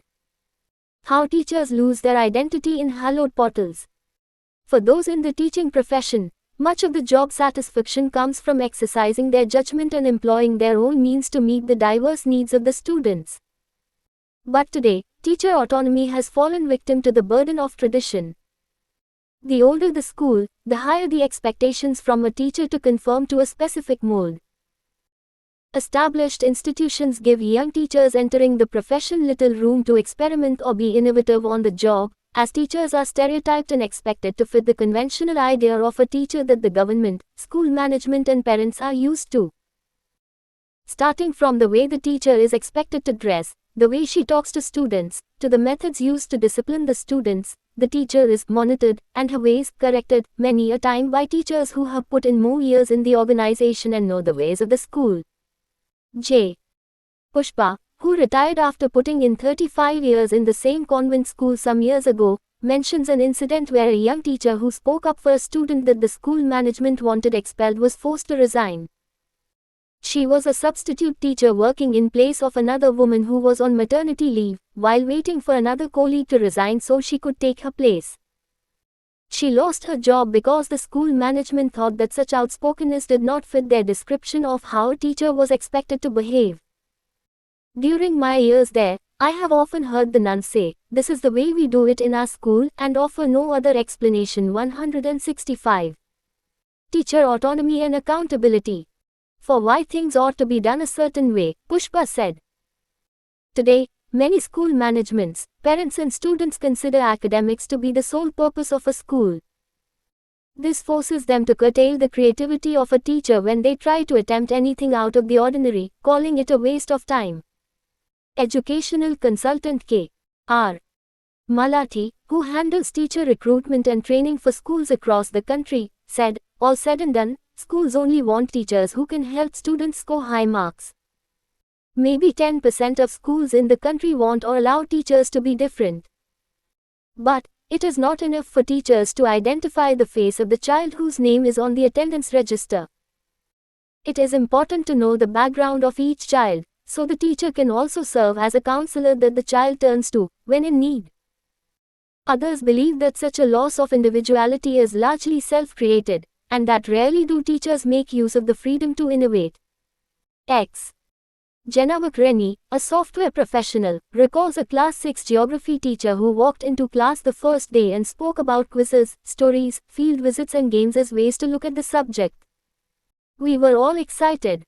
But that initial enthusiasm soon fizzled out and soon we went back to reading from the textbook."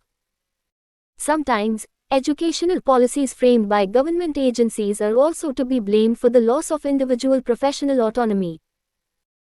Laudable attempts such as the state government's activity-based learning methodology or the CBSE's Continuous and Comprehensive Evaluation (CCE), which are aimed at instilling freshness into the majority population, stifle the few teachers who attempt to open children's minds to learning in their own way. The result is that teachers, overwhelmed by the need to maintain records of marks of so many different components or assess students on so many factors in the case of CCE, give in to the temptation of taking the beaten path. M. Ramya. TNN, The Times of India, Chennai, 14 November 2010. 166. Basics in Education. Points for reflection. 1. Narrate your experiences, which either support or contradict the above statements. For decades, educational policies all over the world have effectively placed new responsibilities on teachers. The NCF 2005 brings a paradigm shift in the teaching-learning process, by placing an emphasis on constructivist approach, which gives lots of autonomy to the learners in deciding their own learning process. However, it must be realized that the development of learners' autonomy is not separate from the development of teachers' autonomy. Rather, the two go hand in hand, as one gives meaning to the other. How can we expect teachers to prepare students who can think and take their decision independently, when teachers themselves are not allowed to do so? Education certainly needs a new paradigm shift that emphasizes freedom in thought and action for teachers. It may be noted that teachers' autonomy is not a new concept. This concept was voiced in many policies over the decades. The National Policy on Education, 1986, in its Chapter 9 on the teacher, stated that the status of the teacher reflects the socio-cultural ethos of a society. It is said that no people can rise above the level of its teachers. The government and the community should endeavor to create conditions which will help motivate and inspire teachers on constructive and creative lines. Teachers should have the freedom to innovate, to devise appropriate methods of communication and activities relevant to the needs and capabilities of and the concerns of the community. This is further reinforced by NCF 2005, which states that teacher autonomy is essential for ensuring a learning environment that addresses children's diverse needs. As much as the learner requires space, freedom, flexibility, and respect, the teacher also requires the same. A number of attempts have been made to define teacher autonomy. One way teacher autonomy can be defined is by relating it with students' autonomy. It is considered as the ability of teacher to help students to adapt themselves to their new roles and take responsibility for their own learning by 167. Teacher autonomy and accountability. Developing a sense of autonomy and independence. Cotterell and Crabb, 1999. Another way autonomy can be defined is freedom from control by others over professional action. This view emphasizes that teachers do not consider themselves mere agents of others, rather they like to take sole responsibility for the goals to which they are committed by considering themselves as autonomous professionals, free from control exerted by anyone else and able to decide and take action on their own. Little, 1995. Finally, there is the concept of autonomous teacher as an autonomous learner, with their ability to grow professionally. This concept focuses on teachers' capacity for self-directed professional development by continuously updating their knowledge. Maloney, 1997. This concept of autonomy focuses on the teacher's responsibility to be always ready to do their job and grow professionally as they themselves are aware of why, when, where and how pedagogical skills can be acquired. Chara C. Terrace take S of T share autonomy. Efforts have been made to outline some characteristic features of teachers' autonomy.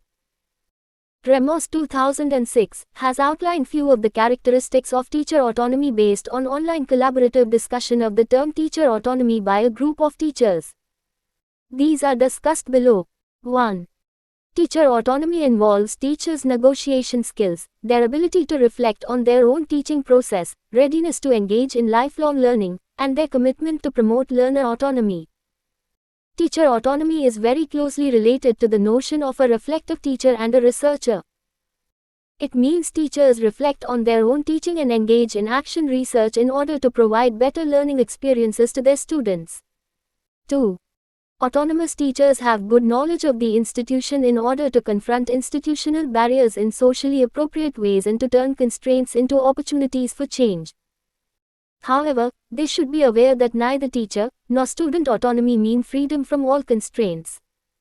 168. Basics in education. 3. Teacher autonomy is developed through observation, reflection, thoughtful consideration, understanding, experience and evaluation of alternatives. Mere absence of authority does not lead to autonomy. What is not teacher autonomy? Wilches 2007 reviewed the available literature in the field of teacher autonomy and concluded that 1. Teacher autonomy is not independence or isolation, rather it involves teachers' interdependence, responsibility, mutual support, professional discretion, and commitment to the educational community. 2.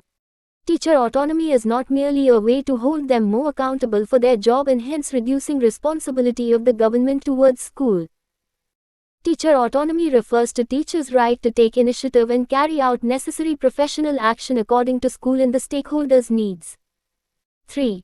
Teacher autonomy is not a static entity that some people possess while others do not. It is a condition that varies in accordance with situation, personal and external constraints. 4. Teacher autonomy does not refer to an absolute state of freedom from constraints. Rather, it involves responsibly exercising discretion in accordance to the interest and needs of school stakeholders. Domains of teacher autonomy. An autonomous teacher can intervene in various domains including teaching and assessment, curriculum development, school functioning, and professional development. A brief description of these domains, as explained by Wilchers 2007, is presented in this section. Teaching and assessment. It includes the extent to which teachers exert control over their teaching goals, content, skills, methods, and materials. Assessment criteria and methods. Time management and observation of students' behavior in the classroom. 169. Teacher autonomy and accountability. Environment. Teachers' autonomy in each of these domains varies and is widely determined by their professional competence and by the presence of centralized curriculum policies that may inform aims, content and methods of teaching and assessment in each school. Curriculum development. Teachers' proposal, initiation, implementation and evaluation of curricula, and the introduction of extracurricular activities to enrich the curriculum are included in this domain.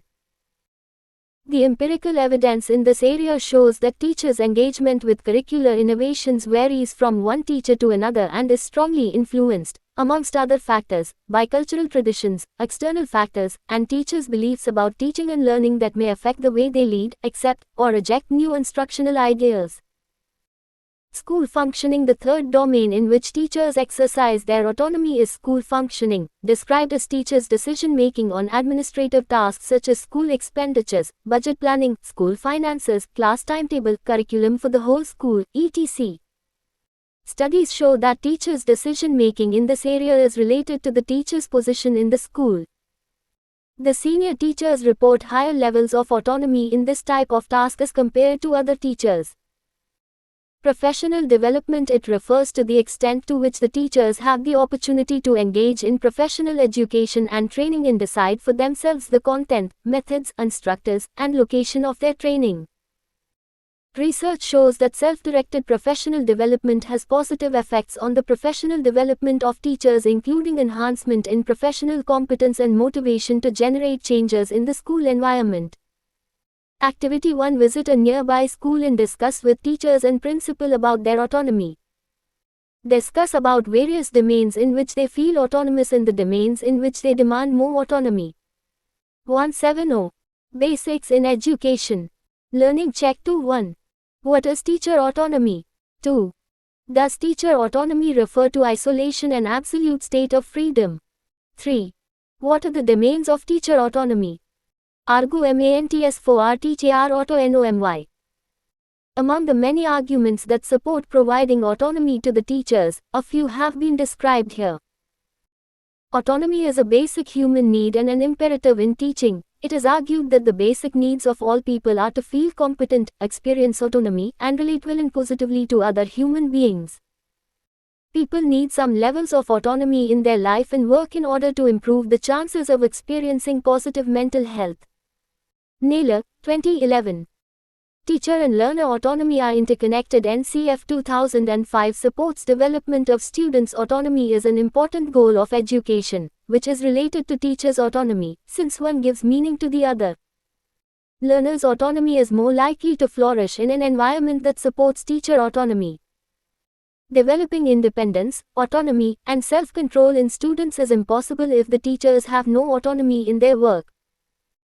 Aiming to build autonomy in others while having little control over their teaching creates a paradox that most students quickly notice, and this makes the encouragement of students' autonomy meaningless for teachers and students alike. Schools are emotionally charged spaces where students F in their place, and where teachers must exercise judgment. In schools, students negotiate with their shifting world, and teachers are instrumental in guiding them through their learning and life changes. To guide and to teach in such places, teacher judgment is crucial, and, to exercise judgment, teachers must have enough degree of autonomy within the requirements of the ethics and law. Moreover, 171. Teacher autonomy and accountability. The ability of citizens to exercise judgment is crucial to maintaining democracy. Schools play an important role in helping students apply their judgment to function as autonomous thinkers in a democratic society. Naylor, 2011. Freedom of control over professional action as required. Teachers are not technicians who implement other people's decisions. Teachers are professionals capable of deciding for themselves. But in reality, they are the victims of received ideas. People with real political power take all the important educational decisions. Teachers have little or almost no say in deciding about curriculum, objectives, goals, techniques, or materials to be used in the classroom. How can such a system, where teachers are not free to think, encourage creative thinking among students? Education needs a paradigm shift that emphasizes freedom of choice in thought and action for teachers. Need for personal and professional development of teachers. An autonomous teacher seeks out opportunities over the course of his or her career to develop further.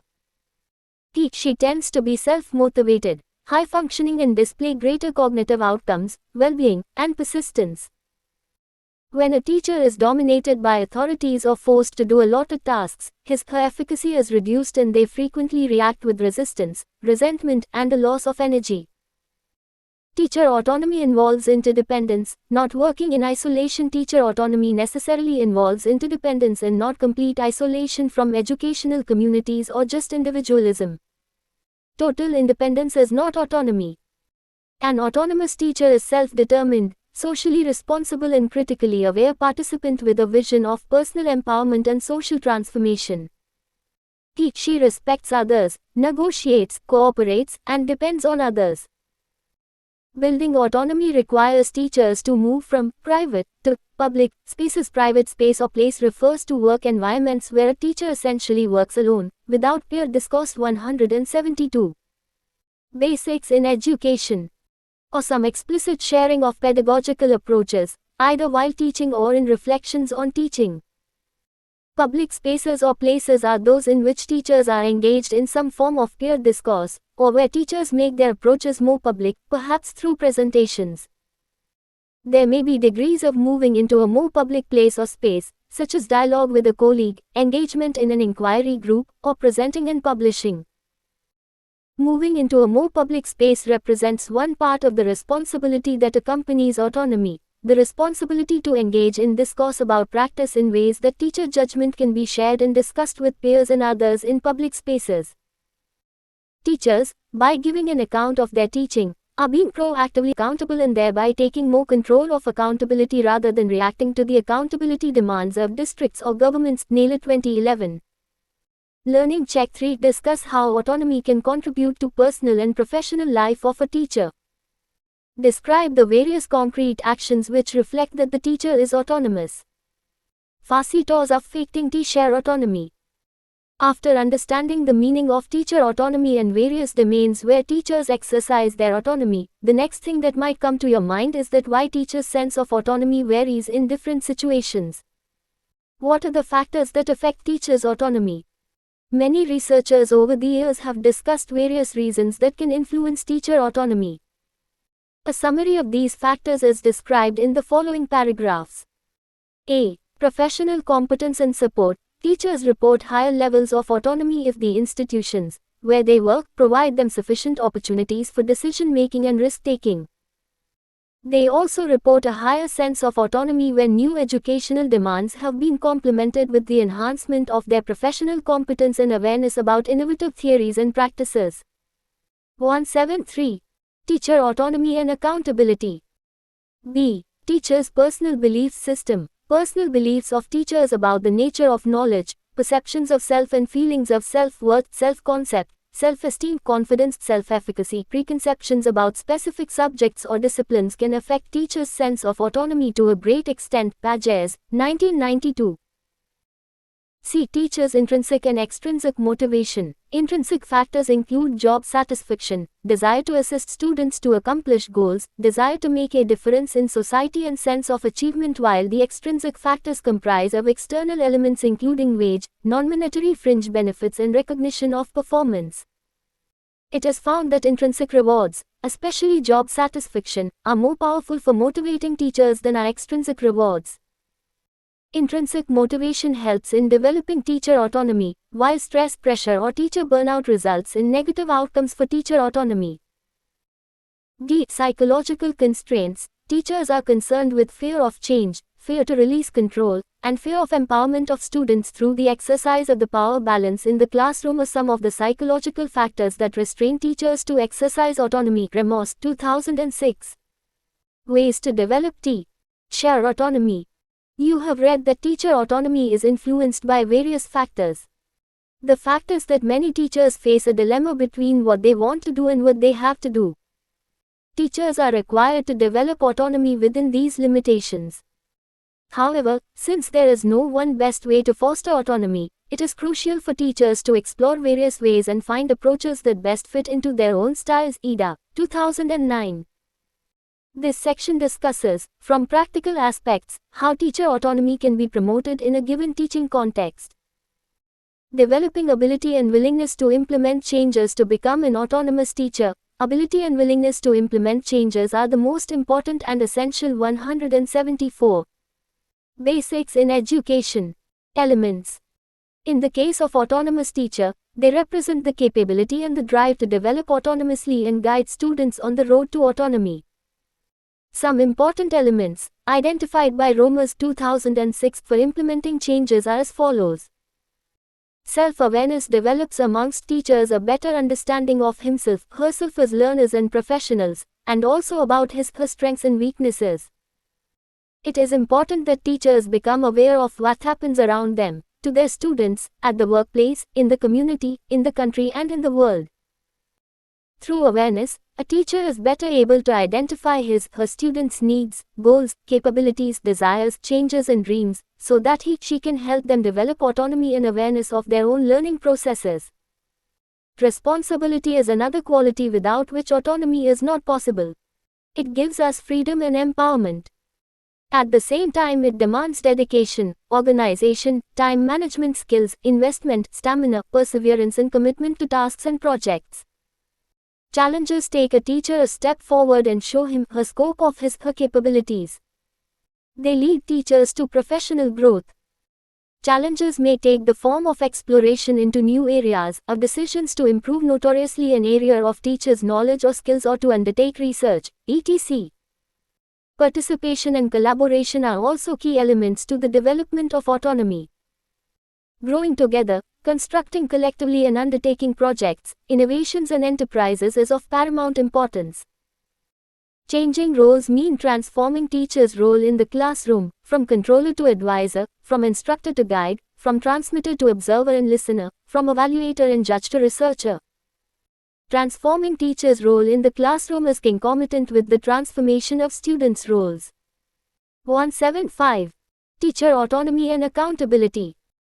Creating a social network for professional teacher development. Ida 2009 points out that if teachers see their own teaching from different aspects, it can allow them teachers to discover some clues to make their teaching more effective and to develop autonomy. Their professional development can be carried out in both individual and collaborative ways. He suggested action research, self-observation, and peer observation and several other useful approaches for professional teacher development. Action research. Action research contributes to teachers' autonomous learning through the process of discovering, posing problems, and possibly solving them. This enables teachers to explicitly explore and discover possible solutions to specific students' learning difficulties in class. Likewise, since action research can be a community effort, it allows teachers to work collaboratively through discussion with colleagues who provide their support and experience. Action research includes three components necessary for developing teacher autonomy: critical reflective inquiry, empowerment, and dialogue. Self-observation is another way to develop autonomy. Through a process of videotaping or audio taping describing, analyzing, and interpreting the teaching, teachers can develop an awareness of and learn more about their own teaching. It may also be more effective for teachers to incorporate the notion of collaboration into the approach by going beyond the concept of self. It can create opportunities to meet with colleagues and discuss their self-observation reports. Dialogues with peer teachers can allow them to get new perspectives and to reconstruct knowledge about teaching. Peer observation is another technique. One approach in peer observation is that two teachers organize a lesson, and one teaches while the other observes the class. And after the lesson, both teachers describe what happened in the classroom in detail, their experience of the lesson, and discuss how the lesson could be modified next time on the basis of 176. Basics in education. The descriptions. And for the next class, the role is reversed. Reading professional literature or journals enables teachers to gain awareness of what is currently happening in the field all over the world and to construct new knowledge about teaching and conducting classroom research. Attending conferences and use of internet are also effective ways to develop as teachers. HODOS teach. AR auto NOMYHL PINANR IKING. LEAR NINGSITUATI. ONS. An autonomous teacher is a facilitator and an advisor. In a learning situation, her responsibility is to create a learning environment that provides students with the materials, equipment, tools, guidance, and support that they need in order to successfully develop and carry out their own plan of study. Autonomous teachers take the student's perspective during instruction and deeply value, understand, and appreciate that perspective. They work hard to identify, nurture, and build students' inner motivational resources. An autonomous teacher helps the students in the following ways. She engages and supports all students in learning. Learning check 4:1. Is autonomy a basic human need? Give examples. 2. How does a teacher's autonomy require him/her to move from private to public spaces? 3. What are the external constraints that affect teachers' autonomy? 4. What are the psychological constraints that affect teachers' autonomy? 5. What are the approaches of professional teacher development? 6. How does peer collaboration increase teachers' autonomy? 7. How can teachers' involvement be promoted in decision-making process? 8. How does teachers' autonomy help in enriching learning situations? 177. Teacher autonomy and accountability. She uses a variety of instructional strategies and resources to respond to students' diverse needs. She facilitates learning experiences that promote autonomy, interaction, and choice. She engages students in problem solving, critical thinking, and other activities that make subject matter meaningful. She promotes self-directed, reflective learning among all students. Activity 2. Discuss with your friends and teachers whether increasing teachers' autonomy leads to quality education or lack of control. Record their viewpoints. AC accountability. Tie. You have so far read that autonomy encourages teachers to teach in their own style and use the techniques, materials, and technology that work best for students. In return for this autonomy, teachers should be held accountable for students' progress. The teacher should realistically be held accountable for what she actually tried to teach the class and how much she helped each student improve. Now the question arises, what is accountability and what are its functions? Meaning of AC. Accountability. Teachers' accountability is a long debatable issue. It is concerned with making teachers responsible for the quality of their teaching. Over the years, attempts have been made to define teachers' accountability. One working definition of accountability is proposed by Heim, 1995. According to him, accountability is the responsibility that goes with the authority to do something. The responsibility is to use authority justifiably and credibly. Heim considered accountability as a multifaceted concept involving responsibility, authority, evaluation, and control. According to him, it involves at least two parties in a mutually acknowledged relationship between them. One party delegates authority to take action to another party. 178. Basics in education. In order to demonstrate credible performance, control is exercised through the delegation of authority, which may be continued or may be withheld depending on demonstration of credible performance. Accountability may be directed either towards the process, i.e., how something is done, or towards the outcomes, i.e., what results are accomplished. In case of teachers, when it is directed towards the process, teacher is delegated the authority to engage in activity with the responsibility of conducting the activity properly in accordance with prevailing expectations. When it is extended to include outcomes, then teacher becomes responsible for the consequences or results of his/her actions, whether positive or negative, and whether intended or not. Activity 3 discuss the different types of authority that can be delegated to staff members in schools. Types and functions of AC. Accountability. Levitt, Janta and Wegrich 2008 in their report Accountability for Teacher have discussed various types and functions of accountability. These are described below. Types of accountability. Organizational. Organizational accountability works through superior-subordinate relationships, like principal and teachers, and defines actors' authority and responsibility. It secures compliance with some explicit rule or standard, and even when actors have a considerable amount of autonomy in their conduct, they still feel the pressures of organizational accountability. Political accountability is exercised mainly by elected politicians and is about achieving democratic control. It is implemented in 3 dimensions. 1. Election of representatives or political parties. 2. Ministerial, when it is applied indirectly through ministers that are held accountable for every affair in their ministry. And 3. Legislation expressed in constitutional or other equivalent documents. 179. Teacher autonomy and accountability. Legal. In legal accountability, courts and other judicial institutions' accountability systems play the central role by protecting rights and redressing wrongs. It is mostly about checking the integrity of organizational and individual behavior. Professional. The professionals like teachers, lawyers, doctors, etc. are bound by some codes of conduct and practices set by the professional associations. Professional accountability focuses on conformity to these standards and codes of conduct for professional behavior, as these norms are binding for all members and need to be implemented by all professionals in their everyday practice. Moral or ethical. Ethical or moral accountability has a central place in a professional's conduct. It relies on the internalized values to which the professionals voluntarily adhere to. The difference between ethical or moral and professional accountability is the degree to which it has been incorporated in official standards. Professional accountability is binding for members of professional associations, while the ethical or moral accountability relies on informal code of conduct by the professionals. For teachers, it is the commitment towards children, their parents and other stakeholders, to act in the best interest of students to facilitate their effective learning and development. Functions of accountability. The functions of accountability are given below. Democratic control. Accountability plays an important role in exercising the democratic control by civil society on representatives, here teachers, by subjecting them to public scrutiny, and judging them on their effectiveness and efficiency in serving the public.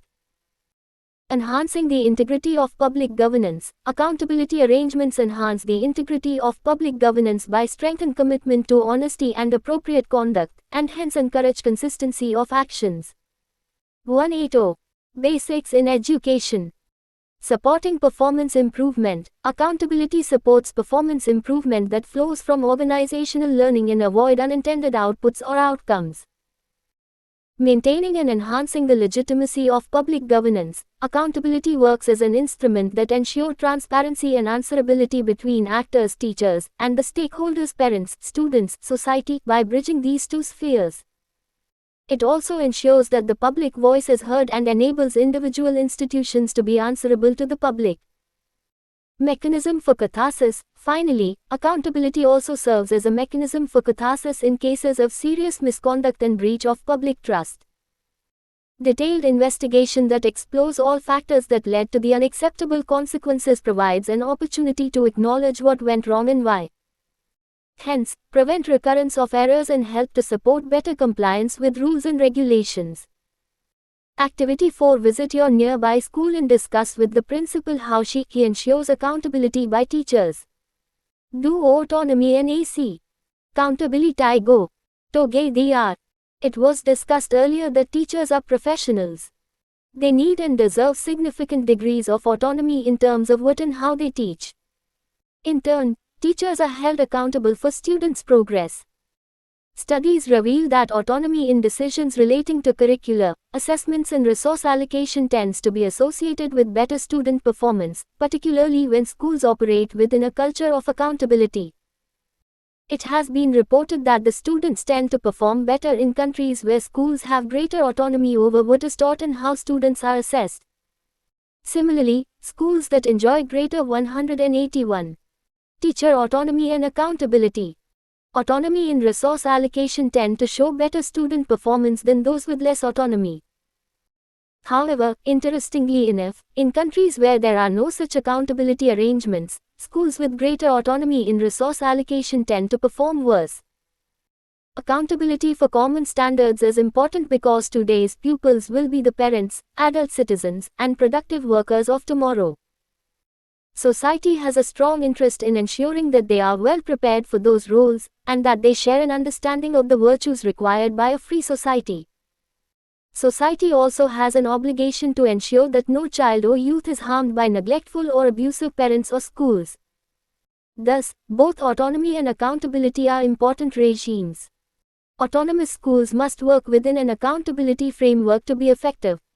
Autonomy comes with accountability, and accountability without autonomy makes no sense. Both autonomy and accountability can exist together and one gives meaning to other. Learning Check 4:1. Define accountability. 2. How does accountability exercise democratic control?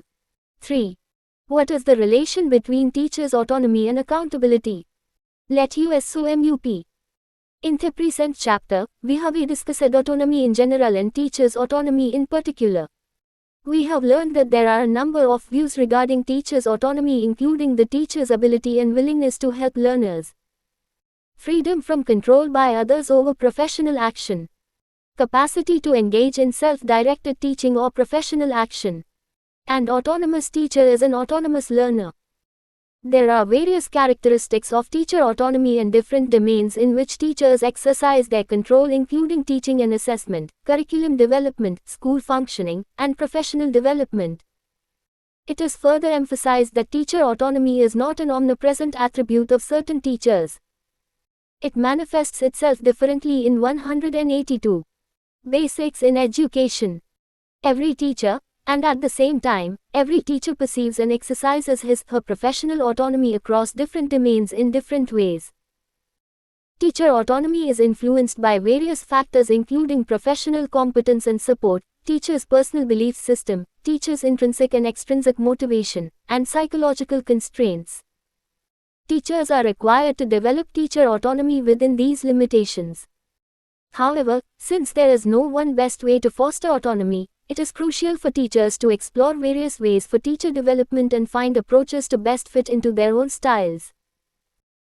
A number of approaches to develop teachers' autonomy have been discussed in the present chapter, including developing ability and willingness to implement changes, creating a social network for professional teacher development, developing learners' autonomy, increasing opportunities for peer collaboration, and promoting teacher involvement in decision-making processes. An autonomous teacher is a facilitator and an advisor. In learning situations, his/her responsibility is to create a learning environment that provides students with the materials, equipment, tools, guidance, and support they will need in order to successfully develop and carry out their own plan of study. In return for this autonomy, teachers should be held accountable for student progress. The teacher should realistically be held accountable for what she/he actually tried to teach the class and how much she/he helped each student improve. Accountability is the responsibility that goes with the authority to do something. The responsibility is to use authority justifiably and credibly. Both autonomy and accountability are important regime and can exist together as one gives meaning to the other. Review questions. 1. Explain your understanding of teacher autonomy. In which domains do you, as a teacher, require autonomy and why? 2. Teacher is a wild animal in captivity. Discuss the statement. 3. Explain how teacher autonomy influences learner autonomy. 183. Teacher autonomy and accountability. 4. Explain how teacher autonomy can help in realizing objectives of education. 5. What are the factors that hinder teacher autonomy? Explain how you as a teacher will minimize their effect. 6. Discuss the ways through which teachers can be made more accountable. 7. Does increase in accountability mean decrease in autonomy? RFRANCESN DVBLINKS. Collins Cobbled English Dictionary. 3rd ed. 1995. Collins Publishers, New York. Cotterell, S. and D. Crabb eds. 1999.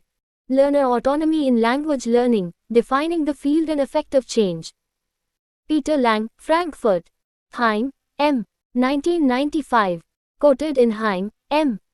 Accountability in Education, a Primer for School Leaders. Hawaii School Leadership Academy, Monograph, Product #Mo 9601, Honolulu. Ida, A. 2009. Teacher Autonomy and Professional Teacher Development, Exploring the Necessities for Developing Teacher Autonomy in EFL Japanese Contexts.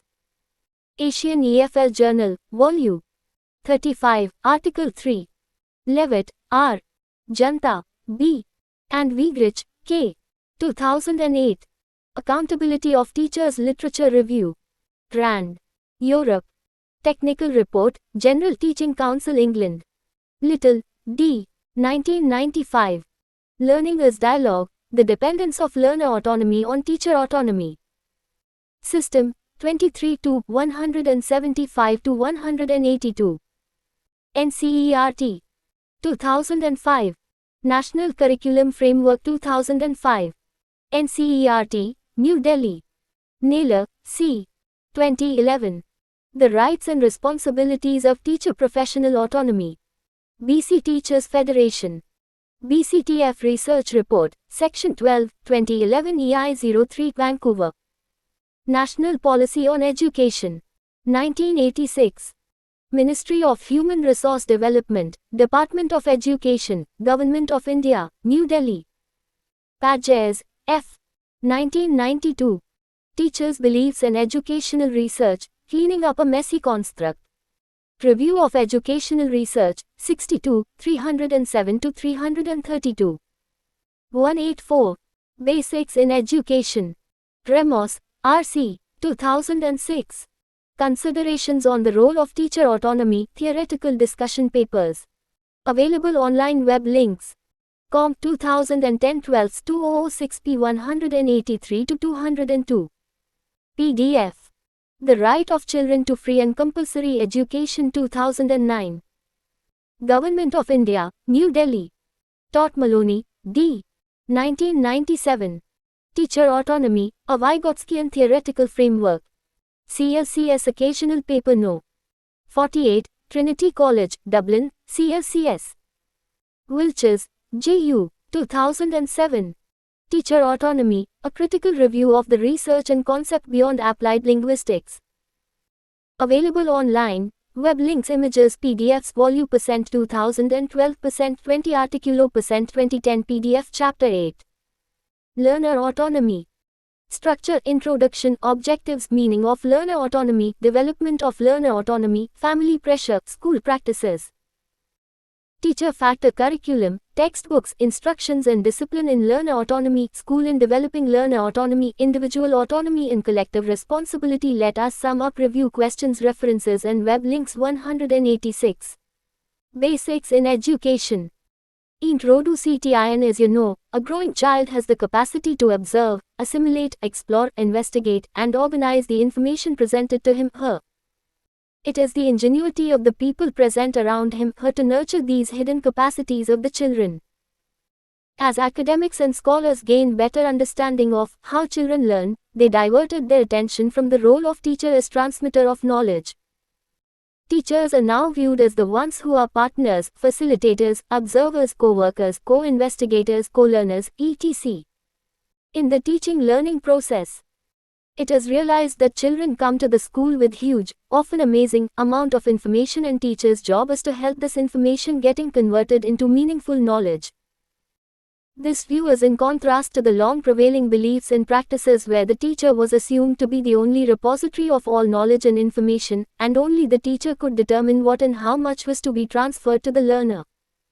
It was only the teacher who decided what information was suitable for the particular age and stage of the learner.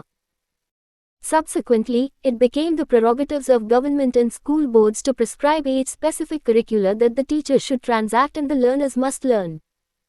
Rote memory and reproduction of information became the concern of schools, teachers, learners and parents. The learners were reduced to obedience in its worst form.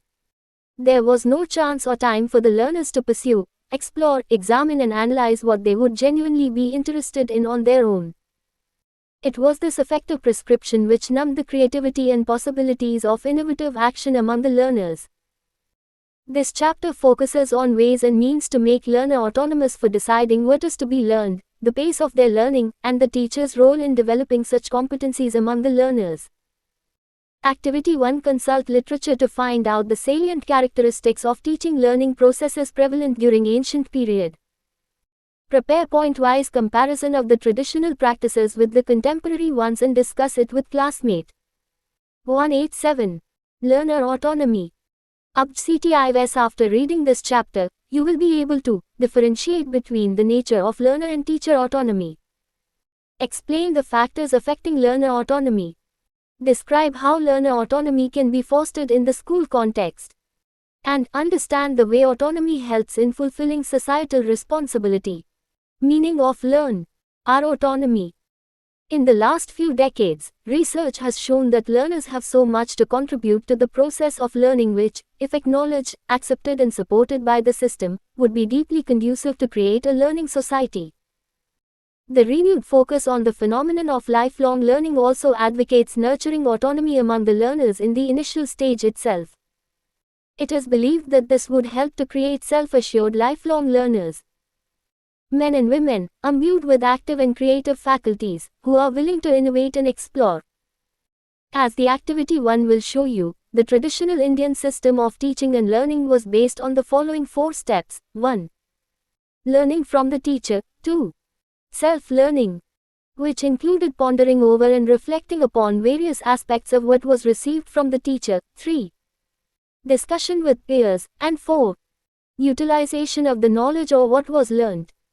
A careful analysis of these steps will reveal that the last 3 steps are entirely at the command and discretion of the learner. There are instances available in the Indian traditional literature which indicate that the education system of that time encouraged learner to self-evaluate the levels of his/her learning attainments and, if satisfied, request his/her teacher for permission to enter into worldly life. Today, most of this seems to have been lost under the constraints imposed by the education system, which focuses primarily on final year and examination marks, at the cost of 188. Basics in education. Several other aspects that are essential to lead a fulfilling and contributing life. The learner autonomy can be conceptualized as the capacity of the individual to engage in critical reflection, decision-making, and willingness to act and experiment on one's own. It may be defined as the ability to take personal or self-regulated responsibility for learning. According to Little, 1991, learner autonomy is essentially a matter of learner's psychological relation to the process and content of learning, a capacity for detachment, critical reflection, decision-making and independent action. When a learner actively participates in the learning process and gets hold of every opportunity to learn and learn more, she is assumed to show the signs of an autonomous learner. It is the responsibility of people around the learner to remove the barriers and impediments that may discourage the learner. Sometimes, even passive support enhances self-confidence and puts the learner on an independent path. Formally, learner autonomy could imply the learner taking charge of his/her own learning in certain aspects from diverse sources. The term learner autonomy has come to be used in several ways. According to Benson and Waller, 1997, learner autonomy is used for 1. Situations in which learners study entirely on their own. 2. Set of skills which can be learnt and applied in self-directed learning. 3. An inborn capacity which is suppressed by institutional education. 3. The exercise of learners' responsibility for their own learning. And 4. The right of the learners to determine the direction of their own learning. Thus, it is clear that promotion of autonomy among learners involves encouraging them to take responsibility for their own work. This can be achieved by giving learners some control over what they want to learn, content, how they will learn, methodology, and when they want to learn time. Research shows that students in such a permissive environment set realistic goals, plan work, develop coping strategies with new and unforeseen situations, evaluate and assess their own work, and, generally, learn how to 189. Learner autonomy. Learn from their own successes and failures in ways which helps them to become more efficient learners in future. In case the learning environment does not develop autonomy and forced to score high marks grades in the school board examination, she may lose all interest and motivation. The way education is being imparted, in schools and even in colleges, encourages dependence on others and leaves little scope for fostering autonomy among the learners. In a teacher-controlled classroom, there is little scope for acceptance of students' ideas and practically no possibility of these being discussed and tried out. Research findings have shown that autonomous learners show initiative, are willing to partner with peers and teachers, are self-aware and committed, consistently reflect upon the attainments of the self and also of the process being followed. In various examinations conducted in schools and universities, those who top the list of successful candidates do not necessarily excel, in comparison to others, in their chosen life goals. Learning check 1-1. Are learners more efficient and systematic when given autonomy? 2. List the characteristics of an autonomous learner. 3. What are the conditions that nurture autonomy among the learners? 4. Do high scorers in board examination excel in other aspects of life as well? Comment. Activity 2 for a particular class. Find out the set of skills that learners can achieve on their own. Write a few sentences about the methodology of achieving the same. Developum ENT of learn. Our autonomy. There are several factors which influence the development of autonomy among the learners. Let us take the exercise of examining the range of restrictive and rigid practices that 190. Basics in education. Place a tight noose around not only the learners but also the teachers. Included among these factors are family pressure, school practices, teacher factor, etc. Family pressure is it is wrong to assume that children begin learning in the school. Rather, learning begins at the time of birth itself and parents, other family members, peer group, neighbors play important roles in influencing the learning process of children. The disciplinary practices of the parents, be it authoritative, authoritarian, permissive or restrictive, affect the development of autonomy among learners. You must have observed that parental wishes, desires and their unachieved goals in life often decide the course and direction of studies for their children. My son must become an engineer or do MBA and my daughter must become a medical doctor could be the parental prescription even before her child celebrates her first birthday. In a society that values obedience as one of the essential duties in life, child's own interest and talent gets wasted in umpteen cases. Parental pressure, particularly from the educated ones, often retards the process of expression of interest by the child in her desired direction. It has another dimension too. Comparison of learner attainments, mostly marks grades obtained by them, with their classmate is often done by the parents, which frequently results in admonition to score better than him or her. It creates unavoidable pressure and stress on the learner. It is a great depreciation in the cognitive capital of the country when a child interested in literature is confined to study subjects of parental choice and made to sit in an entrance examination for an engineering course and, finally, ends up as an electrical engineer. Tuitions at individual level and coaching in identified institutions restrict the natural and emerging talents. These practices leave little scope for the learner to think beyond what has been transferred by the teacher. There is neither the scope nor the time for reflection, experimentation and observation for children. All these factors negatively affect the development of autonomy among the learners. 191. Learner autonomy. Schulpra.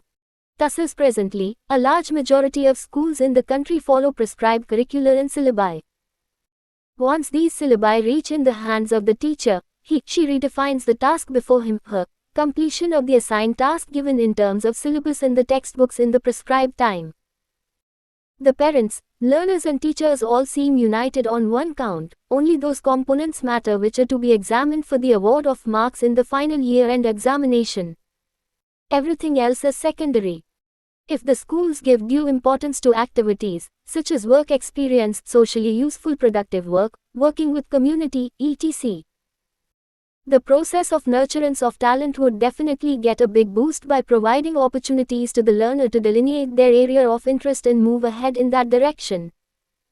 Another opportunity to boost learner autonomy could be seen in assigning project work to them on topics, themes of their choice and permit full play to them to use their skills and talents. Currently, conducting a project work has, by and large, been reduced to a farce. The children can purchase project work in the market and submit it in the school.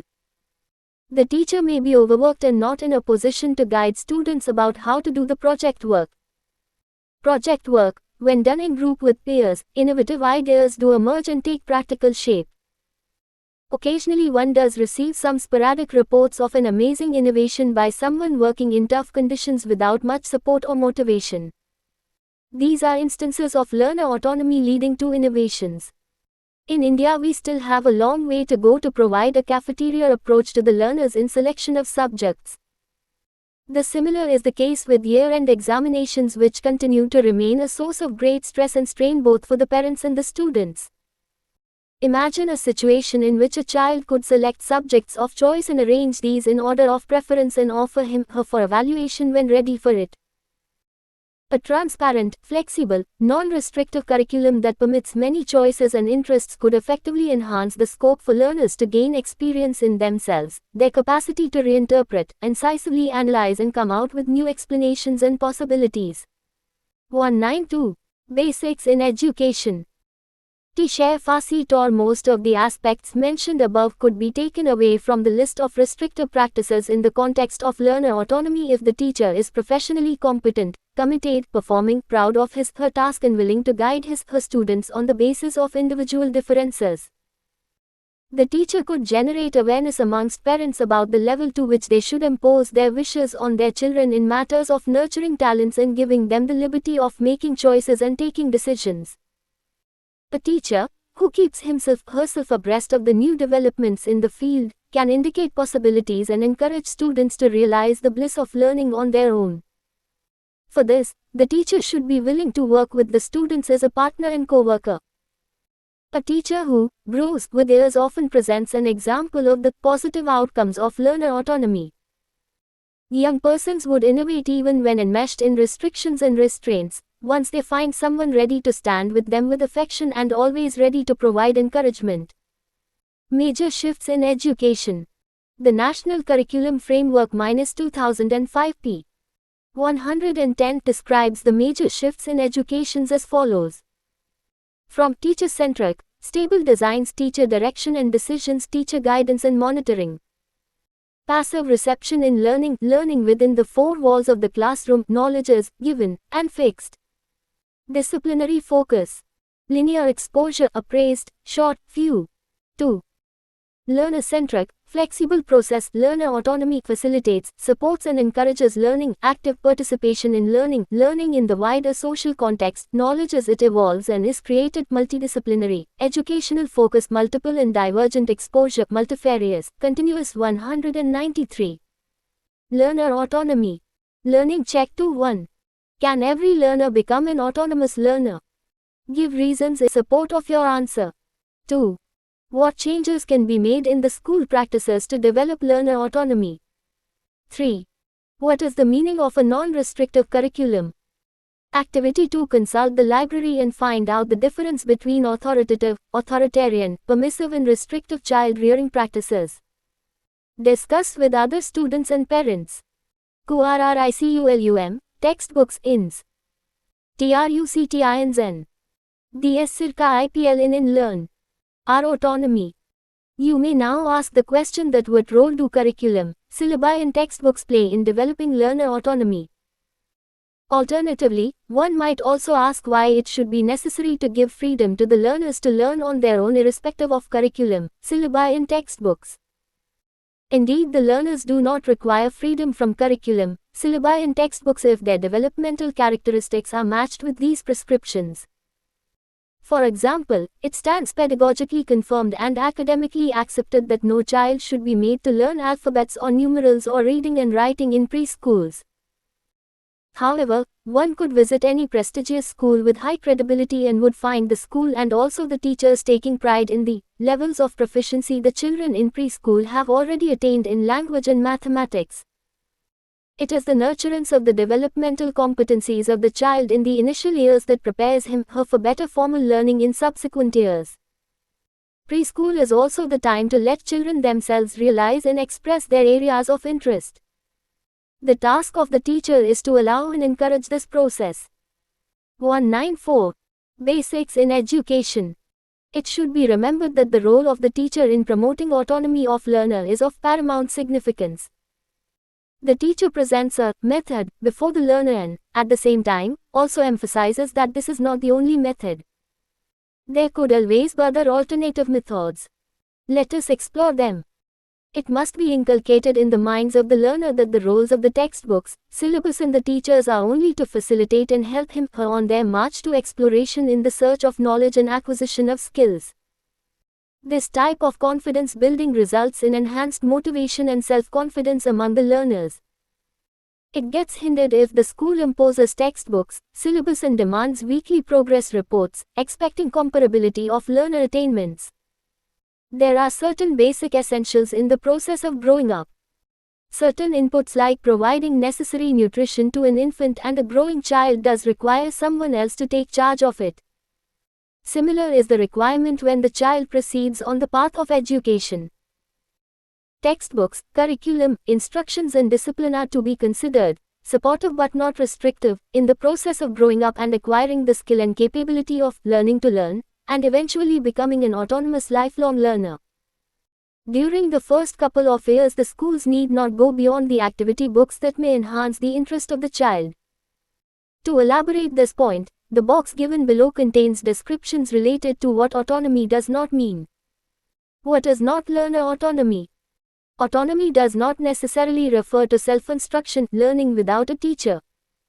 It does not mean that intervention or initiative on the part of a teacher is banned. It is not something teachers do to the students. It is not a single easily identifiable behavior. It is not a ready state achieved by all learners once and for all. In the present day, in addition to the teacher, school library, etc. With the advent of ICT, access to knowledge and information is easily available through various sources. 195. Learner autonomy. Learning autonomy can be developed by encouraging children to acquire information by searching various sources and use the information in building their knowledge. The principles of guided learning could be used in a manner that it leads to greater motivation and applications of skills so acquired in new and challenging situations. Autonomy is also expressed as the ability to learn how something can be learned, learning to learn, and may not be the same when this acquisition is put to applications in subsequent situations. This could happen only when the learner realizes that the textbook is not the only source and there is a world beyond the teacher and his/her methods and content. Nurturing autonomy requires the teacher to encourage such thoughts among the learners. One of the most supportive ideas that help nurturance of autonomy is the capacity of the learner to visualize the interlinkages between various aspects of knowledge that are formally presented as subjects of study in schools and colleges. Once the learners move out of the confines of the textbook and the teacher, the world opens up before him/her. This nurtures autonomy the most. Activity 3.1. Make a list of few sources of knowledge and learning. 2. List various activities that teachers must do to develop autonomy among the learners. School and Dewe. Loping learn. Our autonomy. You know that learning has never been confined to schools or to a formal system, where it was imparted at a fixed place by more learned and knowledgeable teachers and scholars. Those who never attended a Gurukula, madrasa, or seminary did learn to lead their life, and not all of these lives were wasted. One could cite examples of those who excelled not only in their own life, but also influenced others to lead an enlightened life. The life of Mahatma Gandhi was deeply influenced by his mother. The following words of Gandhi would illustrate the level to which traditional and family learning could elevate an individual. 196. Basics in education. I learned from my illiterate but wise mother that all rights to be deserved and preserved come from duty well done. Thus the very right to live accrues to us when we do the duty of citizenship of the world. From this one fundamental statement, perhaps it is easy enough to define duties of man and woman and correlate every right to some corresponding duty to be first performed. In every society, the transfer of knowledge and wisdom from one generation to the next is often recalled with great sense of reverence, as its contribution to the growth of human civilization is tremendous. However, things change with times and impact every aspect of human activity and endeavor. The growth of formal system of education is also linked with human aspirations, expectations and knowledge creation that have successfully explored every aspect of the secrets of nature. Definitely all this can no longer be transmitted orally. It has to be formalized. In India, Nalanda and Taxila prepared scholars of repute who explored the oceans of knowledge for the benefit of mankind, irrespective of geographical boundaries and diversities of every conceivable variety. Modern schools and universities are a consequence of these gradual developments. However, the question that arises is that does learning take place if the learner is free from the constraints of schooling? Such a question prompted Ivan Illich, 1973, to publish his global attention-catching work entitled Deschooling Society. This critical discourse delineated the limitations that formal systems impose on the learners. Illich also suggested alternatives. According to him, a good educational system should have three purposes. It should provide all who want to learn with access to available resources at any time in their lives. Empower all who want to share what they know to find those who want to learn it from them. And, finally, furnish all who want to present an issue to the public with the opportunity to make their challenge known. In the world of 21st century, when the march towards a learning society is considered inevitable, an alternative system of learning shall always be under inquisition and under experimentation. The outcomes of such efforts will 197. Learner autonomy. Always add value to the existing system. There would be no doubt at any stage in the minds of human beings that learning can never be confined or constrained by external systems or impositions.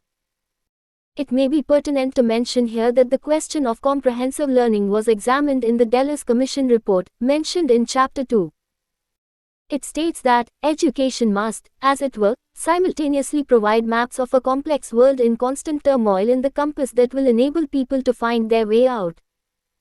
It further points out that it is no longer possible for an individual to draw upon the store of knowledge acquired in the initial years and use them throughout one's life. One has to be always ready to seize every available opportunity of learning and including updating and renewing the skills. Not only this, one has to be ready to broaden one's attitudes as well along with knowledge and skills. This commission identifies 4 pillars of knowledge, discussed in Chapter 2. It points out that formal education, schooling has mainly focused on learning to know and to a lesser extent on learning to do. These two alone are no longer sufficient. The Commission states that equal attention should be paid in all of the organized learning to each of these 4 pillars, so that education is regarded as a total experience throughout life. This would immediately require significant changes in the very goals of education, structure of educational programs, and also the pedagogy of imparting it. The Commission states, a broad, encompassing view of learning should aim to enable each individual to discover, unearth and enrich his or her creative potential, to reveal the treasure within each of us. This means going beyond an instrumental view of education, as a process one submits to in order to achieve specific aims in terms of skills, capacities or economic potential, to one that emphasizes the development of the complete person, in short, learning to be. In sum, it can be said that learning always takes place beyond the schools, without the school and definitely along with the school.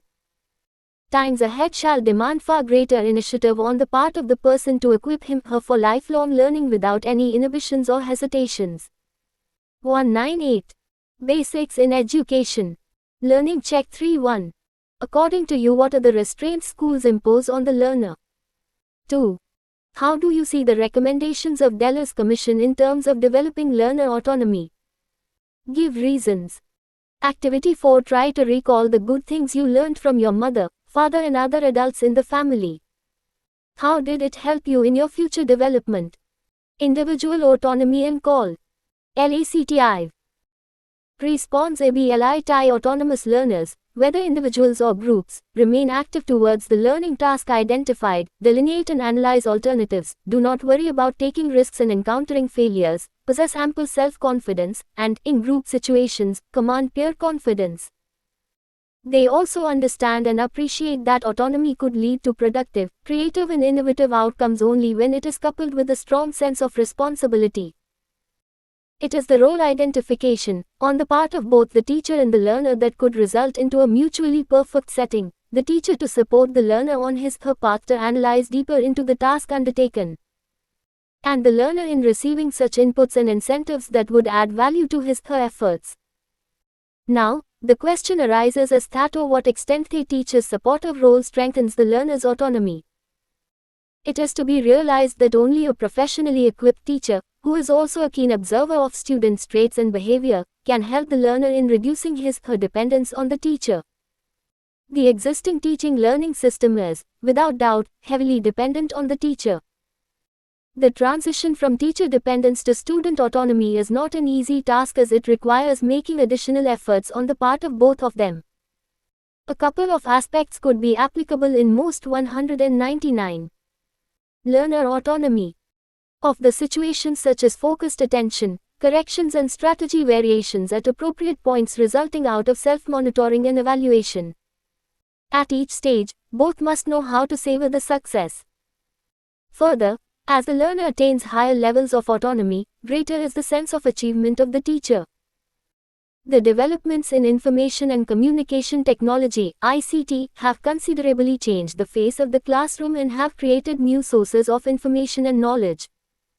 It has also transformed the role of the teacher significantly. It would be interesting to note the teacher's roles and corresponding students' roles as identified by Weaver 1970. Table 1 contains teachers' roles and corresponding students' roles and outcomes. Table 1. Teachers' roles and corresponding students' roles and outcomes. Weaver, 1970. Teachers' roles: teaching, learning process. Students' roles: likely student quality as outcomes. 1.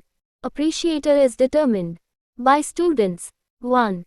Searcher self determination. 2. Partner participation. 2. Partner responsibility. 3. Patron making. 3. Designer creativeness. 4. Guide searching. 4. Explorer adventurousness. 5. Questioner experimentation. 5. Searcher investigation skill. 6. Tutor reflection. 6. Thinker understanding. 7. Counselor expression of feeling. 7. Client insight. 8. Molder conditioning. 8. Subject habits. 9. Instructor transfer of information. 9. Memorizer possession of information. 10. Exemplar imitation. 10. Trainee skills. It would always be open to re-examine the above role identification.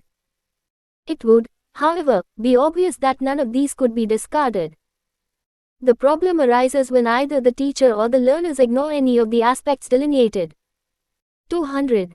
Basics in education. Activity 5. Select a theme of study in your course. Delineate the roles of teacher and students in transacting that theme with a view to develop autonomy among the learners. LTUSSUMUP. You have read in this chapter that autonomous learning requires greater, intelligent and sustained effort on the part of the teacher. It is not a teacher-less learning. Learners become autonomous only gradually and acquire better and higher traits as they move along and move ahead. Some may take longer time and require greater persuasion than others. Committed, competent and performing teachers, interacting with willing and curious learners, create conditions conducive to autonomous learning. This subsequently leads to creation of new ideas and knowledge, and thereby enhancing the global knowledge capital that could be utilized for the good of the people, making their lives better and meaningful. REVUQASTI-ONS. 1. Explain the concept of learner autonomy. How is it related with teacher autonomy? 2. Explain the factors affecting teacher autonomy. 3. What role do curriculum and textbooks play in development of learner autonomy? How can their influence be negated? 4. Does learner autonomy develop outside the formal system of education? Elaborate your answer with examples. 5. How does individual autonomy influence collective responsibility? RFRANSESFURTHARREADINGS. Benson, P. and Waller, P. eds. 1997. Autonomy and Independence in Language Learning. Longman, London. 201. Learner Autonomy. Esk, E. 1996. Promoting Learner Autonomy, Criteria for the Selection of Appropriate Methods. In R. Pemberton, S.L. Edward, and H.D. Pearson eds. Taking Control, Autonomy in Language Learning pp. 34-38. Hong Kong University Press, Hong Kong. Illich, I.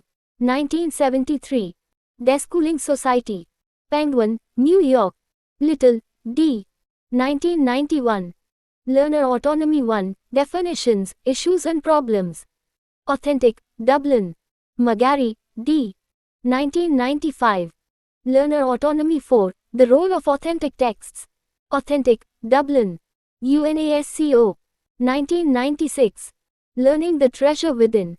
Report to UNESCO of the International Commission on Education for the 21st Century, Paris.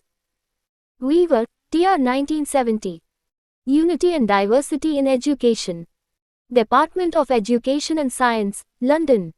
What is learner autonomy and how it can be fostered? Demetrios Thanasoulas. AXA74@hotmail.com. Chapter 9. Values, Concept and Context. Structure. Introduction. Objectives. Values, meaning and concept. Types of values. What values should be followed in life. Value conflicts. Perspectives on values. Psychological perspective, sociological perspective, philosophical perspective. Theories of values. Pragmatic theory, empiricist theory, realist theory, idealist theory. Values, absolute or relative. Creation of values. Can humans be free of values?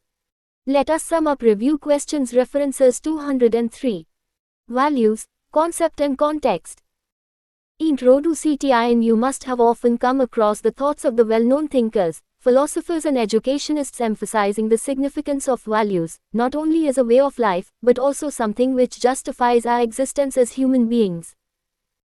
For example, the Jain Tirthankar, Lord Mahavira, said, anger annihilates affection, pride the politeness, deceit the friendship, but greed destroys all affection, politeness and friendship. Mahashramana, 2001.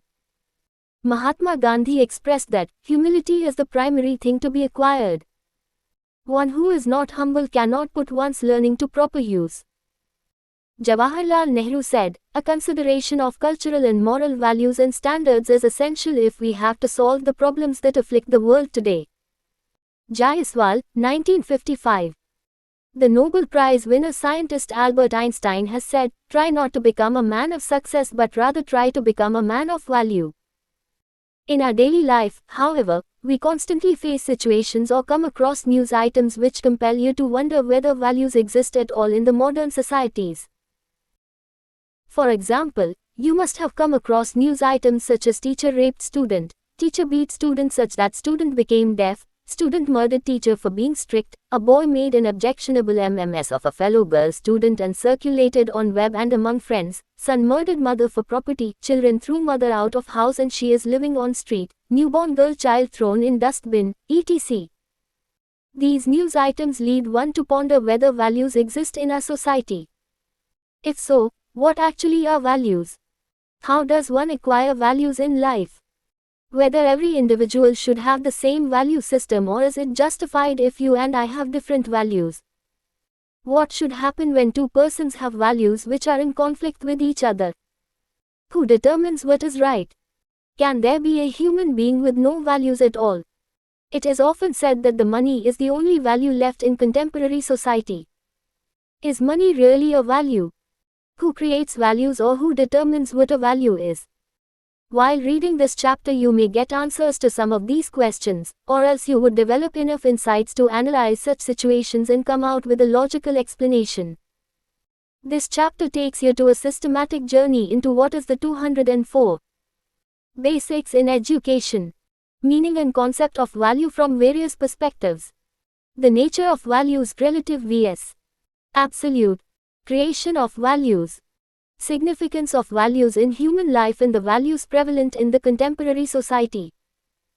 Activity 1. Before proceeding further, reflect on and discuss your thoughts with fellow colleagues on the questions raised above and prepare a brief objectives. After reading this chapter, you would be able to describe the meaning of values, conceptualize values from different perspectives and relate these to everyday life, discuss as to what extent values are absolute, reflect on the necessity of values in human life in the process of development of values, and analyze values in present-day context. Value as meaning and Kung. EPT. Keep your thoughts positive, because your thoughts become your words. Keep your words positive, because your words become your behavior. Keep your behavior positive, because your behavior becomes your habits. Keep your habits positive, because your habits become your values. Keep your values positive, because your values become your destiny. Mahatma Gandhi. Activity 2. Reflect on the thoughts of Gandhiji given above and give your opinion on the same. The word value comes from the Latin word valere and an old French word valva meaning be worth. The psychological 205. Values, concept and context. And social sciences define values as preferences or as desirable goals, emotions and interests. The humanistic disciplines define values as functioning imperatives or outs. Mukherjee, 1964. If you try to look at the definitions of values, you find a number of expressions, yet it is difficult to get a universally accepted definition, which is the case with many abstract concepts. Some such expressions attempting to define values are presented in the box given below. Values can be defined as broad preferences concerning appropriate courses of actions or outcomes. Wikipedia. Values are rules by which we make decisions about right or wrong, should or shouldn't, good or bad. Values are principles or standards of behavior. Values can be defined as a set of norms of behavior which guides the people to do things in such a way that there will be joy, satisfaction, peace of mind and harmony among individuals and in society. J.R. Kulam, 2003.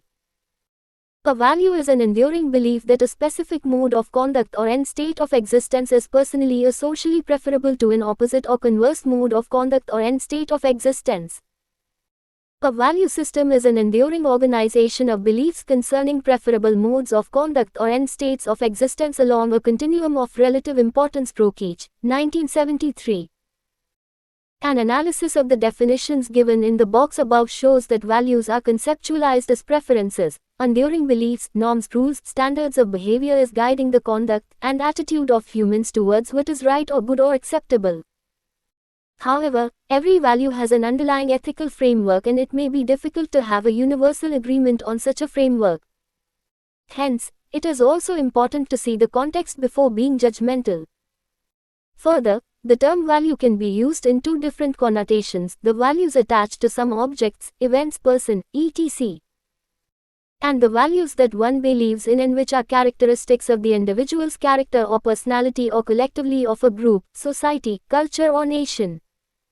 The two have to be clearly understood while dealing with the concept of value. 206.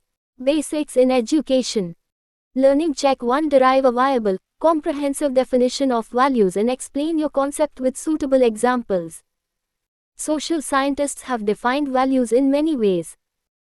Lecompte 1951 gave perhaps the most influential definition of value by saying that a value is a conception, explicit or implicit, distinctive of an individual or characteristic of a group, of the desirable, which influences the selection from available modes, means, and ends of action. p. 395. This definition not only encompasses both individuals and groups but at the same time focuses on potential for both action and reward. Another important definition of value was given by Rokic 1973, according to which values are enduring beliefs that a specific mode of conduct is personally or socially preferable to an opposite or converse mode of conduct or end state of existence. p. 5. These two definitions represent two contrasting views. Lecompte emphasizes on a functionalist and deterministic view according to which values necessarily lead to actions. Rokic, on the other hand, saw values as giving meaning to actions, whatever may be the expressions. It is evident that values are something important to an individual or collectively to a group or a body, be it a society, a community, an organization, nation, or humankind as a whole. Values form a basis to decide what is right or wrong and direct our actions, reactions and attitude towards someone or something. If not guided by values, actions or reactions are based on instinct. Usually, animals are said to act on the basis of instincts, which is cited as a natural difference between humans and animals. However, to what extent the behavior or action is guided by values depends on the conviction towards the values. An incident in a school. Let us take a situation from a school setting. Mr. Data Ram, a local property dealer of the area and father of Savitri, visibly disturbed other parents in their wards during parent-teacher meeting by bringing his fleet of personal security guards in the classroom. He 207. Values, concept and context. Entered the classroom out of turn disregarding other parents waiting for their turn. The class teacher politely requested other parents to wait and happily met Data Ram. Discussions went on for about 20 minutes. In the meantime, there was heated exchange of words outside the classroom between his security guards and waiting parents. Data Ram left the scene smilingly with the school principal. Mohit, a student of class 6, was observing this incident. When he tried to complain to the principal, he got stern reply, "Ki fark penda hai, how does it matter?" While some parents kept quiet, the others were agitated. Some also tried to argue with the class teacher, who tried to pacify them. We come across so many situations as mentioned in the box above where we need to apply some standards and principles for judging the people's actions and reactions, ideas, situations, etc. The particular incidents raises some questions. Why parents were waiting outside in queue? Why Data Ram was supposed to wait for his turn? What was the necessity to bring personal security guards inside the classroom? Why some parents got disturbed while others didn't? Students standing outside were in dilemma that why teacher and principal are cooperating with Data Ram, while parents are not. What is right, what is wrong? Activity 3. Reflect on the incident described in the box given above.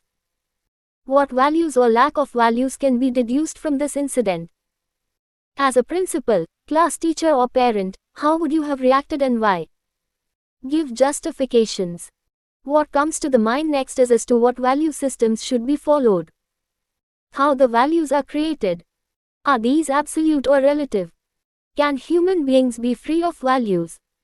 This chapter will discuss some of these questions and will also include some text on the values prevalent in the contemporary society. 208. Basics in education. Type S of value AS. Values have been classified in different ways. One simple classification is personal, social, and core universal values. Values important to a person are referred to as personal values. Those to the society are called social values, and values prized by all can be termed as core values. Edward Sprunger identified 6 value types per Rao and Rao, 1996. These are described below. 1. Theoretical value. The chief motive under this class is the discovery of truth. A person who believes in such values aims to systematize and order knowledge with an overwhelming interest to reach the truth. 2. Economic value. This refers to practical values based on what is useful. In this sense, this can well be related with the pragmatic theory of values. 3. Aesthetic value. Values related with harmony and beauty are called aesthetic values. Here we need to understand that beauty has a wider and deeper connotation than generally understood and projected by the commercial world. It is not only the external beauty but the beauty within. An aesthetic person sees and seeks beauty everywhere. She may not be an artist but has artistic pursuit in all spheres of life. 4. Social value. These are the values considered important by the society guiding the desired social conduct, serving as criteria for the members of the society to decide their preferences and course of action from various alternatives. These decide the social standards and are very essential for maintaining a harmonious society. 5. Political value, achieving power, success, etc. are the values that can be put under this category. Individuals believing in these values are not afraid of struggle and competition. They nurture a desire to be on the top and have power over others, be it people or nature. 6. Religious value. Religious values are ethical principles founded in religious traditions, texts and beliefs. Religious values are often based on scriptures in a religion's established norms. Wikipedia. To be one with the nature and with the supreme power, the God, is considered to be the highest religious value. 209. Values, concept and context. While the above classification is considered close to complete by some authors, the others don't believe so. Activity 4. Do you think that the above classification is complete? Do you agree that for each value, there is a cultural bias or it is a social construct? Reflect and put your arguments. Let us look at some other classifications also.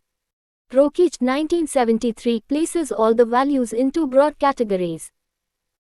Based on the concept that some of the values are an end in themselves, these are put under category terminal values, while others are a means to achieve the ends, which are called instrumental values.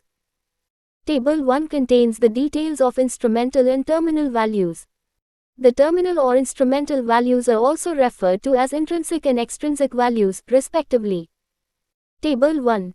Instrumental and terminal values after Rokeach, 1973. Instrumental values. Terminal values: cheerfulness, ambition, love, cleanliness, self-control, capability, courage, politeness, honesty, imagination, independence, intellect, broad-mindedness, logic, obedience, helpfulness, responsibility, forgiveness. True friendship, mature love, self-respect, happiness, inner harmony, equality, freedom, pleasure, social recognition, wisdom, salvation, family, security, national security, a sense of accomplishment, a world of beauty, a world at peace, a comfortable life, an exciting life. There could be another classification based on the antecedents of values, such as personal, social, cultural, religious, spiritual, human, and ethical. Thus, there is no single classification of values. There can be various 210. Basics in education. Classifications based on source of values, consequences of values, nature of values, etc. Activity 5. Think what could be different bases for classification of values. Divide yourselves in groups and work out various possible classifications. Then also reflect whether there can be one unified classification for values. In one of the most systematic and comprehensive works on values, Shalom Schwartz 1994 views values as concepts or beliefs that pertain to desirable end states or behavior, transcend specific situations, guide selection or evaluation of behavior and events, and are ordered by relative importance. p. 4. She has developed a schematic representation of almost universal human values. She found a great deal of empirical and cross-cultural support for her scheme. Schwartz, 1994. Schwartz was supported and recognized in almost 70 countries around the world. These values have been defined in terms of motivational goals that they carry. Refer Table 2. Table 2. Values and motivational goals associated with them. After Schwartz, 1994. Value, motivational goal: hedonism, self-centered, sensual gratification, power, status and prestige, achievement, competitive, personal success, stimulation and courage, risk-taking and adventure, self-direction, autonomous thought and action, universalism, concern for welfare of others. Benevolence, preserve and enhance welfare of those with whom one is in personal contact, conformity, self-restraint, tradition, traditional and religious activities, security, stability, safety and harmony of society, relationships and self. 211. Values, concept and context. Schwartz's values have been organized under two higher-order dimensions of values: openness to change vs. conservation, and self-enhancement vs. self-transcendence. Stimulation and self-direction, for instance, in Schwartz's system of values, fall under openness to change, whereas conformity, tradition and security fall under conservation. Similarly, achievement and power represent self-enhancement, and universalism and benevolence represents self-transcendence. Thus, according to Schwartz 1994, values are not merely abstract conceptions of what is considered as desirable, but are motivational in nature and influence our choices and actions. These values express certain human needs, and these needs then motivate social behavior. What value as should be followed? In life. Various sets of values should be suggested from time to time by great thinkers and concerned organizations. However, some values are considered to be core values. These are the values which are basic to humanity, irrespective of race, religion, culture and time, and are expected to be followed by every human being under normal circumstances. These can also be regarded as eternal and universal values. For example, all religions stress on values like truth, love, compassion, moral integrity, etc. Ancient Indian scriptures have suggested values for human behavior, from which our philosophers, thinkers and educators have drawn inspiration.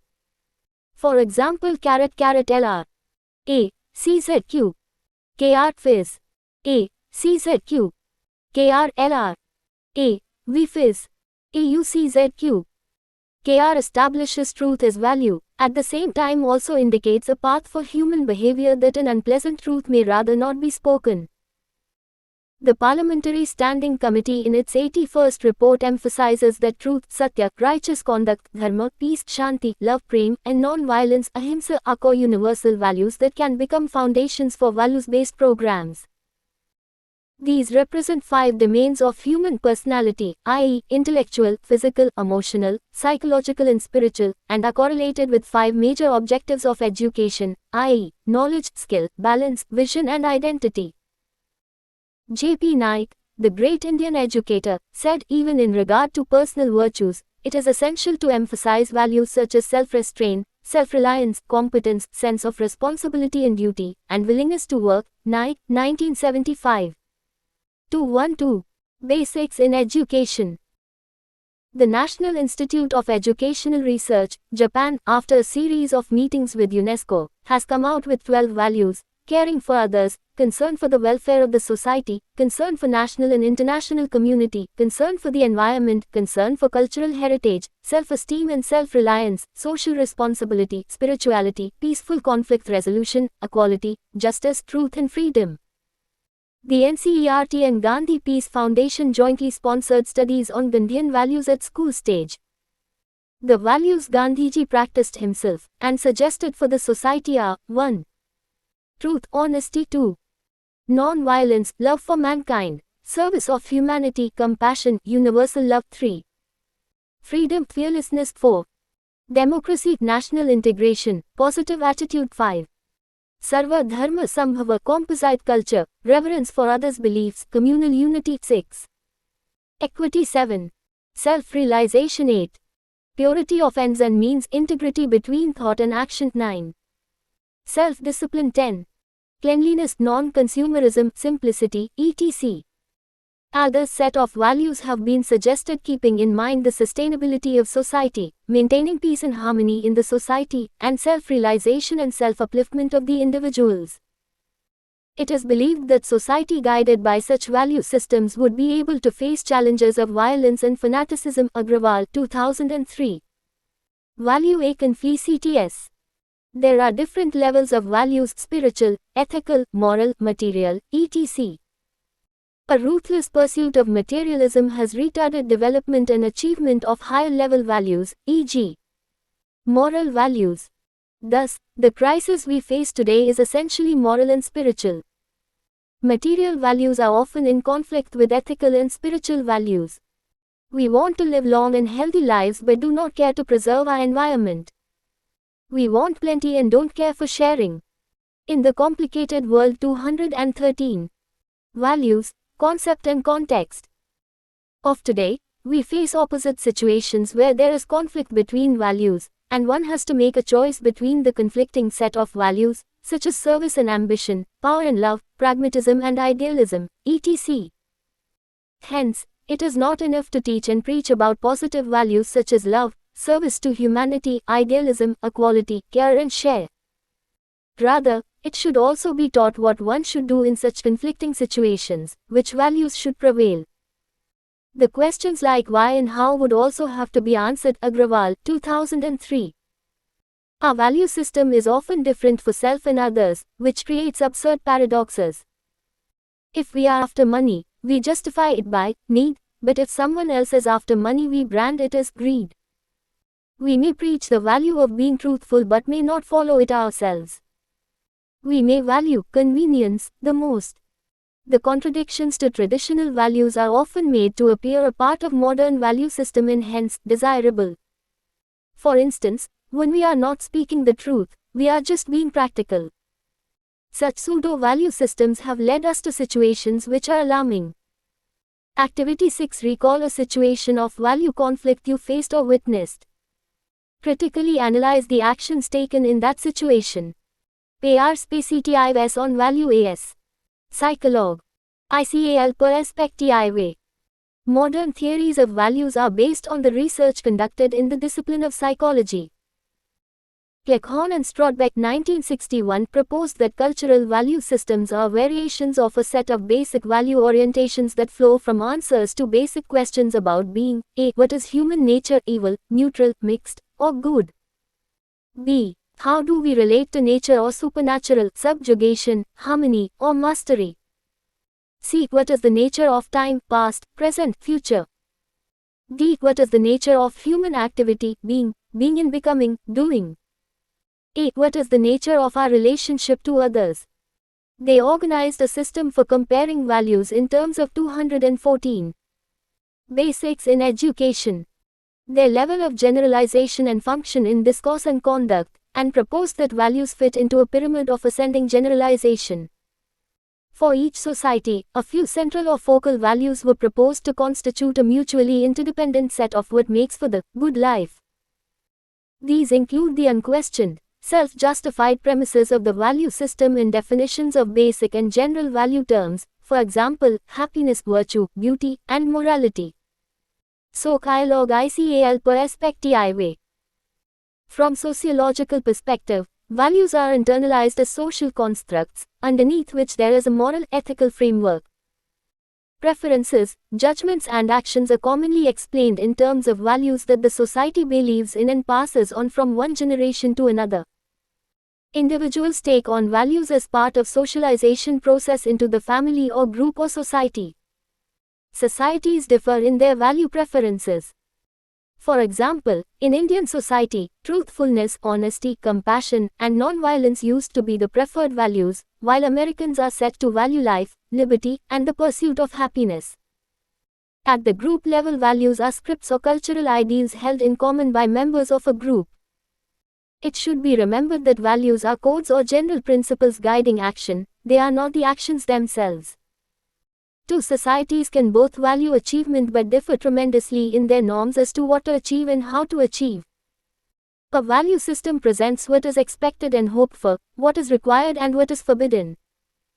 It is not a report of actual behavior but a system or criteria by which behavior is judged and sanctions applied. Values differ from goals in that values provide a general rationale for more specific goals and motivate attainment of goals through particular methods. Oisman, 2001.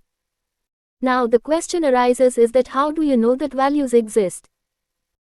A number of options are available. A. Individual testimony. B. Behavioral choices, yet behaviors are influenced by many variables other than values. C. Cultural and social structures. D. Social interchange, observation of behavior in situation of conflict, and more generally observation of what is rewarded or punished. Praise the 215. Values, concept and context. Vilified, provides data for identifying what is socially valued. Oisman, 2001. Activity 7. Recall or imagine certain real situations in a classroom and identify existence of values among teachers and students. Also, attempt to identify the conflicting forces that individuals faced in that situation. Do these arise due to differences in socialization processes? From sociological viewpoints, everything social actors appreciate, appraise, wish to obtain, recommend, set up or propose as an ideal can be considered as a value. But what is attractive for some may not be so to others. Thus, to each value there is a corresponding opposing value, which is underrated, disapproved, or rejected. For example, nationalism and internationalism, private and public property, freedom and equality, etc. may be according to diverse actors, values or counter-values. Resohesi, 2001. According to Resohesi 2001, A. Each value has an object, i.e. what is valued. B. This object is qualified by a judgment as valuable or contemptible, as good or bad, as useful or useless, as desirable or undesirable, etc. Values become norms when they command and/or regulate conducts, prescribe a course of action. If honesty is valued, you are not expected to misappropriate funds. Values provide the grounds for accepting or rejecting particular norms, and norms are standards for actual conduct. And C. Value holders are either individual or collective actors or social groups. Philosophy CAL perspective. The study of values from the philosophical point of view is the study of ethics and aesthetics. The branch of philosophy dealing with it is called axiology.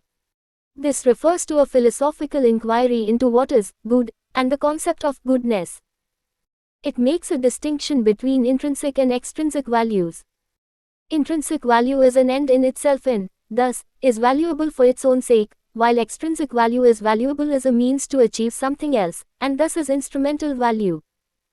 For example, money is instrumental in achieving a goal, which 216 basics in education may bring happiness. Thus, happiness may be regarded as having extrinsic value. From the philosophical perspective emerges the idealist theory. Thus, the term value has several connotations. The philosophers, the sociologists, the psychologists, the economists, the educationists, all have viewed and conceptualized values from different perspectives. There is a need to understand the meaning of values in terms of the explanation given by the experts of different fields. We see that different theories emerge from various outlooks. Learning Check to list out the differences in diverse perspectives on values. Here IAS of value AS. Values have been conceptualized in different ways, forming various theories, such as pragmatic, realist, empiricist, and idealist. The basis of classification of these theories is epistemological. Let us briefly analyze the viewpoint associated with each of these theories. Pragmatic theory. Pragmatic means practical. Thus, this theory assumes that values are determined by their practical applicability, significance, or outcome.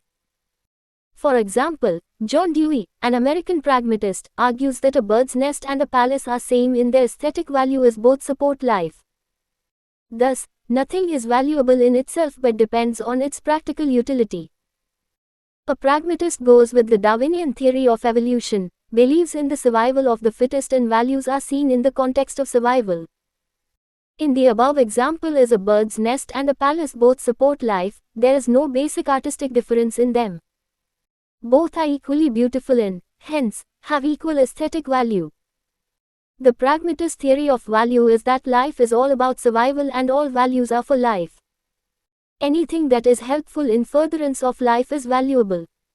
Empiricist theory. In pragmatic theory, an individual is in the center of creation of values, i.e. an active agent.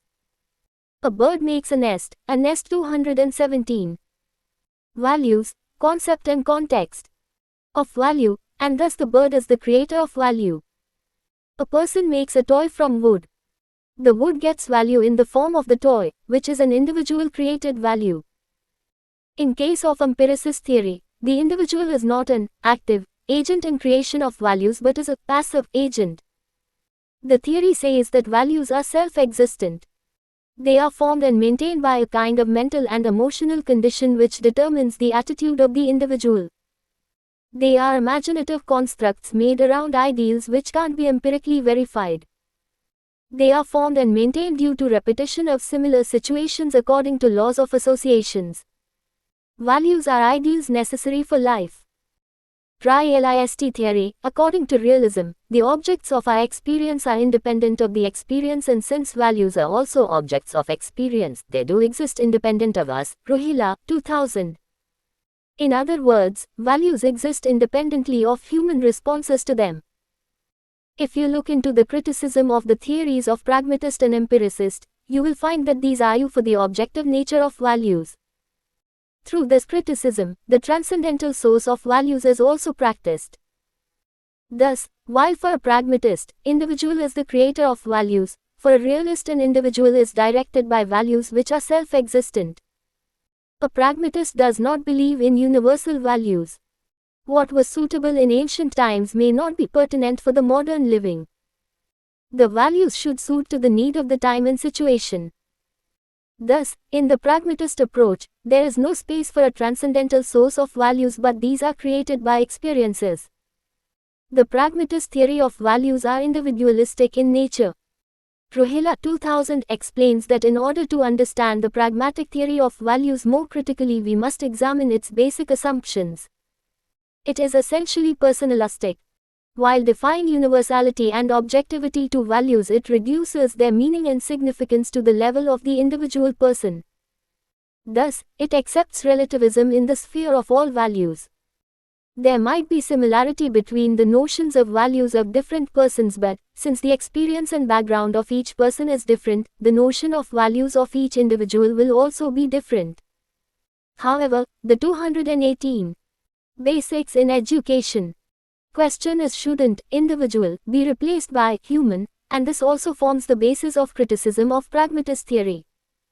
Idealist theory. The idealist theory describes the state that it ought to be. Some argue that what it considered as oughts may or may not exist in reality, while others are of the view that they are in existence. An idealist believes in the absolute, thus there is an element of universality attached to values. Transcendental source of values is also accepted in the idealist theory. The critique of this theory is that it is too abstract. Activity 8. There is and can be more arguments for and against each theory. Critically analyze and put your arguments. Value as absolute a relat. I. As you can also see from the theories of values and other reflections, there is a considerable debate on the nature of values. For an idealist, values are self-existent, thus absolute. The pragmatists put the humans in the center of creation of values. Thus, with changes in person, time, circumstances, there would be changes in values. Yet others believe that values are absolute, as they either exist or don't. There is no midway. For example, regarding the truth as value means that either a person is truthful or not truthful. As Rokic explains, we are not taught that it is desirable, for example, to be a little bit honest or a little bit logical.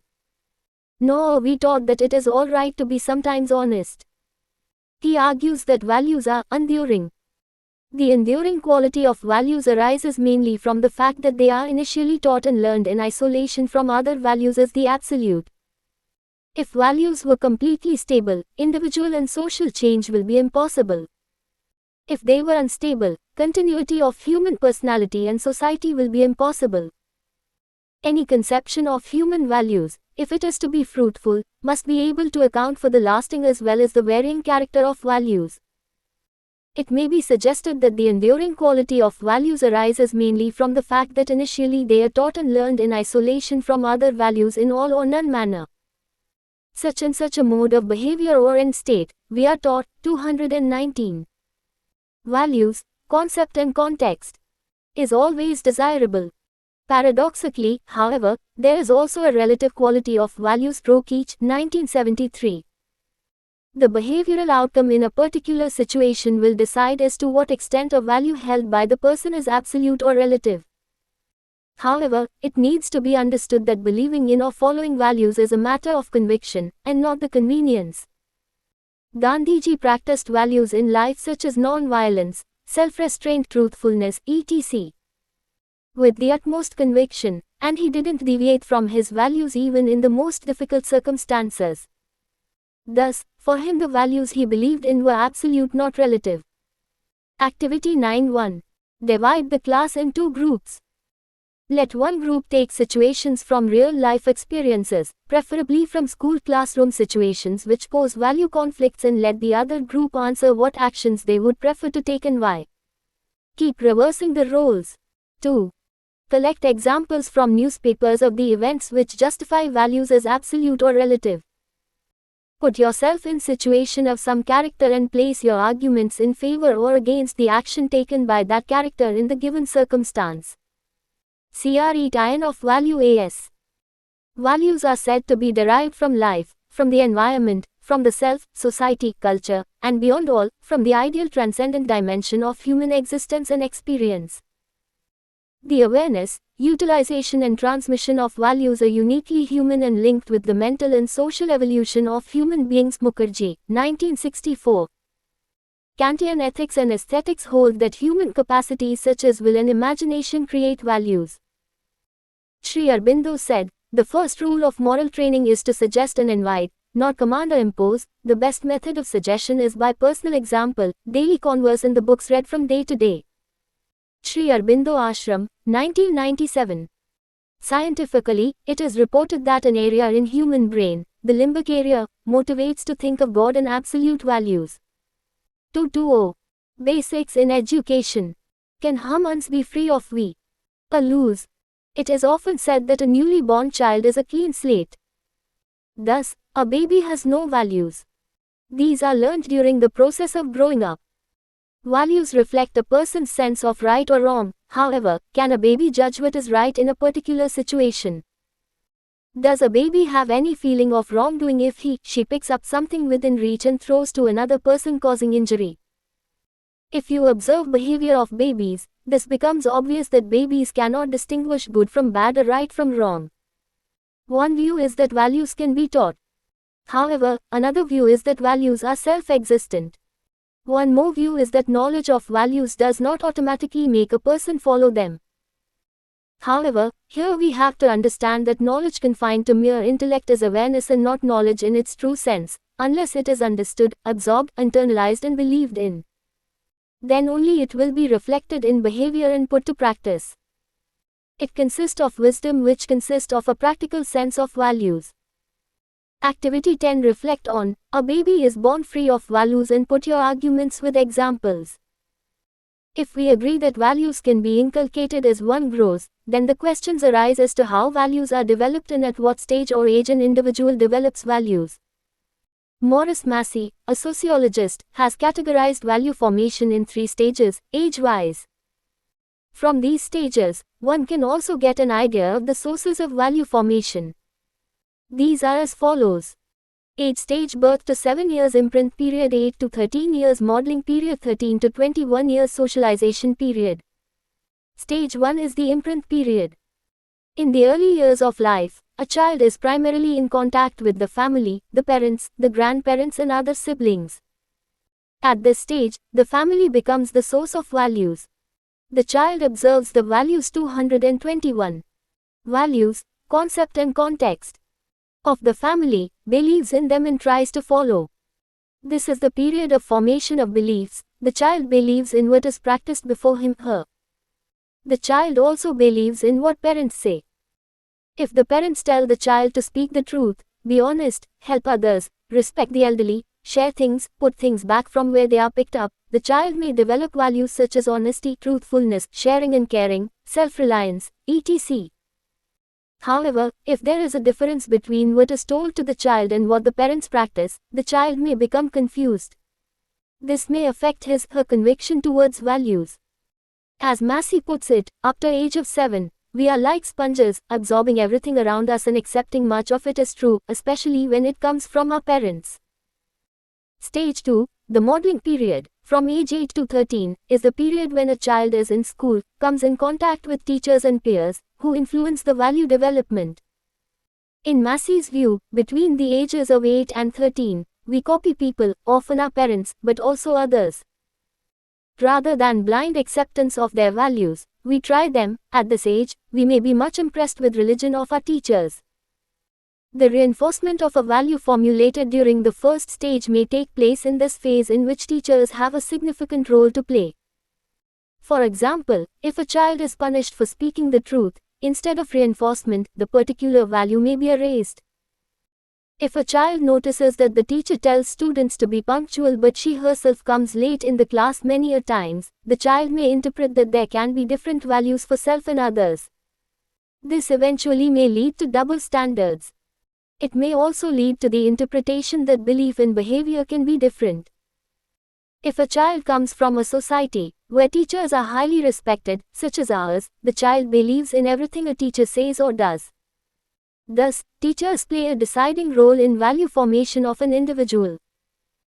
During the third stage, the socialization period from age 13 to 21 years, the society also exerts influence on the value system in the form of value development, reinforcement, refinement or questioning.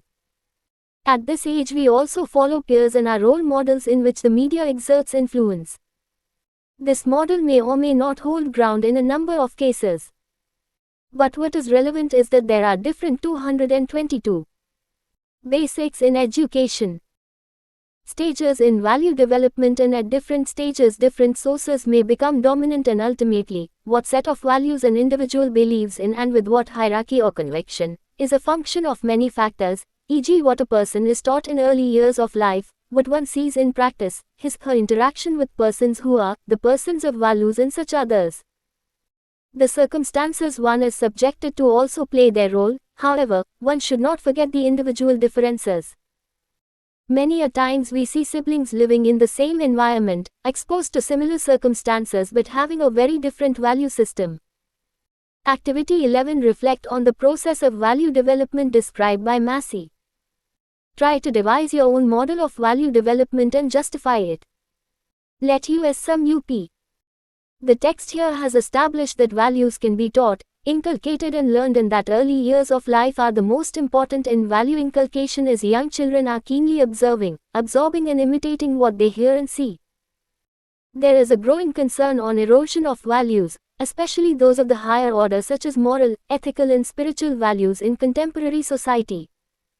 The process of value development also emphasizes the influence of teachers on young minds. All these put together make a solid ground for value education in schools. The chapter that you read next will deal with issues such as to what extent can education transform values in the society, and what kind of values can education, especially school education, perpetuate, and such others. Review questions. 1. Describe in your own words the meaning of values. 2. Give examples of different types of values. 3. What value set do you follow in life? Put forward a critical argument in favor of your value set. 2-3.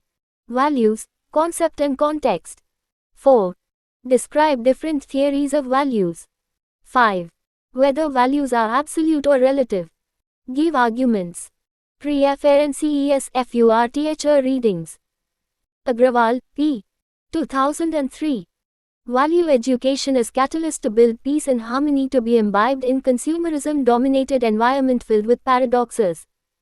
In K.P. Joseph, ed. Peace and Value Education.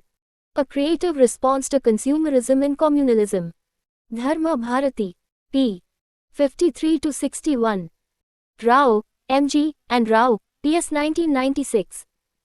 Attitudes, Values and Perception. Kanishka Publishers and Distributors, New Delhi. Cleghorn, C. 1951. Values and Value Orientations in the Theory of Action. In Parsons and Schulz, eds. Toward a General Theory of Action, pp. 388-433. Harper, New York. Cleghorn, Fr., and Strodbeck, F.L. 1961. Variations in Value Orientations. In Oiseman 2001, Values, Psychological Perspectives. International Encyclopedia of the Social and Behavioral Sciences, pp. 16150-16153. Mahashra M. Anna Yuvachari. A. 2001. Thus Spoke Mahavira. London, Jan Vishwa Bharati. In J. S. Rajput, Symphony of Human Values in Education. NCERT, New Delhi. Ma Essay, Morris. N. Wikipedia. Org Wiki, Morris Massey, downloaded on the 12th of February 2014. Mukherjee, R. 1964. The Dimensions of Values, A Unified Theory.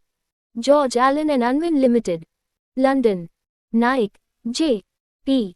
1975. Equality, Quality and Quantity, The Elusive Triangle in Indian Education. Allied Publishers, New Delhi. NJY Akula M. K. 2003. Need for Peace and Value Education to Promote Inter-Religious Cooperation. In K. P. Joseph, ed. Peace and Value Education, A Creative Response to Consumerism and Communalism. Dharma Bharati. Oiserman, D. 2001. Values, Psychological Perspectives. In International Encyclopedia of the Social and Behavioral Sciences, pp. 16150-16153. Tresohezi, R. 2001.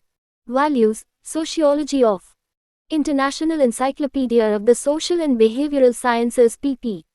16153-16158. 224. Basics in Education. Rokeach, M. 1973. The Nature of Human Values. The Free Press, London. Rohela, SP 2000. Ed. Values in Modern Indian Educational Thought. Indian Publishers Distributors, Delhi. Schwartz, S. H. 1994. Are there universal aspects in the structure and content of human values? Journal of Social Issues, 50, 19-45. Sri Aurobindo Ashram. 1997. Sri Aurobindo in the Mother on Education. In J. S. Rajput 2001. Symphony of Human Values in Education. NCERT, New Delhi. Chapter 10. Education and Values. Structure, Introduction, Objectives, Challenges to Education for Values, Complex Nature of Modern Society, Opportunities for Development, Value Priorities of Different Cultures, Changing Family Structure, Parental Aspiration for Children's Career, Media, Systemic Factors, Integrated Approach to Education for Values, Developing Values Consensus, Role of Curriculum Developers, Role of Teachers, Teachers' Self and Identity, Pedagogical Approach, Leadership Communication Skills, Teaching of Subjects, Evaluation. Let us sum up. Review questions. References 226. Basics in Education. Introducing. You must have heard people lamenting about the erosion of values in present-day society. The blame is, by and large, put on the education system for not doing enough in this regard. What is your opinion? Do you know that ever since formal schooling started, educators like Sri Aurobindo, Mahatma Gandhi, Rabindranath Tagore, Dayanand Saraswati, Vivekanand, Gijubhai Badheka, Zakir Hussain and others had continually argued for evolving an educational system that would lead to personal development of individuals in line with the cherished ideals and values of the society. It may be mentioned that education does not simply aim at mental development of the person. Rather, it focuses on her overall development, including personal, social and moral enhancement. Towards this end, the school curricula are organized not only for learning languages, mathematics, science, etc., but also for learning to live effectively and peacefully with others in the family, the neighborhood and society.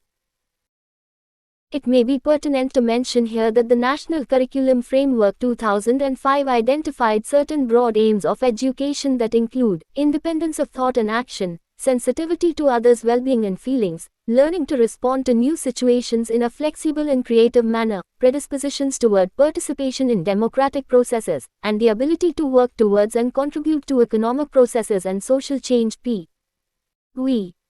Thus, acquisition of values is integral to the education system, and personal, social and moral developments are intertwined inextricably with the aims of education. The development of these characteristics is, however, influenced by the family and social contexts. This chapter introduces you first to the various challenges to education in India that retard. Activity 1. Organize a group discussion with your fellow students and teachers to deliberate the role of school in teaching practices for nurturing personal, social and moral values among students. Prepare a list of activities that school should initiate towards this end. 227. Education and Values. Potentials of the school to promote values. It further focuses on adopting an integrated approach to education for values, developing value consensus, role of curriculum developers, organizing schools' activities, and so on. After reading this chapter, you should be able to 1. Identify the challenges that retard the value-nurturing potentials of schools. 2. Explain the integrated and holistic approach to education for values. 3. Explore opportunities inherent in the curriculum for developing values. And 4. Appreciate your own role in organizing activities curricular in schools for value education. Challenge S to Education for Value. AS.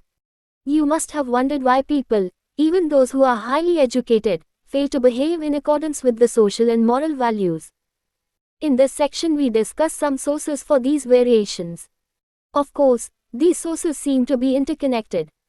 Complex nature of modern society. Modern society is considered to be a complex one. You must have observed variations in the lifestyles of people belonging to different sections of society, particularly in respect of their dress, food, eating habits, work, migration from one place to another, and so on. These changes have taken place due to uneven spread of opportunities, increase in earnings and availability of leisure time that has been possible by greater number of blue-collar jobs and technological development. Singh, 2000. According to Singh, 2000, these changes have brought about cultural confusion. The prosperity among middle class and city dwellers has attracted rural workers to the cities, and the marginalized sections of society are seeking a share in the prosperity. These changes in society have been changing social structure and composition of communities by bringing rural and marginalized groups to live with the urban population. The continuous flux into the 228 basics in education. Cities of new caste and regional groups, coupled with the influence of Western culture and living style, has given rise to melting of physical boundaries between groups thus far living separately, following the rules of their own traditional cultures. Now communities are much less homogeneous with regard to caste, income, social status, education, etc. The fast-changing social composition of communities has changed the earlier social structure, order and relationships among social groups. At the same time, an increased population has affected the pattern of consumption of natural resources and industrial produce. There are pockets of discontented populations without benefits of development, as well as populations which are living in affluence. The overall ethos of society is saturated with inequality, which generates prejudice to economic, employment, resources, gender and caste-related issues. The biases and hostilities, though latent, do often trigger conflicts and violence. The worst sufferers are children, women and the poor. Activity 2. For a moment, look at your neighborhood and note down the different kinds of people living together. Find out similarities and differences among them. Opportunity. S for develop me. NT. You will agree that with the expansion of schooling facilities and introduction of schemes like free education, free supply of books, midday meals, stipend for girl child, etc. The opportunities for growth and development have been thrown open to a group of people who, for a long period, were denied such opportunities. Today, everyone in the society is looking for upward movement, both socially and economically, and education is considered to be the tool for this movement. Kintis, 1996. As a result, the school-going population has increased tremendously. There is vast difference in the socio-economic standards of children coming to school. This has created tension in the education system. The first-generation learners, and learners from educationally and other backward classes, are challenged by the cultural gap in the spoken language, dress, interpersonal styles of interaction, food, etc. 229. Education and values.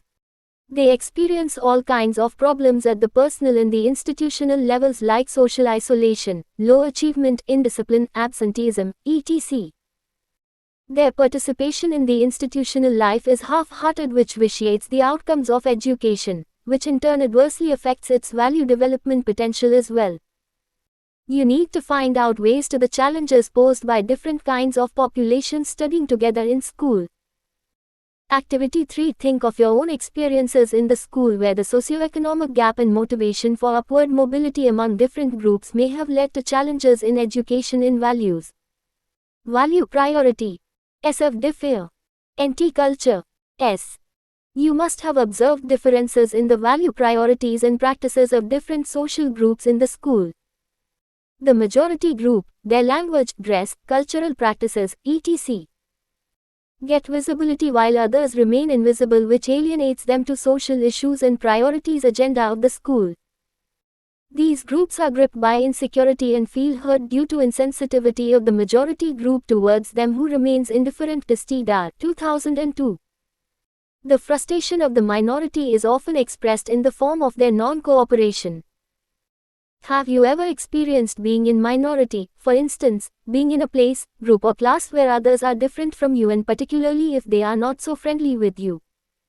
The values of cooperation, collaboration, brotherhood, secularism, etc. lose their meaning in such experiential encounters. These values appear impractical. Changing a family structure. The migration of population towards cities and metros has brought about many changes in the family and the social structure. Unitary families are slowly replacing the earlier joint families. As a result, the time spent by parents and adults with children has reduced. Earlier, the grandparents and other older adults living together with children used warm, persuasive ways to discipline them, which is missing in the 230. Basics in education. Modern busy lifestyle where both the parents are working. The quality of adult-child interaction has implications for the ethical and moral development of children. Hurried parents, having very little time to spend with children, have less chance to influence and nurture attitudes of responsibility, compassion, caring, and sensitivity to others among their children. The pressure and anxiety generated among children, due to lack of parental supervision and warmth, further works against their learning of appropriate beliefs and attitudes towards themselves, their responsibilities and work. The vacuum created by the absence of older parents in the family has to be filled, and the school, being the next important institution in the life of children, has to take up this responsibility. Parental aspiration for children. NCR. Yet another challenge to the value-nurturing potential of school education is posed by the parental anxiety and aspirations for children's career. The pressure and anxiety that children experience due to parental expectations may generate frustration and anger among them. This occasionally erupts into conflict and violence, not only in the classrooms, but also in the family and towards peers. It should be remembered that the emphasis on examination and marks may not necessarily result in quality learning. Those who are not able to keep up with the expected achievement levels may adapt to all kinds of unethical practices, depriving the individual of all values. Irrespective of all the emphasis on values and effort to nurture the same, the stress and the anxiety due to examinations sometimes leads to high dropout of substantial school population. Media. The mass media, be it electronic, print or video, and even the hoardings and displays on the roadside, pose problems to the nurturance of values. Media is such an important influence in our lives, but we are not even aware of it. Do you know why media influences us so much? It is because media exposure takes place even when we are not very alert and critical to its messages. When you are watching TV or seeing posters, do you realize that there are values embedded in those programs, and a lot of messages get into our sub 231. Education and values. Consciousness and influence our behavior to a great extent. Anderson and Taylor, 2008. The images of pleasant people, places, faces, dresses, etc., depicting their value systems, such as extravagance and ostentatiousness, attract younger and older generations alike. The influence, particularly on young generation, is so strong that the messages capture their fantasy and they are ready to indulge in negative acts to enjoy the pleasures of such material things. Mobile, internet and other kinds of media only add more fuel to the fire. Systemic F. Towards the challenges emerging from socio-economic, cultural, environmental, and technological changes could be further intensified by the factors implicit in the organization of the schools, their policies, practices and activities, attitudes of the various personnel, teachers in the local community. For instance, the school uniform policy that the girls wear skirts may come in conflict with the cultural ethos of the community. Similarly, the expectation that all students must perform at a very high level in all subjects puts stress on those for whom academic assistance is not available at home. Another instance could be that some of the students in the school are not from affluent background and can't afford expensive clothes and gadgets available with other children, which may lower their self-esteem. If attention is not paid, these situations could further undo the potential of the school to nurture values. The factors that challenge the value-nurturing capacity of the schools may lie in the society, but their identification and school-based action in this regard is the need of the hour. Activity 4. Recall. How did your school influence your life? Could it have been different? What would you like to do to make it better for future students? The task before the school is not easy considering these challenges, but the entire society is currently pinning its hopes on schools. The schools and education systems globally, realizing their responsibility, are engaged in deliberations and innovations to face up to this task. As a teacher, what year 232. Basics in education. Do.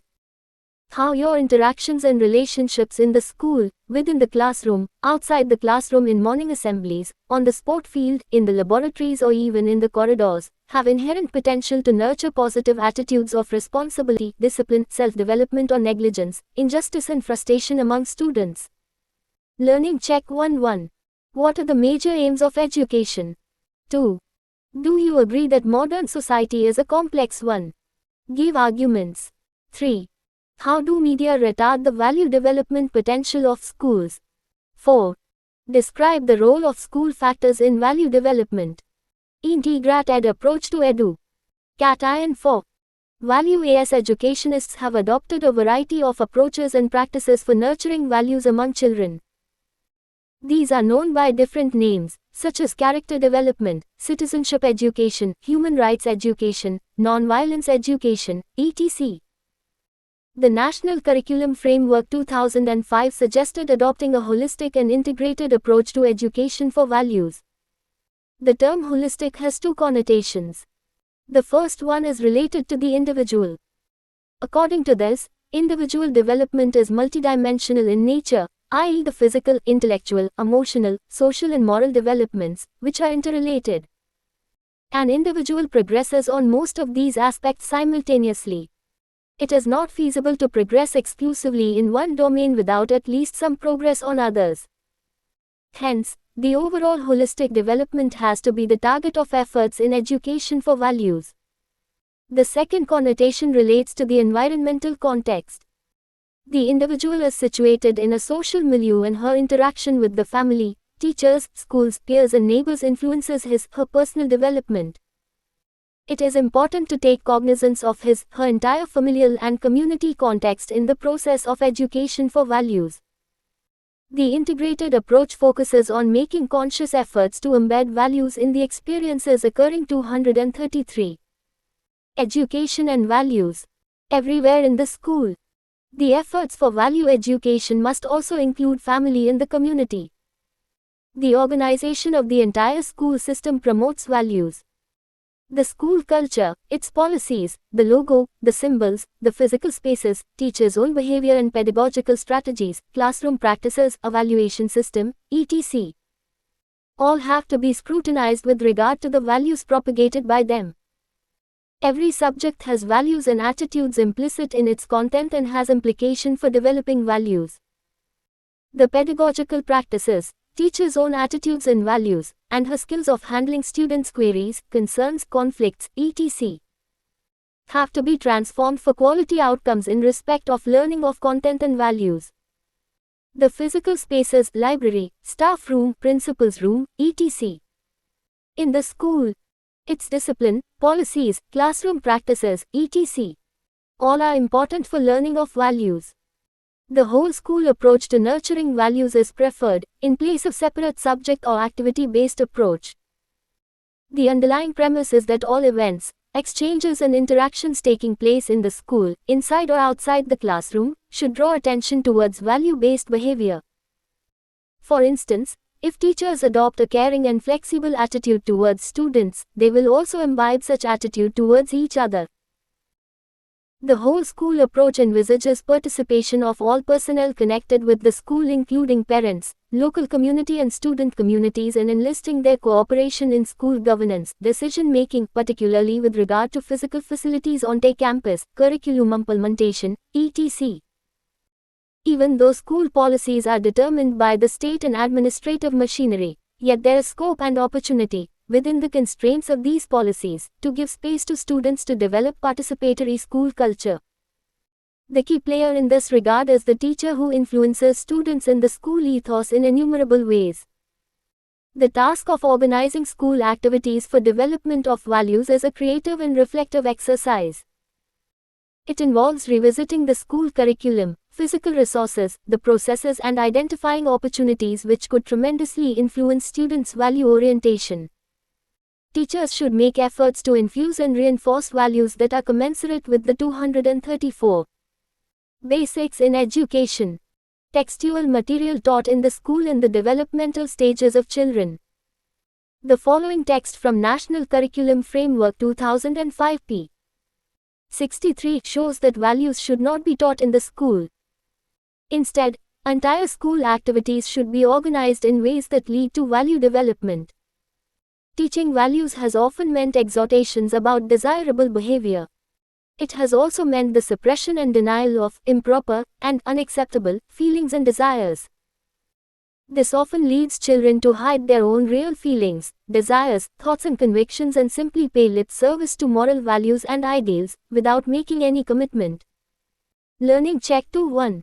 What is the meaning of an integrated approach? 2. Physical spaces of the school, like library, playground, corridors, etc. Influence learning and imbibe values. Do you agree with this statement? List suggestions for using these spaces for promoting education for values in your school. 3. Opportunities for inculcating values are hidden in the school routine and discipline. Explain. Developing value. AS Cons Ains US. As you have read in Chapter 9, there are a host of personal, social and moral values. People, students, teachers, others might come up to the school with different sets of values. They may also differently mention the priority among these values. Now, the challenge before the school is to develop a consensus about the values to be developed among the students. The National Curriculum Framework 2005, taking guidelines from the Constitution, gives priority to the values of democracy, equality, secularism, justice, multiculturalism, human rights, etc. Despite this, the issue of which values are worth pursuing has never been taken as settled by the education system and educators. The values, attitudes and skills needed to behave in accordance with the good, social and moral conduct Code 235. Education and values. Create an endless list. It would be an arduous task to put these together and classify them. There would always be something left out. For instance, constitutional values of equality, justice, secularism, freedom, respect for human rights and responsibilities, environment, etc. may seem complete. But advocates of civic responsibilities would like to add values such as honesty, cooperation, compassion, courtesy, integrity, responsibility, self-discipline, respect, tolerance, obeying law and order, etc. The proponents of religion emphasize respect for tradition and cultural practices. The diverse sources of values like the Constitution, citizenship in a civilized society, democracy, religion, moral and ethical conduct are emphasized by the different groups of people. At the institutional level, clarity needs to be created about how these values are not discrete but linked with each other through a set of attitudes and beliefs. For instance, an individual with a sense of responsibility will be responsible towards others, his work, environment, law and order, family members, etc. Hence the value of responsibility overlaps with attitudes of responsibility as a citizen and responsibility towards work. But institutions can draw their own priority of values depending on their experiences. Since our Constitution emphasizes on secularism as an accepted principle, the education policy accordingly stresses on secular values. Associated with the plurality of values is also the question of how to translate implications of these values for school experiences. The curriculum articulates the experiences to be organized for students through the subject contents and materials. But other factors like school policies, teachers' orientation, disciplinary practices, classroom practices, etc. are important and may create a wide gap between the educational goals and actual outcomes. Hence, the role of curriculum developers broadens. They have to reflect upon the influence of these factors on students and provide guidelines for the orientation of policies with regard to practices which promote positive discipline, participation of all children irrespective of their abilities, class and caste diversities, creative decision-making to utilize resources and motivate staff, teachers, students and parents. 236. Basics in Education. Activity 5. Observe a few schools and prepare a list of values that the schools attempt to inculcate among the students. Note down the activities and sources of such values. Role of QRRIC Uln Develop. RS. The curriculum needs to provide guidelines for schools and different stakeholders for structuring curricular experiences in ways that focus on values. These guidelines must be related to the subject content, organization of schools, pedagogical approaches, and role of teachers, identity and leadership. The guidelines must include suggestions for teachers to make explicit the objectives of learning different curricular subjects, and the need to highlight the attitudes and values inherent in the subject's content. The guidelines must also caution against making education for values too prescriptive and didactic. Guidelines should also suggest ways and means, games and activities by which students can arrive at these value conclusions themselves instead of being prescribed at the beginning of the chapter. However, despite highlighting these goals, the actual practice of teaching learning may still fall short of desired goals. The values-related objectives of content need to be highlighted. The guidelines may be directed at all the functionaries at all levels. It is to be understood that the role of teacher, the key player at school level, is delimited by the way policies are understood and implemented by the middle-level administrators. Activity 6. Prepare a draft guideline, in consultation with classmate, for organization of value-related activities in the schools. Role of teacher. RS. The teachers play an important role in nurturing values in the schools. Apart from the pedagogical approach, teachers' leadership qualities and their relationships with students, other teachers, principal, staff members, parents, and community all constitute areas of influence on development. 237. Education and values. Of values among students. Teachers' relations with others are influenced by many factors, such as his/her self and identity, attitudes, leadership style, and communication skills. These factors are discussed in the following sections. TAH self-A. ND identity. The self and identity of teachers has probably the strongest influence on their interactions and relationships with others. The self refers to the sum of all the perceptions that one holds about oneself, such as I am a teacher, I am a Muslim, I am efficient, I like to teach or not to teach, I am honest, and so on. Depending upon the strength and quality of these perceptions, positive or negative, the self develops negatively or positively. The negative self is expressed in behaviors like lack of trust in one's own ability and that of others, absence of caring and helpful attitudes, inability to take responsibility, lack of perseverance on tasks, and so on. The positive self is the opposite of all the above. A sound and healthy sense of self is enabling. It bestows openness, flexibility, motivation, caring, respectful and creative attitudes in the individual. A positive person is likely to be less aggressive, prejudiced, obstinate and frustrated. It may be remembered that self and identity are crucial, for not only promotion of values among students, but more importantly, for the effectiveness of one's own behavior and relationships at home, at work, and in other contexts. Activity 7. What are your immediate thoughts and feelings when you are angry, frustrated or unkind to others? Note your immediate thoughts. Reflect upon them. To begin with, it would be worthwhile to examine your perceptions, attitudes and beliefs about yourself, your abilities and socio-emotional qualities. Are these positive? What is your identity? It helps to reflect, for instance, on what attitudes we hold towards our strengths, weaknesses, beliefs about our own family, work colleagues, etc. Are these negative or positive? Whatever be the direction of these attitudes, it is important to analyze why these are so. We have to critically examine if these beliefs hamper our 238 basics in education, relationships with others, and our ability to resolve conflicts. Why it is sometimes easy to resolve conflicts with some people, but not with others. We can easily connect with those similar to us. On the other hand, people who are different in terms of caste, language, region, color, gender, etc. appear distant. In order to establish healthy social relationships with colleagues, principal, students, parents and staff, one has to learn to accept others, even those different from us. Healthy self-development and social relationships contribute to happiness and well-being. An important strategy that helps in development of self is regular, daily reflection on one's experiences, positive or negative. Reflection is most effective when accompanied by writing down the experiences, feelings, and conclusions of daily life. Regularity of reflection helps in developing insights into the beliefs we hold toward others and the way these affect our behavior. The insights enable us to overcome attitudinal barriers and develop self-esteem and positivity, which in turn would enable us to become effective in our work and strengthen relationships with others, fellow teachers, students, principal and parents. Pedagogic. Approach. Ch.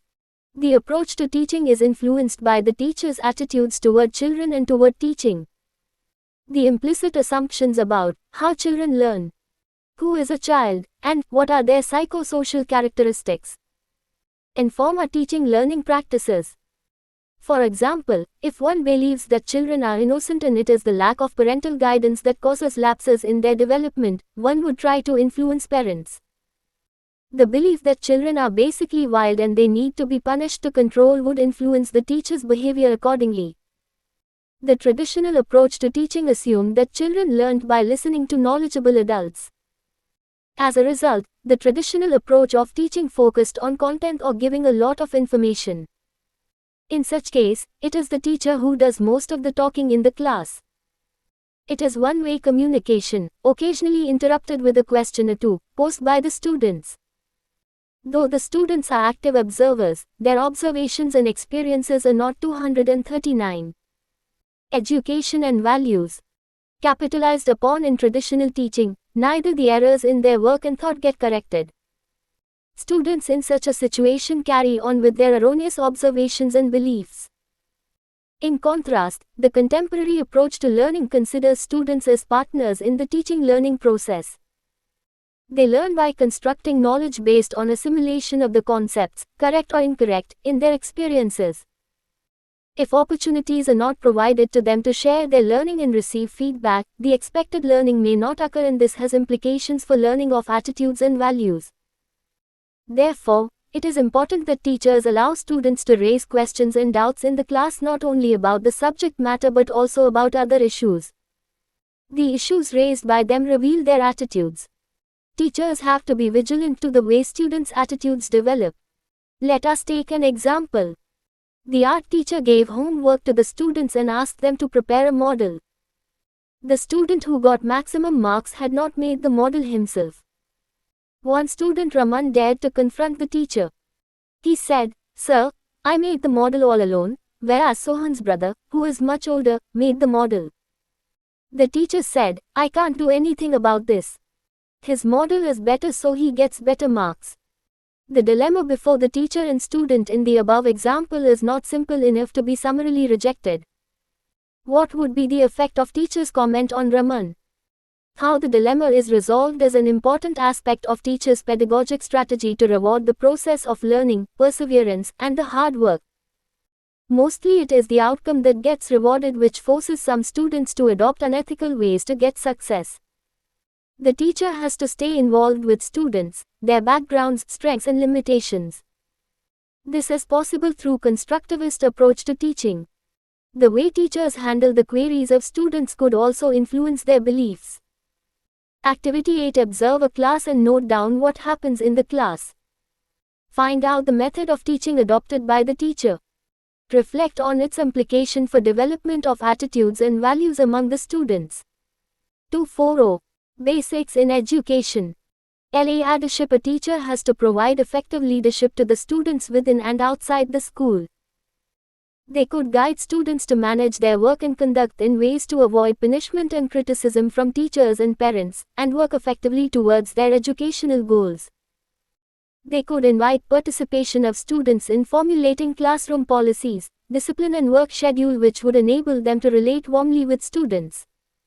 Students would be motivated to cooperate and follow established rules. Students could also be involved in reflection on aberrations in policy or classroom discipline or poor achievement or any other concerns and devise ways to deal with those problems with a positive frame of mind. Communication skills. Communication skills influence interactions and relationships a teacher could develop with the principal, students, staff, and occasionally with the community. The quality of these interactions affects the teacher's efficiency as well. These relationships impact not only students, but also the teacher's own mental health. The two most important communication skills that he needs to possess are listening skills and responding skills. Listening involves paying attention to what the other person is saying, the verbal as well as non-verbal content of the communication. After listening, the teacher needs to respond to the queries of students in an appropriate way. Teaching of subject. CTS. Values are inherent in the subject content. During teaching the subjects, teachers could make explicit the values inherent in the content. All the subjects like science, social sciences, languages, etc. are connected with real life and each one has immense potential to convey values. The real purpose of teaching these subjects is to understand their implications in real life situations, including value inculcation.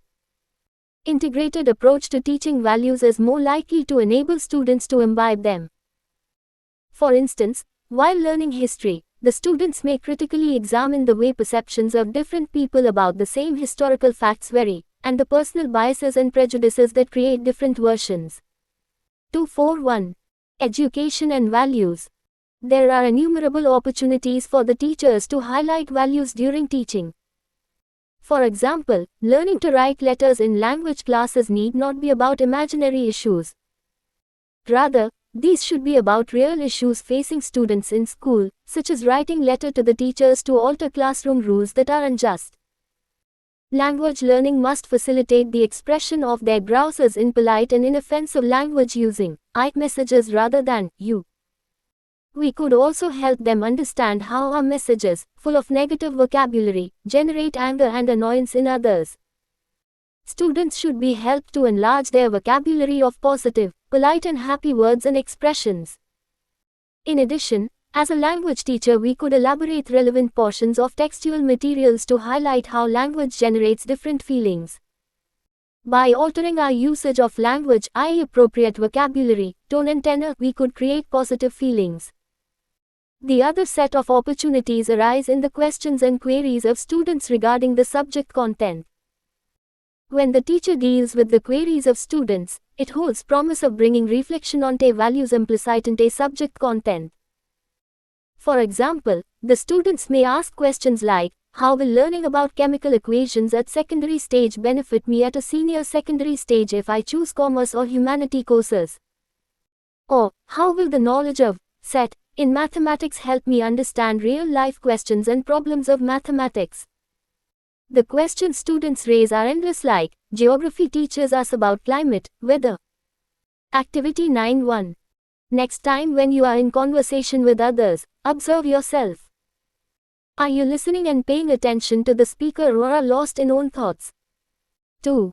Do you want to improve your listening skills? When you are talking with others, your friends, acquaintances, strangers, etc. Notice your own thoughts. Write them down in your diary and reflect upon them. Pay attention to your own and others' non-verbal expressions during conversation. 242. Basics in education and soil, etc. Of different places, I am not likely to go to these places, then how am I affected by this knowledge? Or, what does it matter whether Jahangir lived before Humayun? And so on. Due to lack of time or failure to realize the importance of engaging students, teachers sometimes brush aside these comments politely or angrily. Implicit in these questions are opportunities for teachers to connect with students, motivate them, and understand their difficulties in the subject or even their personal problems. The task of teaching could shift to learning when students understand the real objective of studying these subjects and also to understand the value underpinnings.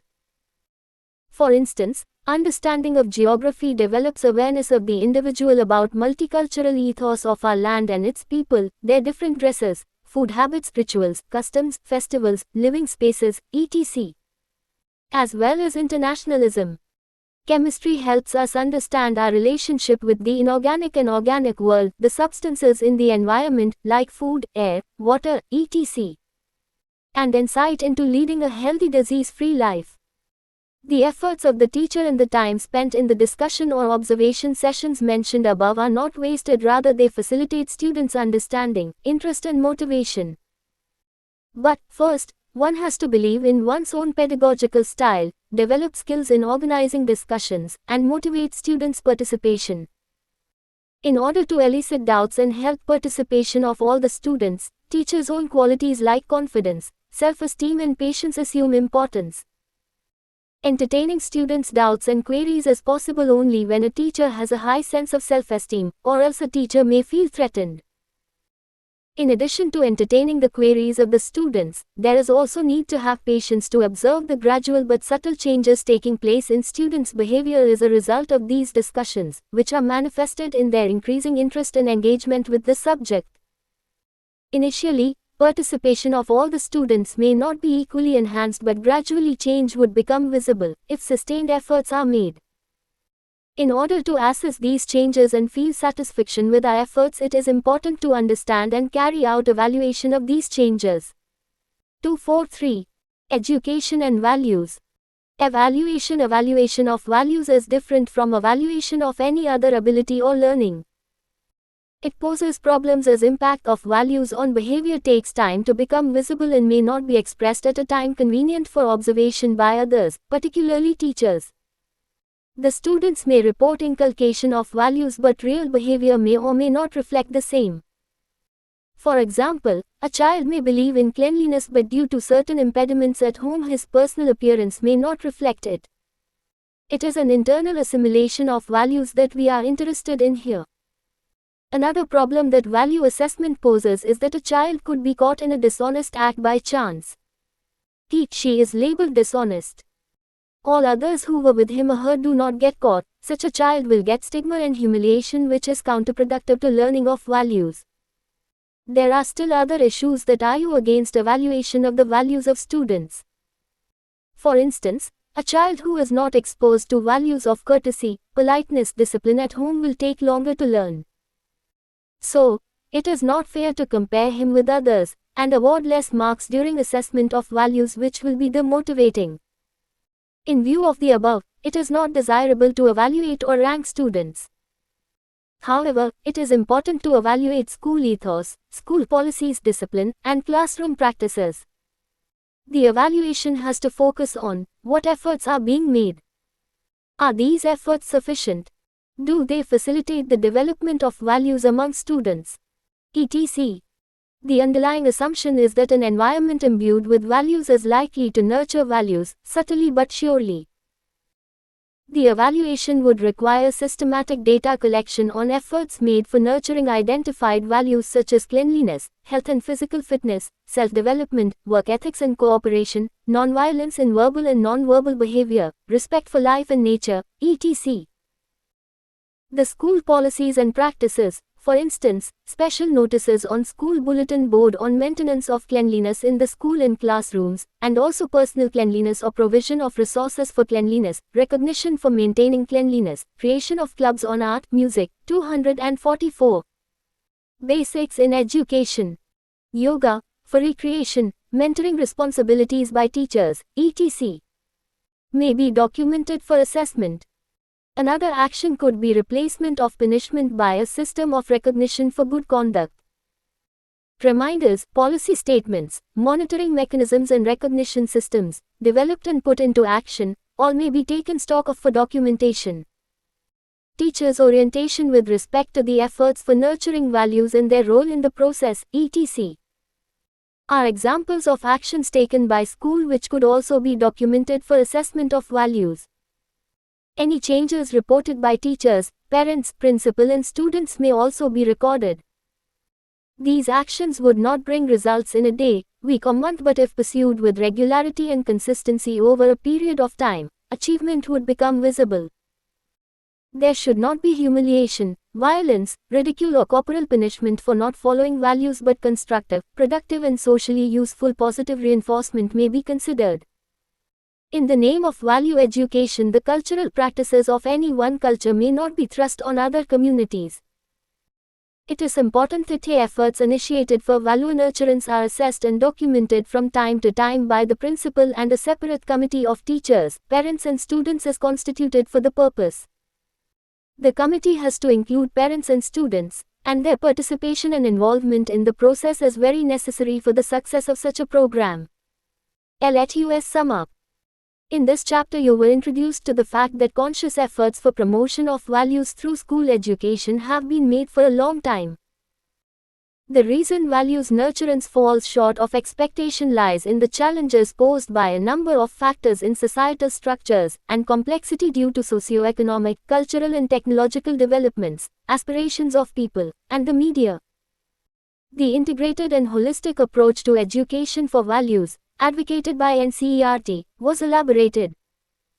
At the school level, the process starts with developing value consensus and identification and development of the opportunities for value education in the 245 Education and Values given curriculum. The teacher's own self-identity and their role in the process of value education is of great significance. Finally, you have read that the evaluation of values is an intricate process and needs to be done with care. Review quest. Ions. 1. Mention 3 important aims of education. 2. List out factors that challenge education for value development. 3. Describe the integrated approach to value education. 4. What are the various sources of values? 5. Mention 3 important roles of curriculum developers in the context of value education. 6. How can school discipline be organized for promotion of values? 7. How can self or identity be a source of conflict or peace? 8. Mention diverse pedagogical approaches for nurturing values. 9. Why value assessment should not be done for students. 10. How best assessment of value education programs could be carried out. URT Her Read. Ings. Anderson, M.L. and Taylor, H.F. 2008.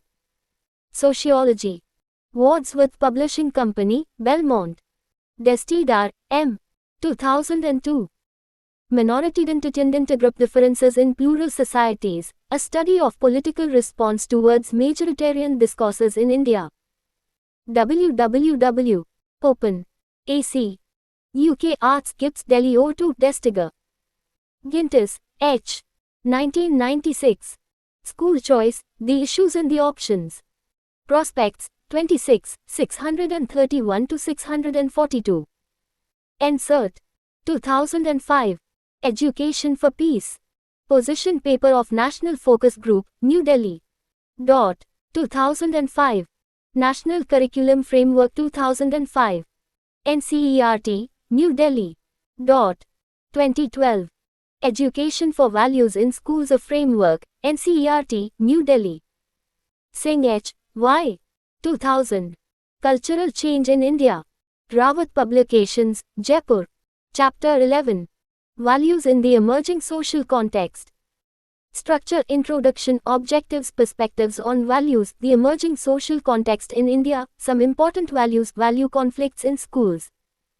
Education and values, transforming values through education, the curriculum. The school and classroom environment, the teaching learning process, evaluation, assessment, peace for all. Let us sum up suggestions for further reading. 247. Values in the Emerging Social Context. Introduce CTIN. Box 1 Student, Mom, I do not want to work in this group. Can I please request you to put me in some other group? Teacher, why child? I believe you are in one of the best groups. Why do you want to change your group? Student, Mom, because I do not feel comfortable working with X. Teacher, is there any issue between the two of you? Student, no Mom. We hardly talk. I feel uncomfortable because of his religion. The conversation reported in Box 1 illustrates a student's honesty of purpose and intent.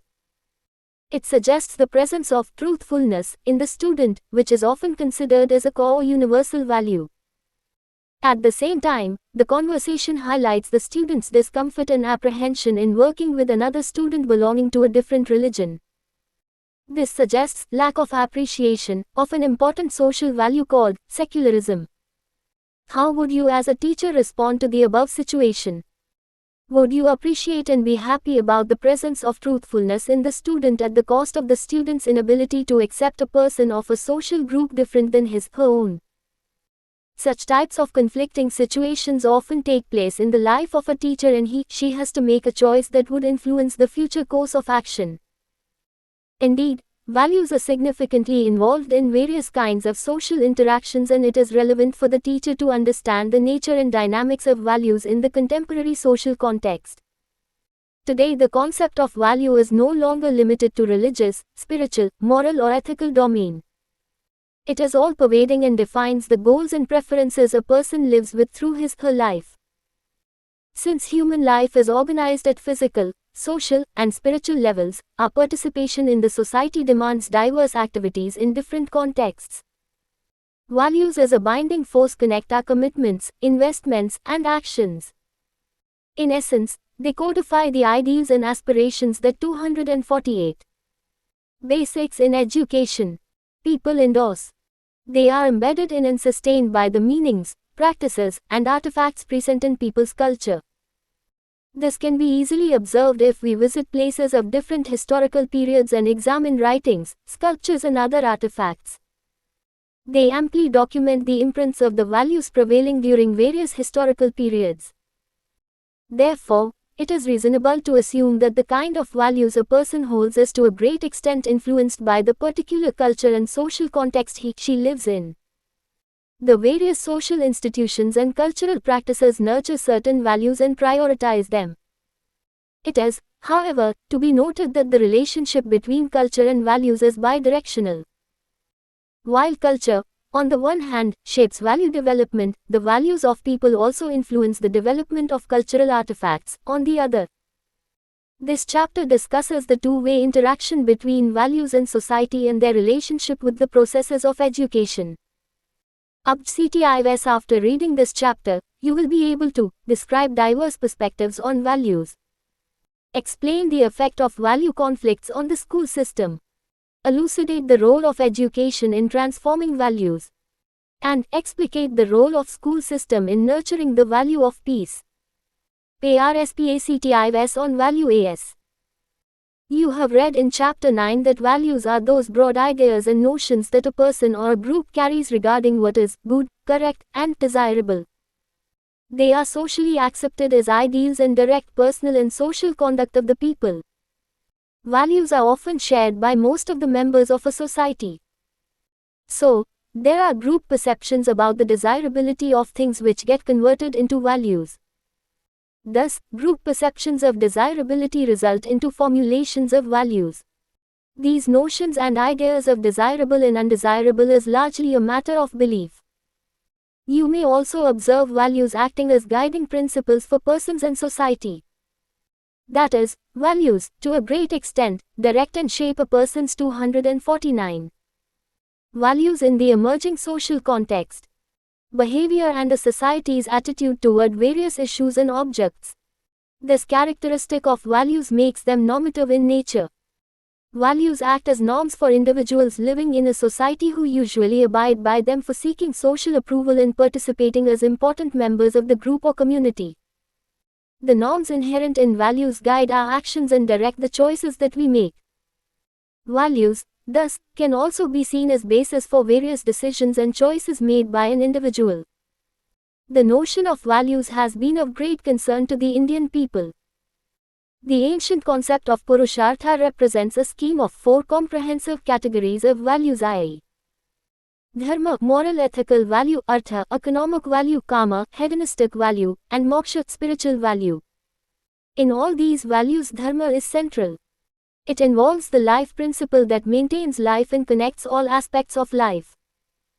Elaborations of Dharma by Indian thinkers suggest that it involves observing moral values encompassing non-violence, truth, non-stealing, cleanliness, self-control, non-anger, etc. It situates human beings in the natural habitat in a sustainable relationship. Learning Check 1-1. Explain briefly, normative, nature of values. 2. Discuss the Indian notion of values. In everyday life, a variety of meanings are associated with the term value. Each meaning is equally important and justifies itself through the philosophical position it belongs.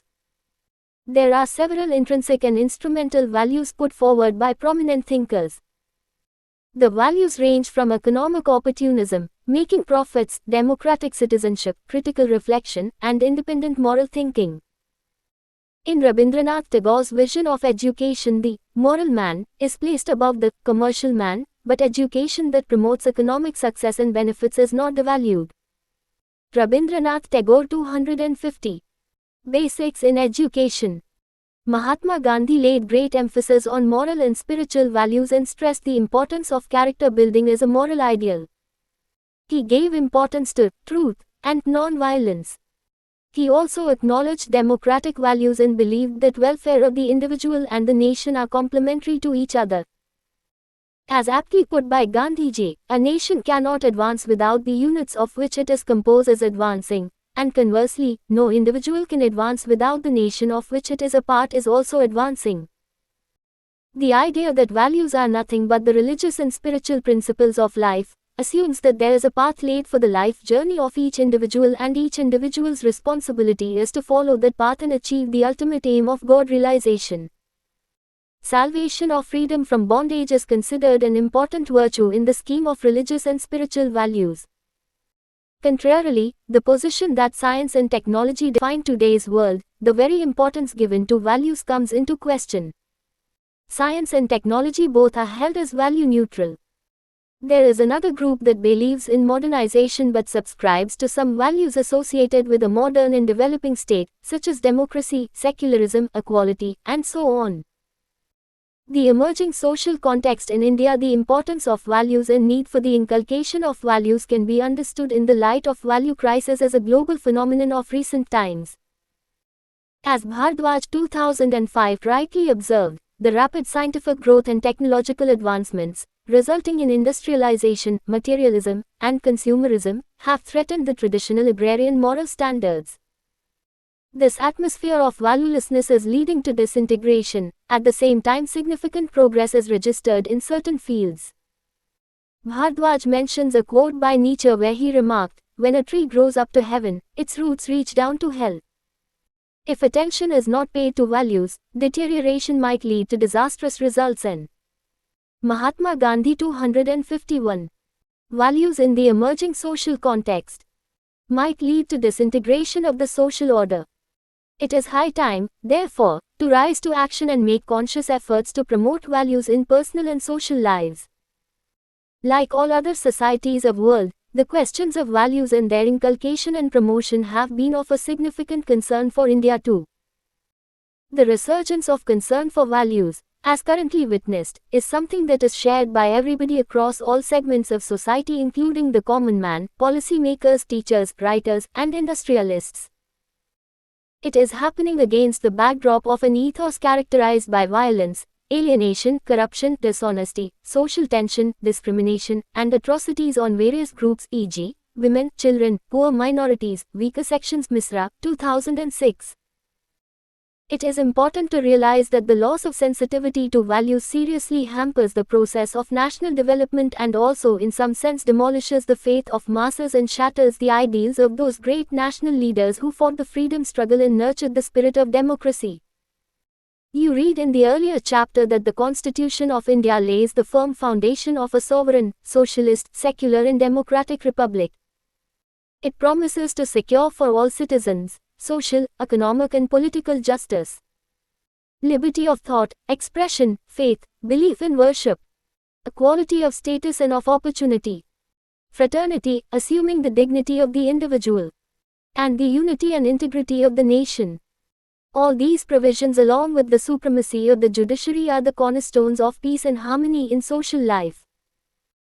India has witnessed a number of changes owing to various legislative measures, e.g. reduction in age for voting, Right to Free and Compulsory Education Act 2009, Panchayati Raj, Right to Information, introduction of economic reforms, building of infrastructure and revolution of ICT, and so on. However, the benefits of these developments have not reached equally to the different segments of the hierarchically organized Indian society. The gaps in socio-economic development persist and a large section, particularly from the marginalized groups and communities, is still living life below the poverty line. The systemic hassles, obsolete laws, and rising aspirations have arrested the pace of progress. The result is rise in dissatisfaction, conflict, corruption, and opportunism. Also, there are large-scale changes due to globalization and 252. Basics in education. Privatization. Indeed, the social life in India is undergoing significant changes. In the present-day highly complex and dynamic scenario, India's portrait of unity in diversity requires concrete measures to promote social life on the basis of egalitarian and democratic principles. H.S. Srivastav 2004 has drawn attention to the fundamental duties enshrined in the Indian Constitution in the light of two key values, i.e., peace and harmony. These fundamental duties, among other things, make it the duty of every Indian citizen, A. to uphold and protect the sovereignty, unity and integrity of India. B. to promote harmony and a spirit of brotherhood. C. to renounce practices derogatory to the dignity of women. D. to protect and improve the natural environment. E. to have compassion for all living creatures. And F. to develop a scientific temper and a spirit of inquiry and reform. By implication, these provisions negate discrimination, sectarianism, obscurantism, superstition, and violence. Activity 1. Organize a group discussion to find out how values inherent in the Indian Constitution promote peace and harmony. Indicate specific provisions made. Some important values. Appreciating that the values are inherent in indigenous Indian thought and realizing their significance for education against the backdrop of current realization of value crisis makes it imperative to identify core values that should be transmitted to children. The National Policy on Education 1986 and National Curriculum Framework 2005 therefore spelled out certain guidelines about values that shall be promoted in children. According to these guidelines, the values worth inculcation are appreciation for India's cultural heritage, equality of sexes, protection of the environment, egalitarianism, democracy and secularism, constitutional obligations, nurturance of national identity, observance of the small family norms, removal of social barriers, appreciation for India's freedom movement, inculcation of scientific temper, human rights including rights of the child, especially of girl child, and inculcation of personal and social values. 253. Values in the emerging social context, such as cleanliness, compassion, truthfulness, integrity, responsibility, justice, respect for law and order, courage and the values cherished for the functioning of democracy. A brief description of some of the key values seems to be in order. Democracy is described in the earlier chapter. Democracy refers to the power of the people. According to Aristotle, democracy is a government by many. The Greek word corresponding to democracy suggested a system in which the people performed the ruling. Democracy has a very close relationship with education. The principles of democracy like liberty, equality, fraternity, dignity of the individual, cooperation, sharing responsibility, etc. are critical processes which deeply influence the processes of education. On the other hand, education at various stages and dimensions intrinsically motivates a democratic way of life. Democratic values or principles are applied to the whole range of activities in imparting education to make it more effective, meaningful, relevant, and useful. Similarly, without education of the masses, democracy cannot be a success. As individuals of a civilized society, people ought to know their rights and duties as citizens. This is a must for functioning on a democratic pattern. Democracy, in order to be a reality and a way of life, has to be introduced from the very beginning of education and its values practiced in schools and colleges. The spirit of democracy, if practiced, can immensely encourage an accountable and participative style of functioning. Activity 2. Think of the various ways through which schools can promote and inculcate the values of democracy in children. Egalitarianism. Understanding democracy requires an understanding of the basic premises of the Indian Constitution as well. The preamble to the Constitution distinctly embodies egalitarian values. It should be noted that the relationship between education and egalitarian values is bidirectional. Equality 254. Basics in education. For all can be ensured by providing equal opportunities to all in the process of imparting education. Universal access to education does not guarantee satisfaction only on account of equal opportunity. Rather, it also entails equal conditions for success. Similarly, education, through the contents and methods followed, can play an important role in reflecting the need and importance of constitutional values of equality, equity, and social justice. A teacher shall always try to set examples of practicing egalitarian values. Secularism is a modern value that implies equality and equity and discards any kind of social or religious stratification or differentiation. The concept thus entails tolerance for all religions, castes and all kinds of social diversity. At the same time, it upholds communal harmony as one of the core concerns. This leads to a twofold understanding of secularism. Secularism implies not only disjunction of religion and politics but also recognizes religion as a private and individual affair of a person. The Indian society is a plural society with many religions, castes, tribes, languages, and cultures. For India to survive, our society has to be based on the principles of secularism. Donald Eugene Smith, 1963, explains the notion of secularism as follows. The secular state guarantees individual and corporate freedom of religion, deals with the individual as a citizen irrespective of his religion. It is not constitutionally connected to a particular religion nor does it seek to either promote or interfere with any religion. P.I.V. Two of the great Indian leaders, Mahatma Gandhi and Pandit Jawaharlal Nehru, were principal advocates of secularism. Their ideology of secularism was based on commitment to the principles of brotherhood and truth, and respect for all individuals. They practiced these values and set examples before the people. Pandit Nehru was a leading supporter of the concept of the secular state. His proposal and efforts for making India a secular state is acknowledged as one of his greatest achievements. He disliked any kind of relation between religion and politics. He wanted to transform India into a nation-state that would embrace people of all castes and religions without any discrimination. 255. Values in the emerging social context. Education, therefore, shall endeavor for the promotion and inculcation of secularism as one of its aims. John Dewey sees school as a miniature society. Thus, foundation of a secular society can be laid down in the school.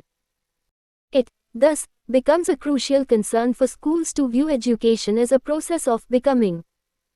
Education shall take into account all-round development of children including engaged citizenship. It shall not be viewed as an end in itself, rather as a means to an end. Teachers can play a groundbreaking role in promoting values of secularism by creating relevant opportunities and encouraging children of different castes, communities and religions to celebrate, appreciate, and respect each other's festivals, cultural practices and ways of life. Such activities, if done genuinely, can establish and nurture cordial feelings among people belonging to different cultural backgrounds. It is also critical for the smooth functioning of the school because differences, if not understood adequately, may lay seeds of ethnocentrism and prejudice. All this may ultimately render differences into deficits and lead to social conflicts. Learning Check 2.1. What do the National Policy on Education and the National Curriculum Framework say about values? 2. What do you understand by secularism?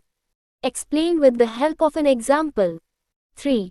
How are education and egalitarianism related? Discuss in the light of specific examples. Value A conflicts in schools. Conflict is defined by Fisher, 1990, as incompatibility of goals or values between two or more parties in a relationship, combined with attempts to control each other and antagonistic feelings. Conflicts can occur in almost all kinds of interpersonal or social circumstances. Daniel Katz, 1965, created a typology that distinguishes three main sources of conflicts: economic, value, and power. Economic conflicts would involve competing motives to attain scarce resources. Value conflict would involve incompatibility in ways of life, ideologies, preferences, principles and practices that people 256. Basics in education. Believe in. And power conflict would occur when each party would like to maintain or maximize the amount of influence that it can exert on others in a social setting. In today's world, consumerism and competition are becoming key drivers in life and promote individualist spirit in which everyone is trying to maximize his or her gain irrespective of its cost in terms of the consequences for the well-being of others. Activity 3. Think of examples of economic, value, and power conflicts. Discuss it with fellow students.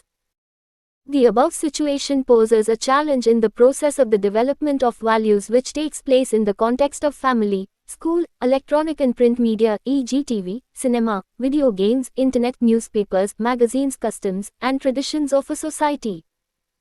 Values are often communicated and demonstrated by the elders and the people in positions of influence and power. Observation and modeling become the most important sources of value inculcation. Children often learn through inculturation or living in a particular setting and being constantly exposed to certain patterns of behaviors. Today, consumerism and violence, aggression, and money are occupying a prominent place in the media. Also, people are becoming present-oriented and evaluate things in terms of immediate monetary gain. With the multiple value systems arising out of divergent preferences and desirability, it is expected that school, a miniature of society, would serve as a potential ground for emergence and escalation of value conflicts. It is found that the social spaces in the schools often become sites for value conflicts. These value conflicts can arise from differences in the practices and preferences of teachers and students in the diverse family backgrounds from which the children come. Thus, differences may occur between teachers and students and between one group of students and another group. It becomes highly critical, thus, to understand the implications and consequences of the varied patterns of value conflicts in school settings. 257. Values in the emerging social context. The diversity in classroom in terms of various social markers such as caste, class, gender, age, community, religion, socioeconomic status says, if not dealt with properly, can lead to serious value conflicts in schools. The way we think and feel about these differences and diversities exhibits the values endorsed by us. The news items in national dailies illustrate how continuous reinforcement of materialism, economic prosperity, and individualism go against the norms for human dignity and lead to conflicts that result in prejudice, discrimination, hostility, inequalities, crime and violence. The word prejudice is closely related to the word prejudge. It can be understood as a prejudgment or irrational generalization about an individual or an entire category of people. It often takes the form of negative evaluation of the other. Human beings have a tendency to divide the world around them into us and them. These divisions can be based on gender, caste, class, religion, language, skin color, and social class and so on. But it is important to understand that prejudice is more than forming categories of in-groups and out-groups. It is also about the cultural values that we acquire from our parents, teachers, peers and institutions like schools. Education for Peace from National Curriculum Framework 2005, pp. 61-62. Education for Peace seeks to nurture ethical development, including the values, attitudes and skills required for living in harmony with oneself and with others, including nature. It embodies the joy of living and personality development with the qualities of love, hope and courage. It encompasses respect for human rights, justice, tolerance, cooperation, social responsibility, and respect for cultural diversity, in addition to a firm commitment to democracy and nonviolent conflict resolution. The concern for equality and social justice is the hallmark of Education for Peace. 258. Basics in education. Traditional cultural values and constitutional values such as brotherhood, unity in diversity, collectivity, harmony and peace, secularism, equality and democracy need to be emphasized in the practices observed in schools, particularly in matters related to cultural diversity. Multicultural education that promotes equity for all the students is the need of the hour. At the same time, it is important to foster respect in students towards each other's culture and social background. Learning Check 3. What factors escalate value conflicts in school settings? Education and value. AS. Education is not only about training of minds but also for the purity of heart and self-growth. Values constitute an integral part of the process of education. An emphasis on values, while talking about education, does not imply that something extra and additional is being stressed on. The process of education inherently involves transmission of values. As held by Seshadri 2005, education is a process of bringing about desirable changes in the way one thinks, feels, and acts in accordance with one's concept of good life. p. 10. However, as Seshadri rightly maintains, the transmission of values does not imply passive conformity, submission, and blind obedience to the values passed on by adults. Education shall not be a process of authoritarian training of dogmas. Education needs to encourage critical and reflective thinking, rational selection and conscientious behavior. Emphasis on values in education makes pupils good professionals as well as whole human beings too. It makes them not only capable of earning anna, food, but also gives them ananda, happiness. It is said that knowledge is what helps us to attain liberation, sa vidyaya vimuktai. Education needs to respond constructively to the twin concerns of individual and societal well-being. We are simultaneously individuals as well as social beings. Interdependence and complementarity are the valuable key features of today's world. Misra, 2006. A holistic vision that 259. Values in the emerging social context.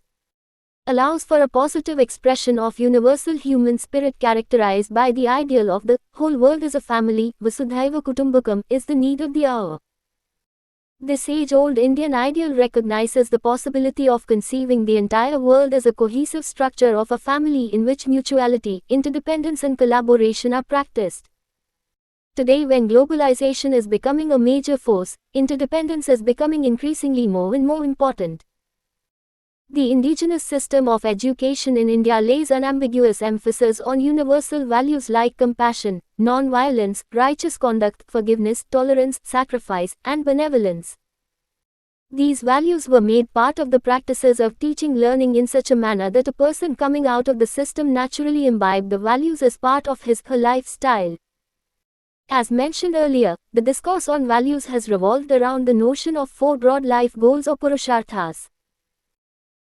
The instructions given by the teacher to students, after completion of the studies, included observing truth, following dharma, do no harm to truth, respect mother, respect teacher, respect guests, follow only good deeds of others and not other activities. Satyam vad, dharmam char, satyana pramaditavyam, matri devo bhava, acharya devo bhava, atithi devo bhava, yanyam vadyani karmani tani savitivayani netarani.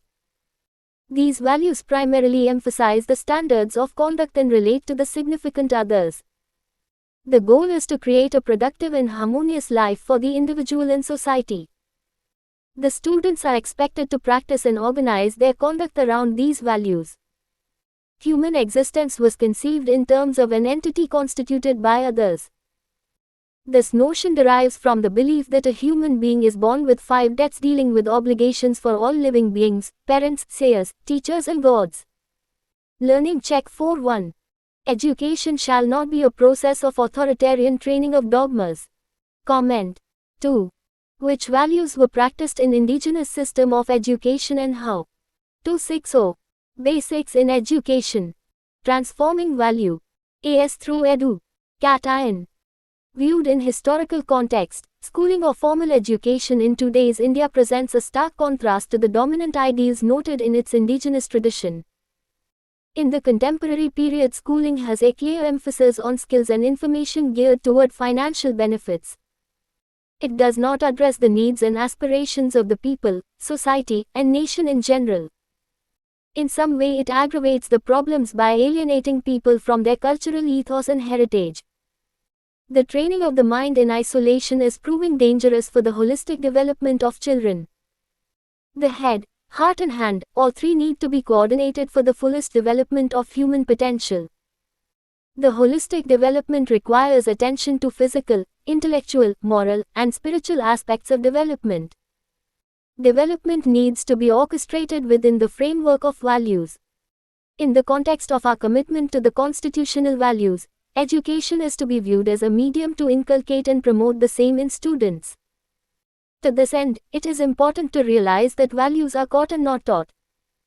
Thus, it is the way a curriculum is transacted in terms of concrete processes and activities that the students imbibe the values. The abstract knowledge of values does not go very far.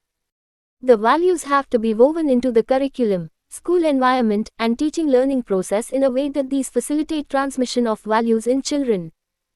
Learning needs to be illustrative of values in action. The lesson in any subject, be it mathematics, civics, Hindi, science, English, may be designed, deliberated upon, and imparted in such a way that they necessarily invite value-related reflection and action in a natural fashion. Similarly, the delivery of subject content may have inbuilt elements of sharing, participation, and care.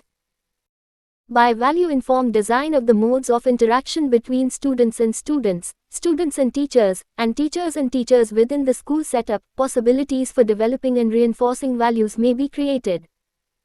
This requires commitment and determination on the part of teachers and investment of the system to stand by the values they admire. Being alert to the occasions in classroom interactions, possibilities can be created to learn, practice and enact values. 261. Values in the emerging social context. Integration of values in education, thus, may be viewed at three levels: curriculum, school and classroom environment, and teaching learning process. Let us attend to these elements. 1. The curriculum in the Indian context. The relevance of values to the framing of curriculum has an interesting history. The Sargent Committee felt in 1944 that a curriculum devoid of an ethical base would prove barren in the end. The role of religious and moral education in the growth of character was expressed by the Mudaliar Commission in 1953.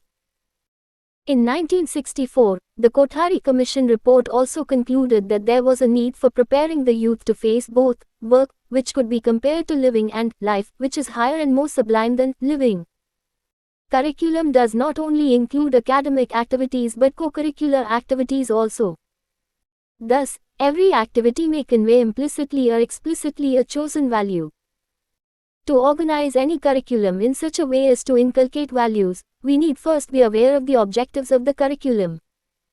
There should be a focus on an all-round development of children by covering cognitive, affective and psychomotor domains. There shall not be overemphasis exclusively on the training of the mind. Emphasis on an all-round development assumes that personal and social qualities, interests and values too form an integral part of education. At the nursery level, some rhymes, songs can be used which highlight the fact that God loves all his children without any consideration of high and low births, religion, creed and status. Games, both indoor and outdoor, which instill a sense of equality among the children, for example Kho-Kho, hide and seek, may be played. Teachers to teach all children, whether someone is the ward of a village pradhan, MLA, MP or an ordinary citizen, on the footing of equality, especially on matters of arrival at school and departure from it. At the primary level, some tests and stories should be recommended which inculcate a feeling of oneness among all sections of society, irrespective of caste, creed, status, etc. 262. Basics in education. At the middle level, religious tolerance, mutual respect for people of different sections and statuses can be communicated to students using different texts. Group activities may be planned which instill mutual cooperation and harmony among different pupils. At the secondary level, texts highlighting equality among nation-states, irrespective of their size and population, can be used. Group activities like drama or play may be planned which will inculcate a feeling of unity in diversity. Caution may be taken to divide the groups in a harmonious way so that strong and weak students are evenly balanced on both sides.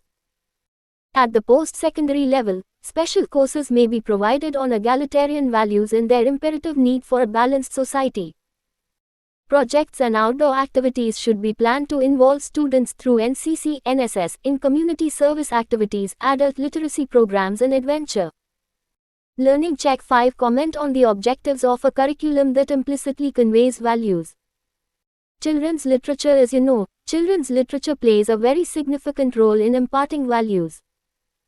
Chaudhuri 2005 opines that children's literature reflects values in a more gentle and propositional manner rather than being prescriptive and narrative. He further goes on to say that Panchtantra tales invariably convey a moral. They teach values. India has developed its unique children's literature that promotes national pride and culture. Chaudhary says that most of children's literature in Indian languages is based on the traditional Indian literature like folk tales, mythological stories, retelling of the Ramayana and the Mahabharata stories, Jatak stories, and other popular tales of Birbal, Tenali Raman, Gonu Jha and others. You will be benefited by reflecting on the importance and need of using the rich resource of Indian classical traditional tales and folklores in the contemporary context. Due to nuclear family system and absence of time with parents 263. Values in the emerging social context. For storytelling, such resources can be used. Chaudhary mentions folklore is very important in inculcating values. In a Bengali local folk story, Manik Peer, a local fakir with the status of a folk god, evokes goddess Lakshmi, imploring her to help a poor Muslim hut builder, Murad Kangal. In no time, Lakshmi proceeds to prepare an elaborate meal to help Murad Kangal feed the two hungry fakirs, Manik and Gaj. Chaudhary feels that the simple narrative evokes a shared memory, where religious and canonical boundaries hold little meaning and offer a pluralistic discourse. Learning Check 6. Why is children's literature considered as playing a significant role in imparting values? 2. The school and classroom environment. The culture and the philosophy of the school is a powerful source of inculcating values. Depending on the atmosphere of the school, children acquire sensitivity to different sets of values and ideals. Similarly, the physical environment of the classroom and ambience of the school communicates certain values that may facilitate or hinder development of values. The arrangement of desks or chairs encourages particular modes of interaction for certain topics in the lesson.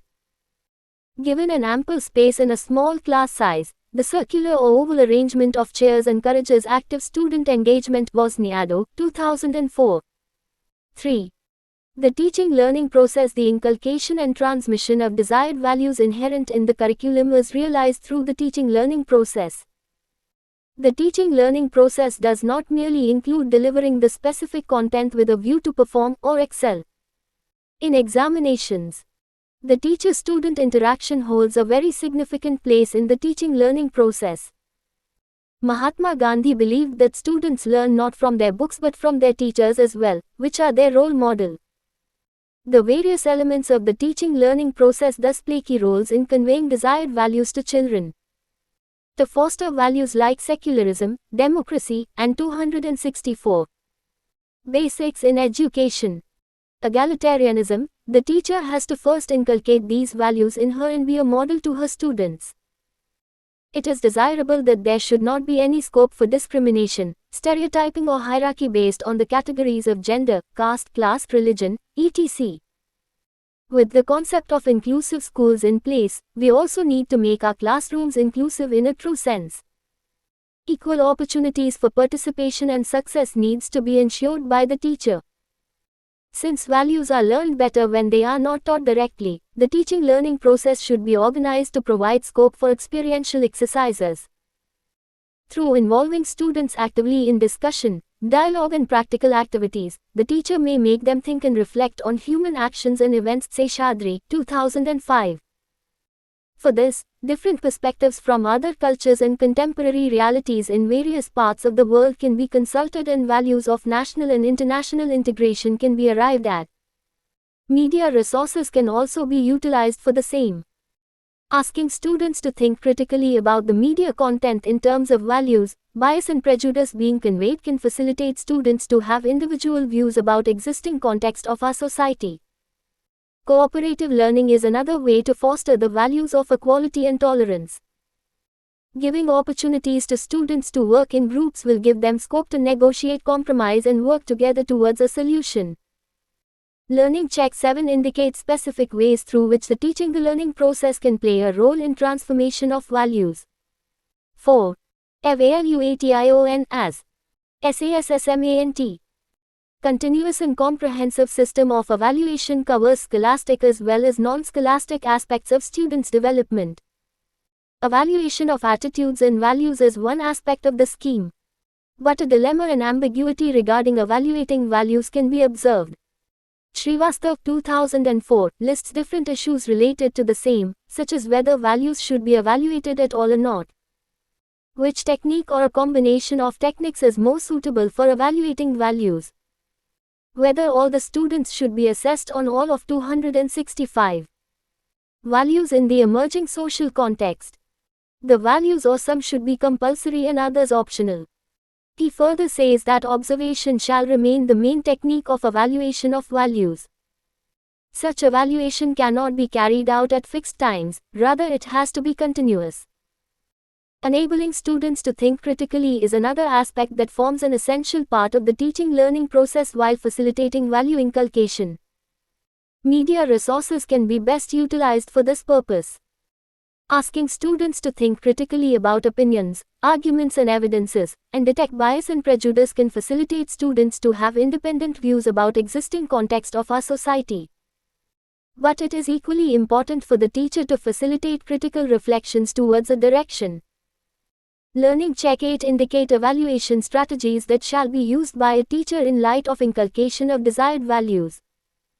PK for all education and schools are viewed as the medium to transform values in society and nurture a culture of peace. National Curriculum Framework 2005 emphasizes that education should foster peace and tolerance among students, especially in a multicultural society like ours. Schools can promote a culture of peace by stressing on the goals of social justice, secularism, egalitarianism, democracy, tolerance and appreciation of diversity. Wells and Evans 2003 said that peace does not mean running from conflicts, but rather bringing consciousness to the moment when conflict takes place and participating in a process of conflict transformation which has been taught and reinforced through the educational system. It encompasses relevant curriculum designed to cultivate an environment where questioning, critical thinking and compassion are encouraged in and out of the school setting. Nurturing a culture of peace depends on the process of education as well as the specific content of classroom instruction. Attempts shall be made to have discussions on the great peacemakers of our world, like Mahatma Gandhi and Mother Teresa, their principles of life. The discussion should lead to possible ways that can be employed to 266. Basics in education. Inculcate the peace-promoting habits in all of us. School and classroom environment shall be such that it has no hierarchy but shared a distributed power between teacher and students, an environment free of any kind of discrimination or prejudice, hatred or dislike. Schools can nurture a culture of peace by fostering the values of secularism, egalitarianism and tolerance. Secularism can be nurtured by different activities like celebrating festivals of different religions, having discussions on the significance of all religions and emphasizing oneness of the divine. A variety of project works can be assigned to students that focus on communal harmony.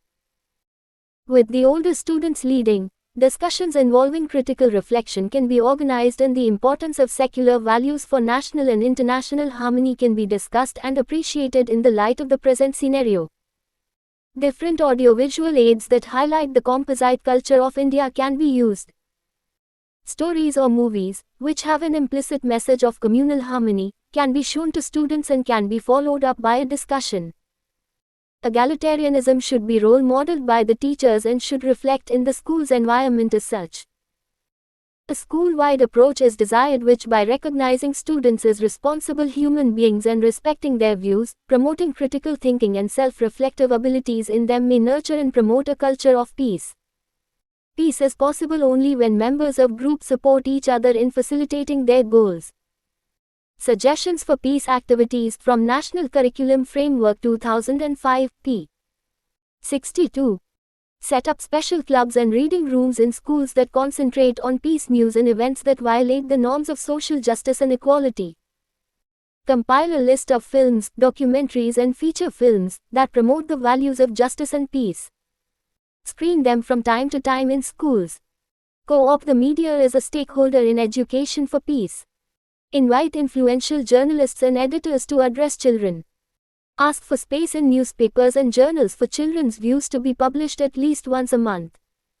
267. Values in the emerging social context. Celebrate the cultural and religious diversity of India in schools. Organize programs to promote an attitude of respect and responsibility towards women. Resolution of conflicts without resorting to violence is another condition for establishing peace. Peace is an attitude toward life which strengthens social cohesion and makes life worth living. Education can develop a culture of amity and peace with love for others, mutual respect for each other and better understanding for others' feelings. Creation and not destruction should dominate human actions. Education prepares the mind with universal love and tolerance irrespective of differences in religion, caste, ethnicity, language and culture.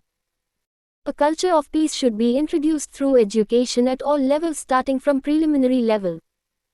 It has to be impressed in the minds from early childhood that it is peace and not violence that helps human civilization to survive and flourish. Peace education, however, yet has to get an appropriate place in the process of education. The lives and ideals of great men who preached for love and peace should get due importance in our study materials. Activity 4. Select a topic from your discipline and plan it with a view to promote peace and transform desired values.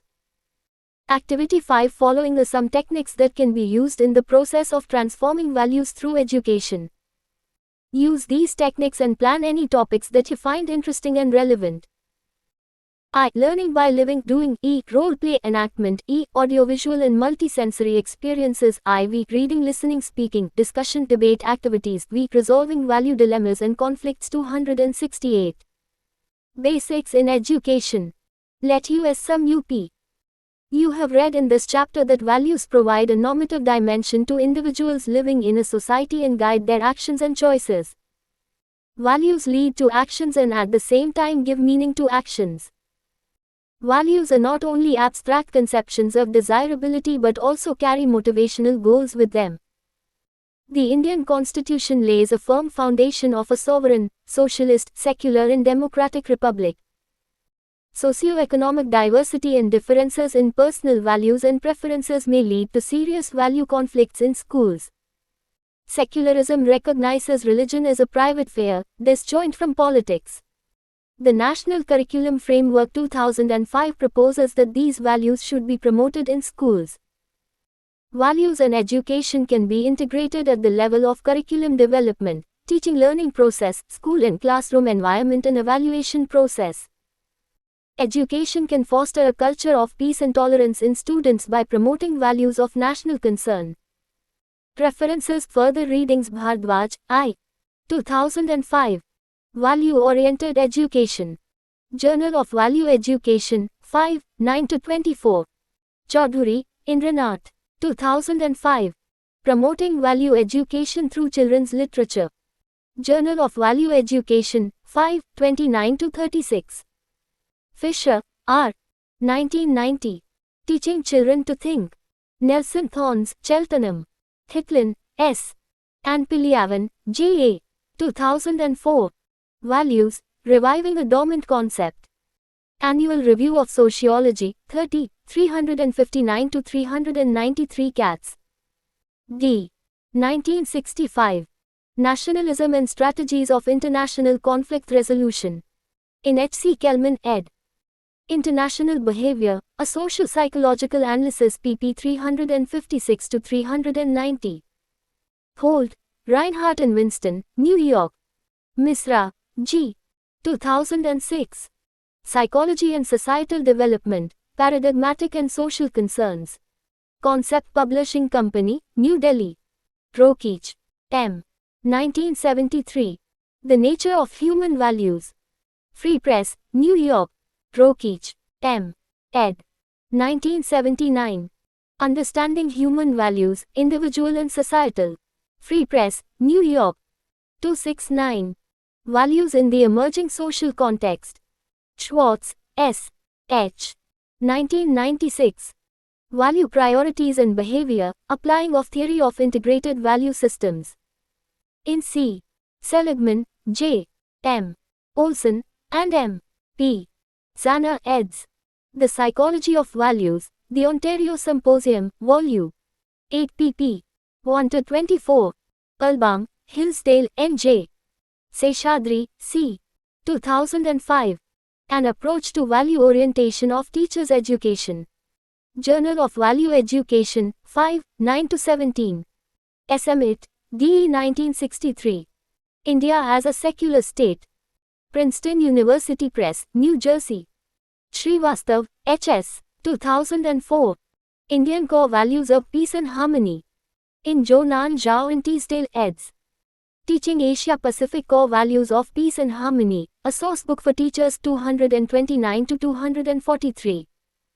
UNESCO Asia and Pacific Regional Bureau for Education, Thailand. Wozniacki, S. 2004.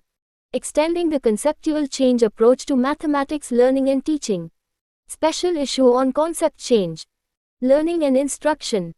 14, 445 to 451. Wells, N.M. and Evans, G.W. 2003. Nearby Nature, a Buffer of Life Stress Among Rural Children. Environment and Behavior, 35, 311 to 330. Not A.S.